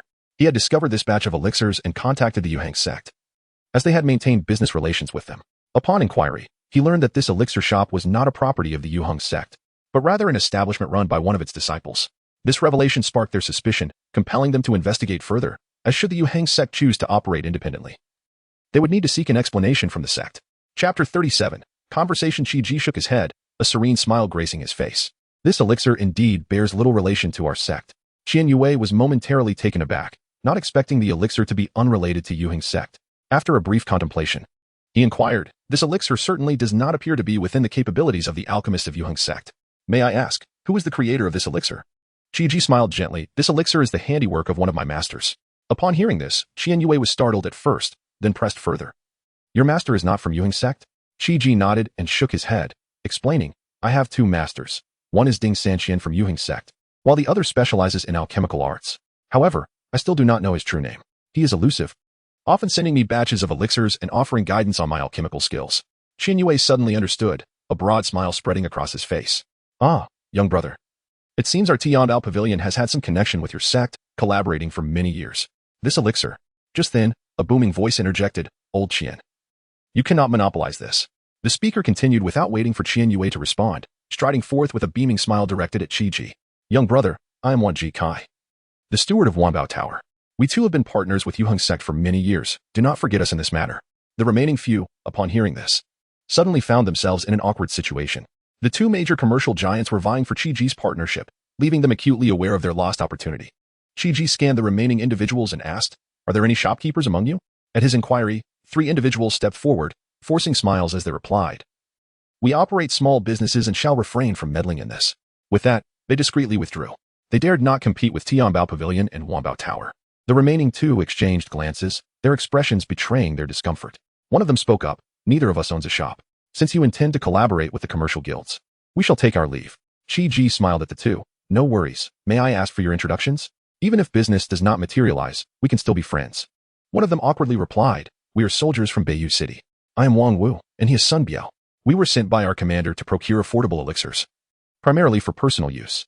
If the prices are too high, we cannot afford them. Curiosity welled within Qi. Do soldiers within the city truly require high-quality elixirs? Have they become so affluent, or is there some impending conflict? With this thought, he turned to Wang Wu and asked, Is there any conflict in Beiyu City? Wang Wu quickly shook his head, clarifying, There is no conflict. Our military salaries barely suffice to sustain our families. If we wish to embark on a path of cultivation and acquire resources, we must seek alternative means. Thus, during our rest periods, our commander takes us to hunt monsters and gather spiritual herbs to exchange for cultivation resources, creating conditions for future generations. In times of danger, we require some top-tier elixirs to prevent casualties. At this moment, Qian Yue furrowed his brow in confusion. As far as I know, doesn't the Northern Wilderness Empire cultivate qualified offspring for its soldiers? Wang Wu nodded, albeit with a sense of resignation. Indeed, but the Empire nurtures only those with exceptional talent. For descendants like us, whose qualifications are relatively poor, the Empire cannot cater to all. Hence, if future generations wish to cultivate, they must find their own ways. Qian Yue sighed, It is a pity. The Empire's financial resources are limited and cannot support everyone's cultivation. After listening, Qi pondered for a moment and asked, How many of you are there? What is your daily consumption of elixirs? Wang Wu felt somewhat awkward, assuming Qi sought to offer discounts based on their needs, his face displaying a hint of embarrassment. Actually, we use very little. We have about 500 people, and generally, we do not require elixirs unless we encounter extremely dangerous situations. On average, our daily consumption is less than 2 elixirs, mostly for healing. He hesitated, If you were considering a discount based on our purchase volume. At this, Qi smiled and nodded, You misunderstood. I hold great respect for the soldiers who protect our homes. Here is what I propose. I will provide you with 60 elixirs each month at half price, and from now on, you two will handle the procurement. The 2 men were overjoyed and quickly expressed their gratitude. Qi continued, Let me be clear. These elixirs are strictly for your internal use and must not be sold. Should I discover any unauthorized sales, I will terminate the discount immediately. The 2 promptly assured him that such a situation would never arise, pledging to oversee the matter diligently. Should Qi uncover any malpractice, they would bear the consequences. Qi waved his hand dismissively. There is no need for such drastic measures. Simply ensure that you uphold your responsibility. He then added, By the way, Yuheng sect at Zishu Peak is planning to recruit a new batch of disciples. If any of your family members wish to join, feel free to bring them along. As long as they possess the aptitude for cultivation, they will be accepted. Starting as handyman disciples. Upon hearing this, the 2 men were elated, exclaiming, We are willing. You are truly our benefactor. They moved to bow in gratitude. Seeing this, Qi quickly unleashed a surge of spiritual power to prevent their kneeling, There is no need for such gestures. I cannot accept your worship. It would be detrimental to my lifespan. I do this solely out of respect for your commitment to safeguarding our nation. Having said this, Qi Ji summoned the shop manager, Zhou Min, and detailed the arrangements for Wang Wu and Sun Biao's elixir purchases. He instructed Zhou Min to assess the qualifications of any children they brought. Those with spiritual roots would be welcomed at Zishu Peak. Wang Wu and Sun Biao, satisfied with the arrangements, expressed their heartfelt thanks before taking their leave. Qi Ji instructed Zhou Min to escort them out and arrange for the three of them to coordinate future dealings. At this moment, the most uncomfortable individual was Zhao Daong. He had long wished to depart, but struggled to find an opportunity. As Qi Ji concluded his business, he hastily stood and said, "Young hero, I believe my presence is no longer required, so I shall take my leave." Qi Ji turned to Zhao Daong with a smile. "Brother Zhao, I have a job for you. Would you be willing to take it on?" Zhao Daong was taken aback, scratching his head. "What kind of job is it? I am but a simple man. I cannot manage the intricacies of running a shop." Chapter 38. The master is saved with a smile, Qi Ji remarked. "The task is quite simple. It involves occasionally running errands and conveying certain messages for me. The probation period lasts a month. And the compensation is a top-tier elixir of the 3rd grade, or an equally valuable alternative. If you are interested, please wait for a moment." Zhao Daong's eyes widened in astonishment. "An elixir worth 8,000 spirit stones?" Qi Ji nodded with a smile. Zhao Daong grinned broadly. "Only a fool would refuse such an offer. I shall wait outside." Noticing this, Qi Ji nodded to himself, pondering. Though Zhao Daong appears simple-minded, he is quite perceptive. Once Zhao Daong departed, Qian Yue and Wan Jinkai clasped their hands together, beaming with congratulations. "Congratulations, young hero, on acquiring such a capable aide," Qi Ji mused. These two are merely the stewards of a major trading company, yet their discernment is remarkable. They too recognize Zhao Daong's potential. How could I possibly compare to the two of you? Your subordinates are truly exceptional," Qi Ji replied. "Now let us discuss business." Upon hearing this, the two sat up straighter, eagerly awaiting Qi Ji's proposal. After a moment's contemplation, Qi Ji inquired, "Are you seeking only top-tier elixirs, or do you require all varieties?" Exchanging glances, they replied with smiles. "Naturally, we would prefer to see which of your conditions suits us best. However, if we could obtain exclusively top-tier elixirs, that would be ideal, for we already have stable channels for other elixirs." Qi Ji nodded in understanding and suggested, "In that case, let us engage in a barter. You provide the alchemical materials, and I shall supply you with elixirs." Qian Yue was the first to ask, "How many alchemical materials would you require in exchange for a top-tier elixir?" Without a word, Qi Ji held up 4 fingers. The two exchanged glances once more. And Wan Jinkai tentatively asked, "Surely you do not mean 4 portions of spiritual herbs for a single top-tier elixir?" Qi Ji raised an eyebrow and glanced sideways at Wan Jinkai. "Do I seem like a fool to you?" "Ha ha ha." Wan Jinkai chuckled awkwardly, "Just a jest. How about 40 portions of alchemical materials for 1 top-tier elixir? We will prepare the corresponding materials based on the grade and quantity of the elixirs needed." Qi Ji nodded. "That is acceptable. However, for now, I can only provide 1st to 3rd grade elixirs. I will supply as many elixirs as the materials you provide. As for 4th grade elixirs, each of you must provide 40 portions of alchemical materials. If my master can provide me with a 4th grade top-tier elixir, I shall give it to you. If it cannot be procured shortly, I will return the materials to you." The two nodded eagerly. "Excellent. We shall return to prepare the alchemical materials and collect a batch of elixirs shortly." Qi Ji responded, "Very well, I shall await your return."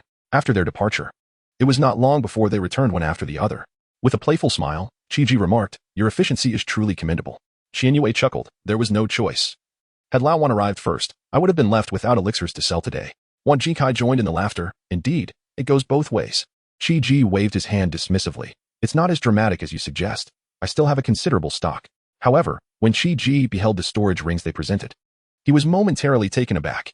"Oh, your storage artifacts are quite sophisticated. This is my first encounter with a storage ring." "Haha, young brother certainly has a way with words." Qian Yue replied, though he doubted Qi Ji had never seen a storage ring, suspecting he was merely admiring his own. Yet, considering the lucrative nature of this transaction, a single storage ring was hardly a concern. Thus, he generously stated, "This storage ring is not particularly valuable. Since you like it, I shall gift it to you. We used it because of its ample space. Otherwise, 3 or 5 storage bags would not suffice for so many alchemical materials." Seeing this, Wan Jinkai quickly offered his own storage ring. "I too shall gift my ring to you, young brother." Qi Ji accepted the 2 storage rings, examining them for a moment. The more he looked, the more he appreciated them. When he slipped one on, he found it adjusted automatically to fit his finger. Qi Ji was quite pleased, wondering how many spirit stones each ring might be worth. Qian Yue waved his hand, having set it as a gift. "How could we accept spirit stones in return?" Wan Jinkai concurred. "Indeed, this ring is hardly worth a few coins." Qi Ji paused slightly, then burst into hearty laughter. "Do not misunderstand. I would never decline a gift. I merely intend to procure a few for our steward. Otherwise, using storage bags is indeed quite inconvenient. The two were momentarily stunned. Realizing that Chi-Ji was genuinely unfamiliar with the storage rings and was not attempting to feign ignorance, Qianyue spoke up, storage rings vary in capacity. The smallest can hold 100 cubic meters, like the one you possess, and costs 10,000 spirit stones. A larger ring can hold 200 cubic meters and is priced at 30,000 spirit stones. 500 cubic meters costs 100,000 spirit stones, and 1,000 cubic meters is 500,000 spirit stones. We do not have any larger rings in our store. Chi-Ji waved his hand. I do not require one that large. The next time you visit Shoumin for supplies, please bring 5 of the 100 cubic meter rings, and Shoumin will settle the spirit stones with you directly.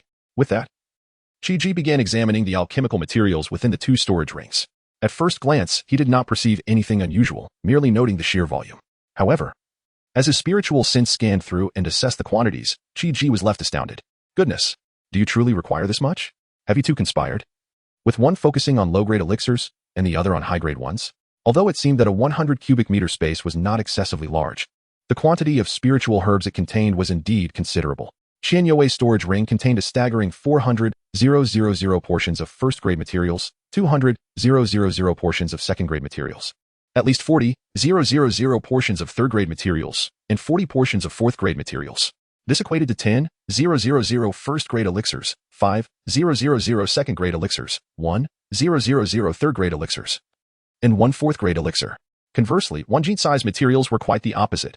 40,000 portions of first-grade materials, 200,000 portions of second-grade materials, 400,000 portions of third-grade materials, and 40 portions of fourth-grade materials. This translated to 1,000 first-grade elixirs, 5,000 second-grade elixirs, 10,000 third-grade elixirs, and 1 fourth-grade elixir. Wanjin shook his head and explained, we did not conspire. Some of my third-grade elixirs are allocated for other regions, as our Wanbao Tower has branches everywhere. If you require anything in the future that we do not have in the North Wilderness, I can assist you in sourcing it from other areas. Upon hearing this, Chi-Ji's eyes brightened. His master had been afflicted by the silent spirit poison. If he could procure a detoxifying elixir from elsewhere, could it not be a means of salvation? With this thought, Chi-Ji hastily inquired, might you be able to help me locate the 6th-grade elixir? The breaking silence and returning spirit elixir? Wanjin nodded in response. I can reach out to my contacts. It should be possible to find it. However, these elixirs are scarce, and the formula is rare. It will likely cost around 1 million spirit stones. Without hesitation, Chi-Ji affirmed, that is acceptable. As long as it can be found, I will pay whatever is necessary. If my spirit stones are insufficient, I can offer elixirs in exchange. Wanjin assured him.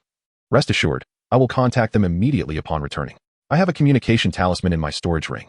Once I receive news, I will inform you without delay. Chapter 39. The matter resolved. Returning to the sect with spirit beast eggs, Chi-Ji nodded. Very well. I appreciate your assistance, Brother Wan. With that, Chi-Ji retrieved his storage bag and produced several jade vials, addressing the 2 men. Here are 400 first-grade exquisite elixirs, 200 for each of you. After they counted, Chi-Ji continued, presenting second-grade elixirs, which were in greater quantity, offering 500 per person. For the third-grade elixirs, he provided 100 each. Once the 2 men finished counting again and confirmed everything was in order, they accepted the elixirs. Chi-Ji further explained, in 10 days, you may collect the elixirs from Zhoumin. At that time, I will settle the first and second-grade elixirs, while the remaining third-grade elixirs will be delivered in batches. And I will have Zhoumin contact you then. The 2 men were momentarily taken aback. They had anticipated that producing such a large number of elixirs would require at least 6 months to a year. Yet Chi-Ji had assured them he could settle the first and second-grade elixirs in just 10 days. Qianyue could not help but interject. Is it truly possible to concoct them in such a short time? You should confirm with your master. Producing such a quantity of elixirs is no trivial matter. Chi-Ji waved his hand dismissively. You need not worry. My master has a substantial stock of exquisite elixirs. There are ample first and second-grade elixirs available. As for the third-grade exquisite elixirs, they may take time to be delivered in batches. The 2 men finally understood. Having initially thought that Chi-Ji underestimated the challenges of alchemy, with their business concluded, they rose to take their leave. Chi-Ji's confidence in promising the settlement of the first and second-grade elixirs stemmed from his recent discovery of a new function of his cauldron. If he manually concocted 2 batches consecutively, each yielding 10 elixirs, the cauldron would then automatically produce subsequent batches as long as he supplied the necessary materials. However, given his current alchemical skills, he was not yet capable of producing 2 consecutive batches of 10 third-grade elixirs, which is why he hesitated to commit to a timeline for their delivery. After the 2 departed, Chi-Ji summoned Zhao Daong. As soon as Zhao entered, he exclaimed, Young master, from now on, I am at your service. Command me as you wish, whether it be scaling mountains or traversing seas. Chi promptly interrupted his flattery. Brother Zhao, please take a seat. I wish to discuss your upcoming tasks. Zhao Daong quickly waved his hands. Young master, you honor me too much. From now on, simply call me Zhao Daong or Daong. Since I am working for you, I am your subordinate. With such courtesy, I feel embarrassed to accept any remuneration.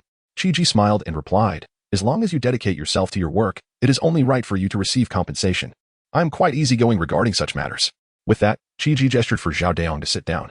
Seeing that Chi was not jesting and truly did not place much value on formalities, Zhao Daong complied. Very well, young master. I shall be more casual. We can observe formalities when outsiders are present. Chi nodded and began outlining Zhao Daong's responsibilities. Your tasks can be seen as simple yet complex. On one hand, keep an eye on the elixir shop and report any significant occurrences, while trivial matters need not be conveyed. On the other hand, gather intriguing news and share it with me.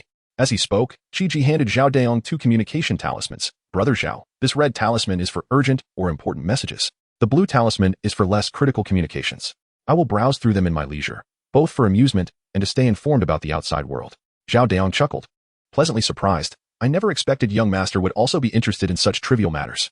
In my free time, I often visit taverns and tea houses to listen to the latest gossip. Chi smiled, tossing Zhao Daong 3 jade vials. These 3 vials contain ordinary top-tier elixirs, one for healing, one for energy gathering, and one for spirit replenishment. Upon receiving the vials and inspecting their contents, Zhao Daong was astonished to find they were all 3rd-grade top-tier elixirs. He quickly exclaimed, Young master, why are you giving me so many? Aren't you worried I might abscond with them? Chi waved his hand nonchalantly. Do not fret. Once I finish discussing your remuneration, you will likely have no thoughts of fleeing. The healing and spirit replenishing elixirs are emergency supplies not frequently used, as long as you utilize them yourself. I have more than enough to provide. Should you run low, simply come to me or seek out Zhou Min. As for the energy gathering elixirs, they are essential for cultivation. As long as you diligently serve me, I will ensure you have ample supplies. Given that your increased cultivation will enhance your ability to assist me, in addition to the elixirs, you will receive 8,000 spirit stones each month from Zhou Min for your living expenses. For every minor realm you advance, you will receive an additional 500 spirit stones monthly, and for each major realm, an extra 10,000 spirit stones. After outlining these terms, Chi looked at the astonished and speechless Zhao Daong with a smile. Still considering fleeing with these elixirs? Zhao Daong shook his head vigorously. No way. I would be a fool to run off with these elixirs. From now on, I'll be clinging to young master. You won't be able to shake me off. Chi rolled his eyes playfully. What do you mean by clinging to me? Hurry and leave. If there's anything, I will communicate with you. As Zhao Daong left in high spirits, he pinched himself on the thigh, realizing it was not a dream. This treatment surpassed that of even the direct disciples of major sections. He had unexpectedly stumbled upon a stroke of fortune and resolved to burn some paper money for his long-deceased ancestor, grateful for this turn of fate. Upon completion of his affairs, Su Wanran curiously inquired, Who is your other master? We have never met him. Li Yue also cast a curious glance, awaiting an answer. Chi feigned seriousness and replied, My master is elusive, like a dragon seen only in shadows. I never know when he might seek me out. He always appears and disappears without a trace. Su Wanran pressed on, Then why don't you ask your master to save Uncle Ding? Chi shook his head, sighing. I have mentioned this, but my master is quite an eccentric old man. He insists he won't die anytime soon and that I should resolve matters myself. Su Wanran and Li Yue exchanged glances, thinking, what a peculiar old man. Su Wanran then asked, Why did you offer Zhao Daong such a high remuneration? With those resources, you could easily find 10 core formation subordinates. Chi chuckled. Even with 10 core formation subordinates, none may be as valuable as Zhao Daong. Among so many, only he discerned the uniqueness of the elixirs, and he is indeed a rare talent. But you need not offer him such a generous reward. Su Wanran pouted, expressing her dissatisfaction. Chi shrugged nonchalantly. It's merely a matter of casually producing a few extra batches of elixirs. However, moving forward, Zhao Daong will undoubtedly dedicate himself to serving me faithfully. Su Wanran scoffed. With such generous compensation, who wouldn't be dedicated? Chi shook his head. Not necessarily. It ultimately depends on the individual. If you randomly select people off the street and offer them the same high compensation when faced with life and death, they would be the first to flee. Isn't that obvious? No amount of wealth is worth more than life. Su Wanran retorted. Chi shook his head. Zhao Daong is different. As long as you treat him sincerely, he will undoubtedly follow you to the ends of the earth. All right, let's not dwell on this any longer. With matters settled here, we should return to the sect. I expect to collect my spirit beast egg tomorrow. Chapter 40. Selecting egg upon returning to the sect. Chi immediately immersed himself in alchemy at the Purple Cloud Peak. Su Wanran and Li Yue were assigned by Chi to the site of the Seven Peaks Grand Competition to monitor when the awards would be presented, so they could promptly inform him to select a spiritual beast egg. Moreover, he wished to avoid any disturbances during his alchemical work, particularly not wanting others to discover that his furnace could autonomously refine pills. Such knowledge could potentially attract deadly treasure hunters. While Chi-Ji leisurely tossed first-grade alchemical materials into the furnace, a communication talisman vibrated. Upon inspection, he found it was a message from Su Wanran. Chi-Ji, Wu Jingtian wishes to challenge you, claiming he wants to settle the score. Chi-Ji replied directly, just tell him I concede. How does he expect to compete with me? A Foundation establishment cultivator, at his core formation level? Shortly thereafter, another message from Su Wanran arrived. He said to wait until you reach core formation before battling. Chi-Ji responded, let him wait. We can discuss it once I reach that stage.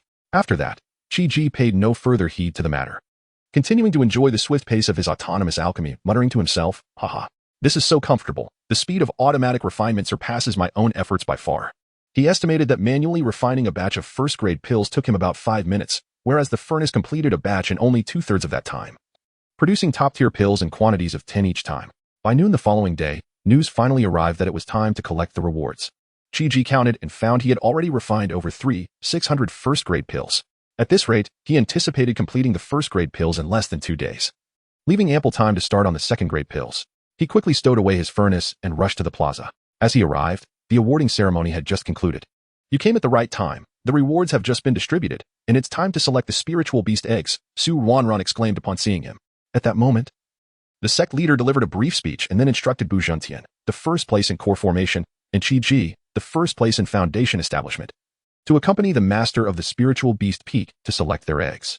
As Chi-Ji walked forward, following the master of the spiritual beast peak, he observed Bu Zhentian and curiously inquired, hey, are you and Bu Zhentian brothers? Your names are so similar, yet you look quite different. Bu Zhentian merely shot him a blank glance and continued walking, showing no inclination to engage in conversation. Chi-Ji shrugged, mumbling to himself, is he really that aloof? He then fell silent. At this point, Chi-Ji noticed a considerable number of followers trailing behind, including Su Wanran and Li Yuwei. What are you all doing here? Why are there so many people following us? He asked. Su Wanran cheerfully replied, we're here to join the excitement. Normally, the spiritual beast peak prohibits outsiders, but it opens up for the selection of spiritual beasts when rewarding sect disciples. Not long after, the master of the spiritual beast peak led the group to a deep pit and halted. Chi-Ji peered into the pit and saw a half-buried, egg-shaped boulder, with various spiritual beast eggs of different sizes and vibrant colors surrounding it. The master indicated the eggs below, saying, you may choose for yourselves. As Chi-Ji compared the eggs for size and appearance, Bu Zhentian suddenly leaped down into the pit. He touched one of the eggs and pressed his ear against it to listen.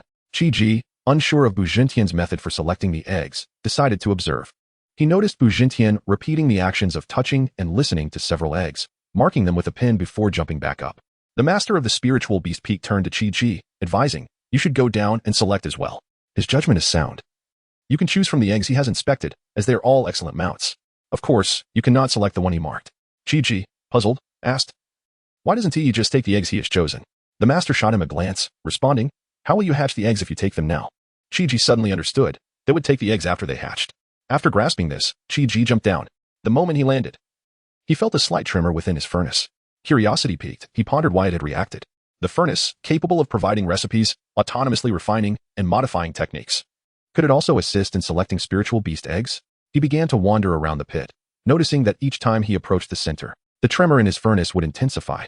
As he neared the center, Chi-Ji reached out to touch the eggs, but to his surprise, the tremor ceased. Which egg is it? He thought, wishing for a hint. His gaze darted between several eggs, yet the furnace remained unresponsive.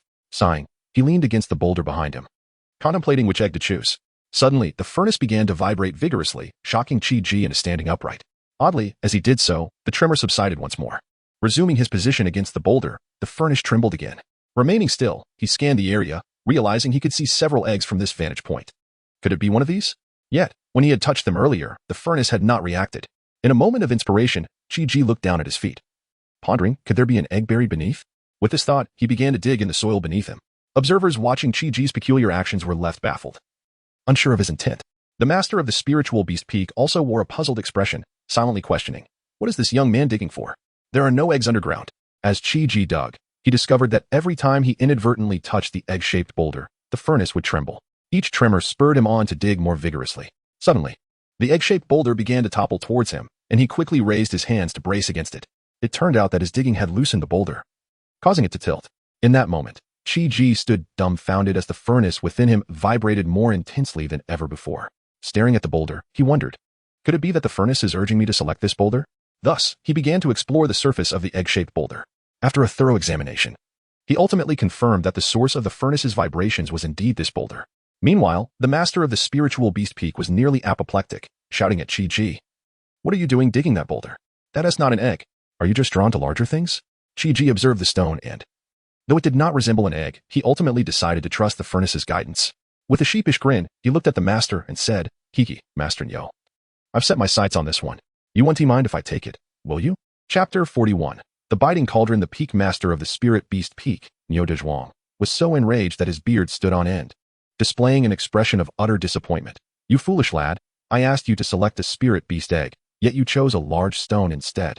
Chi-Ji blinked, his eyes darting as he forced a smile. Hee, Master Nyo, how about this? I will purchase this stone from you for 100 spirit stones. And I will select a spirit beast egg as well, that way we both benefit. What do you think? Nyo Dezhuang glared at Chi-Ji, his face reddening with indignation. This large stone of mine was procured with great effort. It is worth far more than just 100 spirit stones. In truth, the stone had not been acquired by Nyo Dezhuang at all. It had existed long before he joined the sect. Upon hearing this, Chi-Ji realized that the other party had not entirely dismissed his offer. He merely deemed the price insufficient. As long as there is a price, negotiations can commence. He thought slyly. How about this, Master Nyo? I could find a larger stone to craft into an even bigger egg shape in exchange for this one. Or I could offer you 1,000 spirit stones to buy it outright. Which option do you find more agreeable? Upon hearing Chi-Ji raise the offer to 1,000 spirit stones, Nyo Dezhuang began to ponder. 1,000 spirit stones isn't loss. I could later find a large stone and carve it into an egg shape to replace this one. Wouldn't the 1,000 spirit stones go straight into my pocket? With this thought in mind, Nyo Dezhuang, motivated by the notion of acquiring more, decided to push the price further, extending 2 fingers. 2,000 spirit stones. Deal. Chi-Ji responded without a moment's hesitation, promptly storing the egg-shaped stone in his storage ring. He then swiftly selected one of the spirit beast eggs previously chosen by Bu Jintian, took out a brush, and inscribed his name upon it. Hee. Done. At the moment Chi-Ji proclaimed deal, Nyo Dezhuang experienced a pang of regret. Curse be it. I should have asked for more. Had I known this lad would agree so readily, I could have pushed for 3,000. However, the words had left his lips, and as the peak master of the spirit beast peak, he could not retract them. Chi-Ji leaped to the edge of the pit, retrieved a jade bottle from his storage ring containing a third-level ordinary top-tier healing pill, and handed it to Nyo Dezhuang. Master Nyo, times are tight for me lately. Would you accept this pill as payment? Upon receiving the jade bottle and inspecting its contents, Nyo Dezhuang's eyes narrowed into slits, his joy evident. Very well. Old Nyo is a straightforward person. Do come by often. Chi-Ji nodded in gratitude. I shall certainly pay a visit. However, I have heard that outsiders cannot usually enter Spirit Beast Peak. Master Nyo, might you grant me a pass? Without hesitation, Nyo Dezhuang tossed Chi-Ji a pass, all the while contemplating. I shall ensure this lad experiences the benefits of Spirit Beast Peak. Perhaps he will become reluctant to leave and consider joining us. Chi-Ji accepted the pass and eagerly took his leave. On the way back, Su Ruan and Li Yue probed. What on earth do you need a large stone for? Aren't there plenty of them on the mountain? Chi-Ji, with a straight face, fabricated. The moment I laid eyes on that stone, I felt a connection. I believe it is my lucky stone. I plan to enshrine it, and it might bring me good fortune. Su Ruan and Li Yue exchanged glances, speechless. This lad had brought over the superstitions of the mortal realm. Cultivators did not subscribe to such beliefs. They battled fate itself. How could they be superstitious? They shook their heads in resignation, deeming Chi-Ji still unaccustomed to the world of cultivation. Upon returning to Zixio Peak, Lu Yun and Xiaoyu had been waiting for their arrival. Lu Yun, seeing them return, hurriedly inquired, So, how did it go? Did you select a flying mount? Su Ruan was the first to reply. Indeed, we did. Master Nyo even offered a few pointers. In addition to choosing a flying mount spirit beast egg, this fellow also spent 2,000 spirit stones to acquire the iconic large stone from Spirit Beast Peak, claiming it to be his lucky stone. Lu Yun merely smiled gently. Regardless, he has no shortage of spirit stones. Consider it support for the peak master of Spirit Beast Peak. After chatting with his 2 mistresses for a while, Chi-Ji excused himself and retreated to his room, plunging into alchemical work. Time was of the essence. He needed to refine the promised medicinal pills. 10 days might seem neither too short nor too long, yet if he did not seize the opportunity, he might very well fail to produce them. Thus, Chi-Ji entered seclusion for alchemy, setting up a simple formation to prevent prying eyes and placing a sign at his door stating, Secluded for 10 days, please do not disturb. As time flew by, on the 9th day, Chi-Ji successfully refined both first and second level superior quality pills from Tianbao Pavilion and Wanbao Tower. Simultaneously, he dedicated a day to crafting ordinary pills, finding the process much swifter. Chi-Ji merely needed to adjust the alchemical speed, allowing the furnace to automatically refine a batch of 9 pills at a time, which was twice as fast as refining 10.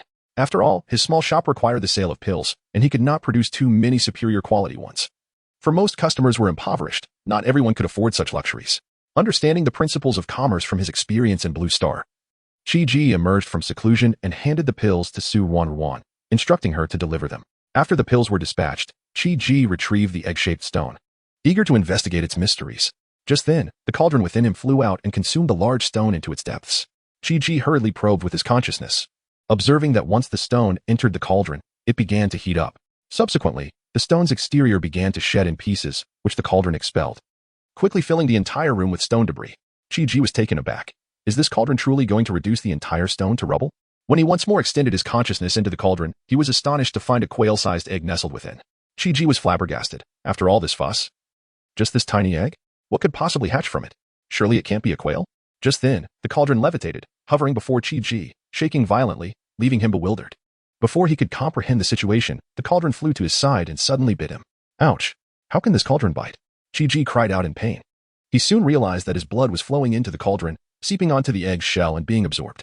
A peculiar sense of intimacy blossomed between him and the small egg. Soon after, a depression formed at the bottom of the cauldron, and the small egg fell into it, whereupon the depression was covered by a thin membrane. Chapter 42. Breaking through to the golden core realm. After completing these steps, the cauldron automatically returned to Chi-Ji's body. Was that it? Upon further reflection, hatching the spirit beast egg would likely require considerable time. Chi-Ji murmured softly, removing the storage bag from his waist, extracting third-tier alchemical materials, and commencing his alchemical endeavors. After a day and night of relentless effort, he had yet to produce 2 batches of 10 pills in succession. Chi-Ji sighed heavily, realizing that his spiritual awareness was insufficiently powerful to continuously refine 2 batches of 10 pills. He needed to enter the golden core realm himself. After a moment of contemplation, Chi-Ji retrieved a gathering chi pill and swallowed it, beginning to meditate and cultivate. A fortnight swiftly passed, and despite numerous attempts to break through to the golden core realm, Chi-Ji consistently faltered at critical moments, failing to coalesce the golden core. With a hint of resignation, he sighed, recognizing the necessity of venturing out for practical experience or consuming a golden yuan pill to enhance his chances of forming the golden core. Weighing his options, and considering his outstanding debts to 2 major trading associations for numerous third-tier supreme pills, he ultimately resolved to pursue a breakthrough through the consumption of a golden yuan pill, as it would expedite the process. With this decision in mind, he summoned a communication talisman to notify Zhao Daong to procure 10 sets of materials for refining golden yuan pills. Upon receiving the directive, Zhao Daong wasted no time, adhering strictly to Chi-Ji's list as he visited various shops to make his purchases. However, after combing through every shop, he was unable to find the primary ingredient, the golden yuan fruit.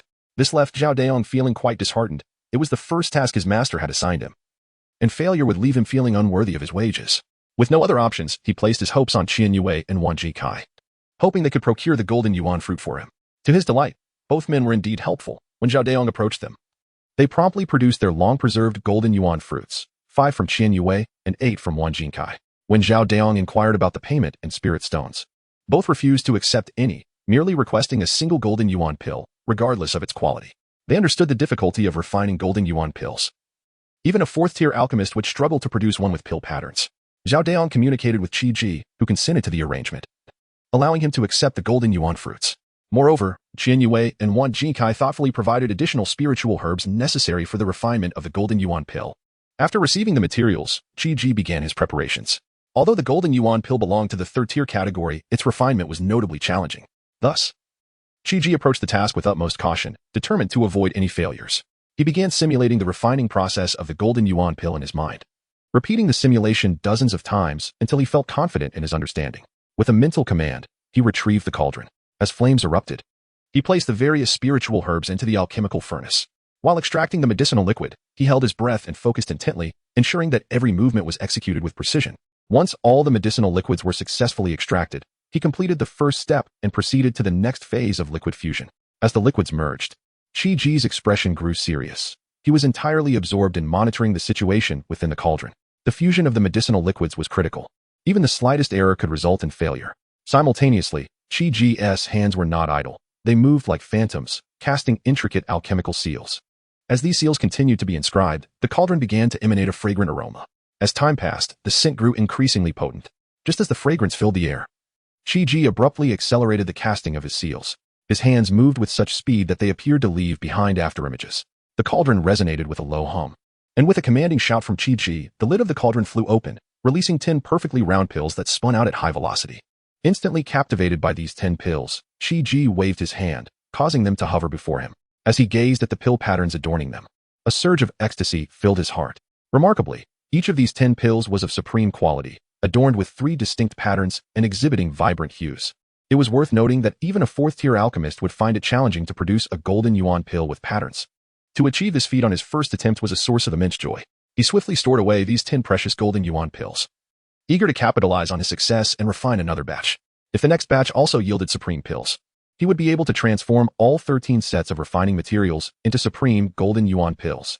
With determination, he set to work once more, but to his dismay, the next 2 batches resulted in failure, reduced to mere dross. This disheartened Chi-Chi, prompting him to reconsider his approach. He resolved to wait until he had successfully coalesced a golden core before continuing his refining efforts, as he believed this would significantly enhance his efficiency.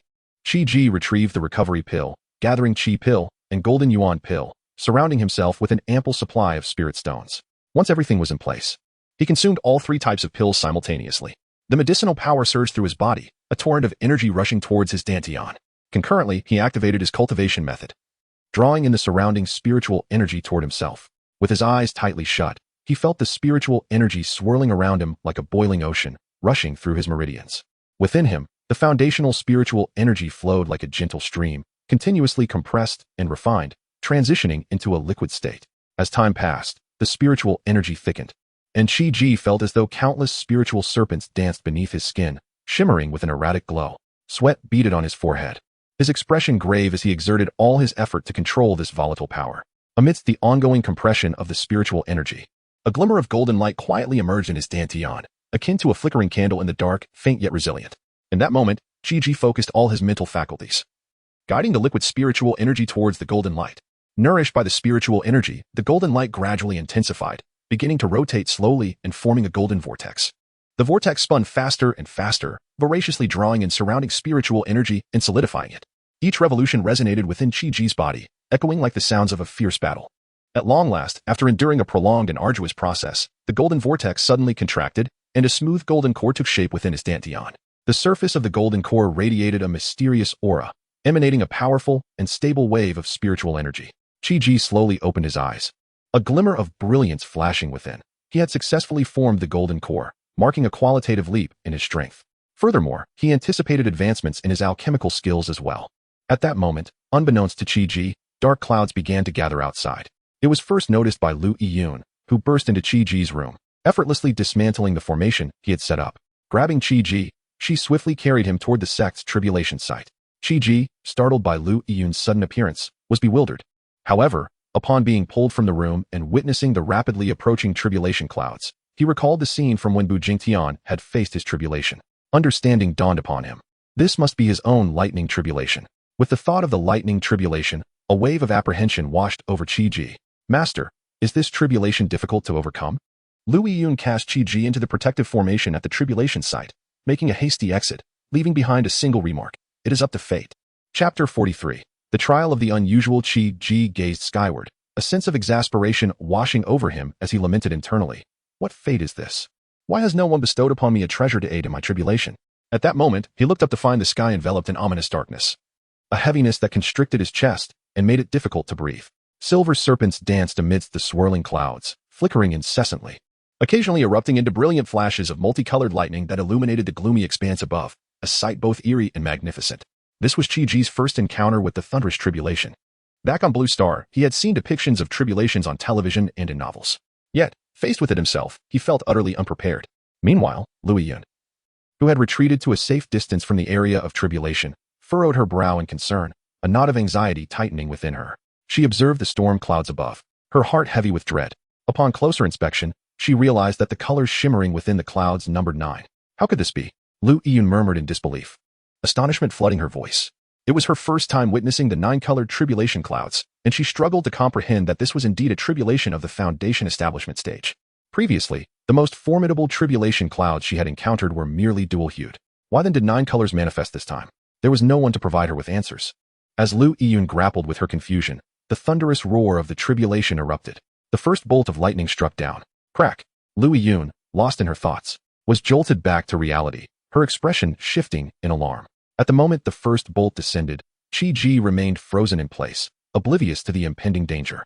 Lu Yun attempted to shout a warning, but it was too late. The tribulation had already descended, crashing down upon Qi with a resounding force. In an instant, Qi's body convulsed violently, his hair standing on end, limbs twitching uncontrollably, while sparks of electricity crackled across his skin, filling the air with the acrid scent of singed flesh. Lu Yun's heart sank to the depths of despair. Feeling the weight of guilt for not having explained the tribulation process to Qi during his late Foundation establishment stage. Had she done so, perhaps he would have had a glimmer of hope. As a stick of incense burned down, Qi's body continued to tremble uncontrollably. Lu Yun's eyes widened in disbelief. What on earth was happening?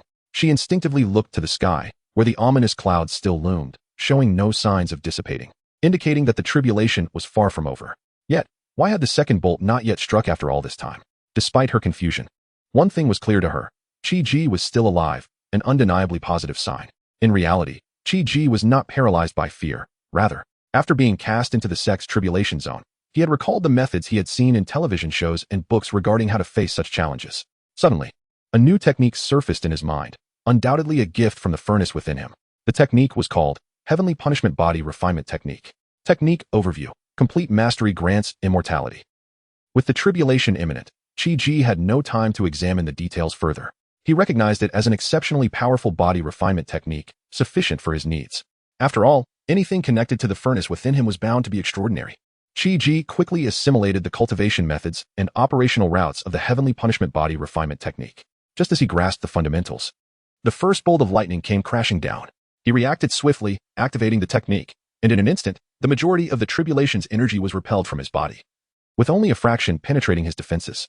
Although the energy that entered was minimal, it was still a challenge for Qi, facing his first tribulation.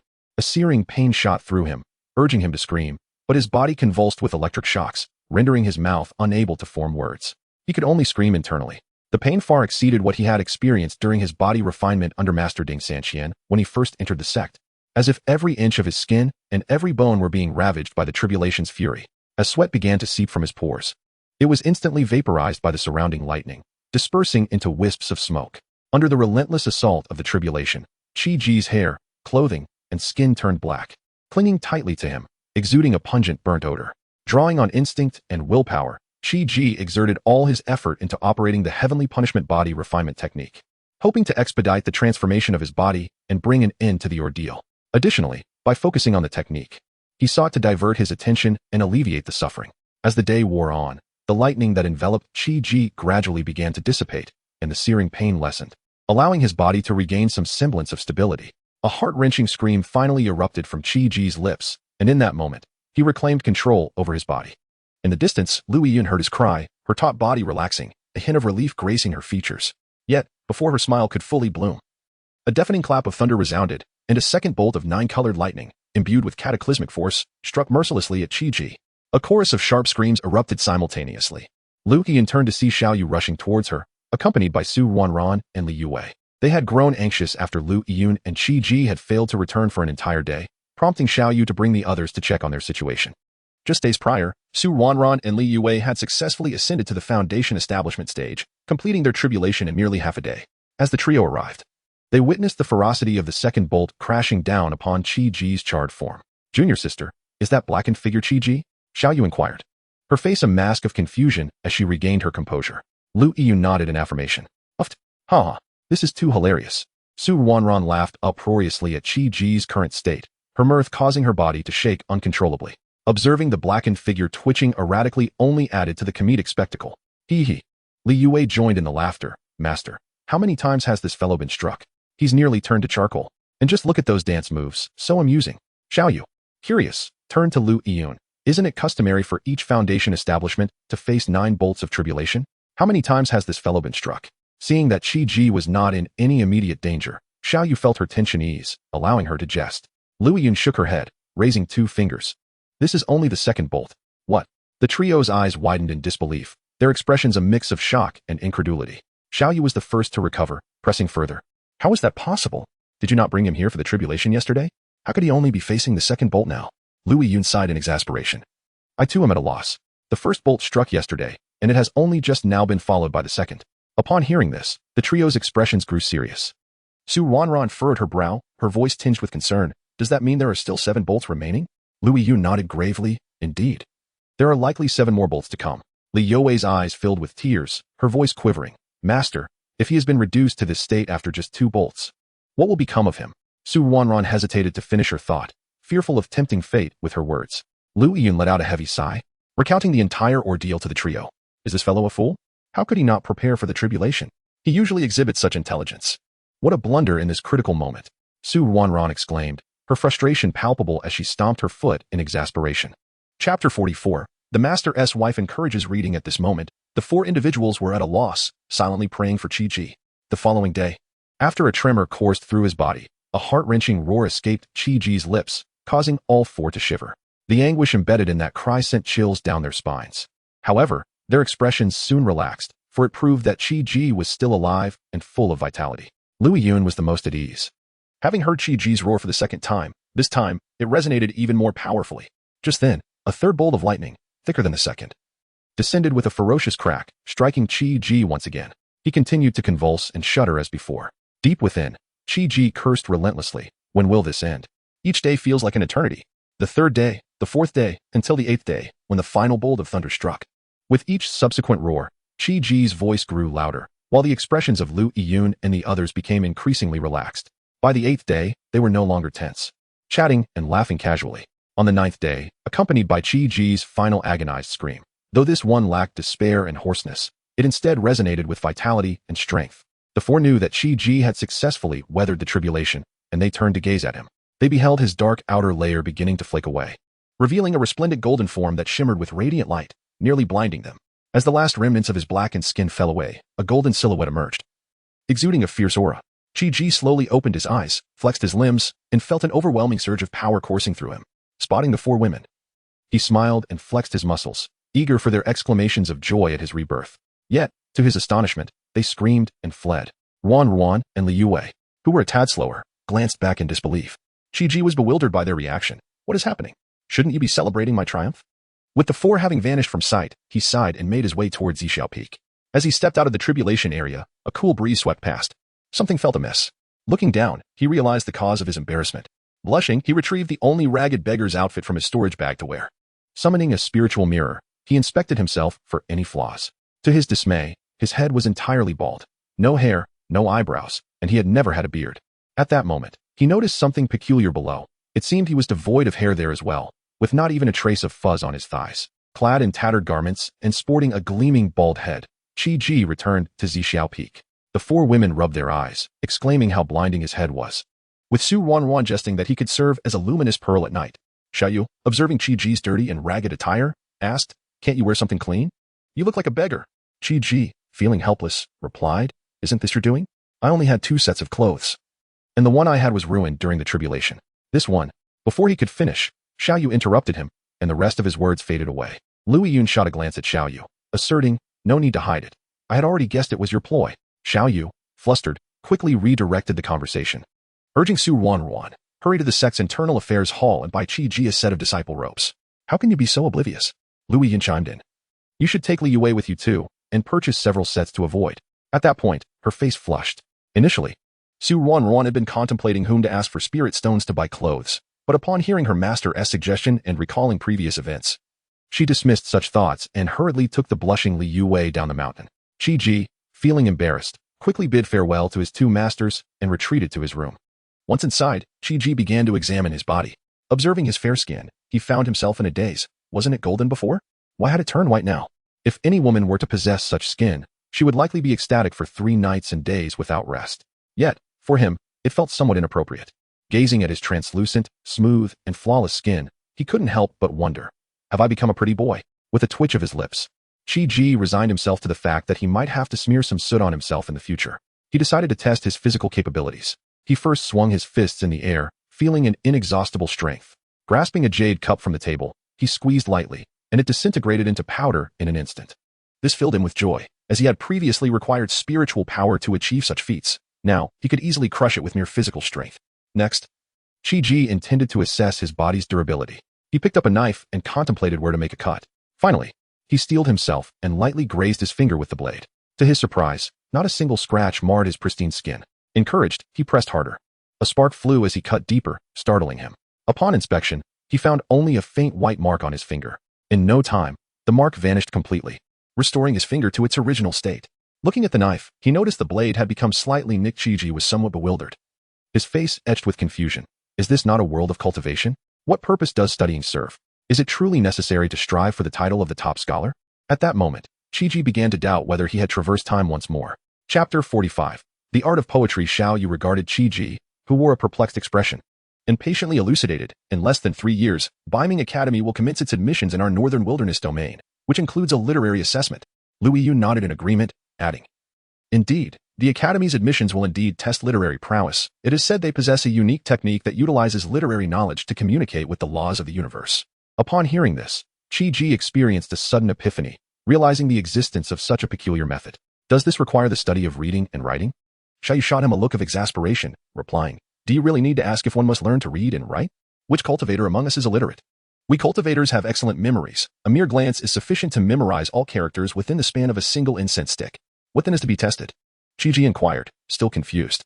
Lu Yun responded, It seems there will be poetry, scriptures, and debates, among other varied subjects, although I am not entirely certain of the specifics. Chi nodded thoughtfully. Does our sect scripture repository contain any materials on this topic?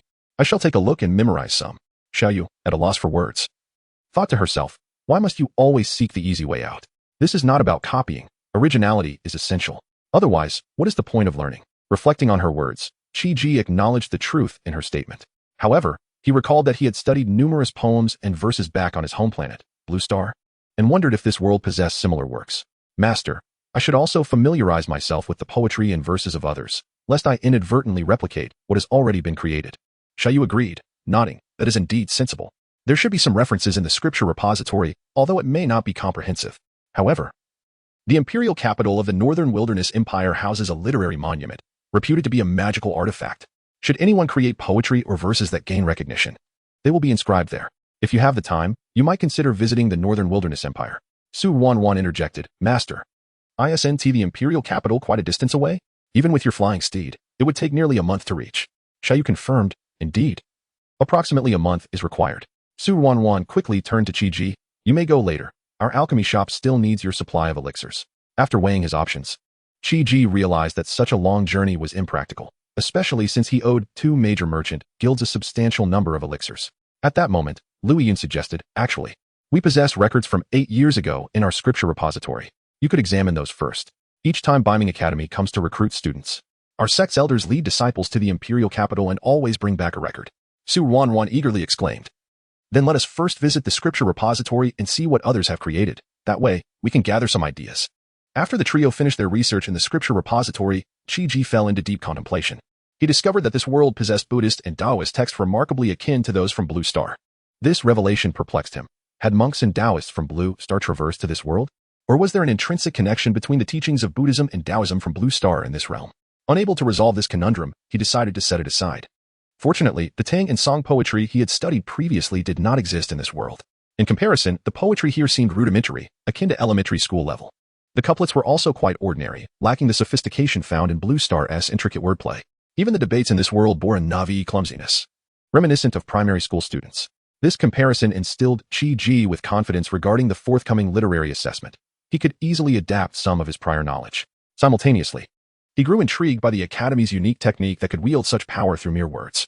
On their return journey, Su Wanwan and Li Yue wore furrowed brows. Su Wanwan, particularly troubled by the jade slips, found them as incomprehensible as celestial scriptures. She kicked a small twig in frustration, muttering, Chi, this is so challenging. How on earth am I supposed to learn? Hearing her, Chi smiled gently. It's not as difficult as it seems. One merely needs to grasp the underlying patterns. What patterns? Do enlighten us. Su Wanwan perked up, and Li Yue also dropped her sleeves, her eyes sparkling with curiosity as they turned to Chi. It's quite simple. Each line must possess the same number of characters, and the final character must rhyme, Chi explained in the simplest terms. Wary that elaboration might confuse them further. What does rhyme mean? Su Wanwan clearly did not understand the concept. Rhyme means that the final characters of each line sound the same or similar. As he spoke, Chi gestured towards a fallen leaf by the roadside and summoned a breeze, causing the leaves to flutter downward. Do you see those falling leaves? Allow me to provide an example using them. Clearing his throat, he began, 1 leaf, 2 leaves, 3 or 4 leaves. 5 leaves, 6 leaves, 7 or 8 leaves, 9 leaves, 10 leaves, 11 leaves, flying into the grass, unseen. Bravo, bravo. Both girls clapped enthusiastically. I didn't expect you to learn to compose poetry so swiftly. Allow me to give it a try, Su Wanwan exclaimed, her gaze sweeping the surroundings before landing on the trees.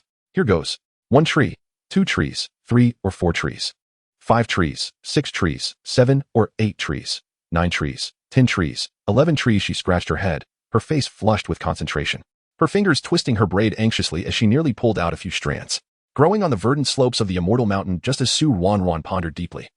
Li Yue suddenly pointed towards the distant mountains and whispered, "Look." Su Wanwan spun around, her eyes wide with disbelief as she gazed at Li Yue. "You've learned too?" Giggle. "It's all thanks to my little junior brother's excellent teaching," Li Yue replied, lowering her gaze to twist her sleeves, a shy smile blooming on her lips. Her cheeks tinged with a rosy hue. "Humph, how come I can't do it?" Su Wanwan pouted in complaint. "The first 3 lines were your creation, and they were quite good. I merely completed the final line," Li Yue said, still blushing, playfully winking at Su Wanwan. Su Wanwan, hands on her hips, laughed and scolded. "Oh, you little imp. How do you mock me? Don't think I can't tell. Just wait and see how I'll deal with you." Li Yue, sensing the playful challenge, quickly dashed ahead, with Su Wanwan in hot pursuit. The tassels on her dress swayed gracefully in the autumn breeze, startling a few resting birds into flight. Watching the 2 girls frolic and chase each other, Chi-Ji couldn't help but recite. The pink skirt feigns anger. Steps swaying like a lotus, the emerald sleeves dance, casting shadows like drifting clouds. The skirt's tassels whirl in the autumn wind, startling the perch birds into a melodic flight. Though Chi-Ji's voice was soft, both girls, being cultivators, possessed keen senses. They were instantly captivated by his verses, halting in their tracks. After a moment, they snapped back to reality and rushed to Chi-Ji's side, one on each arm. Su Wanwan shook him, urging, "Junior brother, recite it again. Is this poem meant for us?" The trio chatted and laughed as they returned to Zixiao Peak.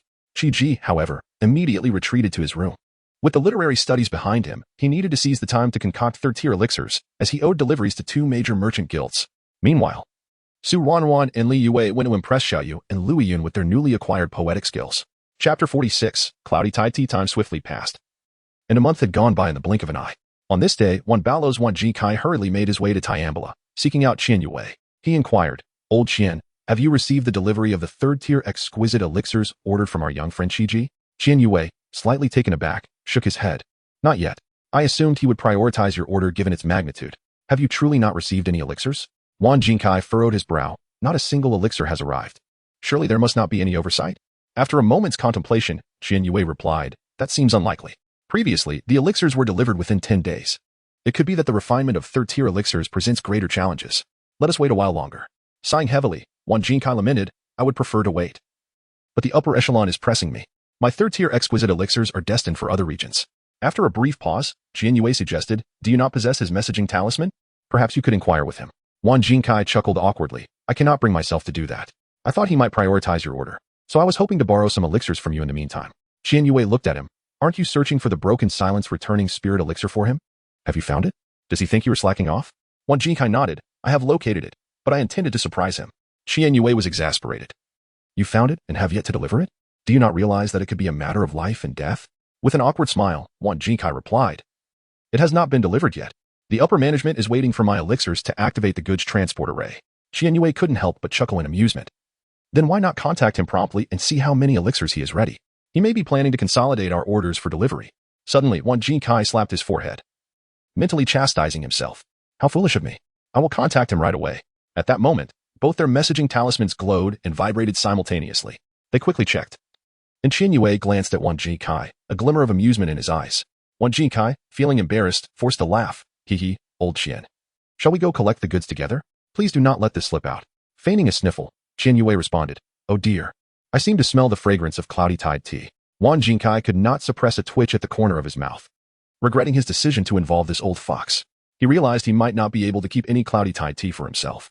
The 2 of them, familiar with the route, proceeded directly to Chi-Ji's elixir shop, entering through the back door. Upon seeing them, Chi-Ji wore an apologetic expression and hurried forward. "I apologize for the delay, esteemed brothers. My master only delivered the elixirs to me today." With that, Chi-Ji handed over 2 storage bags to Qian Yue and Wan Jinkai. "For Brother Qian, there are 900 3rd-tier exquisite elixirs, 2 4th-tier top-grade elixirs, and 1 top-grade genuine elixir. For Brother Wan, there are 9,900 3rd-tier exquisite elixirs, 2 4th-tier top-grade elixirs, and 1 top-grade genuine elixir. Please check the quality and quantity to ensure everything is correct. The types of elixirs were allocated according to the proportions of materials you provided. My master has yet to produce 4th-tier exquisite elixirs and genuine elixirs, so I could only deliver top-grade elixirs for now. Both men accepted the storage bags, their consciousness probing within to verify the contents, confirming that everything was as it should be. Qian Yue, beaming with joy, waved his hand dismissively. No problem at all. I did not expect Brother Qi to deliver so swiftly. 4th-tier elixirs do not sell well for me, and even if I had exquisite elixirs, they are hard to sell. Their presence or absence makes little difference. Wan Jinkai, upon hearing this, quickly interjected, Brother Qi, if you manage to refine 4th-tier exquisite elixirs, do contact me. I will purchase whatever quantity you have, and I assure you, the price will be to your satisfaction. For 4th-tier top-grade elixirs, if it takes 40 portions of materials for 2 elixirs, I will take them all. Qiji nodded with a smile. Very well, if I produce exquisite elixirs, I will certainly reach out to Brother Wan. If 4th-tier top-grade elixirs are also acceptable, then Brother Wan may prepare the materials. I have 84th-tier top-grade elixirs available. As he spoke, Qiji produced 8 jade vials and placed them on Wan Jinsai's table. Wan Jinkai, seeing this, was not shy and collected the elixirs.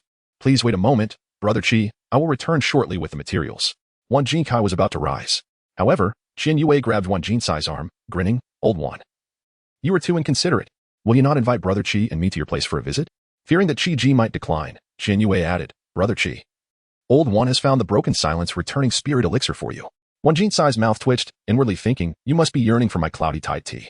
Since he could not retain it, he decided it was better to share it with the 3 of them, lest old Qian claim it for himself one day. With this thought, he chuckled, well, I originally intended to surprise Brother Qi. If you do not mind, please come to my place for a visit. Upon hearing about the broken silence returning spirit elixir, Qiji's eyes brightened as he eagerly exclaimed, really? Thank you so much, Brother Wan. Let us go at once. Su Wan and Li Yue also shared in the joy, thrilled at the prospect of finding an antidote to save Uncle Ding. Wan Jinkai led the 4 of them to Wan Baolu, allowing them into his exclusive reception room while asking them to wait momentarily as he attended to something. After about the time it takes to burn an incense stick, Wan Jinkai finally returned. Qian Yue shot him an exasperated look. You left us waiting for so long. Wan Jinkai, unfazed, chuckled. No need to rush. The tea has just arrived. As he spoke, Wan Jinkai poured each of them a small cup of tea. Upon seeing the tea, Qian Yue's eyes lit up. Brother Qi, do take a sip. This tea possesses remarkable effects. Curious. Qiji lifted the small cup and took a sip. The tea was so little that it was barely enough for a single mouthful. As he swallowed, it felt like a clear spiritual spring flowing down his throat. A unique energy gradually spread into his consciousness, and Qiji felt his mind clear, sensing a gradual enhancement of his awareness. When it finally subsided, Qiji realized that his awareness had increased by a 5th. Overjoyed, he opened his eyes and exclaimed, what a splendid tea. Both Qian Yue and Wan Jinkai were astonished to see Qiji awaken in such a short time. Noticing their expressions, Qiji asked, what is the matter? Wan Jinkai replied, I did not anticipate that Brother Qi's awareness would be so formidable, awakening in merely half an incense stick's time. At that moment, Qiji noticed that Su Wan and Li Yue were still with their eyes closed. Chapter 47. Ding Sanqian awakens. Qian Yue spoke. Old Wan, this Yunqi tea can indeed enhance one's spiritual awareness. For most people, the first time they consume this tea, it usually takes 1 to 2 incense sticks worth of time to fully digest it. Generally, one's spiritual awareness can double when they are at the core formation stage. Qiji instantly felt that the 1/5 increase in his spiritual awareness was not particularly impressive, and he quickly inquired, why have I only increased by 1/5? Wan Jinkai, upon hearing this, widened his eyes in disbelief. Brother Qi, your spiritual awareness is remarkably potent. I must be mistaken. Your cultivation level is merely at the initial stage of core formation, correct? Qiji nodded affirmatively. Qian Yue, equally astonished, pressed on, Brother Qi, what distance can your spiritual awareness detect? Qiji replied honestly, previously, it was about 50 miles, now it should be around 60 miles. The 2 men stood there, frozen in astonishment. Wan Jinkai was the first to regain his composure. To have a core formation stage spiritual awareness reach 60 miles was simply unheard of. Typically, only those at the 9th level of core formation could detect distances of about 13 to 15 miles. Brother Qi, having just reached the 1st level, was already approaching the threshold of the nascent soul stage. Qian Yue also came back to his senses, nodding eagerly, his eyes filled with admiration. By the time Brother Qi reaches the 9th level of core formation, his spiritual awareness will likely surpass that of someone in the early nascent soul stage. No wonder he woke up after just half an incense stick's worth of time. With a sigh, Qiji lamented, what a pity. If only my spiritual awareness could double. Wan Jinsai's mouth twitched. Brother Qi, please leave some room for others. If your spiritual awareness were to double, you would be on par with the great powers of the nascent soul stage, even if you increased it by 10 miles. It would still be more than what others gain. Those two young women likely only improved from 6 miles to 12. At that moment, Su Ruan and Li Yue slowly opened their eyes, their faces brimming with excitement. Su Ruan was the first to speak. What kind of tea is this? My spiritual awareness has nearly doubled. Li Yue quickly nodded in agreement. Mine too.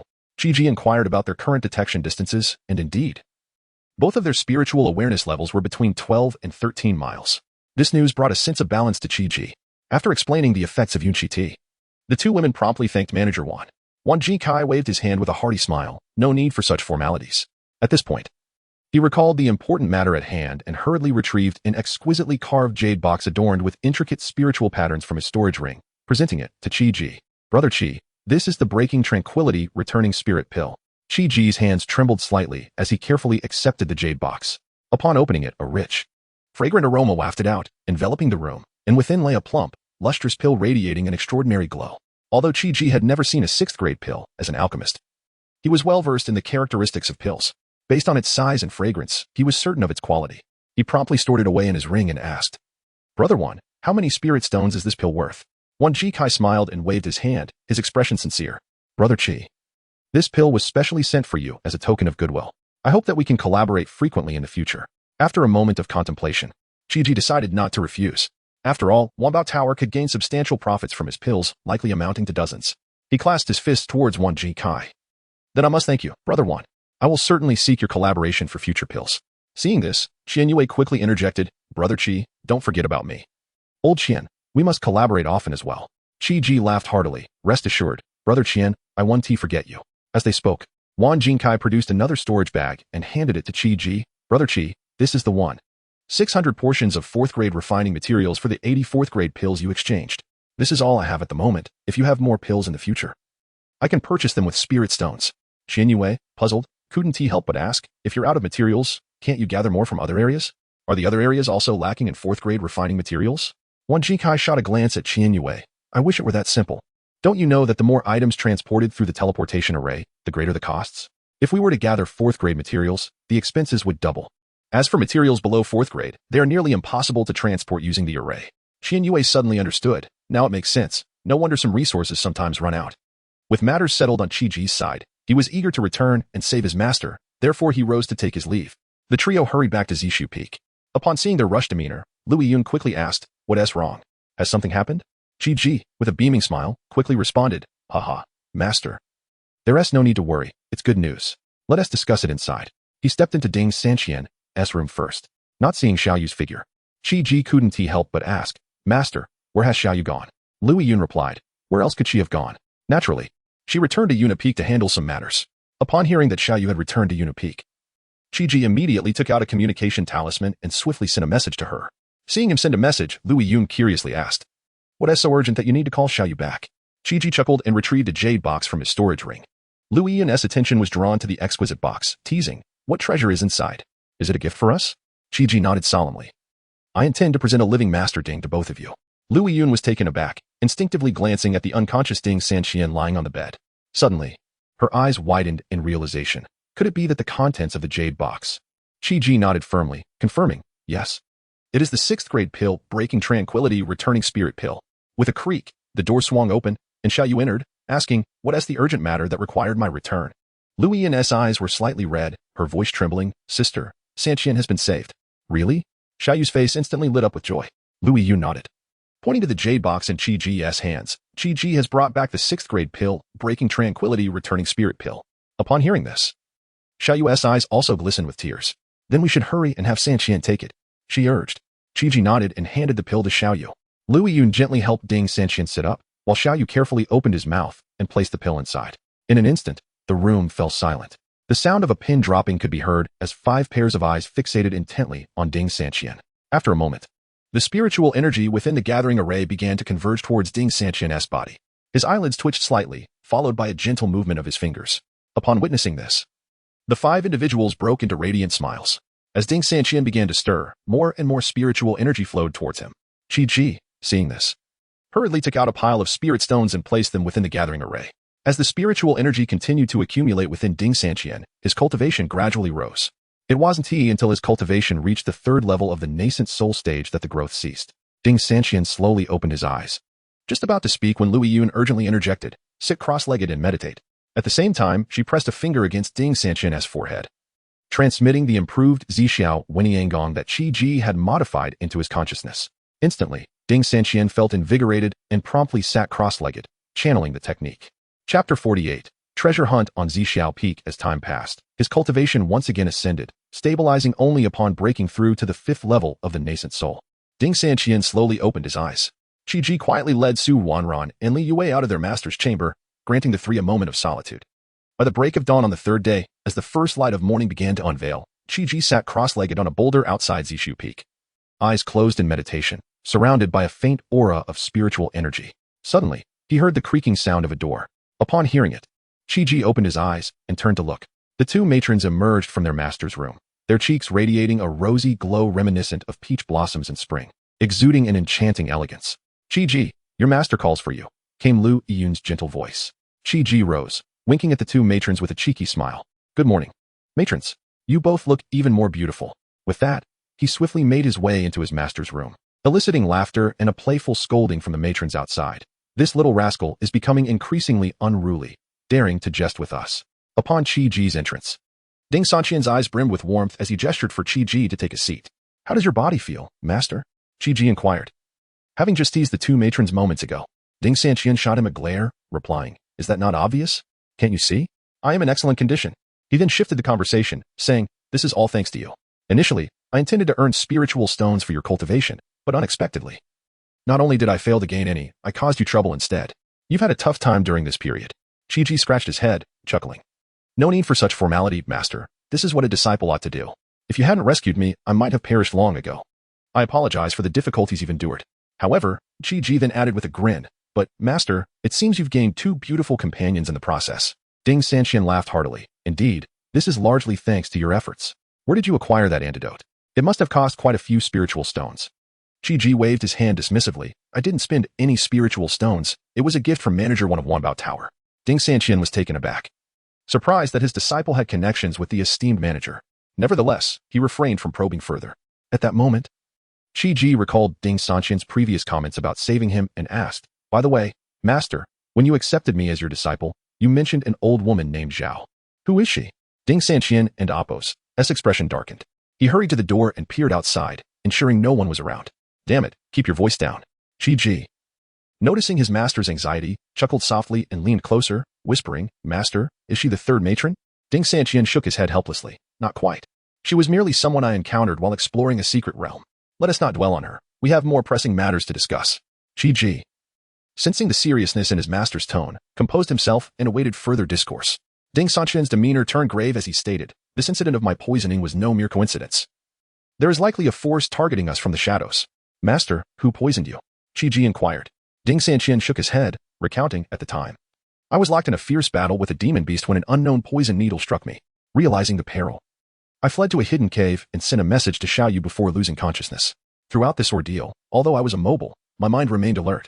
Noticing that only Zixiao Peak encountered trouble while the other peaks remained unscathed, I deduced that there might be something here that the adversary desires." With curiosity piqued, Qi Ji could not help but ask, "Could it be that Zixiao Peak harbors some extraordinary treasure?" Ding Sanqian shook his head again, admitting, "That is merely speculation. I have no solid evidence." Qi Ji's eyes lit up with enthusiasm as he proposed, "Master, let us search ourselves to see if there truly is a rare treasure." Ding Sanqian nodded in agreement. "Very well, let us investigate. However, do not disclose my recovery just yet. I have informed the matrons as well." Qi Ji nodded in response. Ding Sanqian instructed Qi Ji to leave first so he could disguise himself to avoid recognition. Moments later, an ordinary-looking youth emerged from Ding Sanqian's room. Qi Ji was taken aback, uncertainly asking, "Who are you?" "Haha, it seems my disguise technique is quite successful," the youth replied. Though it was Ding Sanqian and Appo's voice that emerged. Qi Ji gasped in amazement. "Wow, master, how did you achieve this? I can't find any flaws." Ding Sanqian laughed heartily. "Just a few minor tricks. Let us find the treasure first, and I will teach you upon our return." Though Qi Ji was eager to learn this remarkable skill, the allure of the rare treasure was far more enticing. Thus, he followed Ding Sanqian as they began their exploration for treasure on Zixiao Peak. As they traversed halfway up the mountain, Ding Sanqian observed numerous youths, some meditating while others practiced their swordplay. Intrigued, he inquired, "Who are these individuals?" Qi Ji quickly explained. "They are the offspring of the guards from Beiyu City. While their talents may be modest, they all harbor fervent dreams of cultivation. Since we are short on hands at Zixiao Peak, I have taken them under my wing, starting them as novice disciples. Ding Sanqian nodded. I have heard you have recently amassed quite a few spiritual stones. Since you've taken them in, do not be stingy, as long as they are dedicated to their training. Provide them with ample resources for cultivation. Qiji assured him, do not worry, master, they won't need my spiritual stones. Resources from Zishu Peak are being distributed normally. More than enough for their needs. At that moment, the children spotted Qiji and hurried over to bow. Good day, senior brother. Qiji nodded in return. Although your talents may be modest, with diligent practice, you can achieve greatness. The children displayed resolute expressions, nodding in unison. Qiji, feeling a sense of pride, instructed them. You should first practice the techniques I taught you. If you encounter any difficulties, consult the two senior sisters. In due time, I will arrange proper training sessions for you. Having said that, he encouraged them to resume their training. With the addition of these youths on Zishu Peak, Ding Sanqian, disguised as a young man, found himself well hidden, allowing him to roam the mountain freely. The two spent 10 full days scouring every nook and cranny of Zishu Peak, leaving no stone unturned. However, the anticipated extraordinary treasure eluded them entirely. Disappointment filled the air as they returned to the room and sat across from each other in silence. After a long moment, Qiji, unwilling to concede defeat, broke the stillness by asking, Master, have we searched every corner of Zishu Peak? Did we overlook anything? Ding Sanqian sighed, alas. We have searched nearly everywhere. It seems I was mistaken. Qiji, with a glimmer of hope, quickly caught on to a potential oversight. Master, do you mean there are still places we haven't searched? Chapter 49. Struggling with the altar stand, Ding Sanqian shook his head helplessly, his expression revealing his inner conflict. Indeed, there is one place we have yet to search, but I doubt there will be anything there. Qiji, impatient, inquired, where is it? What place? After a moment's hesitation, Ding Sanqian slowly replied, it is the burial site of the ancestors at Zishu Peak. Upon hearing this, Qiji momentarily froze before a sly smile crossed his face. Master, we ought to pay a visit then. We can also, no. We are going to pay respects to the ancestors and, perhaps, see if there are any treasures. With this reminder from Qiji, Ding Sanqian felt a sudden clarity. Although he held little hope for the place, there was no harm in taking a look. Thus, he rose and, accompanied by Qiji, made his way towards the back mountain of Zishu Peak. The two arrived at a spacious area on the back mountain, where Ding Sanqian abruptly halted. Qiji surveyed the surroundings, slightly dazed. Master, is this the burial site? Where are the graves? Ding Sanqian did not respond but bent down to search the ground meticulously. Before long, his hand came to rest on a semicircular stone, which he grasped tightly and then gently rotated clockwise. In an instant, a muffled sound echoed as the ground before them slowly cracked open, revealing a deep entrance with a staircase descending within. Qiji, eager to advance, stepped forward, but Ding Sanqian swiftly pulled him back. Wait. He then picked up a stone and threw it into the opening. The moment the stone touched the edge of the entrance, a flash of light erupted, and the stone disintegrated into dust, carried away by the wind. Well, Qiji exclaimed, startled. There is actually an attack formation here. Yet there was no fluctuation in its aura. Ding Sanqian chuckled. If there were any fluctuations, how could one fall into the trap? It's merely a concealed formation surrounding the lethal array. With careful examination, one could discern its presence. Qiji released his spiritual awareness towards the entrance, and upon focusing, he indeed sensed a faint, elusive ripple. Once Ding Sanqian saw that Qiji had completed his investigation, he took out 2 crescent-shaped jade pieces. With a gentle motion of his hands, he fitted them together to form a ring. Holding the ring, he approached the entrance, where he found a circular depression in the ground. Ding Sanqian bent down and securely embedded the ring within it, placing a spirit stone at its center. In the blink of an eye, an unusual wave emanated from the entrance, causing the previously concealed formation to vanish unnoticed. Ding Sanqian removed the spirit stone and the ring. Let us go, he declared, leading the way down the staircase. This time, Qiji, having learned his lesson, obediently followed behind. As they descended the stairs for what felt like a lengthy incense stick's worth of time, they finally stumbled upon a cavern. The walls of the cave were adorned with a row of luminous pearls, their soft glow intertwining to illuminate the entire space as bright as day. The master and disciple proceeded along the cave's passage, which proved to be anything but linear, with numerous forks along the way. After navigating left and right for another incense stick-esque duration, they emerged into a vast, open chamber. The ceiling soared high above, and the walls gleamed, similarly studded with luminous pearls.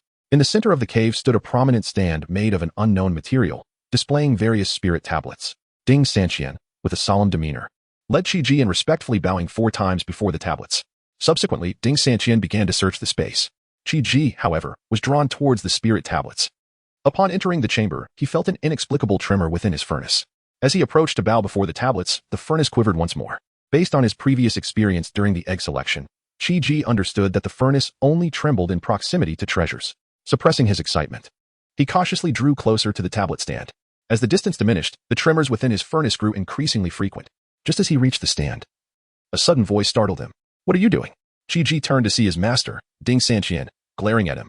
Fuming, Ding Sanqian warned, "You better not disturb the spirits of our predecessors." Qi thought to himself, baffled by his master's superstitious beliefs.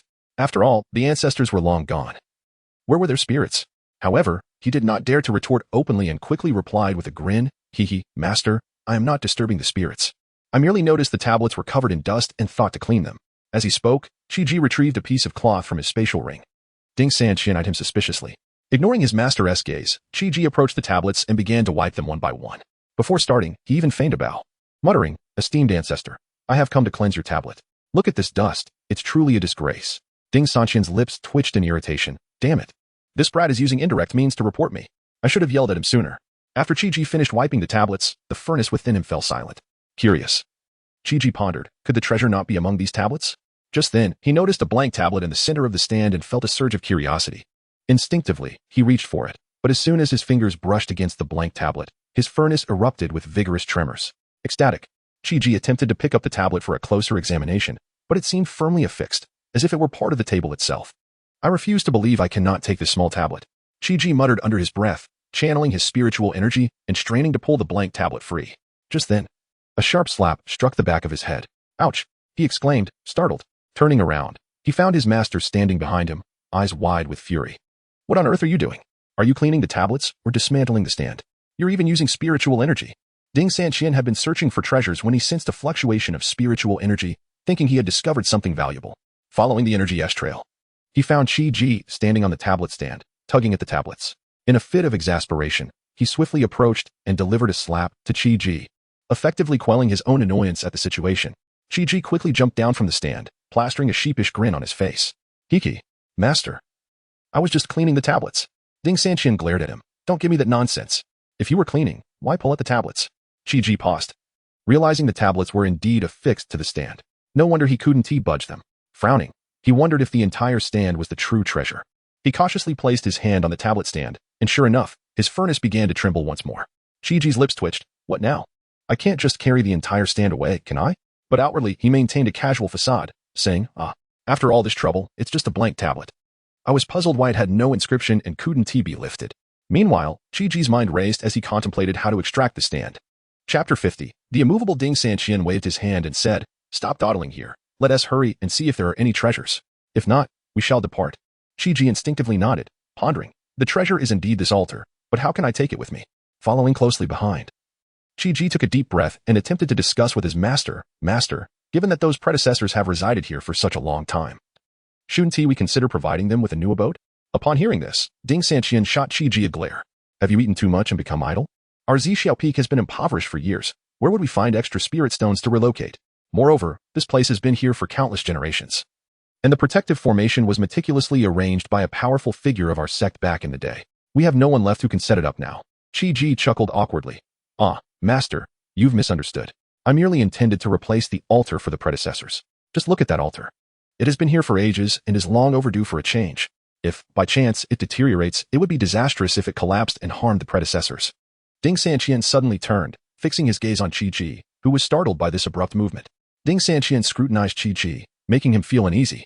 "Master, please don't look at me like that. It makes me uncomfortable." Ding Sanqian glared again. "Speak honestly, do you have some peculiar hobby?" "Huh?" Qi was taken aback by this inquiry. "What peculiar hobby could I possibly have?" "Humph." Ding Sanqian snorted. "Don't think I'm unaware. I've heard that you visited Spirit Beast Peak and purchased the landmark stone from their egg hatching site. Are you burning through spirit stones? Or do you have a penchant for collecting signs?" Qi scratched his head in embarrassment. Who spread such rumors? If it weren't for this furnace recognizing me, I wouldn't even bother taking anything. Seeing Qi's awkward silence only reinforced Ding Sanqian's belief that the lad indeed had a penchant for collecting signs. "Humph." Ding Sanqian continued. "What is the use of collecting such things? I've heard you stripped that egg-shaped stone of its skin and tossed it away. You're not planning to dismantle this altar to use as firewood, are you?" Qi smiled sheepishly. No. I plan to take it home and place it indoors to honor the predecessors and seek their blessings." Ding Sanqian cast a sidelong glance at Qi. "I wouldn't believe you even if you told me." He then stated, "Let us go. There is likely nothing valuable here. I've nearly searched everywhere." Qi felt anxious. The treasure was right here. How could they leave without it? Reluctantly, he decided to lay all cards on the table. "Master, that altar is the treasure. Ding Sanqian wore an expression that clearly said, "Don't try to fool me." Seeing his master's disbelief, Qi explained, "Master, I speak the truth. Just moments ago, I exerted all my strength and couldn't even budge that nameless altar. If it were made of ordinary materials, with my current strength, I could crush even a boulder." Ding Sanqian pondered Qi's words, examining the altar once more. He indeed could not discern what material it was crafted from. Qi then drew a knife and struck at the altar. With a sharp crack, Ding Sanqian jumped in alarm. "What are you doing?" Qi waved the broken knife before Ding Sanqian. "Master, look. This knife was shattered by the altar. Yet the altar remains unscathed." Ding Sanqian leaned in for a closer inspection and, indeed, found no marks whatsoever. "By the heavens, this truly is a treasure." Qi winked at Ding Sanqian. "So, shall we take this altar with us?" "Absolutely." Ding Sanqian swiftly removed the tablets atop the altar and placed them on the ground. Qi was momentarily dazed by his master's actions and hurriedly asked, "Master, shouldn't we first prepare a new stand for the tablets before proceeding?" Ding Sanqian waved his hand dismissively, anxious to avoid unnecessary delays. "Let us move it first. The tablets can rest on the ground for a couple of days. I'll make a stand later to put them back." Qi's lips twitched slightly. His master had just claimed that he mustn't disrespect the predecessors, yet now, upon discovering a treasure, he was indifferent. Ding Sanqian, noticing Qi standing there in a daze, urged him, "For heaven's sake, stop standing there like a fool and come help." Hearing his master call, Qi sprang into action. In a short while, the two managed to shift the tablets to the ground. Ding Sanqian attempted to store the altar in a storage bag, but it wouldn't fit. Qi chuckled, "Master, perhaps I should try. Your storage bag may be too small." Ding Sanqian glanced at the storage ring on Qi's hand. "You've really struck it rich. Make sure to get me one of those rings later." Qi nodded. "No problem. It's a trivial matter." With that, Qi focused his will, trying to store the altar in his ring. To his astonishment, it too wouldn't go in. "Blast it. Hurry up and store it," Ding Sanqian urged. Seeing Qi still in shock, feeling embarrassed, Qi scratched his head. "Ahem, master, I can't seem to store it either. Should we try moving it first?" Ding Sanqian nodded. "That seems to be our only option." However, after much exertion, they found themselves unable to budge it even an inch. The two exchanged awkward glances. Qi finally inquired, "Master, what shall we do now?" "Damn it. How would I know?" Ding Sanqian replied irritably, recalling a novel he had once read on Blue Star. Qi remembered that treasures often required a blood oath for ownership. Thus, he pricked his fingertip and let a drop of blood fall onto the altar. "What are you doing?" Ding Sanqian asked, puzzled. Qi didn't conceal his intentions. "I'm going to try the blood oath." Ding Sanqian suddenly understood. "Ah, I think I've heard of that. But isn't the blood oath meant for refining artifacts? Can it work here?" "This altar doesn't even look like a magical artifact, just a piece of high-grade material." Seeing that his blood had not been absorbed by the altar, Qi scratched his head, realizing it might be as Ding Sanqian suggested. At that moment, he remembered his furnace. With a thought, he summoned it. Ding Sanqian, seeing Qi produce a pill-refining furnace, curiously asked, "What are you planning?" "You're not thinking of refining this altar with that furnace, are you?" Qi nodded. "That is precisely my intention." Ding Sanqian rolled his eyes. "That furnace is so small." But he couldn't finish his sentence before witnessing Qi's furnace gradually enlarging. This astonished Ding Sanqian. It was his first time witnessing a furnace that could change size. Once it grew large enough, it was placed directly atop the altar. Chapter 51. The demon suppression steel. As soon as the mechanism was engaged, Qi felt the frame being absorbed into the cauldron's interior. This took him by surprise. After it was drawn in, the cauldron automatically shrank back into Qi's hand. Ding Sanqian stared blankly at Qi. This wouldn't be the cauldron you mentioned earlier, would it?" Qi nodded, but before he could speak, he was interrupted by Ding Sanqian, who, with a serious expression, cautioned, "Remember, from now on, do not reveal the functions of this cauldron to anyone, including me." Qi nodded, understanding his master's intent. Seeing Qi's acknowledgement, Ding Sanqian continued, "Let us depart." The two exited the tomb, and Ding Sanqian activated the tomb's mechanism, returning to their residence. Along the way, Ding Sanqian reiterated his warnings to Qi and informed him that the frame they had taken was now a gift to him, emphasizing the importance of secrecy. Upon returning to their quarters, Ding Sanqian imparted the art of disguise to Qi and presented him with a jade pendant, a treasure that concealed one's aura. When worn after using the disguise technique, it would prevent others from discerning any flaws. However, the pendant could not obscure the gaze of those who were a higher realm than its wearer. Qi blinked. "Master, if others cannot perceive my aura, will they also not see through the flaws of my disguise?" Ding Sanqian nodded affirmatively. Qi then handed the pendant back to Ding Sanqian, saying, "Master, I can manage without this pendant. I can conceal my own cultivation." As he spoke, Qi unleashed his power at the second level of the core formation stage, revealing that he had recently made a breakthrough, though he had been concealing his strength all along. Ding Sanqian did not take back the pendant, insisting, "Keep it. If you need to utilize your cultivation after concealing it, this pendant will serve as a cover." Qi understood Ding Sanqian's meaning, evidently. Ding Sanqian had surmised how Qi had hidden his cultivation. With the pendant's protection, the risk of exposing the cauldron was mitigated. Qi accepted the pendant without objection, securing it close to him. After bidding farewell to his master, he returned to his own room. Upon entering, Qi was astonished to find the cauldron had emerged on its own. The cauldron began to heat up, and intense flames engulfed the frame inside. After waiting for a while, Qi observed no significant changes within the cauldron. He decided to leave it to its own devices and entered a state of meditation. Initially, he would occasionally stop to check on the cauldron, but after 3 continuous observations yielded little change. He took out a large number of spirit stones and consumed a 4th-level supreme-grade Qi gathering pill, plunging himself into deep cultivation. As Qi entered this state, the spiritual energy around him split into 2 streams. One flowed toward his body, while the other surged toward the cauldron, with the latter being substantially greater. After cultivating for an hour, Qi realized he had depleted all the spiritual energy and opened his eyes to find the surrounding spirit stones reduced to mere powder. Good heavens! Do I now require this many spirit stones for cultivation? That was 1,000,000 spirit stones. Qi was taken aback by the sheer consumption of resources. I must refine more pills, otherwise, I won't be able to sustain my own needs. With this in mind, Qi retrieved his last 5,000,000 spirit stones. Just as he was about to re-enter his meditative state, he noticed the spiritual energy was rushing toward the cauldron at an increasing speed. What on earth? No wonder I've consumed so many spirit stones. It was you all along. The cauldron seemed to understand Qi's words and trembled slightly. Looking at it, Qi noticed that the temperature inside had risen several-fold, and the frame was now glowing red from the heat. Qi chose not to continue his cultivation and instead allocated the spirit stones to the cauldron. At that moment, the cauldron trembled again, and a single character flashed in his mind: blood. Qi promptly bit his finger, controlling a line of blood to float into the cauldron. After an incense stick's worth of time, a brilliant light erupted from within, and a stone tablet shot out of the cauldron, flashing before entering his dantian. Qi immediately felt a connection with this stone tablet. Simultaneously, his mind filled with information about it: the demon suppression steel, capable of subduing all evil spirits. If you are a demon, it can suppress you. If you are not a demon, you are still treated as one. If it cannot suppress you, it will determine if you are a demon or not.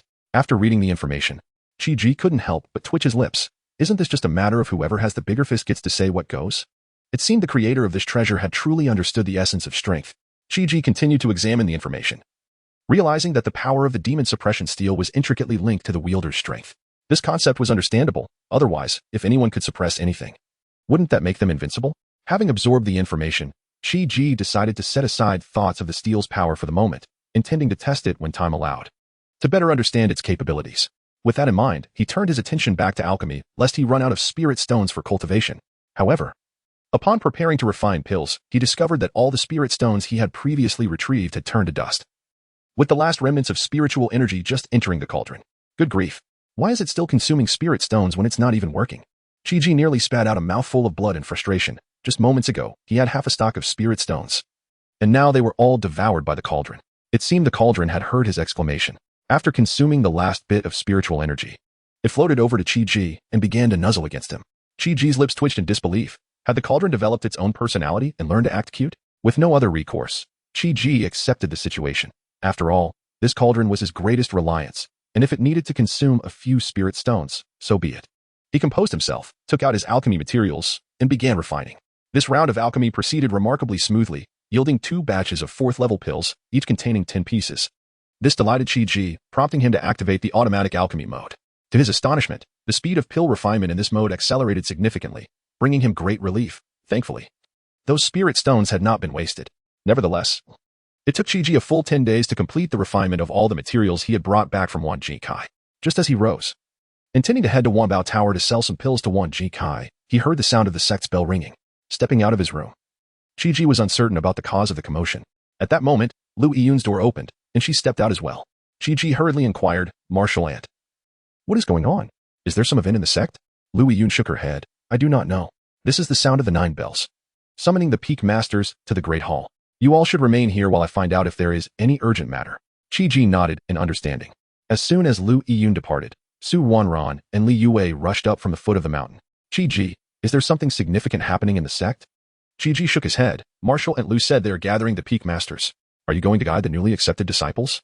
Chapter 52. The peculiar spiritual root. The 2 nodded in agreement, their faces illuminated with a sense of contentment, reflecting, "Indeed, these children are quite ambitious. Although their progress in cultivation is somewhat slow, they are exceptionally diligent." At this moment, with nothing to occupy their minds while awaiting news, Qi remarked, I shall go and observe them. Su Wanran responded, let us go together. We were just instructing them when the sect's bell interrupted us. We thought there was something of great importance happening in the sect. The trio arrived at the mountainside, whereupon the children, upon seeing senior brother Chi-Ji and the two senior sisters, hastily halted their activities and greeted them enthusiastically, their youthful voices rising in chorus. Chi-Ji smiled and nodded in acknowledgement, inquiring with genuine concern, are you all adapting well here at Zixia Peak? The children chimed in unison, voices overlapping. It's wonderful here. We need not worry about resources at all. Yes, and both senior sisters often guide us, allowing us to learn swiftly. Unlike at home, where we had to figure things out on our own. Pleased with their responses, Chi-Ji nodded appreciatively. That is excellent. Just then, a timid voice, tinged with hesitation, emerged from a young girl. Senior. Brother, I have a question. Chi-Ji turned towards the sound and beheld a girl of about 7 or 8 years old. Her face was flushed, her eyes filled with shyness and apprehension. Yet there was a glimmer of determination in her gaze. With warmth, Chi-Ji gently nodded at the girl, wearing an encouraging smile. Yes, please share your question. The girl, somewhat disheartened, murmured, Brother, I have been cultivating for quite a while now, yet I have not entered the chi refinement stage. All the other brothers and sisters have made breakthroughs, but I. Chi-Ji observed the girl closely, his spiritual sense sweeping over her, confirming her lack of cultivation. Furrowing his brow, he softly inquired, what type of spiritual root do you possess? The girl shook her head, replying in a whisper, I do not know.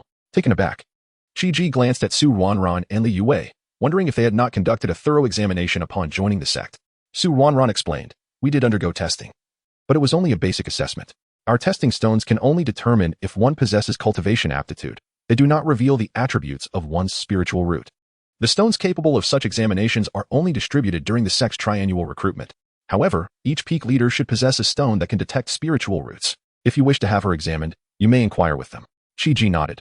Very well, please wait here. I shall seek one out. Before long, he returned, having borrowed the spiritual root testing stone from Ding Sanqian. Approaching the young girl, he smiled and said, Come, place your hand upon this stone. I shall determine your spiritual root. It is possible that the techniques previously taught to you are not suited for your cultivation. The young girl obediently placed her hand upon the stone, which emitted a faint glow. After examining it, Chi-Ji's brow furrowed in concern. It was not that the girl's spiritual root was inadequate. Rather, it was the peculiar coloration of her root that troubled him. Typically, an individual's spiritual root manifests distinct colors, with each type appearing as vertical hues on the testing stone, deeper colors indicating stronger roots, and higher columns denoting superior quality. However, this girl's root displayed a chaotic amalgamation of colors, forming a sphere that pulsated with a continuous flow of hues. Such a spiritual root was unprecedented. Chi-Ji turned to Su Wanran and Li Yue, both equally bewildered, shaking their heads in disbelief. They had never encountered such a phenomenon. The young girl, observing their expressions, bit her lip hard enough to draw blood, her voice quivering with emotion. Brother, sister, does this mean I cannot cultivate? The three were momentarily at a loss for words, unsure how to respond to this unprecedented situation. At that moment, the girl suddenly knelt before them, her eyes red and pleading. I beg you, senior brother and sister, do not cast me away. I can stay and do chores. I am willing to perform any tasks, unafraid of filth or fatigue. The trio was taken aback by her unexpected action. Chi-Ji quickly moved forward, helping her to her feet while reassuring her. We have no intention of sending you away.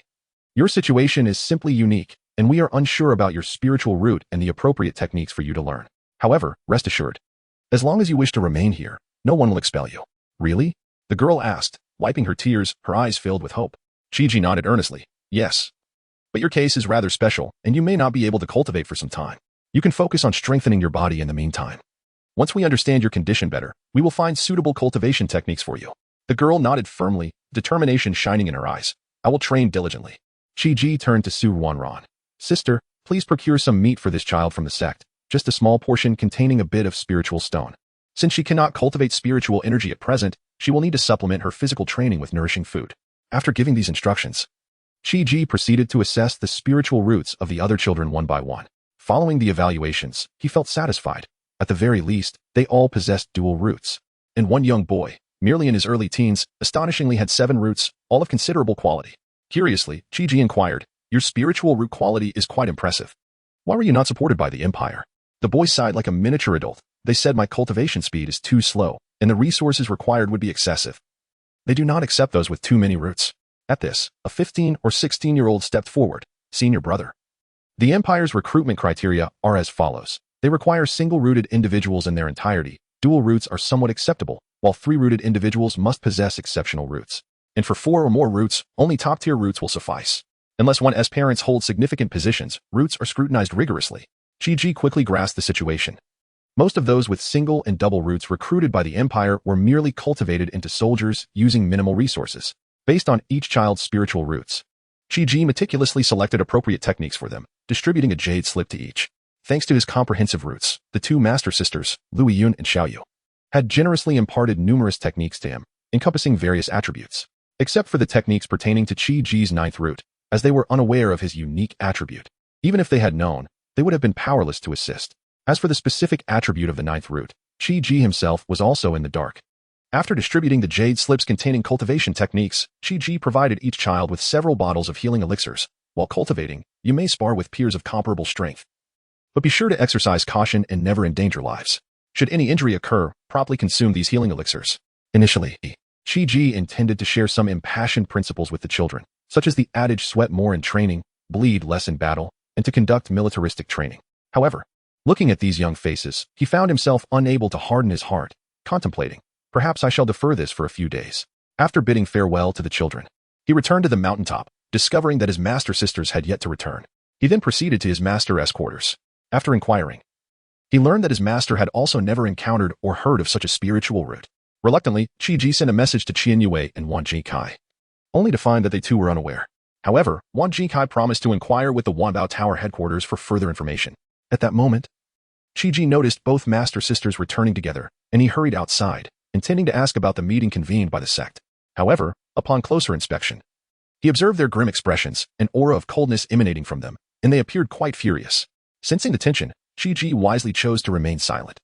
Fearing to provoke their ire, the two individuals, filled with fury, strode towards their master's chamber. However, just as the door was about to close, Luiyun called out, Qi, come here. Chapter 53, The Heavens Jealous of Spiritual Roots. A rare talent in body refinement. Qi felt a sudden jolt in his heart and pondered to himself, could it be that I have offended my two masters? However, upon careful reflection, he found no such incident had occurred, just as Qi was engulfed in doubt and wild thoughts. A crisp voice from Xiao Yuqing echoed from afar. Stop dawdling there, move swiftly, and summon Su Wanran and Li Yue as well. Upon hearing this, Qi felt an immense relief. It seemed he had not angered his masters after all. There were evidently other matters at hand, and he did not dare to delay. Hastening to fetch Su Wanran and Li Yue. Together, the three entered their master's chamber. Ding Sanqian, upon their arrival, wore a grave expression and began. You have arrived just in time. It appears we may not be able to retain our Zixio peak. What? The three were caught off guard by this sudden turn of events. Luiyun sighed deeply and slowly elaborated. Today, we were summoned by the Peak Master to discuss this matter. A newcomer has joined our Yuheng sect, and this individual possesses formidable strength indeed. I suspect they may even exceed our sect leader in prowess. Su Wanran interjected, what does this newcomer have to do with us at Zixio Peak? Xiaoyu shot her a glare. Your master hasn't finished speaking yet. Refrain from interrupting. Su Wanran stuck out her tongue and fell silent. Luiyun continued.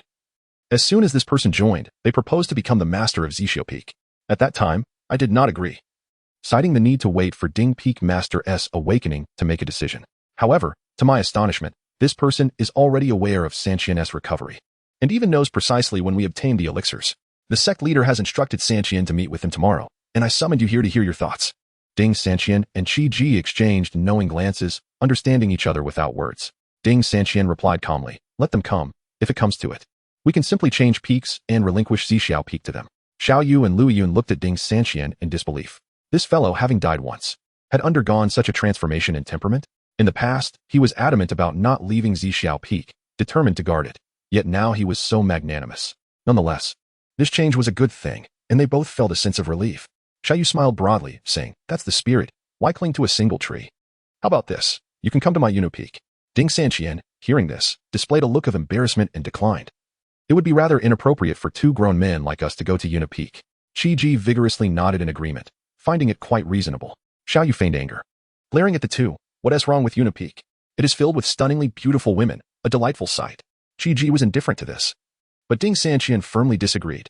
He shook his head and stated earnestly, if the two of us were to go to Yuna Peak, we would be the subject of ridicule for a lifetime. Seeing this, Luiyun suggested, what if we change the name of Yuna Peak to Yuxiao Peak or Yujing Peak? Xiaoyu turned to Ding Sanqian and rolled her eyes at him. Would that be acceptable? You can choose one of these two names. Ding Sanqian pondered for a moment before nodding. If we can change the name of Yuna Peak, I would consider it. He then looked at Qi and asked, what do you think of these two names? Qi contemplated briefly and replied, I believe Yuxiao Peak is quite fitting. The reverse, Xiaoyu Peak. Coincidentally rhymes with our master's name. Xiaoyu nodded in satisfaction and decisively proclaimed, "Then it is settled. We shall name it Yuxiao Peak. Tomorrow, we will propose to the sect leader that we relinquish Zixiao Peak to him. Our people will move to Yuxiao Peak, leaving that individual to monopolize Zixiao Peak." Thus, the matter was settled. Once everyone had dispersed, Qi Ji and Ding Sanqian remained in the room for a private discussion. The two masters felt that the newcomer was likely after the treasures of Zixiao Peak. Consequently, they devised two strategies. First, they must never hand over the key to the mechanism that opens the tomb. Otherwise, if the newcomer discovers the treasures missing, they would surely cause trouble. Second, they would strive to transfer as many of Zixiao Peak's monthly cultivation resources as possible to Yuxiao Peak. For a lone commander would require little in the way of resources, and the newcomer was undoubtedly seeking treasures, likely indifferent to resource availability. The two conspired until the late hours of the night. The following day, Ding Sanqian went to the sect's grand hall as agreed.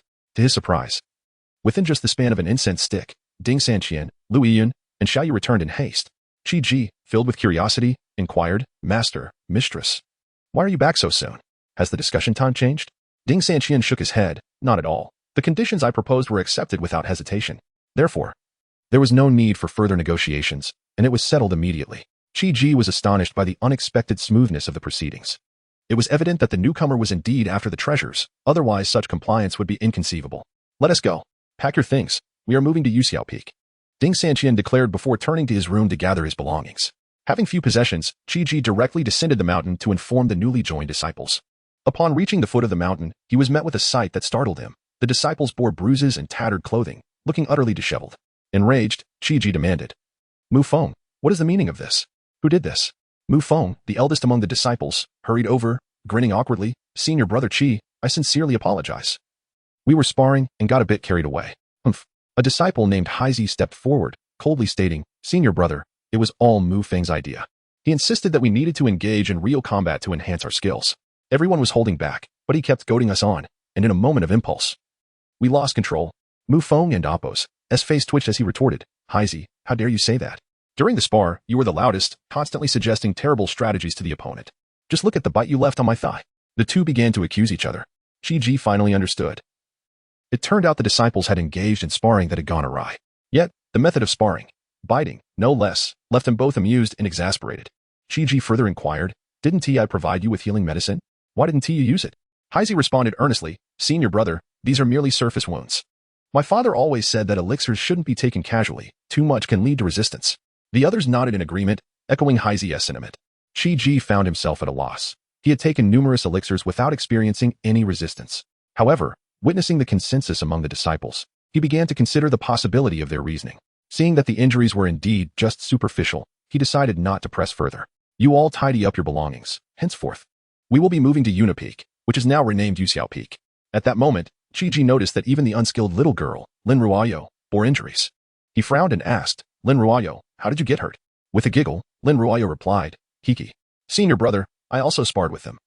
But they didn't use spiritual energy against me."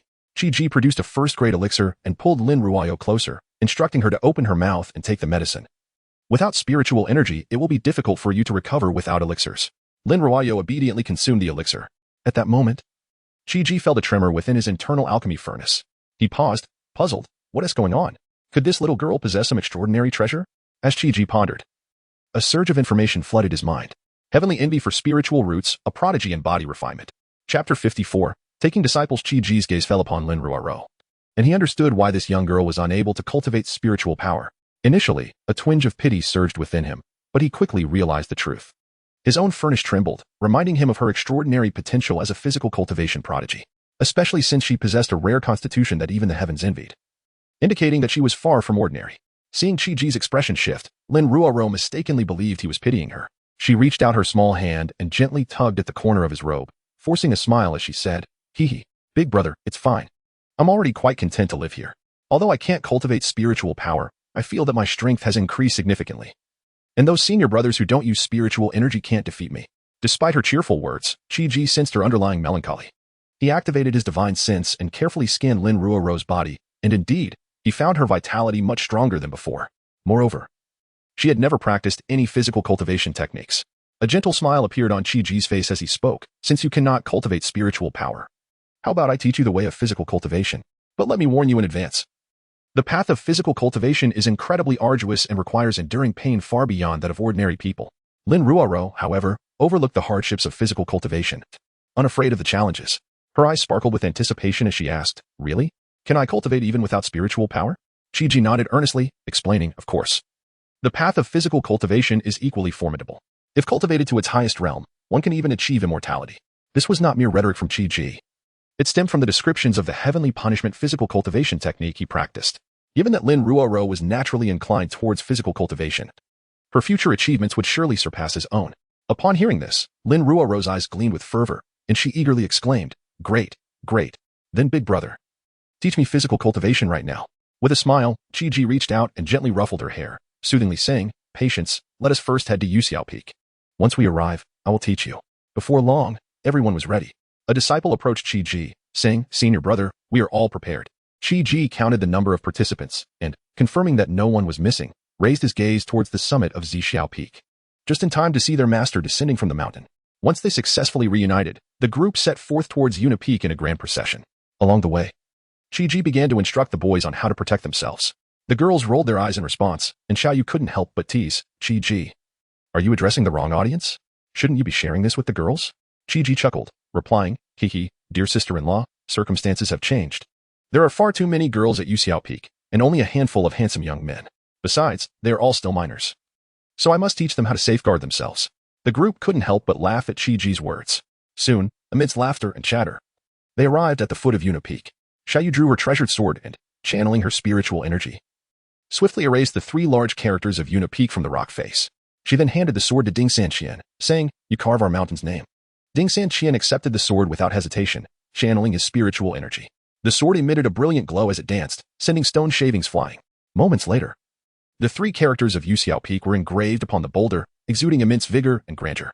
Chi-Ji led the applause, and the others quickly joined in, their cheers echoing.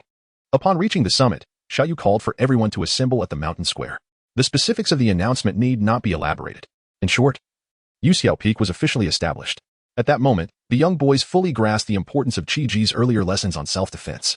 The women were indeed formidable. Their gazes fixated on them as if they were prey. Frightened, the boys hurriedly sought refuge behind Chi-Ji. Xiaoyu, exasperated, quickly dispersed the female disciples.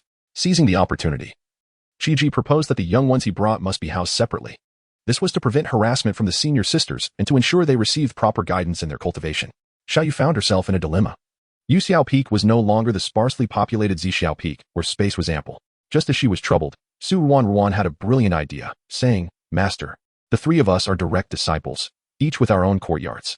If we connect our courtyards and transform them into a larger one, we should be able to accommodate everyone. Moreover, this would not violate our peak's regulations and would prevent any accusations of favoritism." Xiaoyu's eyes lit up upon hearing this, and she nodded in approval. "That's a splendid idea. You can arrange for some servant disciples to help in your own courtyards, and no one can say anything against it."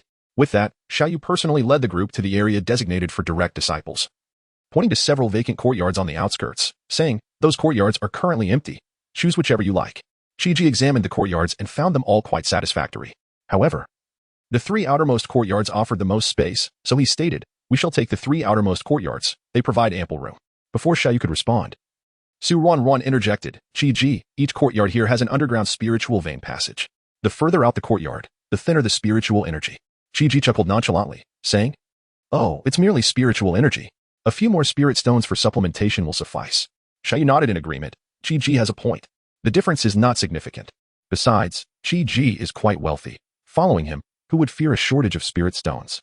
Upon hearing this, Su Ruan immediately extended her hand towards Chi-Ji, saying, "Wealthy friend, these 3 courtyards yield about 2 spirit stones worth of spiritual energy daily. You must compensate me, and you weigh." With a helpless expression, Chi-Ji retorted, "You truly are a money grubber. You're practically a little rich lady now. Do you still lack those few spirit stones?" As they bantered, the group arrived at the 3 courtyards and worked together to transform them into one large courtyard. Xiaoyu then re-established the formation for them. After Xiaoyu departed, everyone allocated their rooms. Lin Ruoro approached Chi-Ji.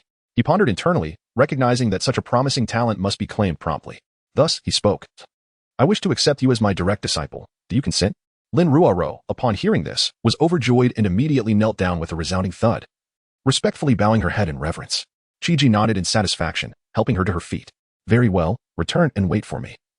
I will select a suitable physical cultivation technique for you from the scripture pavilion."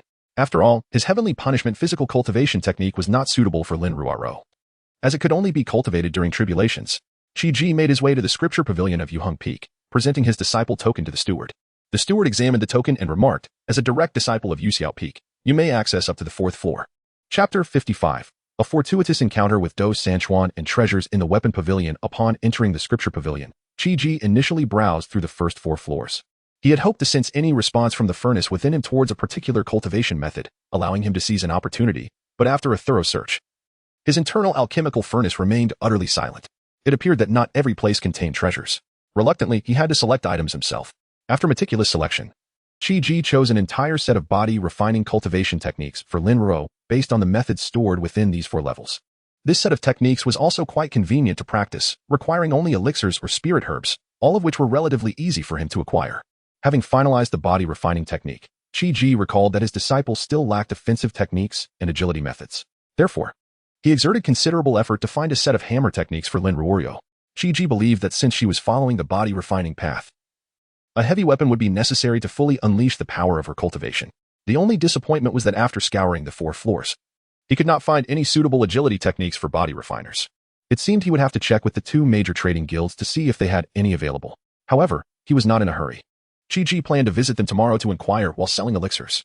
Ultimately, he spent 2,000 sec points on the cultivation methods alone. Once he exited the treasure pavilion, he remembered that he still needed to purchase weapons. He headed directly towards the weapon pavilion, and just as he reached its entrance, he encountered a familiar face. Ah, Do Sanchuan. Seeing Chi-Ji, Do Sanchuan snorted coldly and turned to leave. Wait, why are you running away? Chi-Ji hastily stepped forward and grabbed Do Sanchuan's arm. Why do you think? I've sent you messages 800 times, and you haven't replied once. Do Sanchuan retorted, annoyance evident in his tone. Chi-Ji was taken aback, his face a mask of confusion. When did you send me messages? As soon as the words left his mouth, he suddenly smacked his forehead. Oh no, I forgot. Your message talisman is in my storage bag. Quickly, Chi-Ji rummaged through his storage ring and retrieved the talisman. In an instant, it began to flicker with light, indicating a backlog of unread messages. Embarrassed, Chi-Ji scratched his head and chuckled awkwardly. See, it's not that I intentionally ignored you.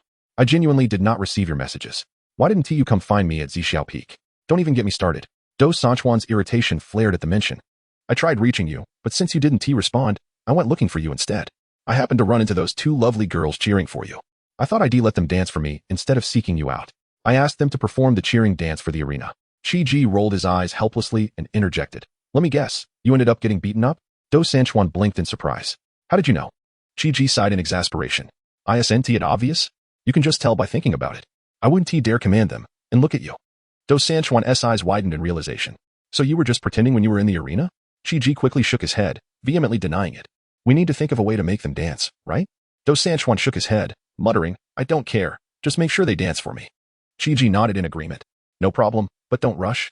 They probably discarded those outfits long ago. We'll have to wait for the right opportunity.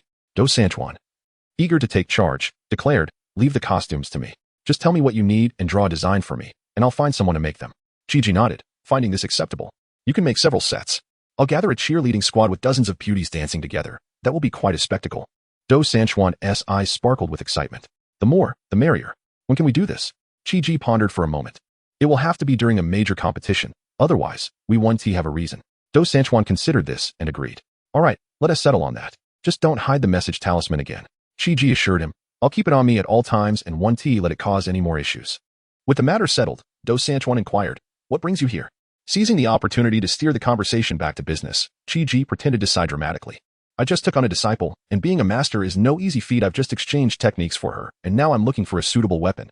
Do Sanchuan perked up immediately, thumping his chest. You don't need to exchange for weapons. Just come to me. I'll forge one for you.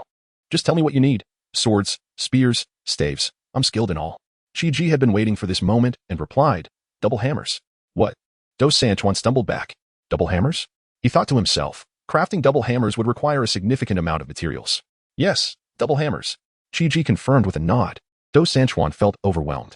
Then he glanced at the weapon pavilion nearby and had a sudden idea. Today was perfect since his master was on duty. Surely he could take a weapon without issue. Straightening his back, Do Sanchuan proclaimed, let us go. I'll take you to get it. He led Chi-Ji into the weapon pavilion, strangely unimpeded by any guards. The old man at the entrance merely glanced at them before ignoring them entirely. Once inside, Do Sanchuan took Chi-Ji upstairs. Let us go to the upper floor. The first floor doesn't have anything worthwhile. Chi-Ji replied, My disciple is just a beginner. The first floor will suffice. This was Chi trying to save Do Sanchuan money. It was because the furnace within him had trembled, indicating it was guiding him to the first floor. Do Sanchuan thought it was too trivial to only choose from the first floor. Fine. You can pick one from the first floor, and then we'll go upstairs for another. We can save the better one for when your disciple's strength increases.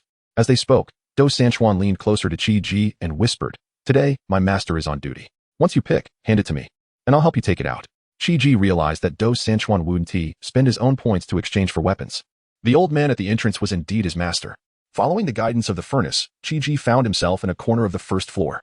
He scanned the 3 weapons on the shelf, a wolf-tooth club, a long sword, and a spear, none of which were particularly remarkable. Nevertheless, he trusted the furnace and reached out to touch the 3 weapons. Yet, none of them resonated with him. Chapter 56, The Rusty Hammer. Chi-Ji's gaze roamed the surroundings. His heart resolute that the coveted treasure lay hidden within this very place. He meticulously scrutinized every nook and cranny within a meter's radius, leaving no stone unturned. However, after an exhaustive search, it appeared that nothing of value resided here, save for 2 rusted lumps beneath a shelf. Chi pondered silently, could the treasure be these 2 rusted lumps? Slowly, he crouched down and extended his hand towards the 2 rusted masses. The moment his fingers made contact, a jolt coursed through him, as if struck by lightning, and his eyes sparkled with newfound vigor. For within him, the furnace was in a frenzy of vibrations. With no time to contemplate further, he gripped firmly and yanked the 2 rusty lumps free, only to discover that they were attached to rusty tails. Upon closer inspection, they bore a resemblance to a pair of hammers, albeit exceedingly diminutive. The hammerheads were pockmarked with rust, nearing complete corrosion, and were scarcely larger than an adult's fist, while the handles were equally cloaked in thick rust, exuding an air of dilapidation. Furthermore, when Chi weighed them in his hands, the 2 small hammers felt surprisingly light, lacking any indication of extraordinary significance. Nevertheless, Chi resolved to take these battered hammers with him. After all, his furnace had never led him astray. The fact that it reacted indicated that these diminutive hammers were far from what they appeared.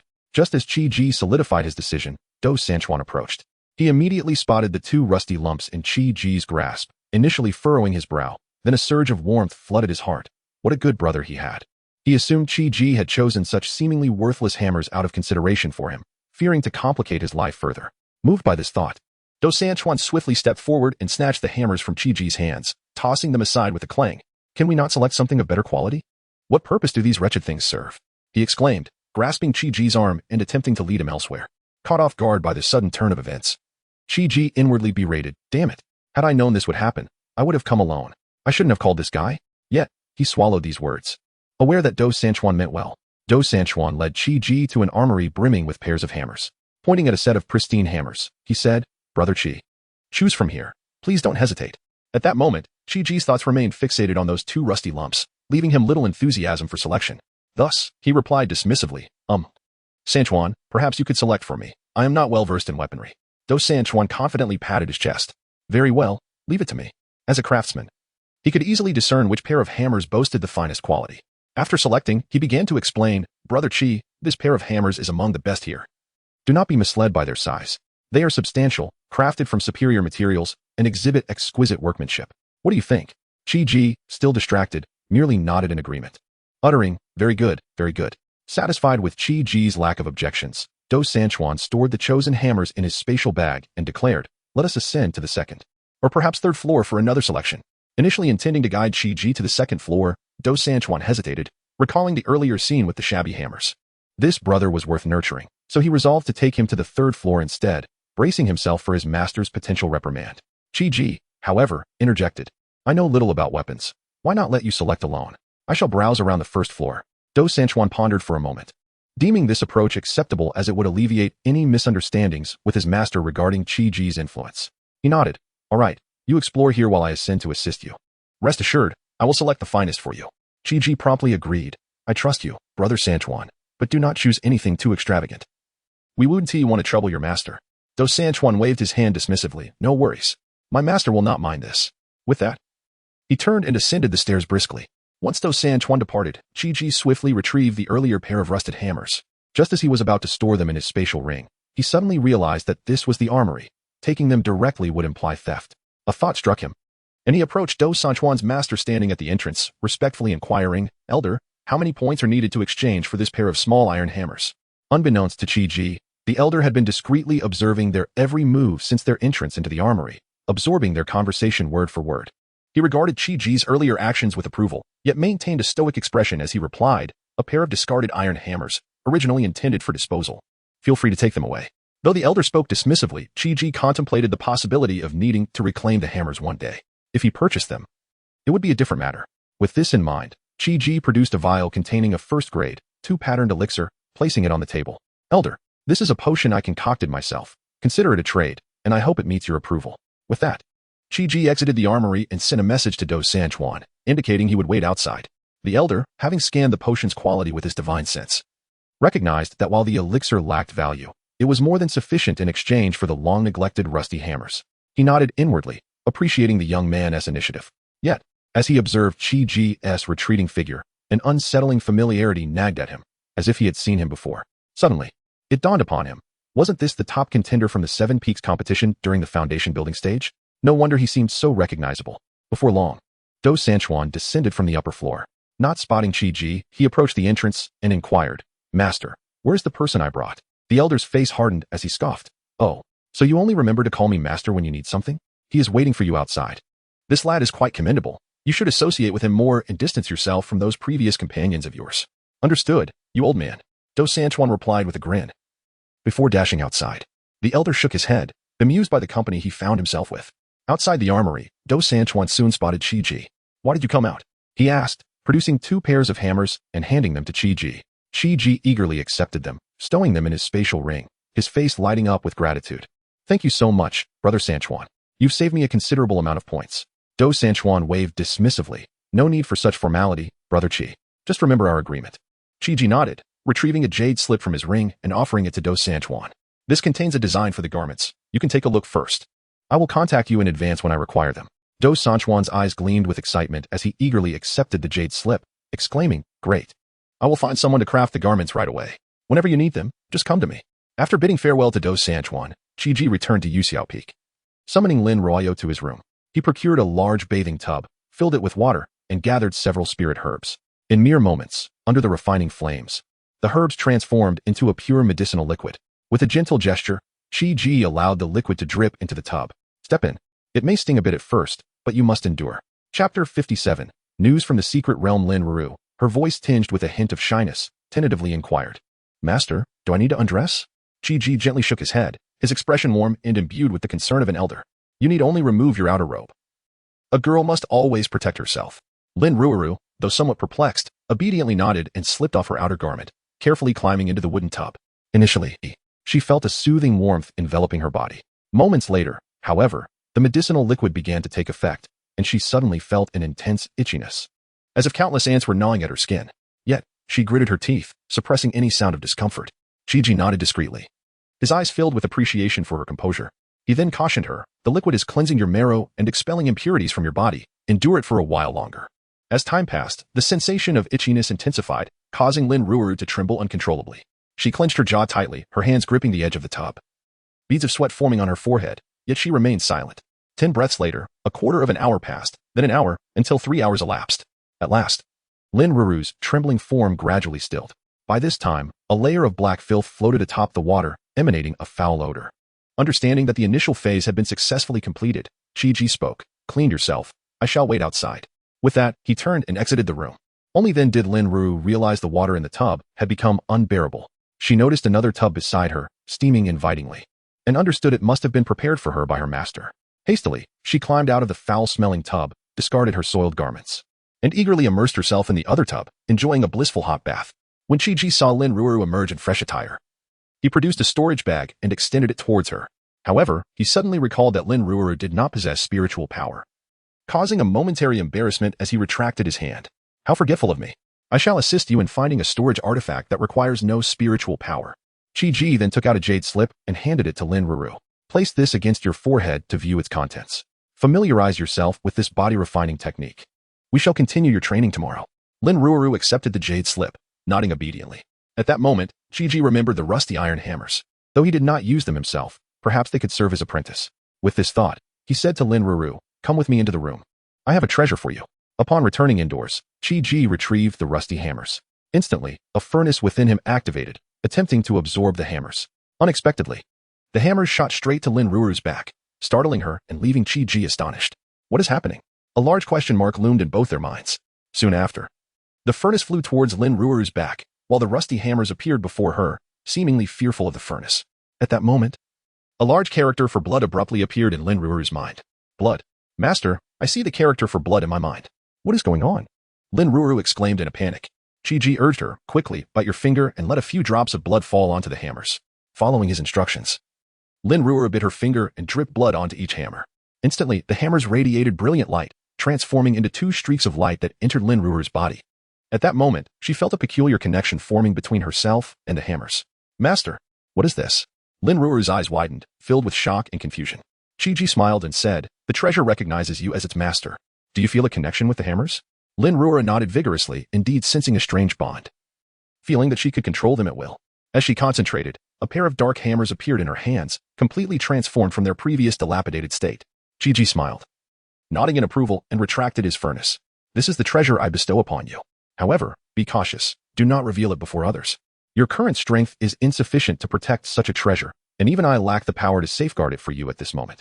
For now, use these hammers. With that, Qi produced the pair of hammers selected by Do Sanchuan from the weapons hall. Lin Ruoru nodded earnestly, and with a thought. The magical hammers returned to her body. As she reached out to accept the hammers from Qi, their weight nearly toppled her over. Fortunately, Qi reacted swiftly, stabilizing the hammers for her.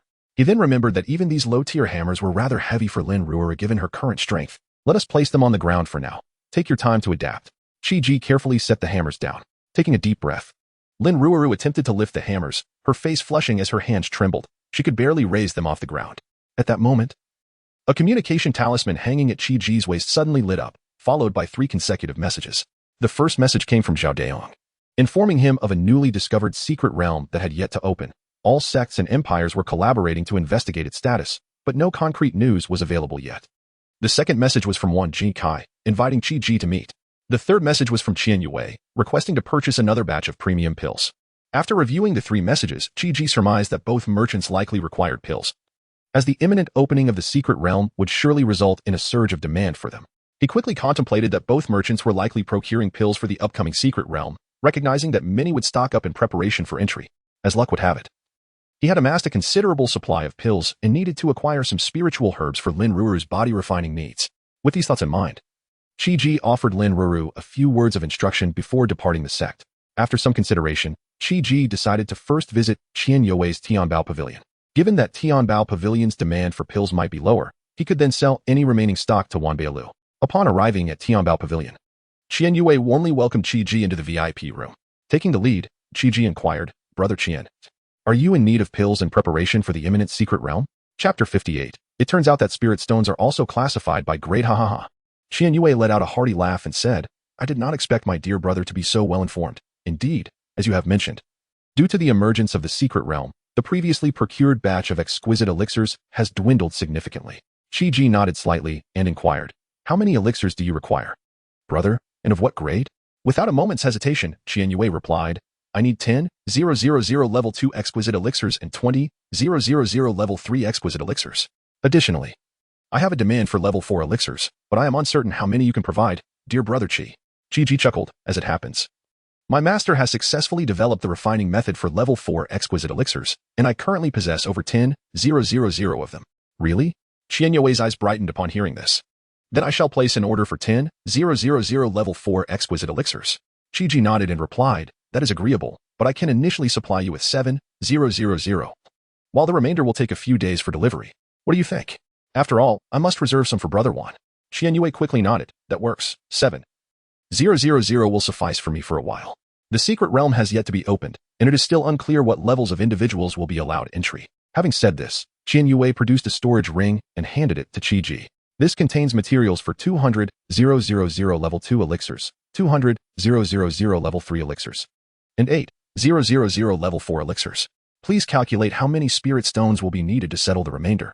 After pondering for a moment, Qi spoke. Level 2 exquisite elixirs are priced at 1,200 spirit stones, level 3 exquisite elixirs at 4,500 spirit stones, and level 4 exquisite elixirs at 45,000 spirit stones. What do you think, brother? Ha. Excellent. Brother Qi, you are truly generous. Qian Yue exclaimed, producing another storage ring to present to Qi. Brother Qi. After deducting the elixirs exchanged for materials, there remains a total of 514,000 500 low-grade spirit stones, which includes 5 million mid-grade spirit stones and 5 million low-grade spirit stones. Please verify this, and also, consider this storage ring a gift for you. Having never heard of the distinction between mid-grade and low-grade spirit stones, Chi probed the storage ring with his consciousness. Initially, he was astounded by the vast space within the ring. This must indeed be the storage ring valued at 500,000 spirit stones. Subsequently, he was captivated by a collection of large, crystal-clear spirit stones. With a mere thought, Chi retrieved a mid-grade spirit stone, which was as large as a fist, significantly larger than any spirit stone he had seen before, and its clarity was unparalleled. The spiritual energy contained within was remarkably pure. Chi instinctively exclaimed, "Is this what a mid-grade spirit stone looks like?" Seeing Chi expression, Qian Yue surmised that it was Chi's first encounter with mid-grade spirit stones. He chuckled and explained, "Indeed, this is a mid-grade spirit stone. Spirit stones are classified into top grade, upper grade, mid-grade, and lower grade. The exchange ratio is generally 100 to 1, though it is rare for individuals to use higher grade stones to trade for lower grade ones. At trading posts, the ratio is typically 110 to 1. Upon hearing Qian Yue's words, Chi's eyes sparkled with curiosity. "Brother, what do upper grade and top grade spirit stones look like? Might you allow me a glimpse?" Qian Yue chuckled awkwardly, "To be honest, I have never seen a top grade spirit stone. It is merely a legendary existence. As for upper grade spirit stones, I do not possess any here. Though perhaps a few exist at headquarters. I have only seen them once.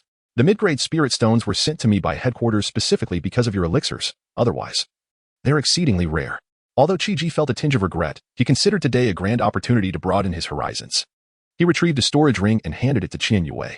"Brother Qian, here are 10,000 level 2 exquisite elixirs, 20,000 level 3 exquisite elixirs, and 7,000 level 4 exquisite elixirs. The remaining 3,000 will be delivered to you within 10 days. After conversing for a while, Chi purchased some spiritual herbs for his disciples' physical training from Qian Yue and then took his leave. As for the body technique solely focused on physical training, Qian Yue had neither heard of it nor possessed any information. After bidding farewell to Qian Yue, Chi arrived at Wanao building, where he was greeted by Wang Jikai in the VIP room. "Ha ha ha. Brother Chi, your timing is impeccable. I have 2 matters to discuss with you." A look of curiosity crossed Chi's face. "2 matters?" Wang Jikai nodded. "The first naturally pertains to the need for a batch of elixirs, while the second is related to this secret realm." "Oh, related to the secret realm? Are not the major factions still investigating it? Has there been some sort of conclusion?" Wang Jikai smiled and nodded. "Indeed, the investigation is ongoing. However, according to the news we received from Wanbao building, this secret realm may be associated with the Tao of Alchemy. Thus, there is a possibility for us to collaborate, though there is no hurry, as the final conclusion has yet to be determined. Let us first discuss the first matter. How many exquisite elixirs do you currently possess, Brother Chi?" Chi nodded and replied, "I have 10,000 level 2 exquisite elixirs, 20,000 level 3 exquisite elixirs, and 8,000 level 4 exquisite elixirs." Upon hearing that there were level 4 exquisite elixirs, Wang Jinsai's eyes gleamed with excitement. "Brother Chi, has your master truly refined level 4 exquisite elixirs?" Chi smiled and nodded. "Indeed, I just delivered a batch to you. However, Brother Qian intercepted 7,000 of them along the way, leaving only 8,000. Nevertheless, my master is still refining, and the next batch will surely provide Brother Wan with more." "Humph, that Qian Yue is quite unscrupulous in his dealings," Wang Jikai remarked with evident dissatisfaction. Yet, he quickly shifted his tone. "However, having 8,000 level 4 exquisite elixirs is still quite commendable." Wang Jikai continued, "I am running low on alchemical materials. Let us conduct the transaction entirely in spirit stones this time. What would be the price if we trade using spirit stones?" Chi nodded in response. "Rest assured, brother, the prices will be comparable to the value of the materials. Level 2 exquisite elixirs are 1,200 spirit stones. Level 3 exquisite elixirs are 4,500 spirit stones, and level 4 exquisite elixirs are 45,000 spirit stones. How does that sound to you, Brother Wan? Is my pricing acceptable?" Wang Jinkai laughed heartily and replied, "Ha ha ha. Excellent. I thoroughly enjoy doing business with you. Brother Chi, let us proceed with your prices." The 2 men simultaneously produced their storage rings. However, Wang Jinsai's storage ring was more exquisite, resembling the quality of the one Qian Yue had given to Chi. Chi's eyes lit up with excitement as he exclaimed, "Ah, I did not expect Brother Qian to just gift me a 1,000 cubic storage ring. And now Brother Wan presents me with another. You both are truly generous and magnanimous." In truth, Wang Jinkai had not intended to gift the storage ring to Chi. He had only planned to extract the spirit stones within and transfer them to another storage ring. Chapter 59. Wan's meat is quite unpalatable, however. Before he could retrieve the smaller storage ring, he heard Chi words. Upon hearing Chi remark, Wang Jin realized that Qian Yue had gifted a similar storage ring. If he were to refrain from doing the same, wouldn't he appear miserly? With this thought in mind, Wang Jin produced another storage ring, transferring the excess spirit stones and presenting the 1,000 cubic storage ring to Qi Ji. Haha, it is merely a storage ring. My dear brother Qi need not take it to heart. The value of this ring pales in comparison to our friendship. Qi Ji accepted the storage ring, probing inside with his divine sense. It was filled entirely with mid-grade spirit stones, 462,000 to be precise, neither more nor less. Qi Ji smiled and nodded. Just right, for 162,000 mid-grade spirit stones. Brother Wan, do take a moment to count your pills as well. Observing Qi Ji's calm demeanor, Wang Jin felt a slight surprise, quickly understanding. With a master capable of refining top-tier pills, how could he possibly be concerned about mid-grade spirit stones? He likely had encountered high-grade spirit stones before. With that in mind, Wang Jin extended his divine sense to swiftly check the quantity and quality of the pills, finding everything in perfect order. Aha, whether I check or not, it matters not. I trust your character implicitly, dear brother Qi. With the first matter resolved, Wang Jin proceeded to discuss the second issue. Brother Qi, let us converse about the secret realm. Our Wanao Pavilion has received news that this realm is related to alchemy and, according to our investigations, it is likely a place of trials set by a renowned alchemist for the purpose of inheritance. Surely you are aware that such secret realms often impose restrictions on the cultivation levels of those who may enter. If it is accessible to those in the core formation stage, I hope you would consider entering to try your luck. Should you acquire treasures or alchemical formulas, I would appreciate it if you prioritize selling them to Wanbao Pavilion at equivalent prices. Of course, our Wanbao Pavilion will share all information gleaned from the exploration without reservation. What say you, dear brother Qi? Qi Ji contemplated silently. Wanbao Pavilion is indeed formidable. Their intelligence is remarkably astute. After a moment, he deemed this endeavor feasible. If he were to obtain alchemical formulas, he could review them before selling them to Wanbao Pavilion, amounting to a risk-free venture. As for treasures that he could not utilize, or those that were common knowledge, he could likewise sell them to Wanbao Pavilion, thus avoiding the perils of attracting unwanted attention due to possessing valuable items. With this in mind, Qi Ji spoke. Agreed, but I hope brother one can ensure that someone is there to assist me at the exit of the secret realm. If I should acquire something of great value, haha. Rest assured, dear brother Qi, we will arrange for dedicated personnel to assist our partners. Wang Jin's assurance served as a comfort to Qi Ji. Qi Ji discerned that Wanao Pavilion had likely recruited several partners, but this did not concern him. After all, they were in the business of trade and would not place all their hopes solely on him. Subsequently, Qi Ji inquired about body refinement techniques that did not involve cultivating spiritual energy. Wang Jin indeed had heard of such techniques, albeit they were rare. For practitioners solely focused on body refinement were few and far between. He did not possess any such techniques but promised to inquire at headquarters or other branches to see if any were available. If he found something, he would notify Qi Ji immediately. After exchanging a few casual words, Qi Ji took his leave and returned to the Yuheng sect at Yuxiao Peak. Upon his arrival, he encountered his teacher, Lu Yun. You returned just in time. I was about to seek you out. During this period, refrain from wandering outside, and if you must, do not venture too far. A secret realm has appeared in the northern wasteland, and the sect has instructed all disciples to be on standby. Qi Ji nodded. I have heard. It seems many sects and forces are currently probing the area. Lu Yun smiled slightly. I didn't expect you to be so well informed. Qi Ji replied. I recently visited Wanbao Pavilion, and Manager Wan mentioned it. He expressed a desire for me to collaborate with them, should it be accessible to the core formation realm. Oh, collaborate with you? Lu Yun looked puzzled. But you have only just entered the core formation stage, haven't you? They should be seeking those at the 9th level of core formation, so why approach you? Lu Yun's eyes widened in disbelief as she stared at Qi Ji. As if he were a marvel. Qi Ji quickly understood her implication, scratching his head. Teacher, you think too highly of me. I am still merely at the 2nd level of core formation. They sought my collaboration because they received news that the secret realm is related to alchemical inheritance. Lu Yun's expression shifted to one of understanding. I see. Wanbao Pavilion truly lives up to its reputation for being well-informed. However, she continued, furrowing her brow. If you wish to enter the secret realm, you must exercise caution. Your cultivation level is not high, and there will surely be many who kill for treasures within. Upon hearing Lu Yun's words, Qi Ji fell into contemplation but soon set aside his worries. After all, the specifics of the secret realm remained unclear, and it was uncertain what cultivation levels would be permitted entry. I'll consider it when the time comes. If it seems too perilous, I will abstain from going, he affirmed. Lu Yun felt a sense of relief at Qi Ji's thoughts. Returning to his courtyard, Qi Ji found Lin Ruoruo still practicing her strength. At that moment, she was managing to lift a pair of large hammers, albeit with considerable effort. After only a few breaths, the hammers clattered to the ground. As Lin Ruoruo prepared to lift them again, Qi Ji interjected, take a break. It's important to balance work and rest. Don't overexert yourself. Hearing her master's voice, Lin Ruoruo turned, wiping the sweat from her brow. Master, I'm not tired yet. I can continue practicing for a while longer. Chi smiled and waved his hand. No need to rush. Tomorrow, after practicing the body refinement technique, you should be able to lift the hammers. I have already prepared the necessary materials, so we can begin tomorrow. Really? Lin Ruo's eyes brightened as she hurried over to Chi, grasping his arm. Master. Let us start now. Chi shook his head and patiently explained, you have expended too much energy today. Why not eat some meat to replenish your strength? Wait until tomorrow when your stamina, vitality, and spirit are all at their peak before practicing. The upcoming training will be quite arduous and otherwise. Your body may not withstand it. Seeing Chi's reasoning, Lin Ruo obediently nodded. Then I shall go eat meat from Sister Ruan now. Chi recalled that he hadn't had roasted meat since arriving in this world, and he felt a twinge of craving.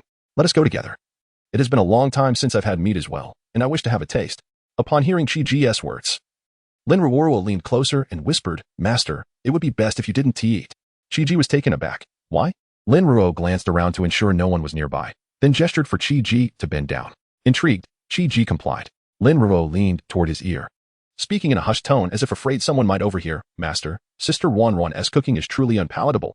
I fear you might not be able to handle it. Chi was momentarily stunned. Lin Ruo quickly added, you mustn't tell anyone. Chi inquired, if her cooking is so dreadful, why not have someone else prepare it? Lin Ruo's face flushed. How could I? Sister Ruan is merely trying to be kind. Chi shook his head. Let us go. Today, Master will cook for you. Lin Ruo looked at Chi with doubt. Master, can you cook? Chapter 60. The Whisper of Darkness. Chi chuckled softly, reassuring, do not worry, Master has often cooked in the past, and I assure you it will be exquisite. Really? That is splendid news. Finally, I won't have to endure the dishes prepared by Sister Ruan. Lin Ruo exclaimed, her joy palpable. However, she quickly covered her mouth. Glancing around nervously, once assured that no one was nearby, she sighed in relief. Chi observed his disciple, a slight smile gracing his lips. He found her rather endearing. Upon arriving at Su Ruan's quarters, they found her bustling at a small stove, utterly engrossed in her task. Amidst her flurry of activity, she muttered, have I added salt? It seems not. I've heard that salt is essential for flavor. With that, she seized the salt container and poured its entire contents into the pot. The aroma is emerging. Chi, standing at the door, was taken aback, thinking to himself, with that much salt, who would dare to eat it? It would be overwhelmingly salty. Turning to Lin Ruo, he quietly inquired, is this how she prepared the meat for you before? At that moment, Lin Ruo, having witnessed the excessive salt being added, was stunned. Usually, it wasn't this bad. But today's meat. The thought sent a shiver down her spine, shaking her head in response to Chi's question. She recalled that salt had never been part of her previous meals, which were unpleasant enough as they were, but she never anticipated this. Su Ruan, sensing their presence, looked up with delight. Oh, you two came together. Perfect timing, you can sample my culinary skills in just a moment.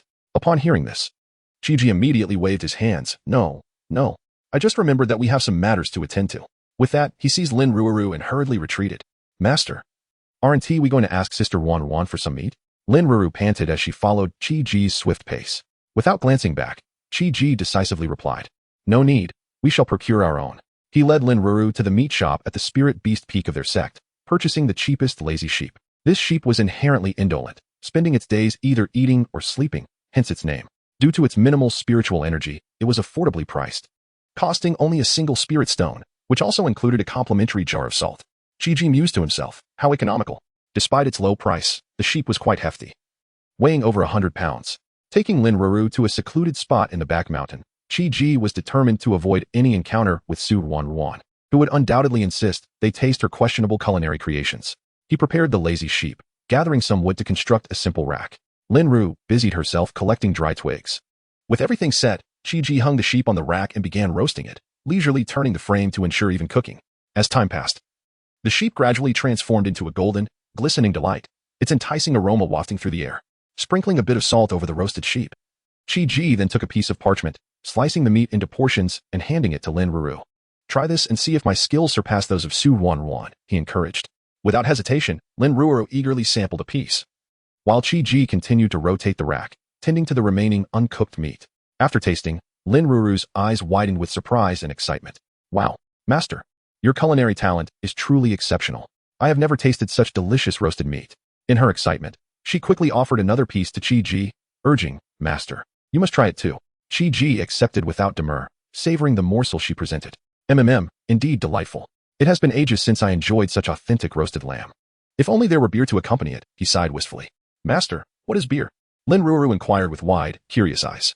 Chi paused, realizing he had spoken out of turn. He quickly deflected. It's a type of drink I had once, but I haven't encountered it since. Though he yearned to recreate beer, he lamented his ignorance in its preparation, having only ever consumed it without knowledge of its making. As they relished their meal, a melodious voice broke the tranquility, yet to them, it echoed like the whisper of a demon. What are you two doing here? At last, I found you. Startled, they turned to find Su Wan approaching, a jar in hand.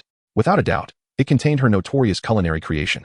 The last shred of hope vanished as they exchanged knowing glances, quickly stuffing the remaining roasted meat into their mouths, feigning satisfaction as if they had eaten their fill. Su Wan, now aware of the delectable aroma, felt her appetite stir. Observing their stuffed appearances, she asked, have you two eaten enough? Both were too transfixed on the jar in her grasp to notice her gaze fixated on their roasted lamb. Hearing her question, they fervently nodded, insisting they were full and could not eat another bite. Ha ha ha. Then this leftover roasted meat is mine. We can't let it go to waste. Su Wan laughed heartily, rushing towards the roast, snatching the paper from Lin Ruru's hands and the knife from Chi Ji, busily carving the meat for herself. Just then, Li Yue arrived, drawn by the enticing scent. How delightful. What are you three sneaking off to eat?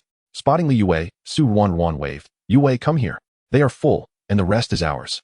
Without hesitation, they began to feast, while Chi Ji and Lin Ru watched on, mouths watering in regret, wishing they could take back their earlier claims of fullness. Chi Ji, did you roast this? Li Yue asked, her words muffled as she chewed. With a resigned nod, Chi Ji managed a weak smile. It's passable, I suppose. Li Yue nodded vigorously, giving a thumbs up. It's fantastic, but some parts are undercooked. Could you help us roast it a bit more? She implored with a pitiful expression. Feeling unable to refuse, Chi Ji reluctantly agreed. Of course, no problem. He resumed turning the rack, but the treatment he received now was vastly different from before.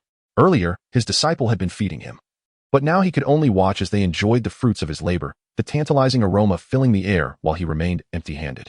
Su Wan, recalling something, handed Lin Ruru a packet of meat. Here, let us share. We probably won't finish it all. With her eyes lighting up, Lin Ruru eagerly nodded, joining the feast. Chi Ji, witnessing the scene, was left dumbfounded, grumbling to himself, what a predicament. I'm left here working hard while they indulge. Noticing Chi Ji's gaze, Su Wan turned and asked, are you feeling hungry watching us eat? Just as Chi Ji considered affirming, Li Yue interjected, we three can nearly finish this. That jar is the meat you made for Ruru, right? Why not let Chi Ji have some to avoid waste? Chapter 61, Deceived. The secret realm is about to open. Su Wan nodded in agreement. All right, let us not waste it. Upon hearing this, Chi Ji trembled in fright and quickly waved his hands. No, I'm quite full already, truly cannot eat another bite. Well then, let us not make it difficult for him. Later, we can take this meat to honor our master and uncle, Li Yue suggested. Chi Ji felt as if he had been granted a reprieve and hurriedly nodded. Yes, let us take it to pay our respects. He thought to himself. Better to have a dead friend than a living rival. Before long, Su Wan, Li Yue, and Lin Ruoro devoured the entire sheep with remarkable speed. Chi Ji gazed at the empty rack, inwardly grumbling. These three are truly gluttonous, not leaving a single morsel for me. He shot a glance at his disciple, silently conveying, how could you betray me and side with the enemy? Lin Ruoro returned a helpless expression, casting a furtive glance at Su Wan and Li Yue. As if to say, they insisted on eating it all themselves, even stuffing more into my hands. Besides, master, your culinary skills are too good. I simply couldn't resist. Having satisfied her appetite, Su Wan lifted the jar and asked Chi Ji, want you even sample my cooking? I've made considerable improvements this time. Just smell it, it's delightful. If I weren't so full, I would have eaten it all myself. Chi Ji shook his head vigorously like a rattle drum. No, thank you. I truly am very full. You should take it back to honor master and mistress. When the four returned to the front mountain, Chi Ji noticed that Su Wan really intended to go to master and mistress and quickly interjected, it's getting late. Perhaps we shouldn't disturb master and mistress? Su Wan waved her hand dismissively. I won't disturb them. I just sent a message to master, and she said to wait for us to go together. What? Are we both going together? I still need to go back to guide Ruoro in her training. Chi Ji hastily sought an excuse. Su Wan replied. Master said she has something to discuss, and we should go together. Fine. Chi Ji had no choice but to comply. The four arrived at Xiaoyu's room, where Ding Sanqian and Lu Yiyun were also present. As soon as they entered, Su Wan exclaimed, Master, I made stewed meat. Please try it and see how my cooking is. Xiaoyu smiled and replied, Great. It has been a long time since I've tasted anything delicious. Today is perfect for satisfying my cravings. Saying this, Xiaoyu opened the jar, took out 3 bowls, and divided the stewed meat among them. She handed 1 bowl each to Ding Sanqian and Lu Yiyun, cheerfully saying, Come, taste my disciple's cooking. Xiaoyu took the first bite, and Chi Ji and Lin Ruoro instinctively took a step back. However, the next scene left the two exchanging bewildered glances. After tasting, Xiaoyu nodded slightly and praised. I didn't expect Wan to have such excellent culinary skills. Ding Sanqian and Lu Yiyun also nodded in agreement, affirming Xiao Yu's assessment. Qi Ji, feeling a bit dazed, pondered, do Master and the two mistresses have such strong tastes? Unable to contain himself, he asked, Master, Mistress, don't you find it salty? The three looked at Qi Ji in confusion. Not salty at all. The flavor is just right. Suddenly, Su Ruan and Li Yue burst into laughter, clutching their stomachs. Everyone turned to them, puzzled. Once their laughter subsided, they recounted the story in full detail. It turned out that after Qi Ji left, Li Yue had gone to Su Ruan's side and noticed the white layer of something on the meat, inquiring what it was. Su Ruan replied matter-of-factly, Of course, it's salt. Li Yue exclaimed, Are you trying to make it so salty that it kills someone? Su Ruan dipped her chopsticks, tasted it, and spat it out. Yuck, how bitter. Li Yue, looking exasperated, asked, How much salt did you even put in?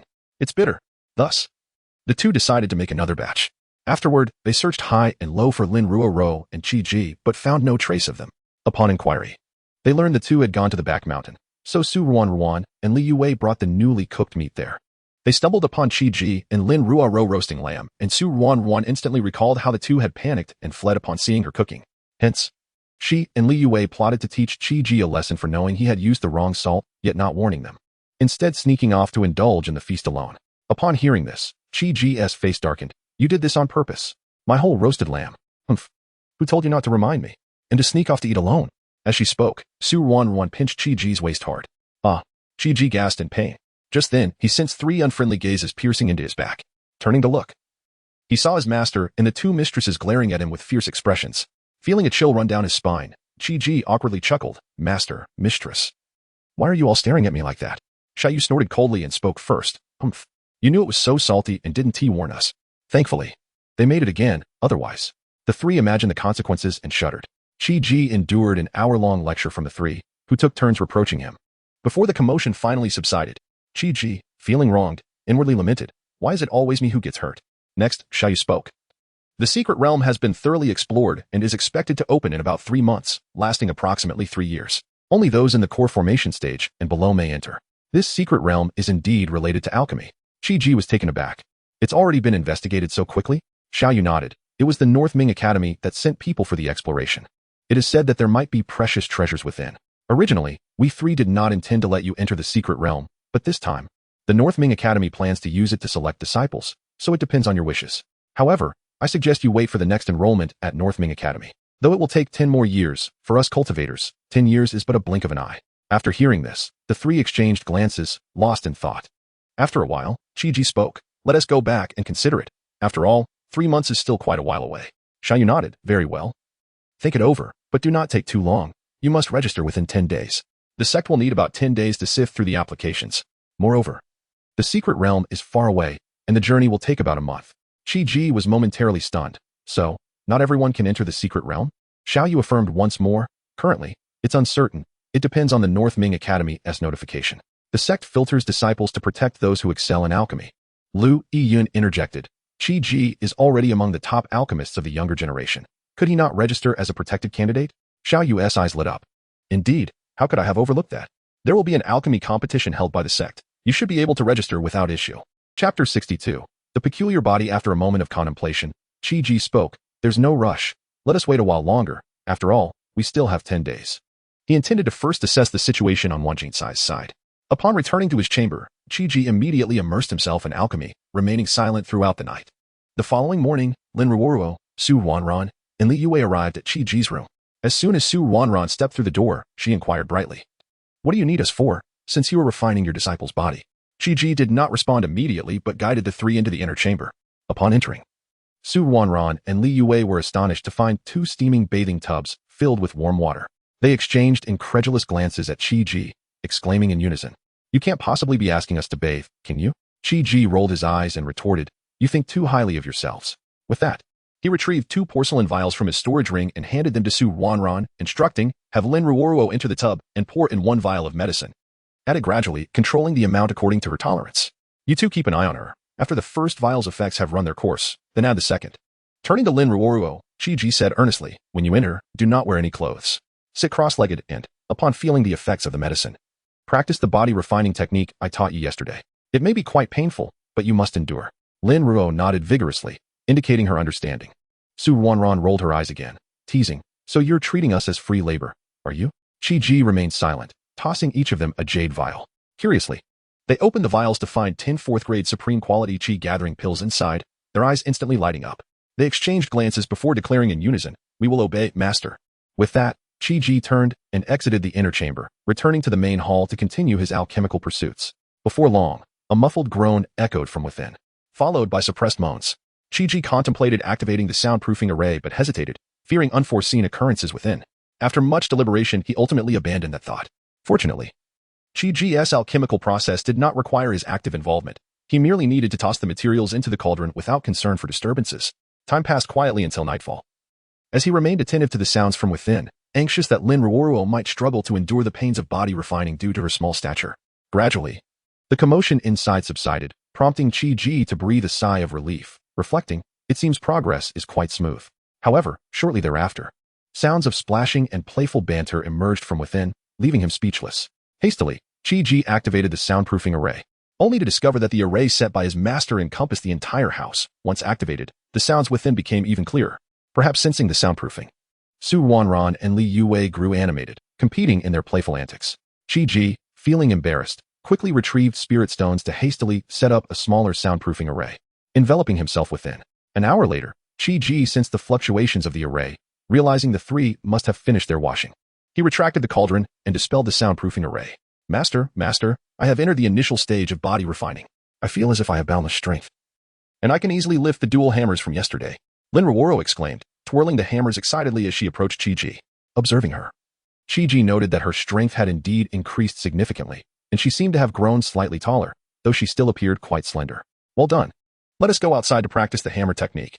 In the courtyard, Lin Ruoruo immediately began to wield the dual hammers, though her technique was somewhat unrefined. Each swing generated a remarkable whoosh of wind, showcasing her newfound might. As time passed, she became increasingly adept, her command of the hammer technique improving considerably. "Chi-Ji, why did you choose a pair of dual hammers for your disciple? They seem rather mismatched, don't you think?" Su Wanran remarked, watching Lin Ruoruo's movements. Li Yue chimed in. "Indeed, it looks quite odd, this petite girl wielding hammers larger than herself. However, her strength is quite formidable. Your disciple must possess the combat prowess of someone at the 5th layer of Qi gathering." Su Wanran nodded, analyzing. "It seems her aura radiates at the 2nd layer of Qi gathering, yet her combat strength surely exceeds the 5th layer." Chi-Ji, however, remained deep in thought, his brow furrowed. Having completed her practice of the hammer technique, Lin Ruoruo paused and said, "Master, I practiced." But upon catching sight of Chi-Ji's serious expression, she swallowed her words, her previously radiant smile fading. Noticing Chi-Ji's unusual demeanor, Su Wanran inquired, "What's wrong? Wasn't Ruoruo doing well?" Chi-Ji, his contemplation interrupted, smiled gently at Lin Ruo's anxious expression, attempting to lighten the mood. "Ruo, you performed admirably. Come here, let me check your body." As he beckoned her closer, Lin Ruoruo obediently approached. Chi-Ji placed a hand gently on her shoulder, his spirit energy and consciousness slowly probing into her body. After a thorough examination, he was astonished to discover that his disciple lacked a dantian, yet her meridians were uniquely robust, with streams of spirit energy flowing within. Withdrawing his hand, Chi-Ji was overwhelmed by a complex mix of shock and joy. "I never anticipated that you, whom I thought could only pursue the path of physical refinement, possess such a remarkable constitution." The three listened to Chi-Ji's somewhat incoherent musings, all wearing puzzled expressions. Unable to contain his excitement, Chi-Ji explained, "Ruo, you need not worry. I have discovered that your physique is extraordinary. Your path to cultivation will simply differ from that of others." Su Wanran and Li Yue, curious, crowded around him, pressing for details. "How is it different?" Chi-Ji collected his thoughts and replied, "Originally, I believed Ruo could not cultivate spirit energy, so I planned to focus solely on her physical refinement. However, when she practiced the hammer technique, I sensed a fluctuation of spirit energy, which struck me as peculiar. Upon examining her closely, I found that Ruoruo lacks a dantian, yet her meridians are remarkably robust, with spirit energy stored and flowing within them." Su Wanran and Li Yue stood frozen, captivated by Chi-Ji's explanation, having never heard of such a unique constitution. Lin Ruoruo, filled with excitement, exclaimed, "So that energy I felt was spirit energy?" Chi-Ji nodded and asked, "When did the spirit energy appear within you?"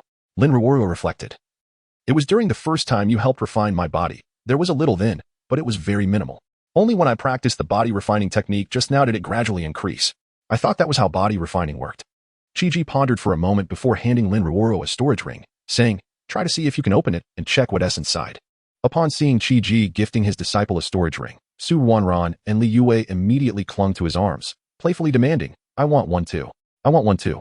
Chi-Ji, exasperated, replied, "Can't you two buy your own? This is a gift for my disciple. But we can't afford it." They feigned innocence.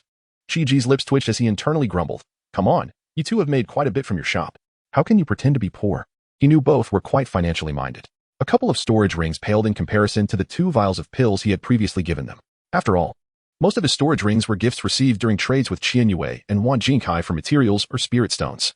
Chi-Ji, disinclined to engage in further disputes with them, retrieved 2 storage rings and handed one to each of the 2. The pair exchanged a knowing smile, their satisfaction evident as they released Chi-Ji's arms. He flexed his slightly sore arms, shaking his head in resignation. Chapter 63, A Joyous Song, Collective Advancement and Cultivation. Subsequently, he adorned his disciple's hand with a storage ring prepared for her, while elucidating the method of its use. Lin Ruru, upon grasping the utility, reveled in it wholeheartedly. At this juncture, Chi-Ji was suddenly struck by the desire to host a barbecue feast, a celebration of his disciple's newfound spiritual prowess. Thus, he declared, "I shall procure 2 spirit beasts for our barbecue. Yuan, Yue, kindly invite master and mistress to join us. Ruuru, please summon your elder siblings who accompanied you." Chi-Ji procured 10 spirit beasts in one go, 5 of which harbored rich spiritual essence, suitable for those in the core formation and nascent soul realms. The other 5, possessing lesser spiritual energy, were appropriate for the children in the chi refinement stage. Although cultivators may often forego meals, when they do eat, their appetites are astonishingly immense, necessitating ample provisions.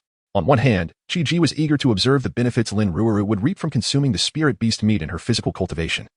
On the other, he wished to foster camaraderie by gathering everyone together, a habit ingrained in him that dining in company enhances bonds. Without further ado, the spirit beast meat was skewered, and the children assisted in turning the grill while Chi-Ji sprinkled seasoning, releasing a tantalizing aroma. Su Yuan and Li Yue were tasked with slicing the grilled meat, their movements fluid and harmonious. Ding Sanqian had somehow acquired a large vat of wine, its fragrance rich and enticing. As they dined, sipping and chatting, the alluring scent wafted into the air, quickly drawing the attention of several nearby onlookers, all of whom were direct disciples residing nearby. Seizing the opportunity, Xiaoyu wished to introduce everyone, beckoning them to join. Su Yuan, being a former direct disciple of Yunu Peak, was already well acquainted with them. She enthusiastically introduced each one, and soon, familiarity blossomed among the group. Though these direct disciples enjoyed conversing with males, they maintained a degree of reserve, unlike when they first arrived at Yuxiao Peak, where they were scrutinized by the outer disciples and menial workers. Hence, the few boys could engage in casual exchanges with them. As the wine flowed and the meat was savored, Chi-Ji's complexion flushed, whether from the effects of the wine or sheer exuberance. He suddenly rose and sang aloud, "The vast sea laughs, the tides surge on both shores, drifting with the waves. I recall this day. Heaven laughs. The world as tides ebb and flow, who wins or loses, only heaven knows. The populace laughs, no longer in solitude, passion remains, joyfully laughing." Though his singing lacked professionalism, even slightly off-key due to inebriation, the audience was oblivious, having never encountered such a unique melody. Some had never heard singing before. Yet, despite this, they found themselves unwittingly captivated. While they could scarcely envision the imagery of chivalrous heroes traversing the rivers and lakes, they felt the spirit of freedom and boldness embodied in his song. The first to react was Su Yuan, who clapped enthusiastically, cheering loudly. Soon, Li Yue joined in, a testament to Chi-Ji's influence on them. Subsequently, others followed suit, applause rising like a tide. In that moment, the direct disciple's eyes sparkled with admiration for Chi-Ji. Just then, a gentle breeze swept through, causing Chi-Ji's intoxication to wane slightly. He inwardly lamented, alas, this uncontainable charm. Fortunately, these direct disciples were seasoned enough to retain their composure, refraining from overwhelming him. Otherwise, he would have found himself in quite the predicament. As Chi-Ji pondered, a series of muffled sounds erupted. Bang, bang, bang. 2 children and a direct disciple had unexpectedly broken through their realms. This elicited even greater admiration from the onlookers toward Chi-Ji, particularly from the trio who had advanced. Ha! By heavens, I never anticipated my disciple possessed such prowess. Ding Sanqian boomed, his laughter resonating. Others who had not broken through nodded in agreement, claiming to feel their own progress.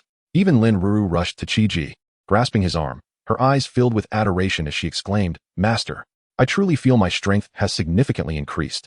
Chi-Ji, channeling his spiritual energy along with his consciousness through Lin Ru's grasp, surveyed her body, then smiled and explained, this has nothing to do with me. It is the result of your consumption of the spirit beast meat. The abundant spiritual energy and vitality have nurtured your physique, leading to your newfound strength." So that is how it is. I thought it was your howling that triggered it. I shall eat more. With that, Lin Ru dashed back to indulge further. Chi-Ji, speechless, remarked, "Do not heed your master's folly. That was not a howl, it was singing." Lin Ru glanced back at her master, beaming, "I understand now, master. It is singing." At that moment, a curious direct disciple inquired, "Is singing akin to the tunes performed in brothels?" A collective gaze fell upon the inquisitive disciple, who blushed profusely, hastily waving her hands. "I have never been. I merely heard others mention that there are songs sung there." Chi cleared his throat, clarifying, "My song differs vastly from theirs. I sing of sentiment and essence, while they sing of seduction." The crowd appeared enlightened, but the next instant, their gazes returned to Chi with renewed curiosity. Taken aback, Chi stammered, "Ahem. I have not been either. I lack the means to frequent such places. My family is quite impoverished. I, too, have only heard tales." At this juncture, Xiao Yu suggested, "Chi, why not sing another song? Let us see if we can enhance our cultivation further." Chi, exasperated, thought, "Mistress, do you perceive my singing as a miraculous elixir?" Lu Yin chimed in, "Let us give it another try. What if it truly enhances our abilities? Even if not, it will be a delightful performance." Internally, Chi grumbled, "Delightful performance? Do they truly regard me as a performer?" Nevertheless, he could not refuse, especially with both mistresses urging him. Thus, Chi sang once more. This time, while there was a slight improvement, the effect paled in comparison to the first. Chi surveyed the crowd as they shook their heads, affirming the lack of substantial enhancement. He shrugged. "See? I told you it couldn't always lead to advancement. Otherwise, who would need spirit stones and elixirs?" No sooner had his words left his lips than a cacophony of sounds erupted once more. The group turned toward the source, discovering that the commotion stemmed from outside the courtyard. They extended their consciousness outward, only to find a throng of disciples densely packed around the perimeter. The disciples outside, sensing their scrutiny, chuckled awkwardly, "Apologies for the intrusion. Please, continue as if we are not here." Seeing this, Xiao Yu called out, "Everyone disperse. We have concluded. Tomorrow at noon, let Qi Xiang serenade you in the square. Please inform one another." Chi, unable to suppress a twitch of his lips, thought, "Am I merely a tool for enhancing cultivation?" Yet, he could not dismiss the words of his mistress. At that moment, a direct disciple, filled with curiosity, posed a question. "Why did everyone's cultivation enhance with your first song, yet the second had no effect?" Chapter 64. A song that moves the entire sect. Ding Sanqian raised his hand to stroke his beard, explaining at a leisurely pace, "The charm of this song lies in its ability to elevate everyone's artistic conception. The bold and unrestrained ambience it evokes has a profound influence on all, thereby enhancing their cultivation. However, upon listening to it a second time, the effect on their artistic conception diminishes significantly, rendering it nearly ineffective." Upon hearing this, the crowd suddenly understood the matter. A direct disciple then proposed, "Why not have junior brother Chi sing another song for us?" With a swift turn, everyone's gaze fixated on Chi, their eyes gleaming with fervor. Alas, Chi's mind momentarily went blank. How could they truly expect him to be a mere tool? He quickly waved his hands and chuckled nervously, "I only know this one song, nothing else." The fiery light in the crowd's eyes extinguished instantly, replaced by expressions of disappointment. Seeing this, Xiao Yu smiled gently, stood up, and said harmoniously, "All right, let us not make things difficult for Chi. Even if there were more songs, they may not possess the same depth. Today, we have gathered joyfully. Let us disperse." After the crowd departed, Chi returned to his chamber and immediately immersed himself in alchemy. Ever since the last time, when the alchemy furnace absorbed a significant amount of spirit stones, Chi discovered that the furnace had opened a small spatial realm. Through his research over this period, he found that if the refined elixirs were not retrieved promptly, they would be drawn into that space by the furnace. More remarkably, if he placed the alchemical materials into this space, the furnace would automatically retrieve the necessary materials for the refining process. The only regret was that the furnace could only perform alchemy externally. If it could operate internally, it would be far more convenient, allowing him to concoct elixirs anytime, anywhere. Nonetheless, even in its current state, it was a significant improvement. Previously, he could not balance cultivation and alchemy. Now, with this automatic alchemy function, he could finally pursue both simultaneously. With practiced ease, Chi placed the alchemical materials into the furnace's spatial realm, allowing it to operate autonomously. He then took out several medium-grade spirit stones and arranged them around him. After consuming a 4th-grade top-tier gathering chi pill, he closed his eyes and entered a meditative state. As the night quietly slipped away, Chi was summoned to the Yuxiao Peak Plaza the next morning by Su Ruan, sent by Xiao Yu.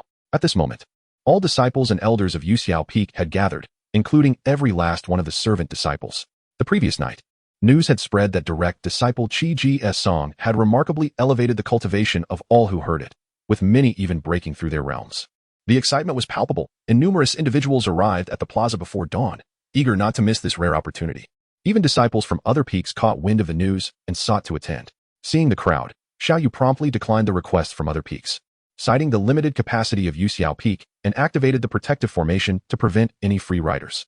Chi stepped onto the high platform, where initially some spectators remained skeptical.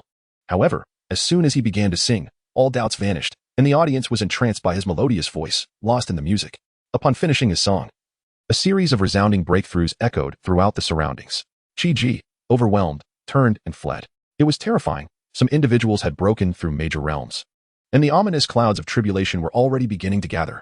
Xiaoyu reacted swiftly, commanding the elders to escort those who had broken through to the sect tribulation site. The commotion drew the attention of peak masters from other mountains, who hurried to witness the tribulation. Even the sect leader was lured to the scene. Once those breaking through completed their tribulation, the peak masters surrounded Xiaoyu, inquiring about the situation with puzzled expressions. Xiaoyu recounted the events in detail. Upon hearing this, the eyes of the peak masters lit up with eagerness, vying to invite Chi-Ji to perform at their respective peaks. Xiaoyu, however, appeared troubled and quickly declined, stating, "I cannot make this decision. We must first seek Chi-Ji's consent." Seeing her reluctance, the peak masters began to produce storage bags, offering them to Xiaoyu with beaming smiles, pleading for her to speak favorably on their behalf. While Xiaoyu expressed her discomfort with the situation, her hands moved swiftly to accept the storage bags, marking each one. Concerned that they might be outdone by one another, the peak masters hastily presented second offerings, fearing Xiaoyu would not speak kindly for them otherwise. Xiaoyu, internally delighted, maintained a calm facade and assured them she would earnestly persuade Chi-Ji to sing at their peaks. Once the peak masters received her promise, they dispersed with satisfaction. The sect leader, observing the peak master's departure, approached Xiaoyu at a measured pace, mindful of his authority, unlike the others who had rushed forward. As Xiaoyu noticed the sect leader approaching, she promptly greeted him with respect. The sect leader, smiling approvingly, expressed his satisfaction with her arrangements. "Xiao Peak Master," he suggested, "why not have Chi-Ji gather all disciples at the sect's main plaza and sing a song? This would not only save Chi-Ji's time but also benefit all disciples." Upon hearing this, the other peak masters inwardly lamented, why didn't the sect leader suggest this sooner? Now, my gifts to Xiaoyu seem to have been given in vain. Xiaoyu, however, shook her head vigorously, declaring, "Absolutely not." The sect leader, momentarily taken aback, inquired, "Why is that?" Xiaoyu patiently explained, "Sect leader, as you can see, we have only this many individuals undergoing tribulation at Yuxiao Peak today. If it were the entire sect." The sect leader followed her gaze towards the tribulation site, contemplating. Indeed, if too many individuals were to undergo tribulation at once, it would be unmanageable. Nodding, he conceded, "As you say, it seems we must proceed in stages." The other peak masters, hearing this, breathed a sigh of relief, thinking, "It appears my gifts will not be in vain after all." Upon returning to the sect, Xiaoyu approached Chi-Ji and relayed the invitations from the other peaks for him to perform. Without a moment's hesitation, Chi-Ji resolutely shook his head in refusal. Internally, he scoffed, "I did not come here to be a star performer. I am here to cultivate, not to waste time singing for them." Seeing Chi-Ji's firm stance, Xiaoyu did not press further, content that she would not have to return the gifts she had received. She produced a communication talisman and reached out to each peak master. "My disciple has entered seclusion and is currently unreachable. There is truly nothing I can do. Perhaps you could wait a bit longer? I will contact you the moment he emerges." The peak masters, upon receiving Xiaoyu's message, reacted in varied ways. Some believed her without question, others were enraged, cursing her for accepting gifts without delivering results, while some speculated that the disciple must have felt slighted, unwilling to sing for free. At Tianji Peak, Zhuangjizi pondered, "It seems I must make a sacrifice." He turned to Elder Li, who oversaw the treasure vault, instructing him to fetch 3 fourth-grade life-saving talismans. After Elder Li left, Zhuangjizi promptly sent a message to Xiaoyu. "Tianji Peak offers 3 fourth-grade life-saving talismans to your disciple. Our library will be fully accessible to him." At Kanglin Peak, Li Qiufeng grumbled, "This woman is surely accepting gifts without taking action." At Yuhing Peak, Bai Wugo remarked, "Let us wait a while. There is no need to rush."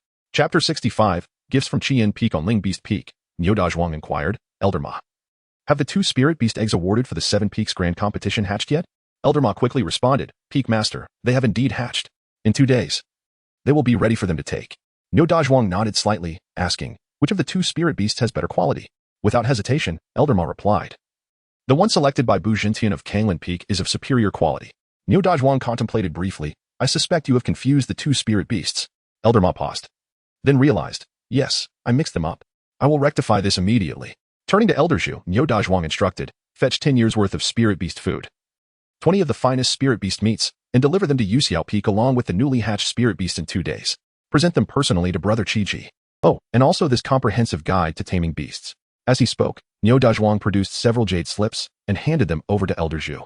Zhu pondered silently. Isn't one jade slip sufficient to record the entire guide? However, he did not voice his thoughts and accepted the slips, placing them into a storage bag. At Qian Peak, Good to Pei remarked, "Jiyan, I hear your disciple Do Sanchuan has grown quite close to Chi-Ji?" Jiyan nodded, responding candidly, "Indeed, they have developed a certain rapport." Good to Pei laughed heartily, "Splendid. Have your disciple take this treasured sword and procure several dozen third-grade elixirs from the alchemy pavilion, and then visit Chi-Ji. Do Sanchuan, receiving the sword from his master, exclaimed in astonishment, "Master, is the Peak Master truly being so generous?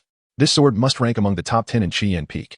Zhu Yan confirmed. Indeed, it ranks 6th, a top-tier yellow-grade artifact, nearly reaching the mysterious grade. Do Sanchuan tucked away the sword and inquired, "How many elixirs should I take? How many dozens are we talking about?" Zhu Yan paused, contemplating, then replied, "The sect master did not specify. Just take what you deem appropriate."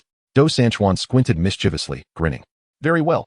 He proceeded to the alchemy pavilion, presented the Peak Master's token, and promptly requested 99 bottles of third-grade elixirs. However, these were all ordinary, devoid of elixir patterns. As such elixirs were exceedingly rare within the pavilion.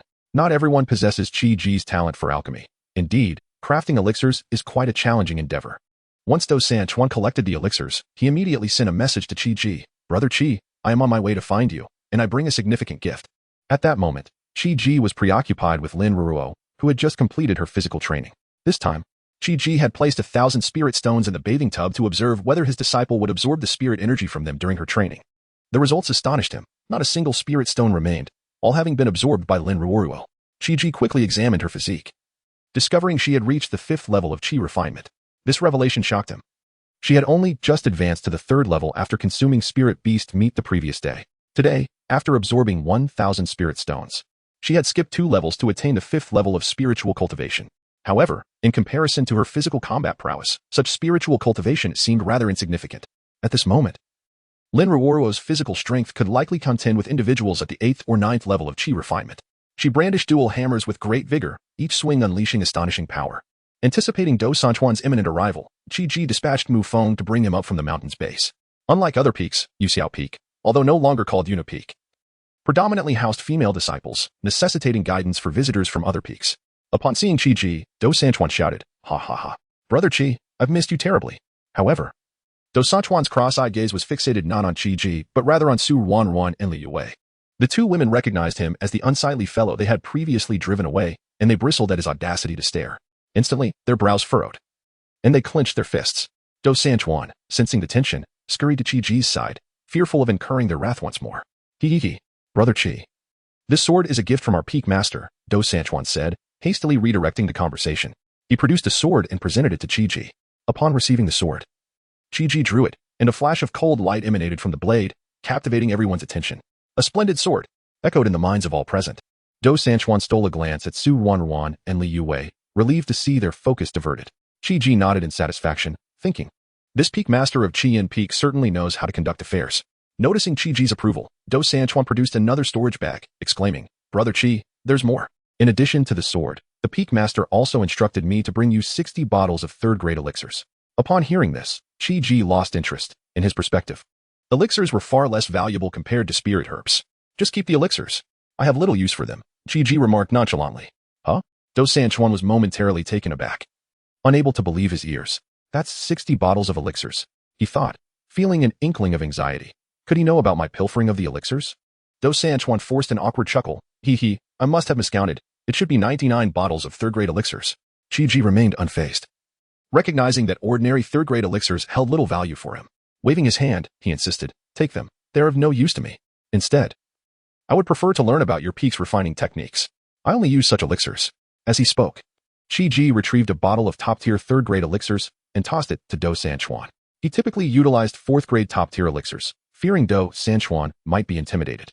So he merely presented the 3rd-grade elite elixirs. Do Sanchuan, unaware of the distinction between elite and top-tier elixirs, believed this was indeed a top-tier offering. Nonetheless, he was left in awe. After a prolonged moment, Do Sanchuan returned the elixir to Chi-Ji, exclaiming, "This is truly extravagant. You actually use top-tier elixirs." Chi-Ji waved his hand, refusing to take back the elixir, consider it a reward for delivering the sword. Do Sanchuan's eyes sparkled as he carefully stored the elixir, grinning. "Thank you, Brother Chi." Chi-Ji patted Do Sanchuan on the shoulder, chuckling, "No need for formality between us. You gifted me 2 pairs of hammers last time. Look. My disciple is practicing her hammer technique with the ones you provided." Do Sanchuan followed Chi-Ji's gaze, astonished to see a petite girl wielding dual hammers with remarkable speed, leaving trails of afterimages. He was left speechless, her swiftness surpassing that of those wielding swords, and she was so small that the hammer seemed larger than her. "What do you think? My disciple is quite impressive, isn't she?" Chi-Ji inquired. "Indeed, not just impressive, She is absolutely phenomenal, Do Sanchuan remarked, his cross-eyed gaze wide with astonishment. Chapter 66. The affairs of Xixiao Peak concluded after spending some time at Qi Ji's place. Do Sanchuan took his leave. Upon returning to Qian Peak, he recounted the details of his journey to his master, Zhu Yan. However, when it came to mentioning the 99 bottles of third-grade elixirs, he played a clever trick, claiming that Qi Ji had disregarded these potions and casually gifted them to his disciple. Zhu Yan, not daring to delay, promptly reported the situation to the Peak Master, Gudapeo. Upon hearing the account, Gudapeo's eyes brightened, and he immediately ordered Do Sanchuan to inform Qi Ji that the collection of books in the Qian Peak Scripture Pavilion would be permanently accessible to him. Before long, Qi Ji received a message from Do Sanchuan. After a moment of contemplation, he replied, instructing them to prepare adequately and finalize the timing before notifying him. Following Qi Ji's response, Gudapeo acted with remarkable decisiveness. He gathered all the disciples in the square and instructed the elders to be on high alert, ready to initiate the mountain's protective formation the moment Qi Ji set foot on Qian Peak, preventing anyone from other peaks from taking advantage. When Qi Ji arrived at Qian Peak as promised, Gudapeo issued the command, and the elders swiftly activated the formation. After Qi Ji performed a song, numerous individuals indeed broke through their limits. Fortunately, at Qi Ji's suggestion, Gudapeo had designated a separate area for those on the verge of a breakthrough. The elders promptly escorted those reaching significant breakthroughs to the tribulation site, while Qi Ji entered the scripture pavilion. Upon learning that Qi Ji was singing at Qian Peak, the other peaks were unable to remain calm, bombarding Xiaoyu with inquiries. Wasn't Qi Ji in seclusion? How did he end up at Qian Peak? In truth, Qi Ji had already devised a countermeasure with Xiaoyu. Unfazed, Xiaoyu responded one by one. The disciples of Qian Peak shared a profound friendship with Qi Ji, and they possessed exclusive communication talismans. As for the specifics, I am not entirely sure. I attempted to contact Qi Ji, who mentioned he was at the scripture pavilion of Qian Peak to consult some materials. It seems there is something he wishes to study there. The other peak masters were unwilling to let the matter rest and turned to Gudapeo, subtly probing him about what grand gift he had bestowed upon Qi Ji to secure such a performance. However, Gudapeo feigned ignorance, firmly denying any gifting, insisting that it was merely the camaraderie between his sect's disciples and Qi Ji. The other peak masters secretly scoffed. What a flimsy excuse. Pure nonsense. In frustration, each peak master sought alternative routes and utilized their networks to locate Do Sanchuan. Qi Ji had anticipated that he might ultimately need to visit each peak. Otherwise, the sect master might issue a direct order. Thus, he employed Do Sanchuan as an intermediary, negotiating with the peak masters to collect certain benefits. After some maneuvering, Do Sanchuan found himself quite well compensated and arranged the schedule for each peak. Do Sanchuan and Qi Ji split the proceeds, and while Do Sanchuan only received a fraction, he was nonetheless delighted. However, Kanglin Peak and the former Xixiao Peak were not included in this arrangement. Li Qiufeng, the peak master of Kanglin Peak, deemed Qi Ji's demands for resources excessive, believing that a mere song should not warrant such significant expenditure. Consequently, he spent 100 spirit stones to hire someone who had heard Qi Ji sing to perform for his disciples at Kanglin Peak. As for the original Xixiao Peak, since the new peak master took office, it had been renamed Wuming Peak, and a formidable protective formation had been activated, prohibiting anyone from entering or exiting, thus severing all ties with the outside world and remaining silent since. Previously, Qi Ji and Ding Sanqian had been concerned that someone might come looking for the treasures taken from Xixiao Peak. However, as time passed without incident, both felt a mix of confusion and relief. The next day, Qi Ji followed the schedule, performing successively at Yuheng Peak, Spirit Beast Peak, and Tianji Peak. In contrast, the situation at Kanglin Peak devolved into chaos. After the hired impersonator concluded their performance, the disciples reported no improvement in their cultivation. This led to an uproar among Kanglin Peak's disciples, and Li Qiufeng found himself at the center of the storm. Although the disciples were too timid to voice their grievances openly, they harbored considerable resentment behind closed doors.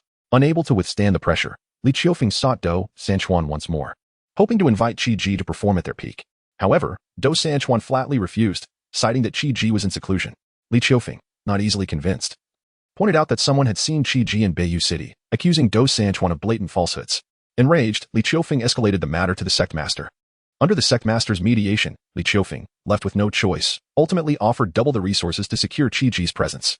Upon accepting the resources, Qi Ji requested that all members of Kanglin Peak attend the sect's main square to hear him sing.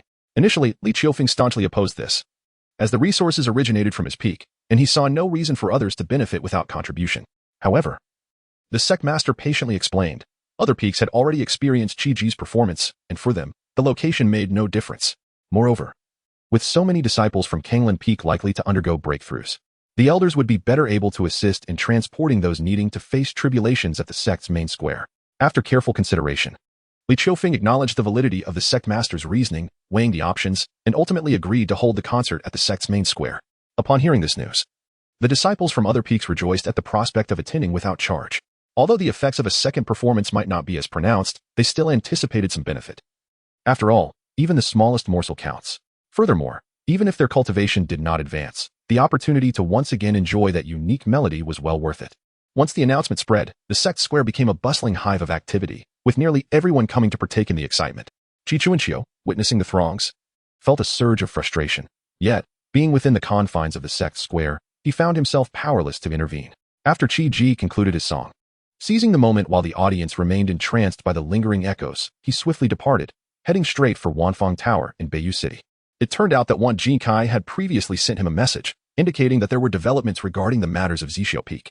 Qi Ji had long harbored concerns about the newly appointed individual at Zixiao Peak, thus entrusting Wang Jinkai to investigate and uncover the forces determined to seize control of Zixiao Peak and the motives behind such actions. He understood that if they were indeed after Zixiao Peak's treasures, he might need to consider hiring a bodyguard at Wanfang Tower to avoid any potential confrontations, as no one in Yuhing's sect could contend with that individual. Upon arriving at Wanfang Tower and absorbing the information provided by Wang Jinkai, Qi Ji stood in stunned silence. To his astonishment, the motive was not the treasures of Zixiao Peak, but rather a person claiming to be the old man of heavenly secrets, who had foretold a catastrophe for the Tiansheng sect. The prophecy indicated that the sect would face a significant disaster, but the old man did not elaborate, only uttering the words Zixiao Peak before passing away. Consequently, the Tiansheng sect mobilized its entire strength to search for Zixiao Peak, attempting to alter the name of any location associated with Zixiao Peak. Qi Ji listened, bemused, inwardly scoffing. This sect is far too superstitious. Moreover, as a leading sect in the central region, they could have simply communicated a name change directly, rather than going to such lengths. Nevertheless, upon learning this news, Qi Ji felt a weight lift from his heart. It seemed unlikely that anyone would trouble him. Having gathered the information, Qi Ji planned to take his leave. However, just as he turned around, Wang Jinkai called out, "Qi, my dear brother, don't rush off just yet. I have one more matter to discuss with you." Chapter 67. Qi Ji becomes the major shareholder. Oh? What is it? Could it be news regarding the secret realm? A flicker of curiosity crossed Qi Ji's eyes as he inquired. Wang Jinkai offered a slight smile. Indeed, it pertains to the secret realm. But there are also other matters I wish to discuss with you, my dear Qi. Qi Ji chuckled heartily. Ah, brother Qi, feel free to speak candidly. Let us not stand on ceremony. Haha. Wang Jinkai responded with equal cheerfulness, and I shall be forthright. The first matter concerns the secret realm. Our Wanbao Tower intends to send 100 elite warriors at the 9th level of the core formation stage to protect you. Ah? Qi Ji was taken aback, genuinely surprised by Wanbao Tower's grand gesture to dispatch so many formidable guardians. This was somewhat illogical. Noticing Qi Ji's astonishment, Wang Jinkai quickly clarified, no need for alarm. My friend, while we are sending such a number, they will not be constantly by your side. They will also be treasure hunting within the secret realm. They will only appear when you require their assistance. If you desire their close protection, then the treasures obtained within the realm will need to be shared with them proportionally. The specifics depend on how many you summon. For every 10, they receive 10%, with a maximum of 70%. Should they eliminate anyone who poses a threat to you, the belongings of the slain will belong to them. How do you feel about this arrangement? Qi Ji fell into contemplation and after a moment asked, can they be trusted? Wang Jinkai smiled confidently, rest assured, my friend. They are all willing to sacrifice themselves for you in critical moments. Of course, for each that perishes, you will need to compensate Wanbao Tower with 100,000 mid-grade spirit stones. Qi Ji mentally calculated, 100 individuals would amount to 10 million mid-grade spirit stones. A considerable sum, yet within his means. Furthermore, he might not need to employ all of them. After some reflection, Qi Ji nodded in agreement. Very well. It is settled then. But how shall I contact them? Wang Jinkai explained, before entering the secret realm, we will provide you with several communication tools. Qi Ji was momentarily taken aback. Several tools? Wang Jinkai elaborated, indeed. Based on our experience exploring secret realms, not all are conducive to using communication talismans. Thus, to ensure you can reach them, we will prepare multiple means of contact. Qi Ji understood, I see. So what is the other matter? Wang Jinkai chuckled and asked, my dear Qi, the song you have been singing recently within the sect, could you impart it to others so they may reproduce the same effect? Qi Ji, perplexed, pondered why the Kanglan Peak had previously failed to replicate the song's effect. Suddenly, a phrase from his master flashed in his mind. The ability to facilitate breakthroughs lies within the artistic conception. Indeed, if only the essence of that drama could be manifested, the issue would be resolved. With this thought, Qi Ji looked up at Wang Jinkai and said, I believe I have conceived a method, yet I cannot guarantee its success. Though it is likely. Wang Jinkai's eyes sparkled with anticipation. That is splendid. What are your conditions? Wanbao Tower desires exclusive rights. Ah, it is merely a song. If you wish to learn, I shall teach you. Chi replied nonchalantly. However, Wan Jinkai shook his head, seriousness etched on his face. My dear Chi, Wanbao Tower is a business entity. This is not merely a private matter between us. We must sign a contract. Once we obtain exclusive rights, the song may only be used by you and Wanbao Tower, and not shared with others. Hearing this, Chi contemplated. This is akin to buying out the copyright. After a moment's thought, he suggested, in that case, I am uncertain what price to ask. How about this? I will provide it to you for free, and you shall give me half of your revenue. A 50-50 split. What do you think? Chi was not naive. He understood that if managed well, this could yield a continuous flow of wealth. Setting a price too high would be inappropriate, while too low would result in a significant loss. Thus, he preferred to take a stake and share in the dividends.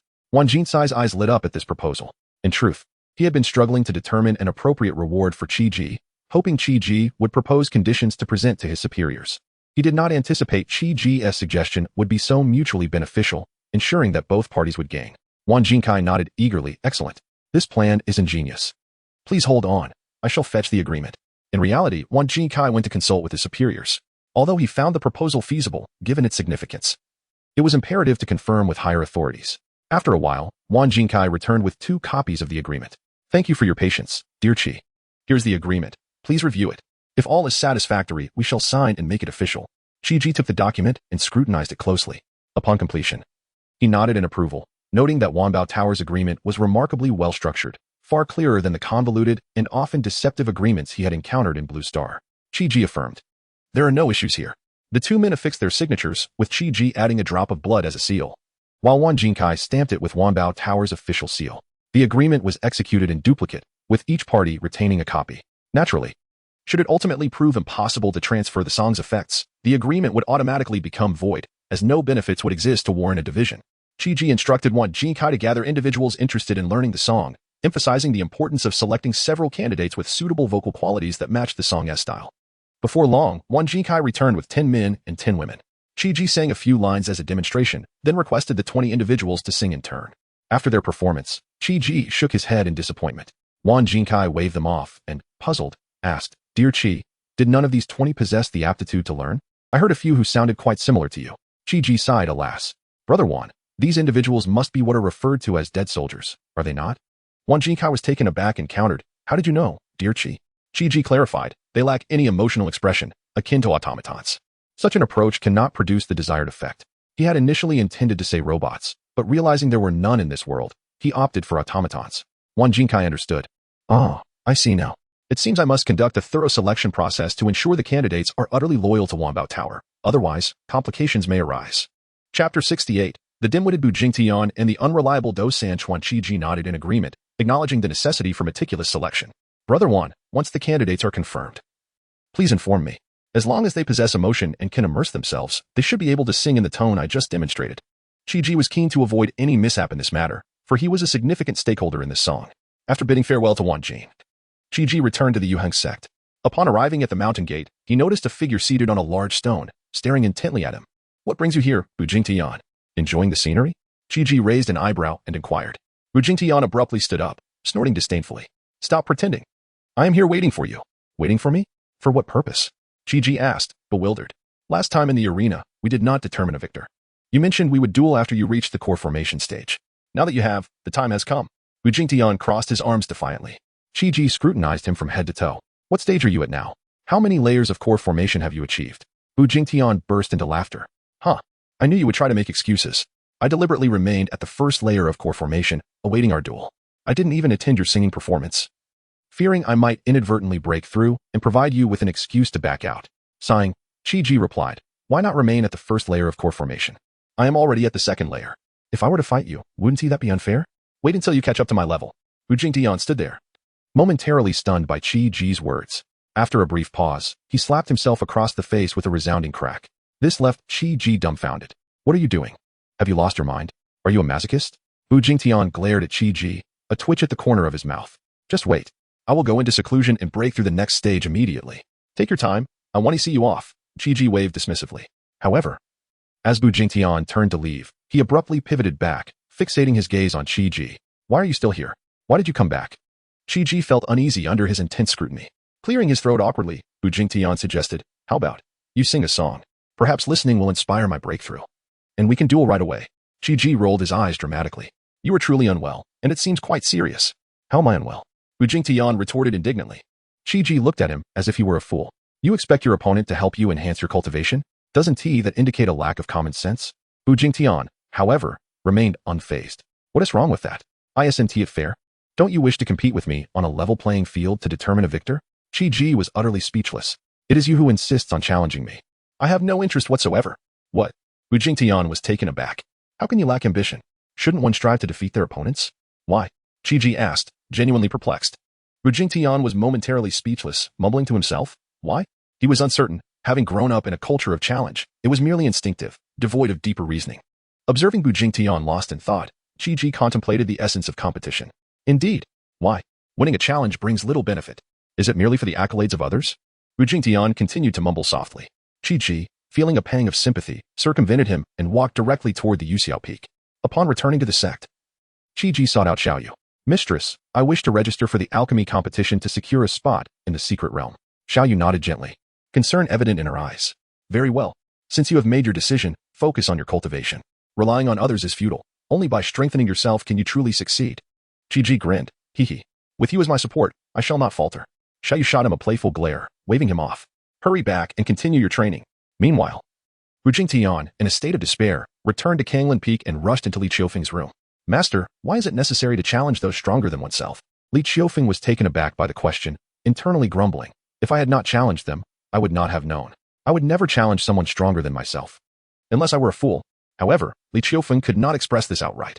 Though nominally Wu Jingtian's master, he was more of a caretaker than a minor. After a moment of contemplation, he replied, well, it should be, perhaps, to enhance one's combat experience. Only by challenging the stronger can one truly grow. Wu Jingtian pondered this, a spark of understanding illuminating his expression. That makes sense. I shall cultivate diligently and surpass Chi for a duel. With renewed confidence, Wu Jingtian departed. Li Qiufeng shook his head helplessly. This young master possesses good talent, yet his intellect leaves much to be desired. Back in his own room, Chi activated the alchemy furnace to autonomously refine pills, preparing to enter a meditative state. At that moment, a communication talisman lit up, revealing a message from Do Sanchuan. Upon opening it, Chi discovered that Do Sanchuan was still preoccupied with the dance performance. In a few days, the sect will hold a competition to select candidates for the secret realm's protective alchemists. Do Sanchuan reminded me to prepare my performance. Chi replied, bring the costumes tomorrow. After sending the message, he resumed his cultivation. The following morning, as dawn broke, Do Sanchuan sent another message, requesting Chi to come pick him up. Reluctantly ending his training, Chi descended the mountain to retrieve Do Sanchuan. The moment Do Sanchuan entered Chi room, his face lit up with excitement as he presented a bundle. Brother Chi, this outfit was crafted under my direct supervision. Please see if it meets the requirements. Opening the package, Chi expression darkened. What in the world is this? A dance costume or risk a lingerie? Go back and redo it. Do Sanchuan was taken aback. Then grinned cheekily. Can't we make do? It's quite similar to your design. Chi threw a top at him. Look at this shirt. The collar is practically at my belly button. Another skirt flew towards Do Sanchuan. And this? Does this resemble a skirt to you? It looks more like a belt. Yet another piece landed on Do Sanchuan's head. And these so-called safety shorts? Just a string holding them up. Might as well not wear anything at all. Lastly, he held up a pair of stockings. Are these stockings or fishnets? The only remotely decent item is this ribbon flower ball. Suddenly, the old wooden door creaked loudly, shattering the commotion within. Su Wanran entered, linking arms with Li Yue, followed by the lively Lin Ruoruo.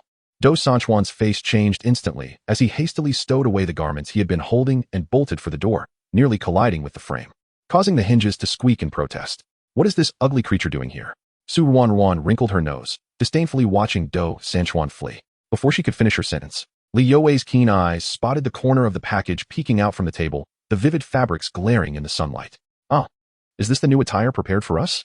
Li Yue's eyes sparkled as she dashed to the table, her fingers itching to untie the bundle. Chapter 69. The alchemy competition. Chi was taken aback, hastily attempting to conceal his package, but it was too late.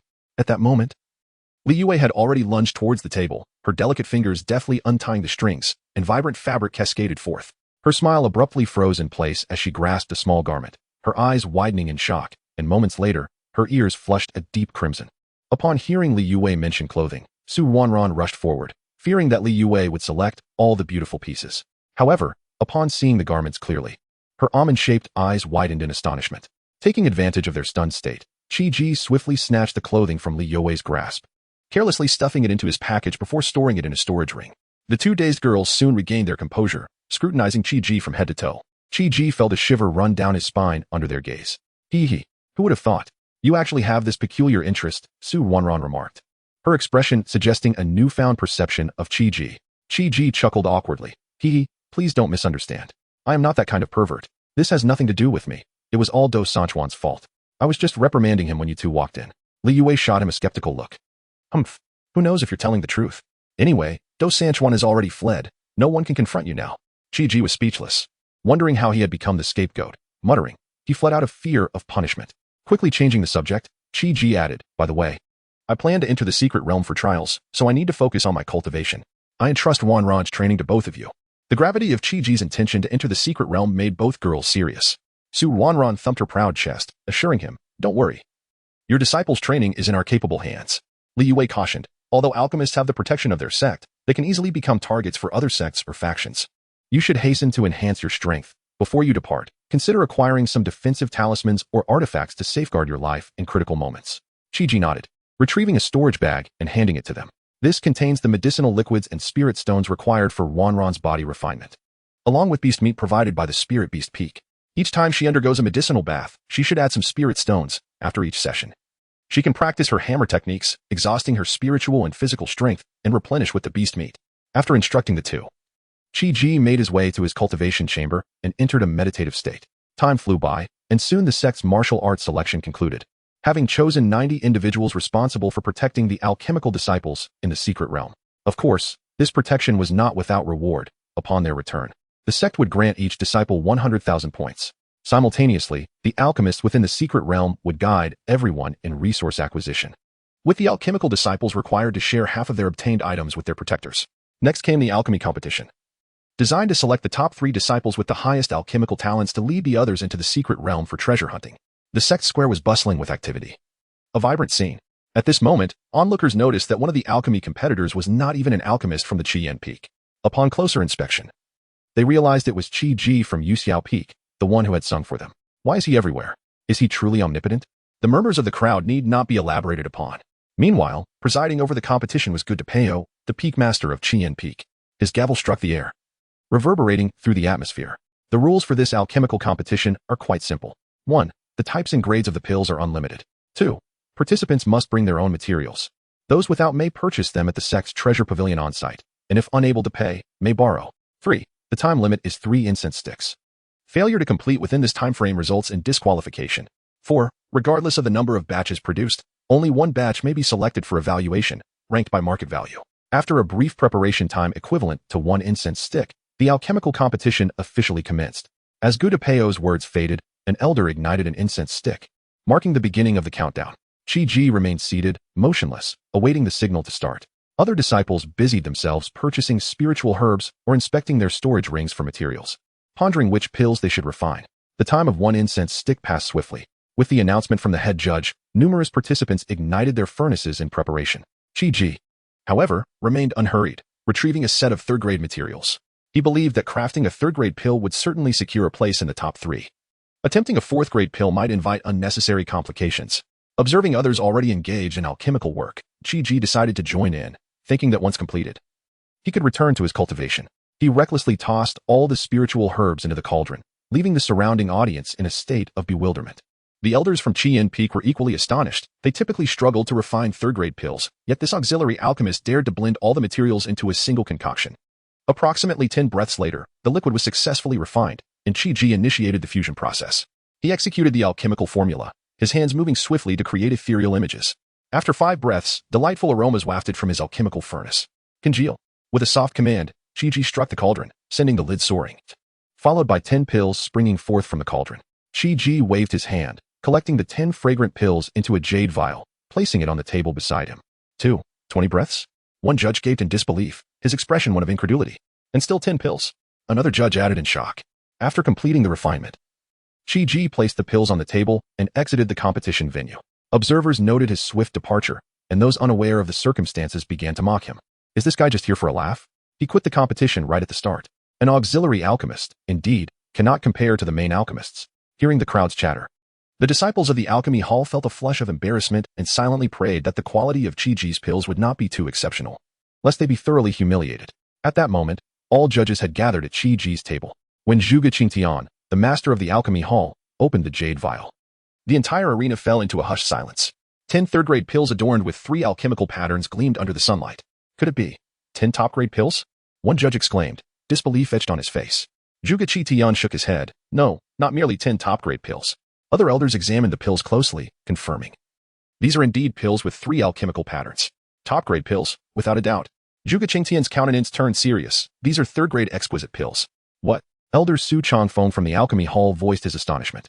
Are these the exquisite pills that have been selling like hotcakes recently? How could it be? Could it be that the pills sold outside came from his hands? Chapter 70. The conclusion of the alchemy competition. Zhuge Qingtian shook his head, asserting, not at all. He has only just entered the core formation stage. How could he possibly concoct a 4th-grade transcendent elixir? Those pills were crafted by his master. What? Su Changfeng's eyes widened in disbelief, his beard quivering. When did that old rascal Ding Sanqian learn to refine pills? How come I was unaware? The other elders cast puzzled glances, awaiting an explanation. Zhuge Qingtian cleared his throat and began to elucidate. This master is not the same as that one. Qi Ji has 2 masters. Ding Sanqian is his master in body refinement, while he possesses another enigmatic alchemy master. Most of the transcendent elixirs circulating in the market can be traced back to this individual. Is that so? Who is his alchemy master? Wei Buong inquired, stroking his beard. Zhuge Qingtian shook his head. That remains unknown to me. I learned this from the managers of Wanao Building and Tianbao Pavilion. Let us set aside such matters. We must focus on the task at hand. This batch of third-grade transcendent elixirs is valued at 8,000 spirit stones each, totaling 80,000 for 10. Securing first place is assured, unless someone manages to produce a superb 4th-grade elixir. Wei Buong nodded in agreement with the hall master's perspective, acknowledging that even his disciple, regarded as the top of the Dan Hall, Yao Yin, had only just begun to refine 4th-grade elixirs. In the competition arena, the sounds of alchemical furnaces opening and closing echoed. Amidst the fervent discussions, the alchemical furnace of Yao Yin, recognized as the foremost disciple of the Dan Hall, finally emitted a soft chime. The crowd watched as Yao Yin struck the furnace, causing the lid to fly open, and 6 gleaming elixirs soared into the air, which he promptly collected into a jade vial. 4th-grade elixirs. 6 of them. The crowd erupted in exclamations. It seemed Yao Yin was poised to secure first place. That remains to be seen. Qi Ji just produced 10 third-grade elixirs. Someone countered. Third-grade elixirs cannot be compared to 4th-grade elixirs. Quantity alone does not guarantee victory. Another chimed in, sparking a flurry of debates. Yao Yin stood with his hands clasped behind his back, a confident smile gracing his lips as his gaze swept towards the direction Qi Ji had exited, clearly dismissing the significance of those third-grade elixirs. He was oblivious to the fact that all the elixirs Qi Ji had produced bore 3 distinct alchemical patterns. As Zhuge Qingtian approached with the judging panel, Yao Yin quickly composed himself, respectfully presenting the jade vial. Zhuge Qingtian uncorked the vial, scanning the 6 elixirs with his spiritual sense. 2 were transcendent, 2 were superior, and 2 were ordinary. Valued at 23,000 spirit stones, he nodded in approval and passed the vial to the other elders for their perusal. Wei Buong patted his disciple on the shoulder, his voice laced with encouragement. Well done, you've made progress during this period. Barring any unforeseen circumstances, second place is almost assured. Yao Yin was momentarily taken aback, surprised that his master deemed him only second. Could there truly be someone who could concoct elixirs of superior quality? Just as Yao Yin was about to inquire further, several elders had already followed the hall master to the next furnace. 3 hours passed in the blink of an eye. The judges ascended the platform, and Zhuge Qingtian presented the results to Gudapeo, the leader of Qian Peak. Upon opening the results, Gudapeo was instantly dumbfounded upon seeing the name of the first-place winner. Curiosity rippled through the crowd as they observed his reaction. Once he regained his composure, Gudapeo looked up at Zhuge Qingtian, questioning whether there had been an error.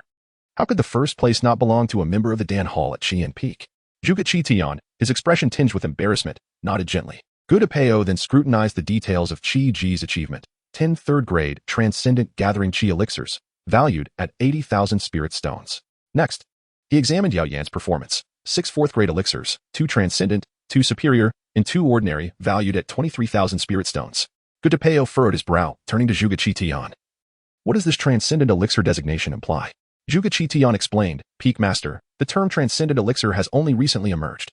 Although both transcendent and top-grade elixirs bear 3 alchemical patterns, the efficacy of the transcendent elixirs is superior. They are currently available at Tianbao Pavilion and Wanbao Building. Gudapeo inquired, perplexed. Why was I not informed? You all acquired a superior grade of elixirs and did not bring any to me. Zhuge Qingtian offered an awkward smile, Peak Master. No one from our Yuheng sect is capable of refining transcendent elixirs. Seeing Gudapeo still harboring doubts, Zhuge Qingtian produced one of Qi Ji's transcendent elixirs. Handing it to Gudapeo, Peak Master, you may try one for yourself to witness its true effects. Gudapeo accepted the elixir, scrutinizing it closely. It was indeed distinct from the third-grade transcendent elixirs he had encountered. Its color and patterns were decidedly brighter. After examining it, he placed it in his mouth. The moment it touched his palate, he felt a warm sensation in his dantian, with spiritual energy surging toward him like rivers converging into the sea. Gudapeo was astounded by the elixir's potency. Its effects were astonishing. He finally understood why Do Sanchuan had claimed that Qi Ji looked down upon third-grade elixirs. It turned out that he was simply producing superior elixirs. Previously, Gudapeo had assumed Qi Ji was dissatisfied with the available elixirs. In reality, he simply found them lacking. Zhuge Qingtian cleared his throat. Peak Master, it is time to announce the results. Gudapeo snapped back to reality, noticing the crowd murmuring impatiently about the delay in announcing the results. He coughed heavily twice, and the audience fell silent. Peak Master, it is time to announce the results. Zhuge Qingtian reminded him, interrupting Gudapeo's thoughts. He cleared his throat, and the audience fell silent once more. In this alchemy competition, the first place goes to Qi Ji. As soon as the words left his lips, the crowd erupted in uproar. Voices of disbelief and astonishment filled the air. How is that possible? Didn't that fellow exit first? Impossible. Although he refined 10 third-grade elixirs, how could they possibly surpass brother Yao Yan's elixirs in value? Yao Yan sprang forward, exclaiming, impossible. I refuse to accept this. Seeing this, Wei Boyan quickly interjected, attempting to quell the uproar, but Yao Yan brushed him aside. Yet Yao Yan disregarded his master, inwardly resenting, these judges are blatantly cheating. If you won't stand up for me, at least don't try to prevent me from seeking justice. Gudapeo, however, remained calm. Smiling gently as he beckoned Yao Yan to ascend the platform for verification. To avoid further dissent, Gudapeo summoned the top 4 contestants to the stage, allowing them to examine their rankings for themselves. He instructed Zhuge Qingtian to present the elixirs refined by Qi Ji for their inspection, even permitting them to taste one to ascertain its efficacy. After the 3 examined and tested the elixirs, they fell into silence. Gudapeo offered words of consolation to the 3, sharing some motivational thoughts. Their previously low spirits were instantly reignited with determination to strive harder. The elders observed in quiet admiration, as expected of the Peak Master. His eloquence reignited their fighting spirit with just a few words.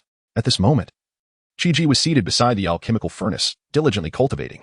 However, he realized he was unable to break through his current cultivation level, which had stagnated at the 3rd layer of the core formation stage, despite his best efforts. Chapter 71. Outing for experience, encountering a pack of wolves with a deep sigh.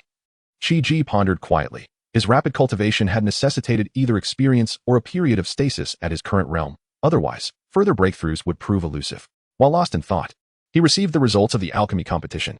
As he had anticipated, he secured the 1st place.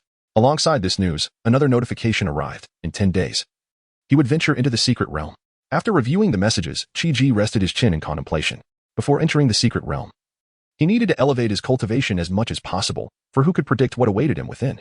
Resolving this, he decided to utilize the upcoming 10 days for outdoor training. Employing the disguise technique taught by his master, he transformed into an unremarkable young man.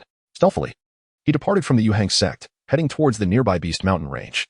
Upon entering the Beast Mountain range, Qi Ji effortlessly dispatched several low-tier beasts. After a few trials, he discerned that the overall strength of the beast was somewhat inferior to that of their human counterparts at the same level. However, their innate ferocity and aggressive nature meant that each attack was delivered with full force. As he delved deeper, he encountered an increasing number of beasts, their power escalating correspondingly.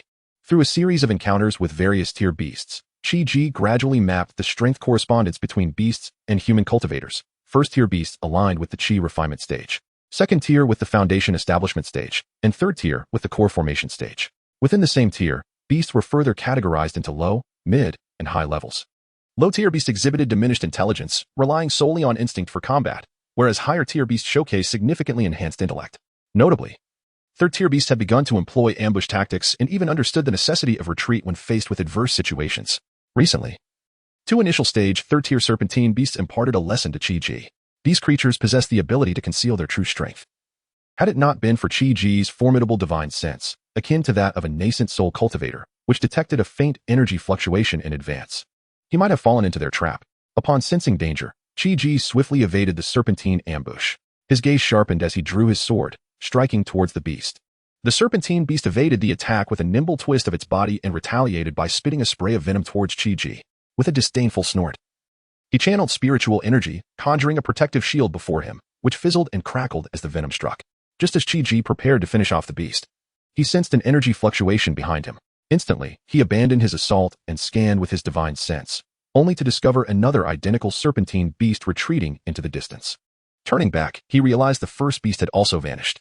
A twitch of his lips betrayed his irritation. These beasts were exceedingly cunning, opting to flee immediately after their failed ambush. Had he known, he would have unleashed his full power to swiftly eliminate the serpentine creature.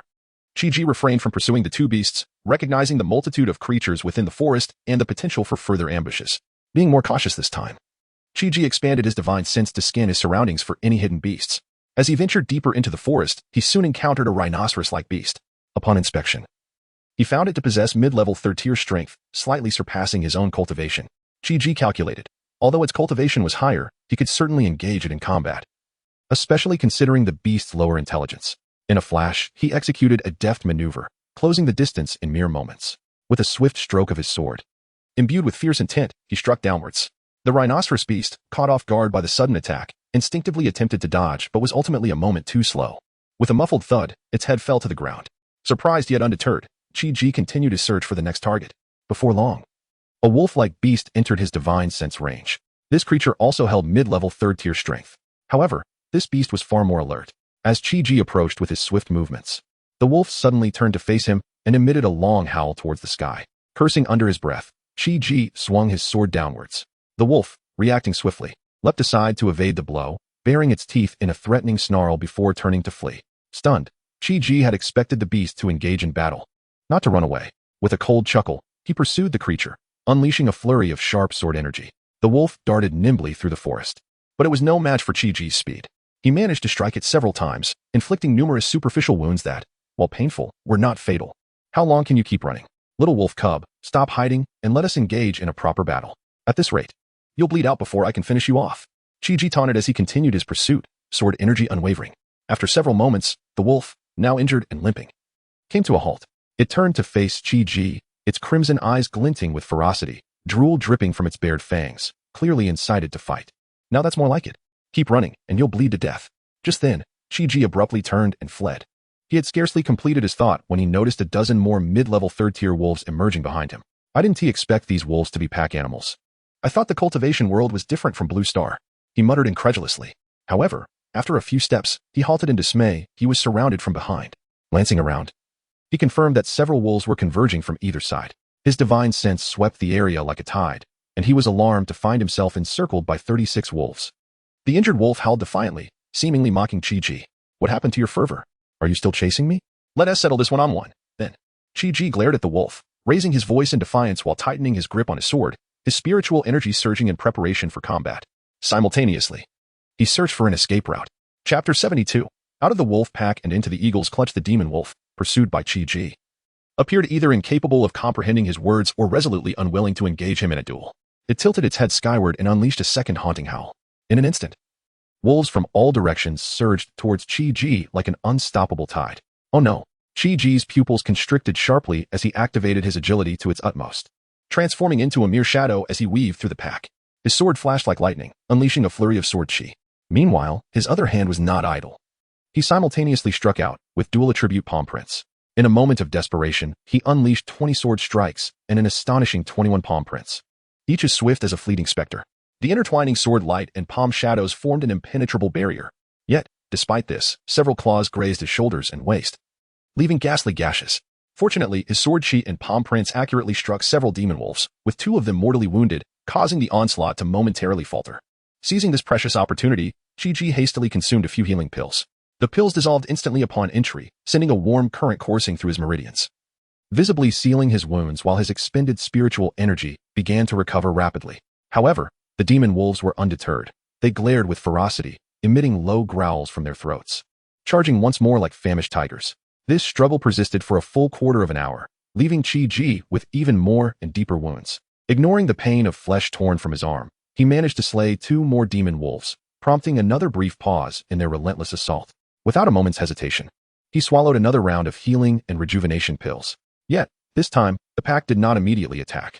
Instead, they collectively raised their heads, howling in a haunting chorus to the sky. Oh no, surely these creatures do not have reinforcements? Alarm bells rang in Chi-Ji's mind as he recalled that wolf packs in Blue Star were typically led by an alpha. The same was likely true in the realm of cultivation. Realizing this, a cold sweat broke out on his back, and he cursed his misfortune. In a flash, a glimmer of cold light sliced through the air as another sword emerged from his storage ring, hovering before him. The wolves, sensing the fierce, sword intent emanating from it, instinctively took a few steps back, believing Chi-Ji was preparing to fight to the death. Unexpectedly, Chi-Ji leaped onto the flying sword and altered its course, soaring towards the outskirts of the demon beast mountain range. The pack of wolves roared in furious pursuit. Yet four legs could not keep pace with the speed of the sword light, and soon Chi-Ji left them far behind. After shaking off the wolves, Chi-Ji exhaled a heavy sigh of relief. Just as he began to relax, a booming howl resonated from deep within the mountains, sending shockwaves through him even from dozens of miles away, nearly causing him to tumble from the sword. Not daring to linger, he urged the sword forward with all his might, propelling it like a streak of light. After some distance, he scanned behind him and, seeing that the Wolf King was not in pursuit, he finally breathed a sigh of relief. At that moment, a piercing bird call erupted like thunder in his ears, causing him to shudder and stumble, losing his balance and falling from the flying sword. With a crack, he looked up to see a massive eagle claw gripping his sword tightly, its metallic body crumpling into several pieces as it plummeted from the sky. A cold sweat drenched Chi-Ji. Had he not fallen, he might have met the same fate as his sword. Gazing upward along the eagle's claw, he beheld a colossal two-headed eagle, comparable in size to a small fighter jet, looking down at him with its four icy eyes gleaming with murderous intent. With a powerful flap of its wings, a whirlwind of air surged forth as the eagle's claw, resembling an iron hook, reached for him. Just as he escaped the jaws of the wolf pack, he found himself ensnared by the eagle's talons, panic flooding Chi-Ji's mind. In that critical moment, he suddenly remembered the demon-suppressing tablet within him. Acting quickly, he summoned the tablet, which transformed into a beam of golden light, rapidly enlarging in midair before plummeting towards the eagle's claw like a small mountain. The sound of metal clashing was deafening as the eagle emitted a mournful cry. With a thunderous impact, both Chi-Ji and the tablet crashed heavily to the ground, leaving him feeling as if his insides had been rearranged. And he coughed up a mouthful of blood. Ignoring his injuries, Chi-Ji kept his gaze fixed on the sky. The two-headed eagle circled twice in the air, letting out a reluctant cry before it took flight, disappearing into the clouds. Only when its figure vanished did Chi-Ji dare to exhale deeply. Pain surged throughout his body like a tidal wave, and he realized his spiritual energy was so depleted that he could barely retrieve anything from his storage ring. What a stroke of bad luck, he thought bitterly, forcing himself to circulate his cultivation technique to restore his energy. Fortunately, his body, tempered by the lightning tribulation, was exceptionally resilient. Even without spiritual protection, the fall from such heights had only inflicted some internal injuries. After a few breaths, a trickle of spiritual energy finally surged from his dantian. He quickly retrieved healing and rejuvenation pills, swallowing them down. Perhaps the commotion had frightened off the surrounding demon beasts. For an entire hour passed without a single creature daring to approach. Rising to his feet, Chi-Ji gazed at the darkening demon beast mountain range. Shaking his head with a wry smile, he had intended to train and solidify his realm, but nearly paid the ultimate price here. Despite the perilous battle he had endured, it was not without its rewards. Chi-Ji clearly sensed the barriers of his cultivation had loosened, hinting at a potential breakthrough. He extended his consciousness to scan the area around him, realizing he was situated within a zone inhabited by first-tier demon beasts, which explained the lack of nearby threats. Consequently, he sought out a secluded cave, setting up two rudimentary formations at its entrance, one to conceal his presence, and the other for defense, to prevent any unwitting demon beast from interrupting his breakthrough. Once inside the cave, Chi-Ji sat cross-legged on the ground, producing a fourth-tier premium chi-gathering pill, which he consumed. Surrounding himself with 10,000 medium-grade spirit stones, he then gently closed his eyes, channeling his cultivation technique to fully push through to the fourth layer of the core formation realm. As time flowed steadily, the spiritual energy within the stones was continuously drawn out, gradually turning to dust. The energy converged around Chi-Ji, forming two swirling vortices above his head and at his dantian. When the energy reached a critical mass, Chi-Ji let out a low roar. Break! The surrounding spiritual energy surged violently, flooding into his meridians like a tidal wave. Accompanied by a series of subtle cracking sounds, the barriers of his cultivation shattered explosively, and Chi-Ji successfully broke through to the fourth layer of the core formation realm. Opening his eyes, Chi-Ji found that the vortex of spiritual energy in his dantian had not dissipated. Rather, it spun even faster. Upon inspecting within, he discovered that the energy was rushing into his internal furnace. As if sensing Chi-Ji's awakening, the furnace emitted a low hum, flying out from his body and hovering before him, beginning to absorb the remaining energy from the spirit stones. The furnace's absorption rate was astonishing. In merely 10 breaths, the leftover medium-grade spirit stones were reduced to powder. After completing its task, the furnace vibrated gently twice in front of Chi-Ji, and simultaneously, two characters clearly materialized in his mind. Without hesitation, Chi-Ji retrieved another 20,000 medium-grade spirit stones and piled them before him. The furnace instantly erupted with brilliant light, ravenously consuming the energy, and in just 50 breaths, it had absorbed all the energy from the stones. Looking towards the furnace, Chi-Ji noted that its color had deepened significantly. With a resonant hum, The furnace emitted a sound, and its brilliance dimmed. Chi-Ji gazed intensely at the furnace, witnessing its once ancient hue becoming increasingly profound, shimmering with a warm radiance that exuded elegance and sophistication. To his astonishment, the internal space of the furnace had expanded several times, automatically partitioning into 3 sections, one for storing pills, another for placing alchemical materials, and the largest serving as a general storage compartment. To his astonishment, the furnace cauldron possessed the capability to manifest a storage function. A look of surprise flickered in Chi-Ji's eyes. At that moment, the cauldron suddenly emitted a brilliant flash of light, and the lid sprang open, releasing a small object from within. Chapter 73. The hatching of a Bishi turtle. As Chi-Ji focused, he realized that it was the small egg that had emerged from the enormous stone egg. The shell of the little egg was covered in countless fine cracks, seemingly on the verge of shattering with the slightest pressure. His heart raced, and he exclaimed, "Could it be that this egg has been ruined by the furnace?" The furnace seemed to understand his complaint, vibrating slightly, as if expressing its discontent. At that moment, a crackling sound emanated from the egg, and a creature resembling a meat stick slowly emerged from the shell. "What on earth is this?" Chi-Ji gasped, instinctively retreating. He observed that the creature was eagerly gnawing at the eggshell. It turned out to be a head. Was it a worm or a snake? As the eggshell was devoured, the creature's full form was finally revealed, a head and neck resembling a plump meat stick, carrying a turtle shell on its back, with short, stout limbs and a tiny tail. Lo and behold, it was a turtle.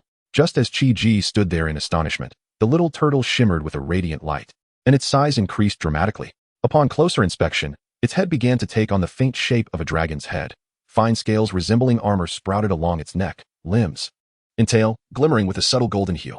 The furnace trembled at that moment, and the words Bishi suddenly surfaced in Chi-Ji's mind. Bishi? Isn't that the legendary dragon turtle, also known as Bishi, the turtle that carries monuments? Chi-Ji murmured to himself. The furnace seemed to revel in the praise, vibrating joyfully, as if confirming his guess. But where was its stone tablet? Chi-Ji wondered curiously, why was there no monument on the back of this turtle? Suddenly, he recalled that the legendary Bishi was not born with a tablet, but had a penchant for carrying them. With a thought, Chi-Ji summoned the magic sealing stone from within him and gently placed it before the little Bishi. He wanted to see if the small Bishi would carry the magic sealing stone. Just then, a soft, adorable voice resonated in Chi-Ji's mind. "Mama, I'm hungry." "What the? I'm a man. Don't call me Mama." Chi-Ji nearly jumped, quickly correcting the little creature. The small Bishi tilted its head, its round eyes gazing at Chi-Ji as if pondering, if not Mama, then what should it be called? Chi-Ji scratched his head and ventured, "How about calling me Father?" After a moment of contemplation, the little Bishi's voice echoed in his mind again, now with a sweet tone. "Baba, Baba." Hungry faced with the little Bishi's pleading gaze, Chi-Ji felt perplexed. He had no idea what it ate.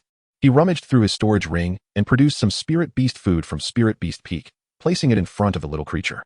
The small Bishi sniffed it, took a bite, and promptly spat it out, shaking its head as if in disgust. "Well, quite the picky eater," Chi-Ji muttered, pulling out a piece of monster meat and a few spirit fruits. The little Bishi merely glanced at them, not only refusing to eat, but also tilting its head towards Chi-Ji with an expression that clearly said, "I won't eat that." "What do you eat, then?" Chi-Ji threw up his hands in exasperation. The little Bishi, seeing this, slowly crawled over to a pile of spirit stone powder, nudging it with its head before turning to Chi-Ji. Chi-Ji raised an eyebrow. "Do you want to eat spirit stones?" Tentatively, he offered a low-grade spirit stone, and the little Bishi's eyes lit up, crunching it with delight. Hearing the crunching sound made Chi-Ji wince. The little creature had quite the strong teeth. After finishing, the little Bishi looked at Chi-Ji, its mouth glistening with shiny droplets. Chi-Ji produced a few more spirit stones and placed them on the ground, unwilling to feed it by hand for fear of getting bitten. The little Bishi immediately pounced on the stones, happily munching away, its cheeks bulging as if filled with walnuts.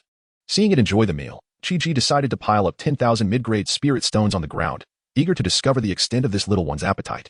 The little Bishi's excitement was palpable, its tail wagging as it dove into the mound of spirit stones, crunching away nonstop. In a mere incense stick's time, the 10,000 spirit stones were completely devoured. After finishing, the little Bishi lay on the ground, closing its eyes. "Goodness, is this little one going to burst from overeating?" Chi-Ji gasped. Just as he worried about it overindulging, the little creature shimmered with golden light, its size suddenly swelling to that of a large hen. The dragon head became more defined, mysterious patterns emerged on its shell, and its scales gleamed like polished armor. The satiated little Bishi wobbled over to the magic sealing stone, using its front paws to dig into the earth, quickly burrowing underground.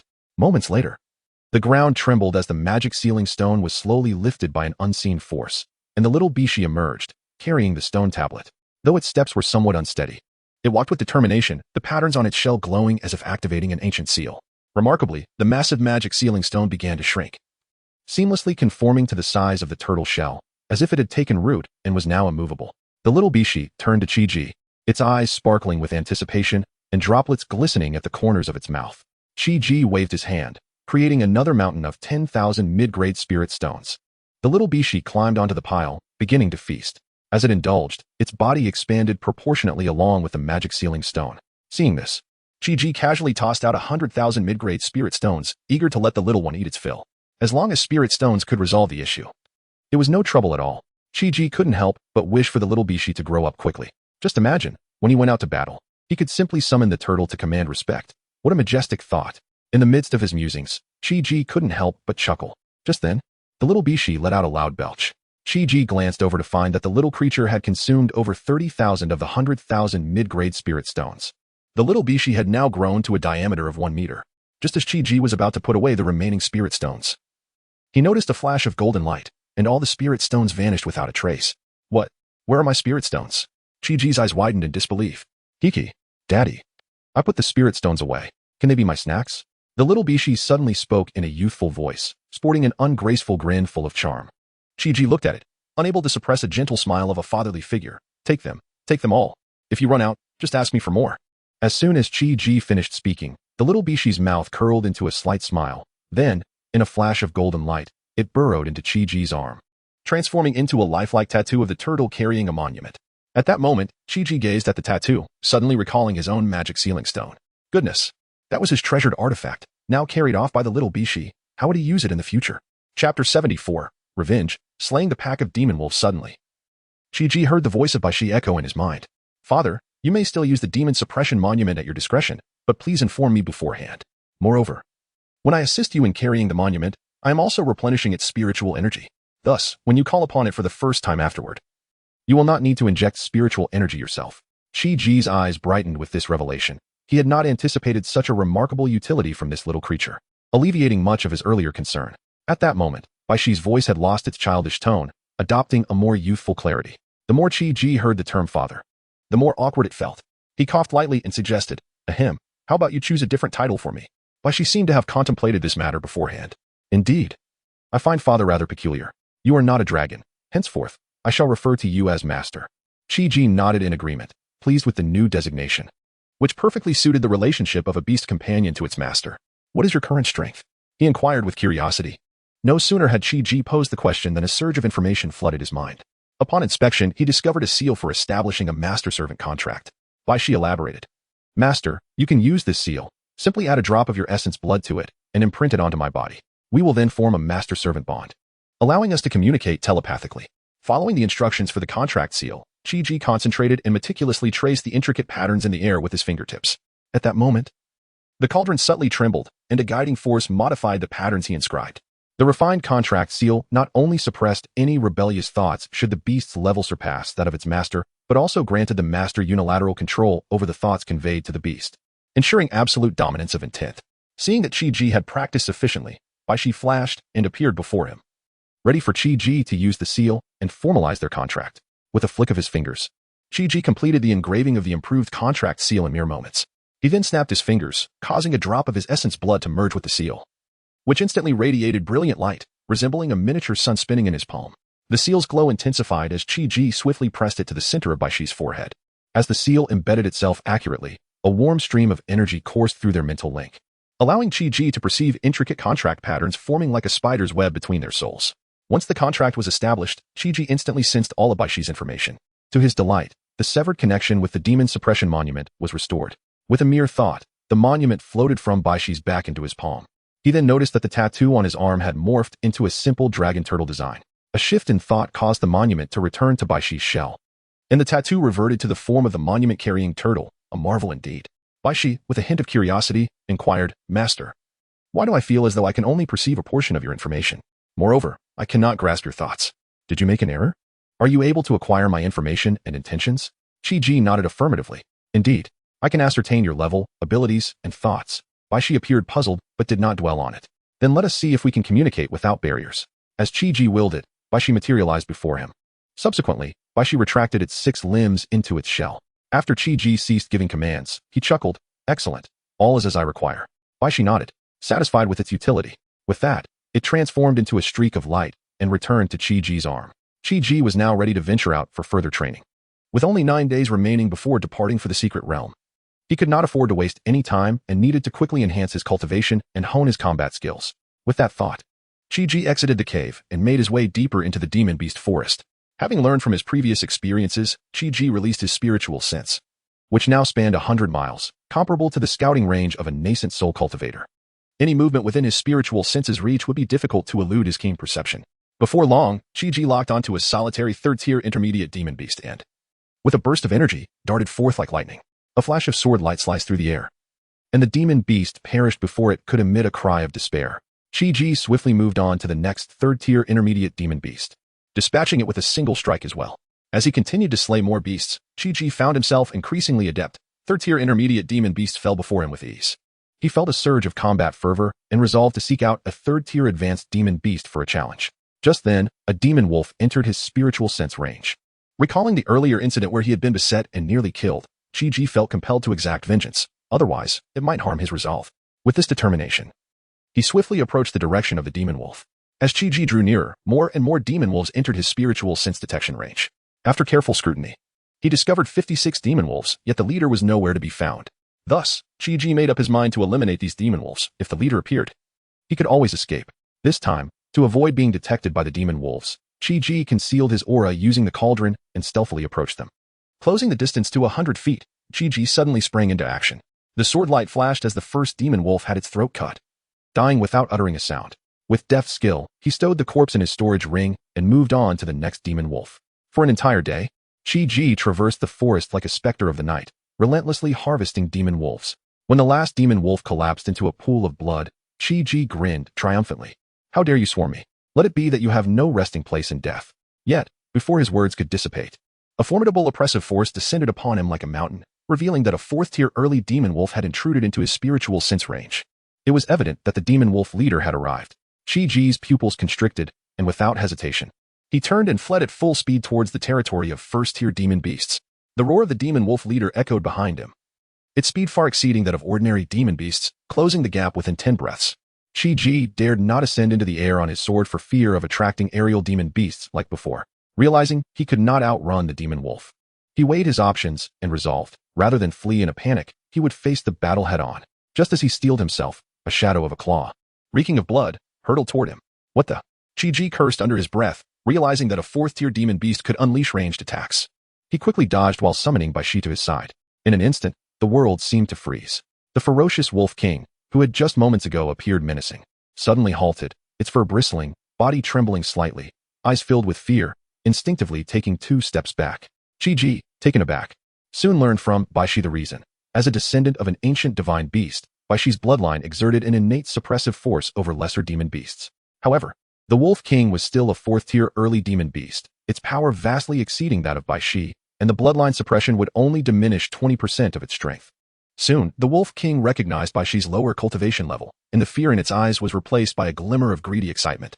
Fixated on Baishi, it emitted a low growl from its throat. To the Wolf King, this small dragon turtle was a substantial prize that could facilitate its evolution. Should it consume the bloodline of this divine beast, it could potentially ascend to a higher realm, becoming the new sovereign of this demon beast forest. Chapter 75. Subduing the Wolf King. Observing the transformation in the Wolf King's gaze from fear to greed, Chi-Ji understood that any delay would spell his doom. He could not afford to grant it time to adapt. This fourth-tier demon beast, if it fully acclimatized to the bloodline pressure, stood as an insurmountable challenge against his mere core formation strength. Even with the assistance of a tortoise demon, it would not suffice to counter the Wolf King. In an instant of clarity, he unleashed his sword technique with his right hand, a streak of azure light slicing through the air toward the Wolf King. His left hand executed a dual attribute palm strike, the earthy yellow and icy blue energies intertwining like 2 small mountains descending upon the foe.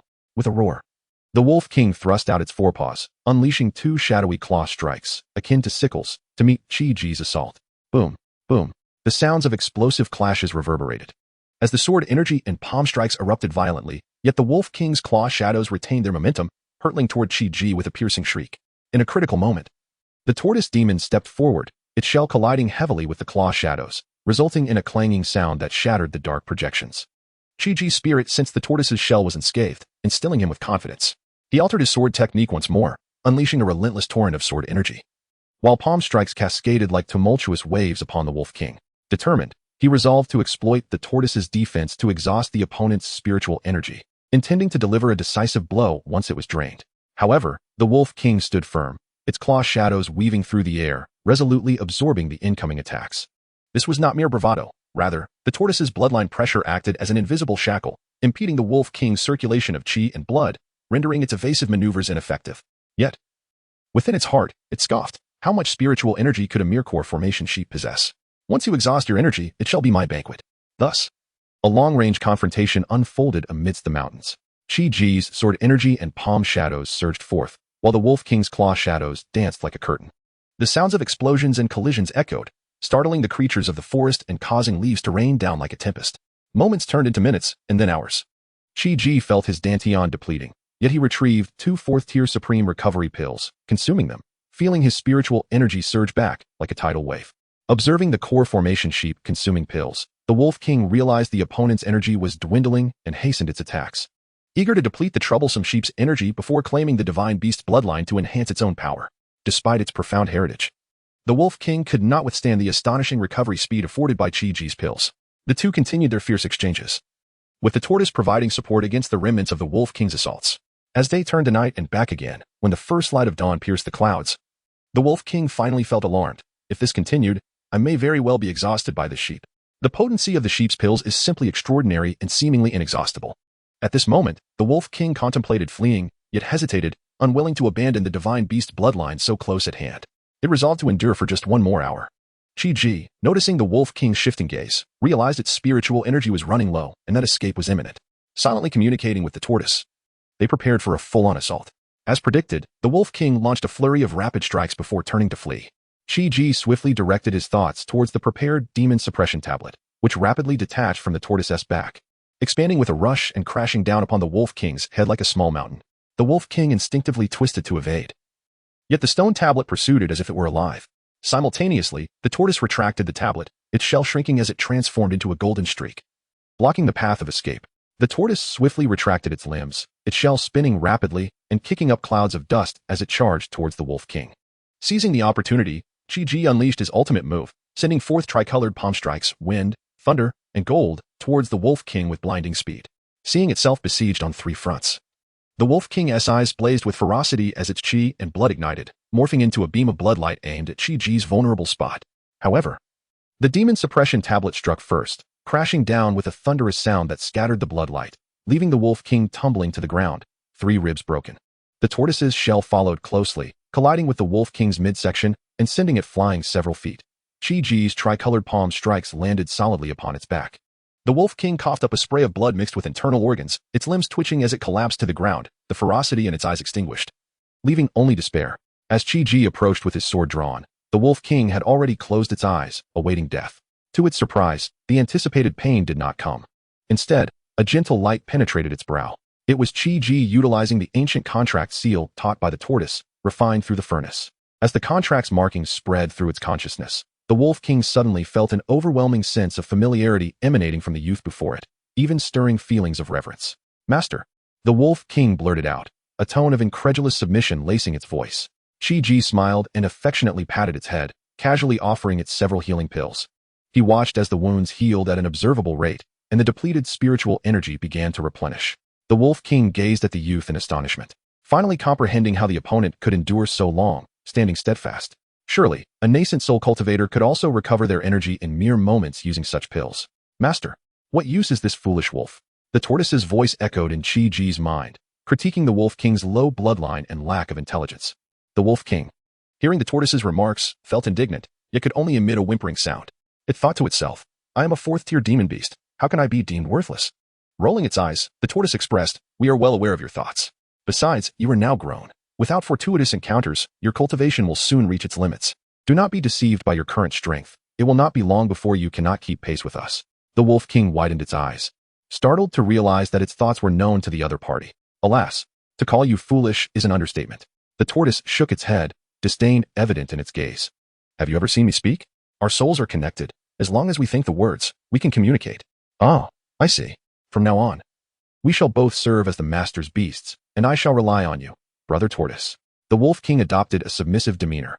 The tortoise rolled its eyes, its whiskers raised in indignation. "I am not a turtle. I am a bishi, also known as the Dominator or Dragon Turtle.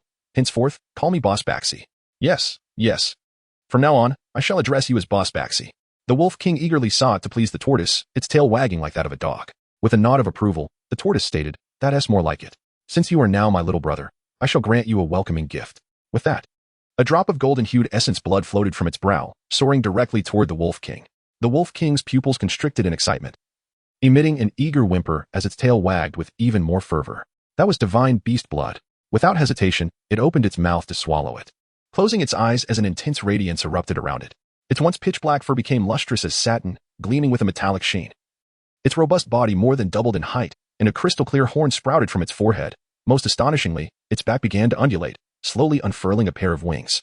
Yet, the tortoise furrowed its brow, nudging Chi-Ji's thigh with its shell, an air of anxiety in its consciousness. "Master, is it too early to give it essence blood? What if it experiences a surge in strength and turns against us? At its current potential, we may not even have the chance to flee. Perhaps we should leave post-haste."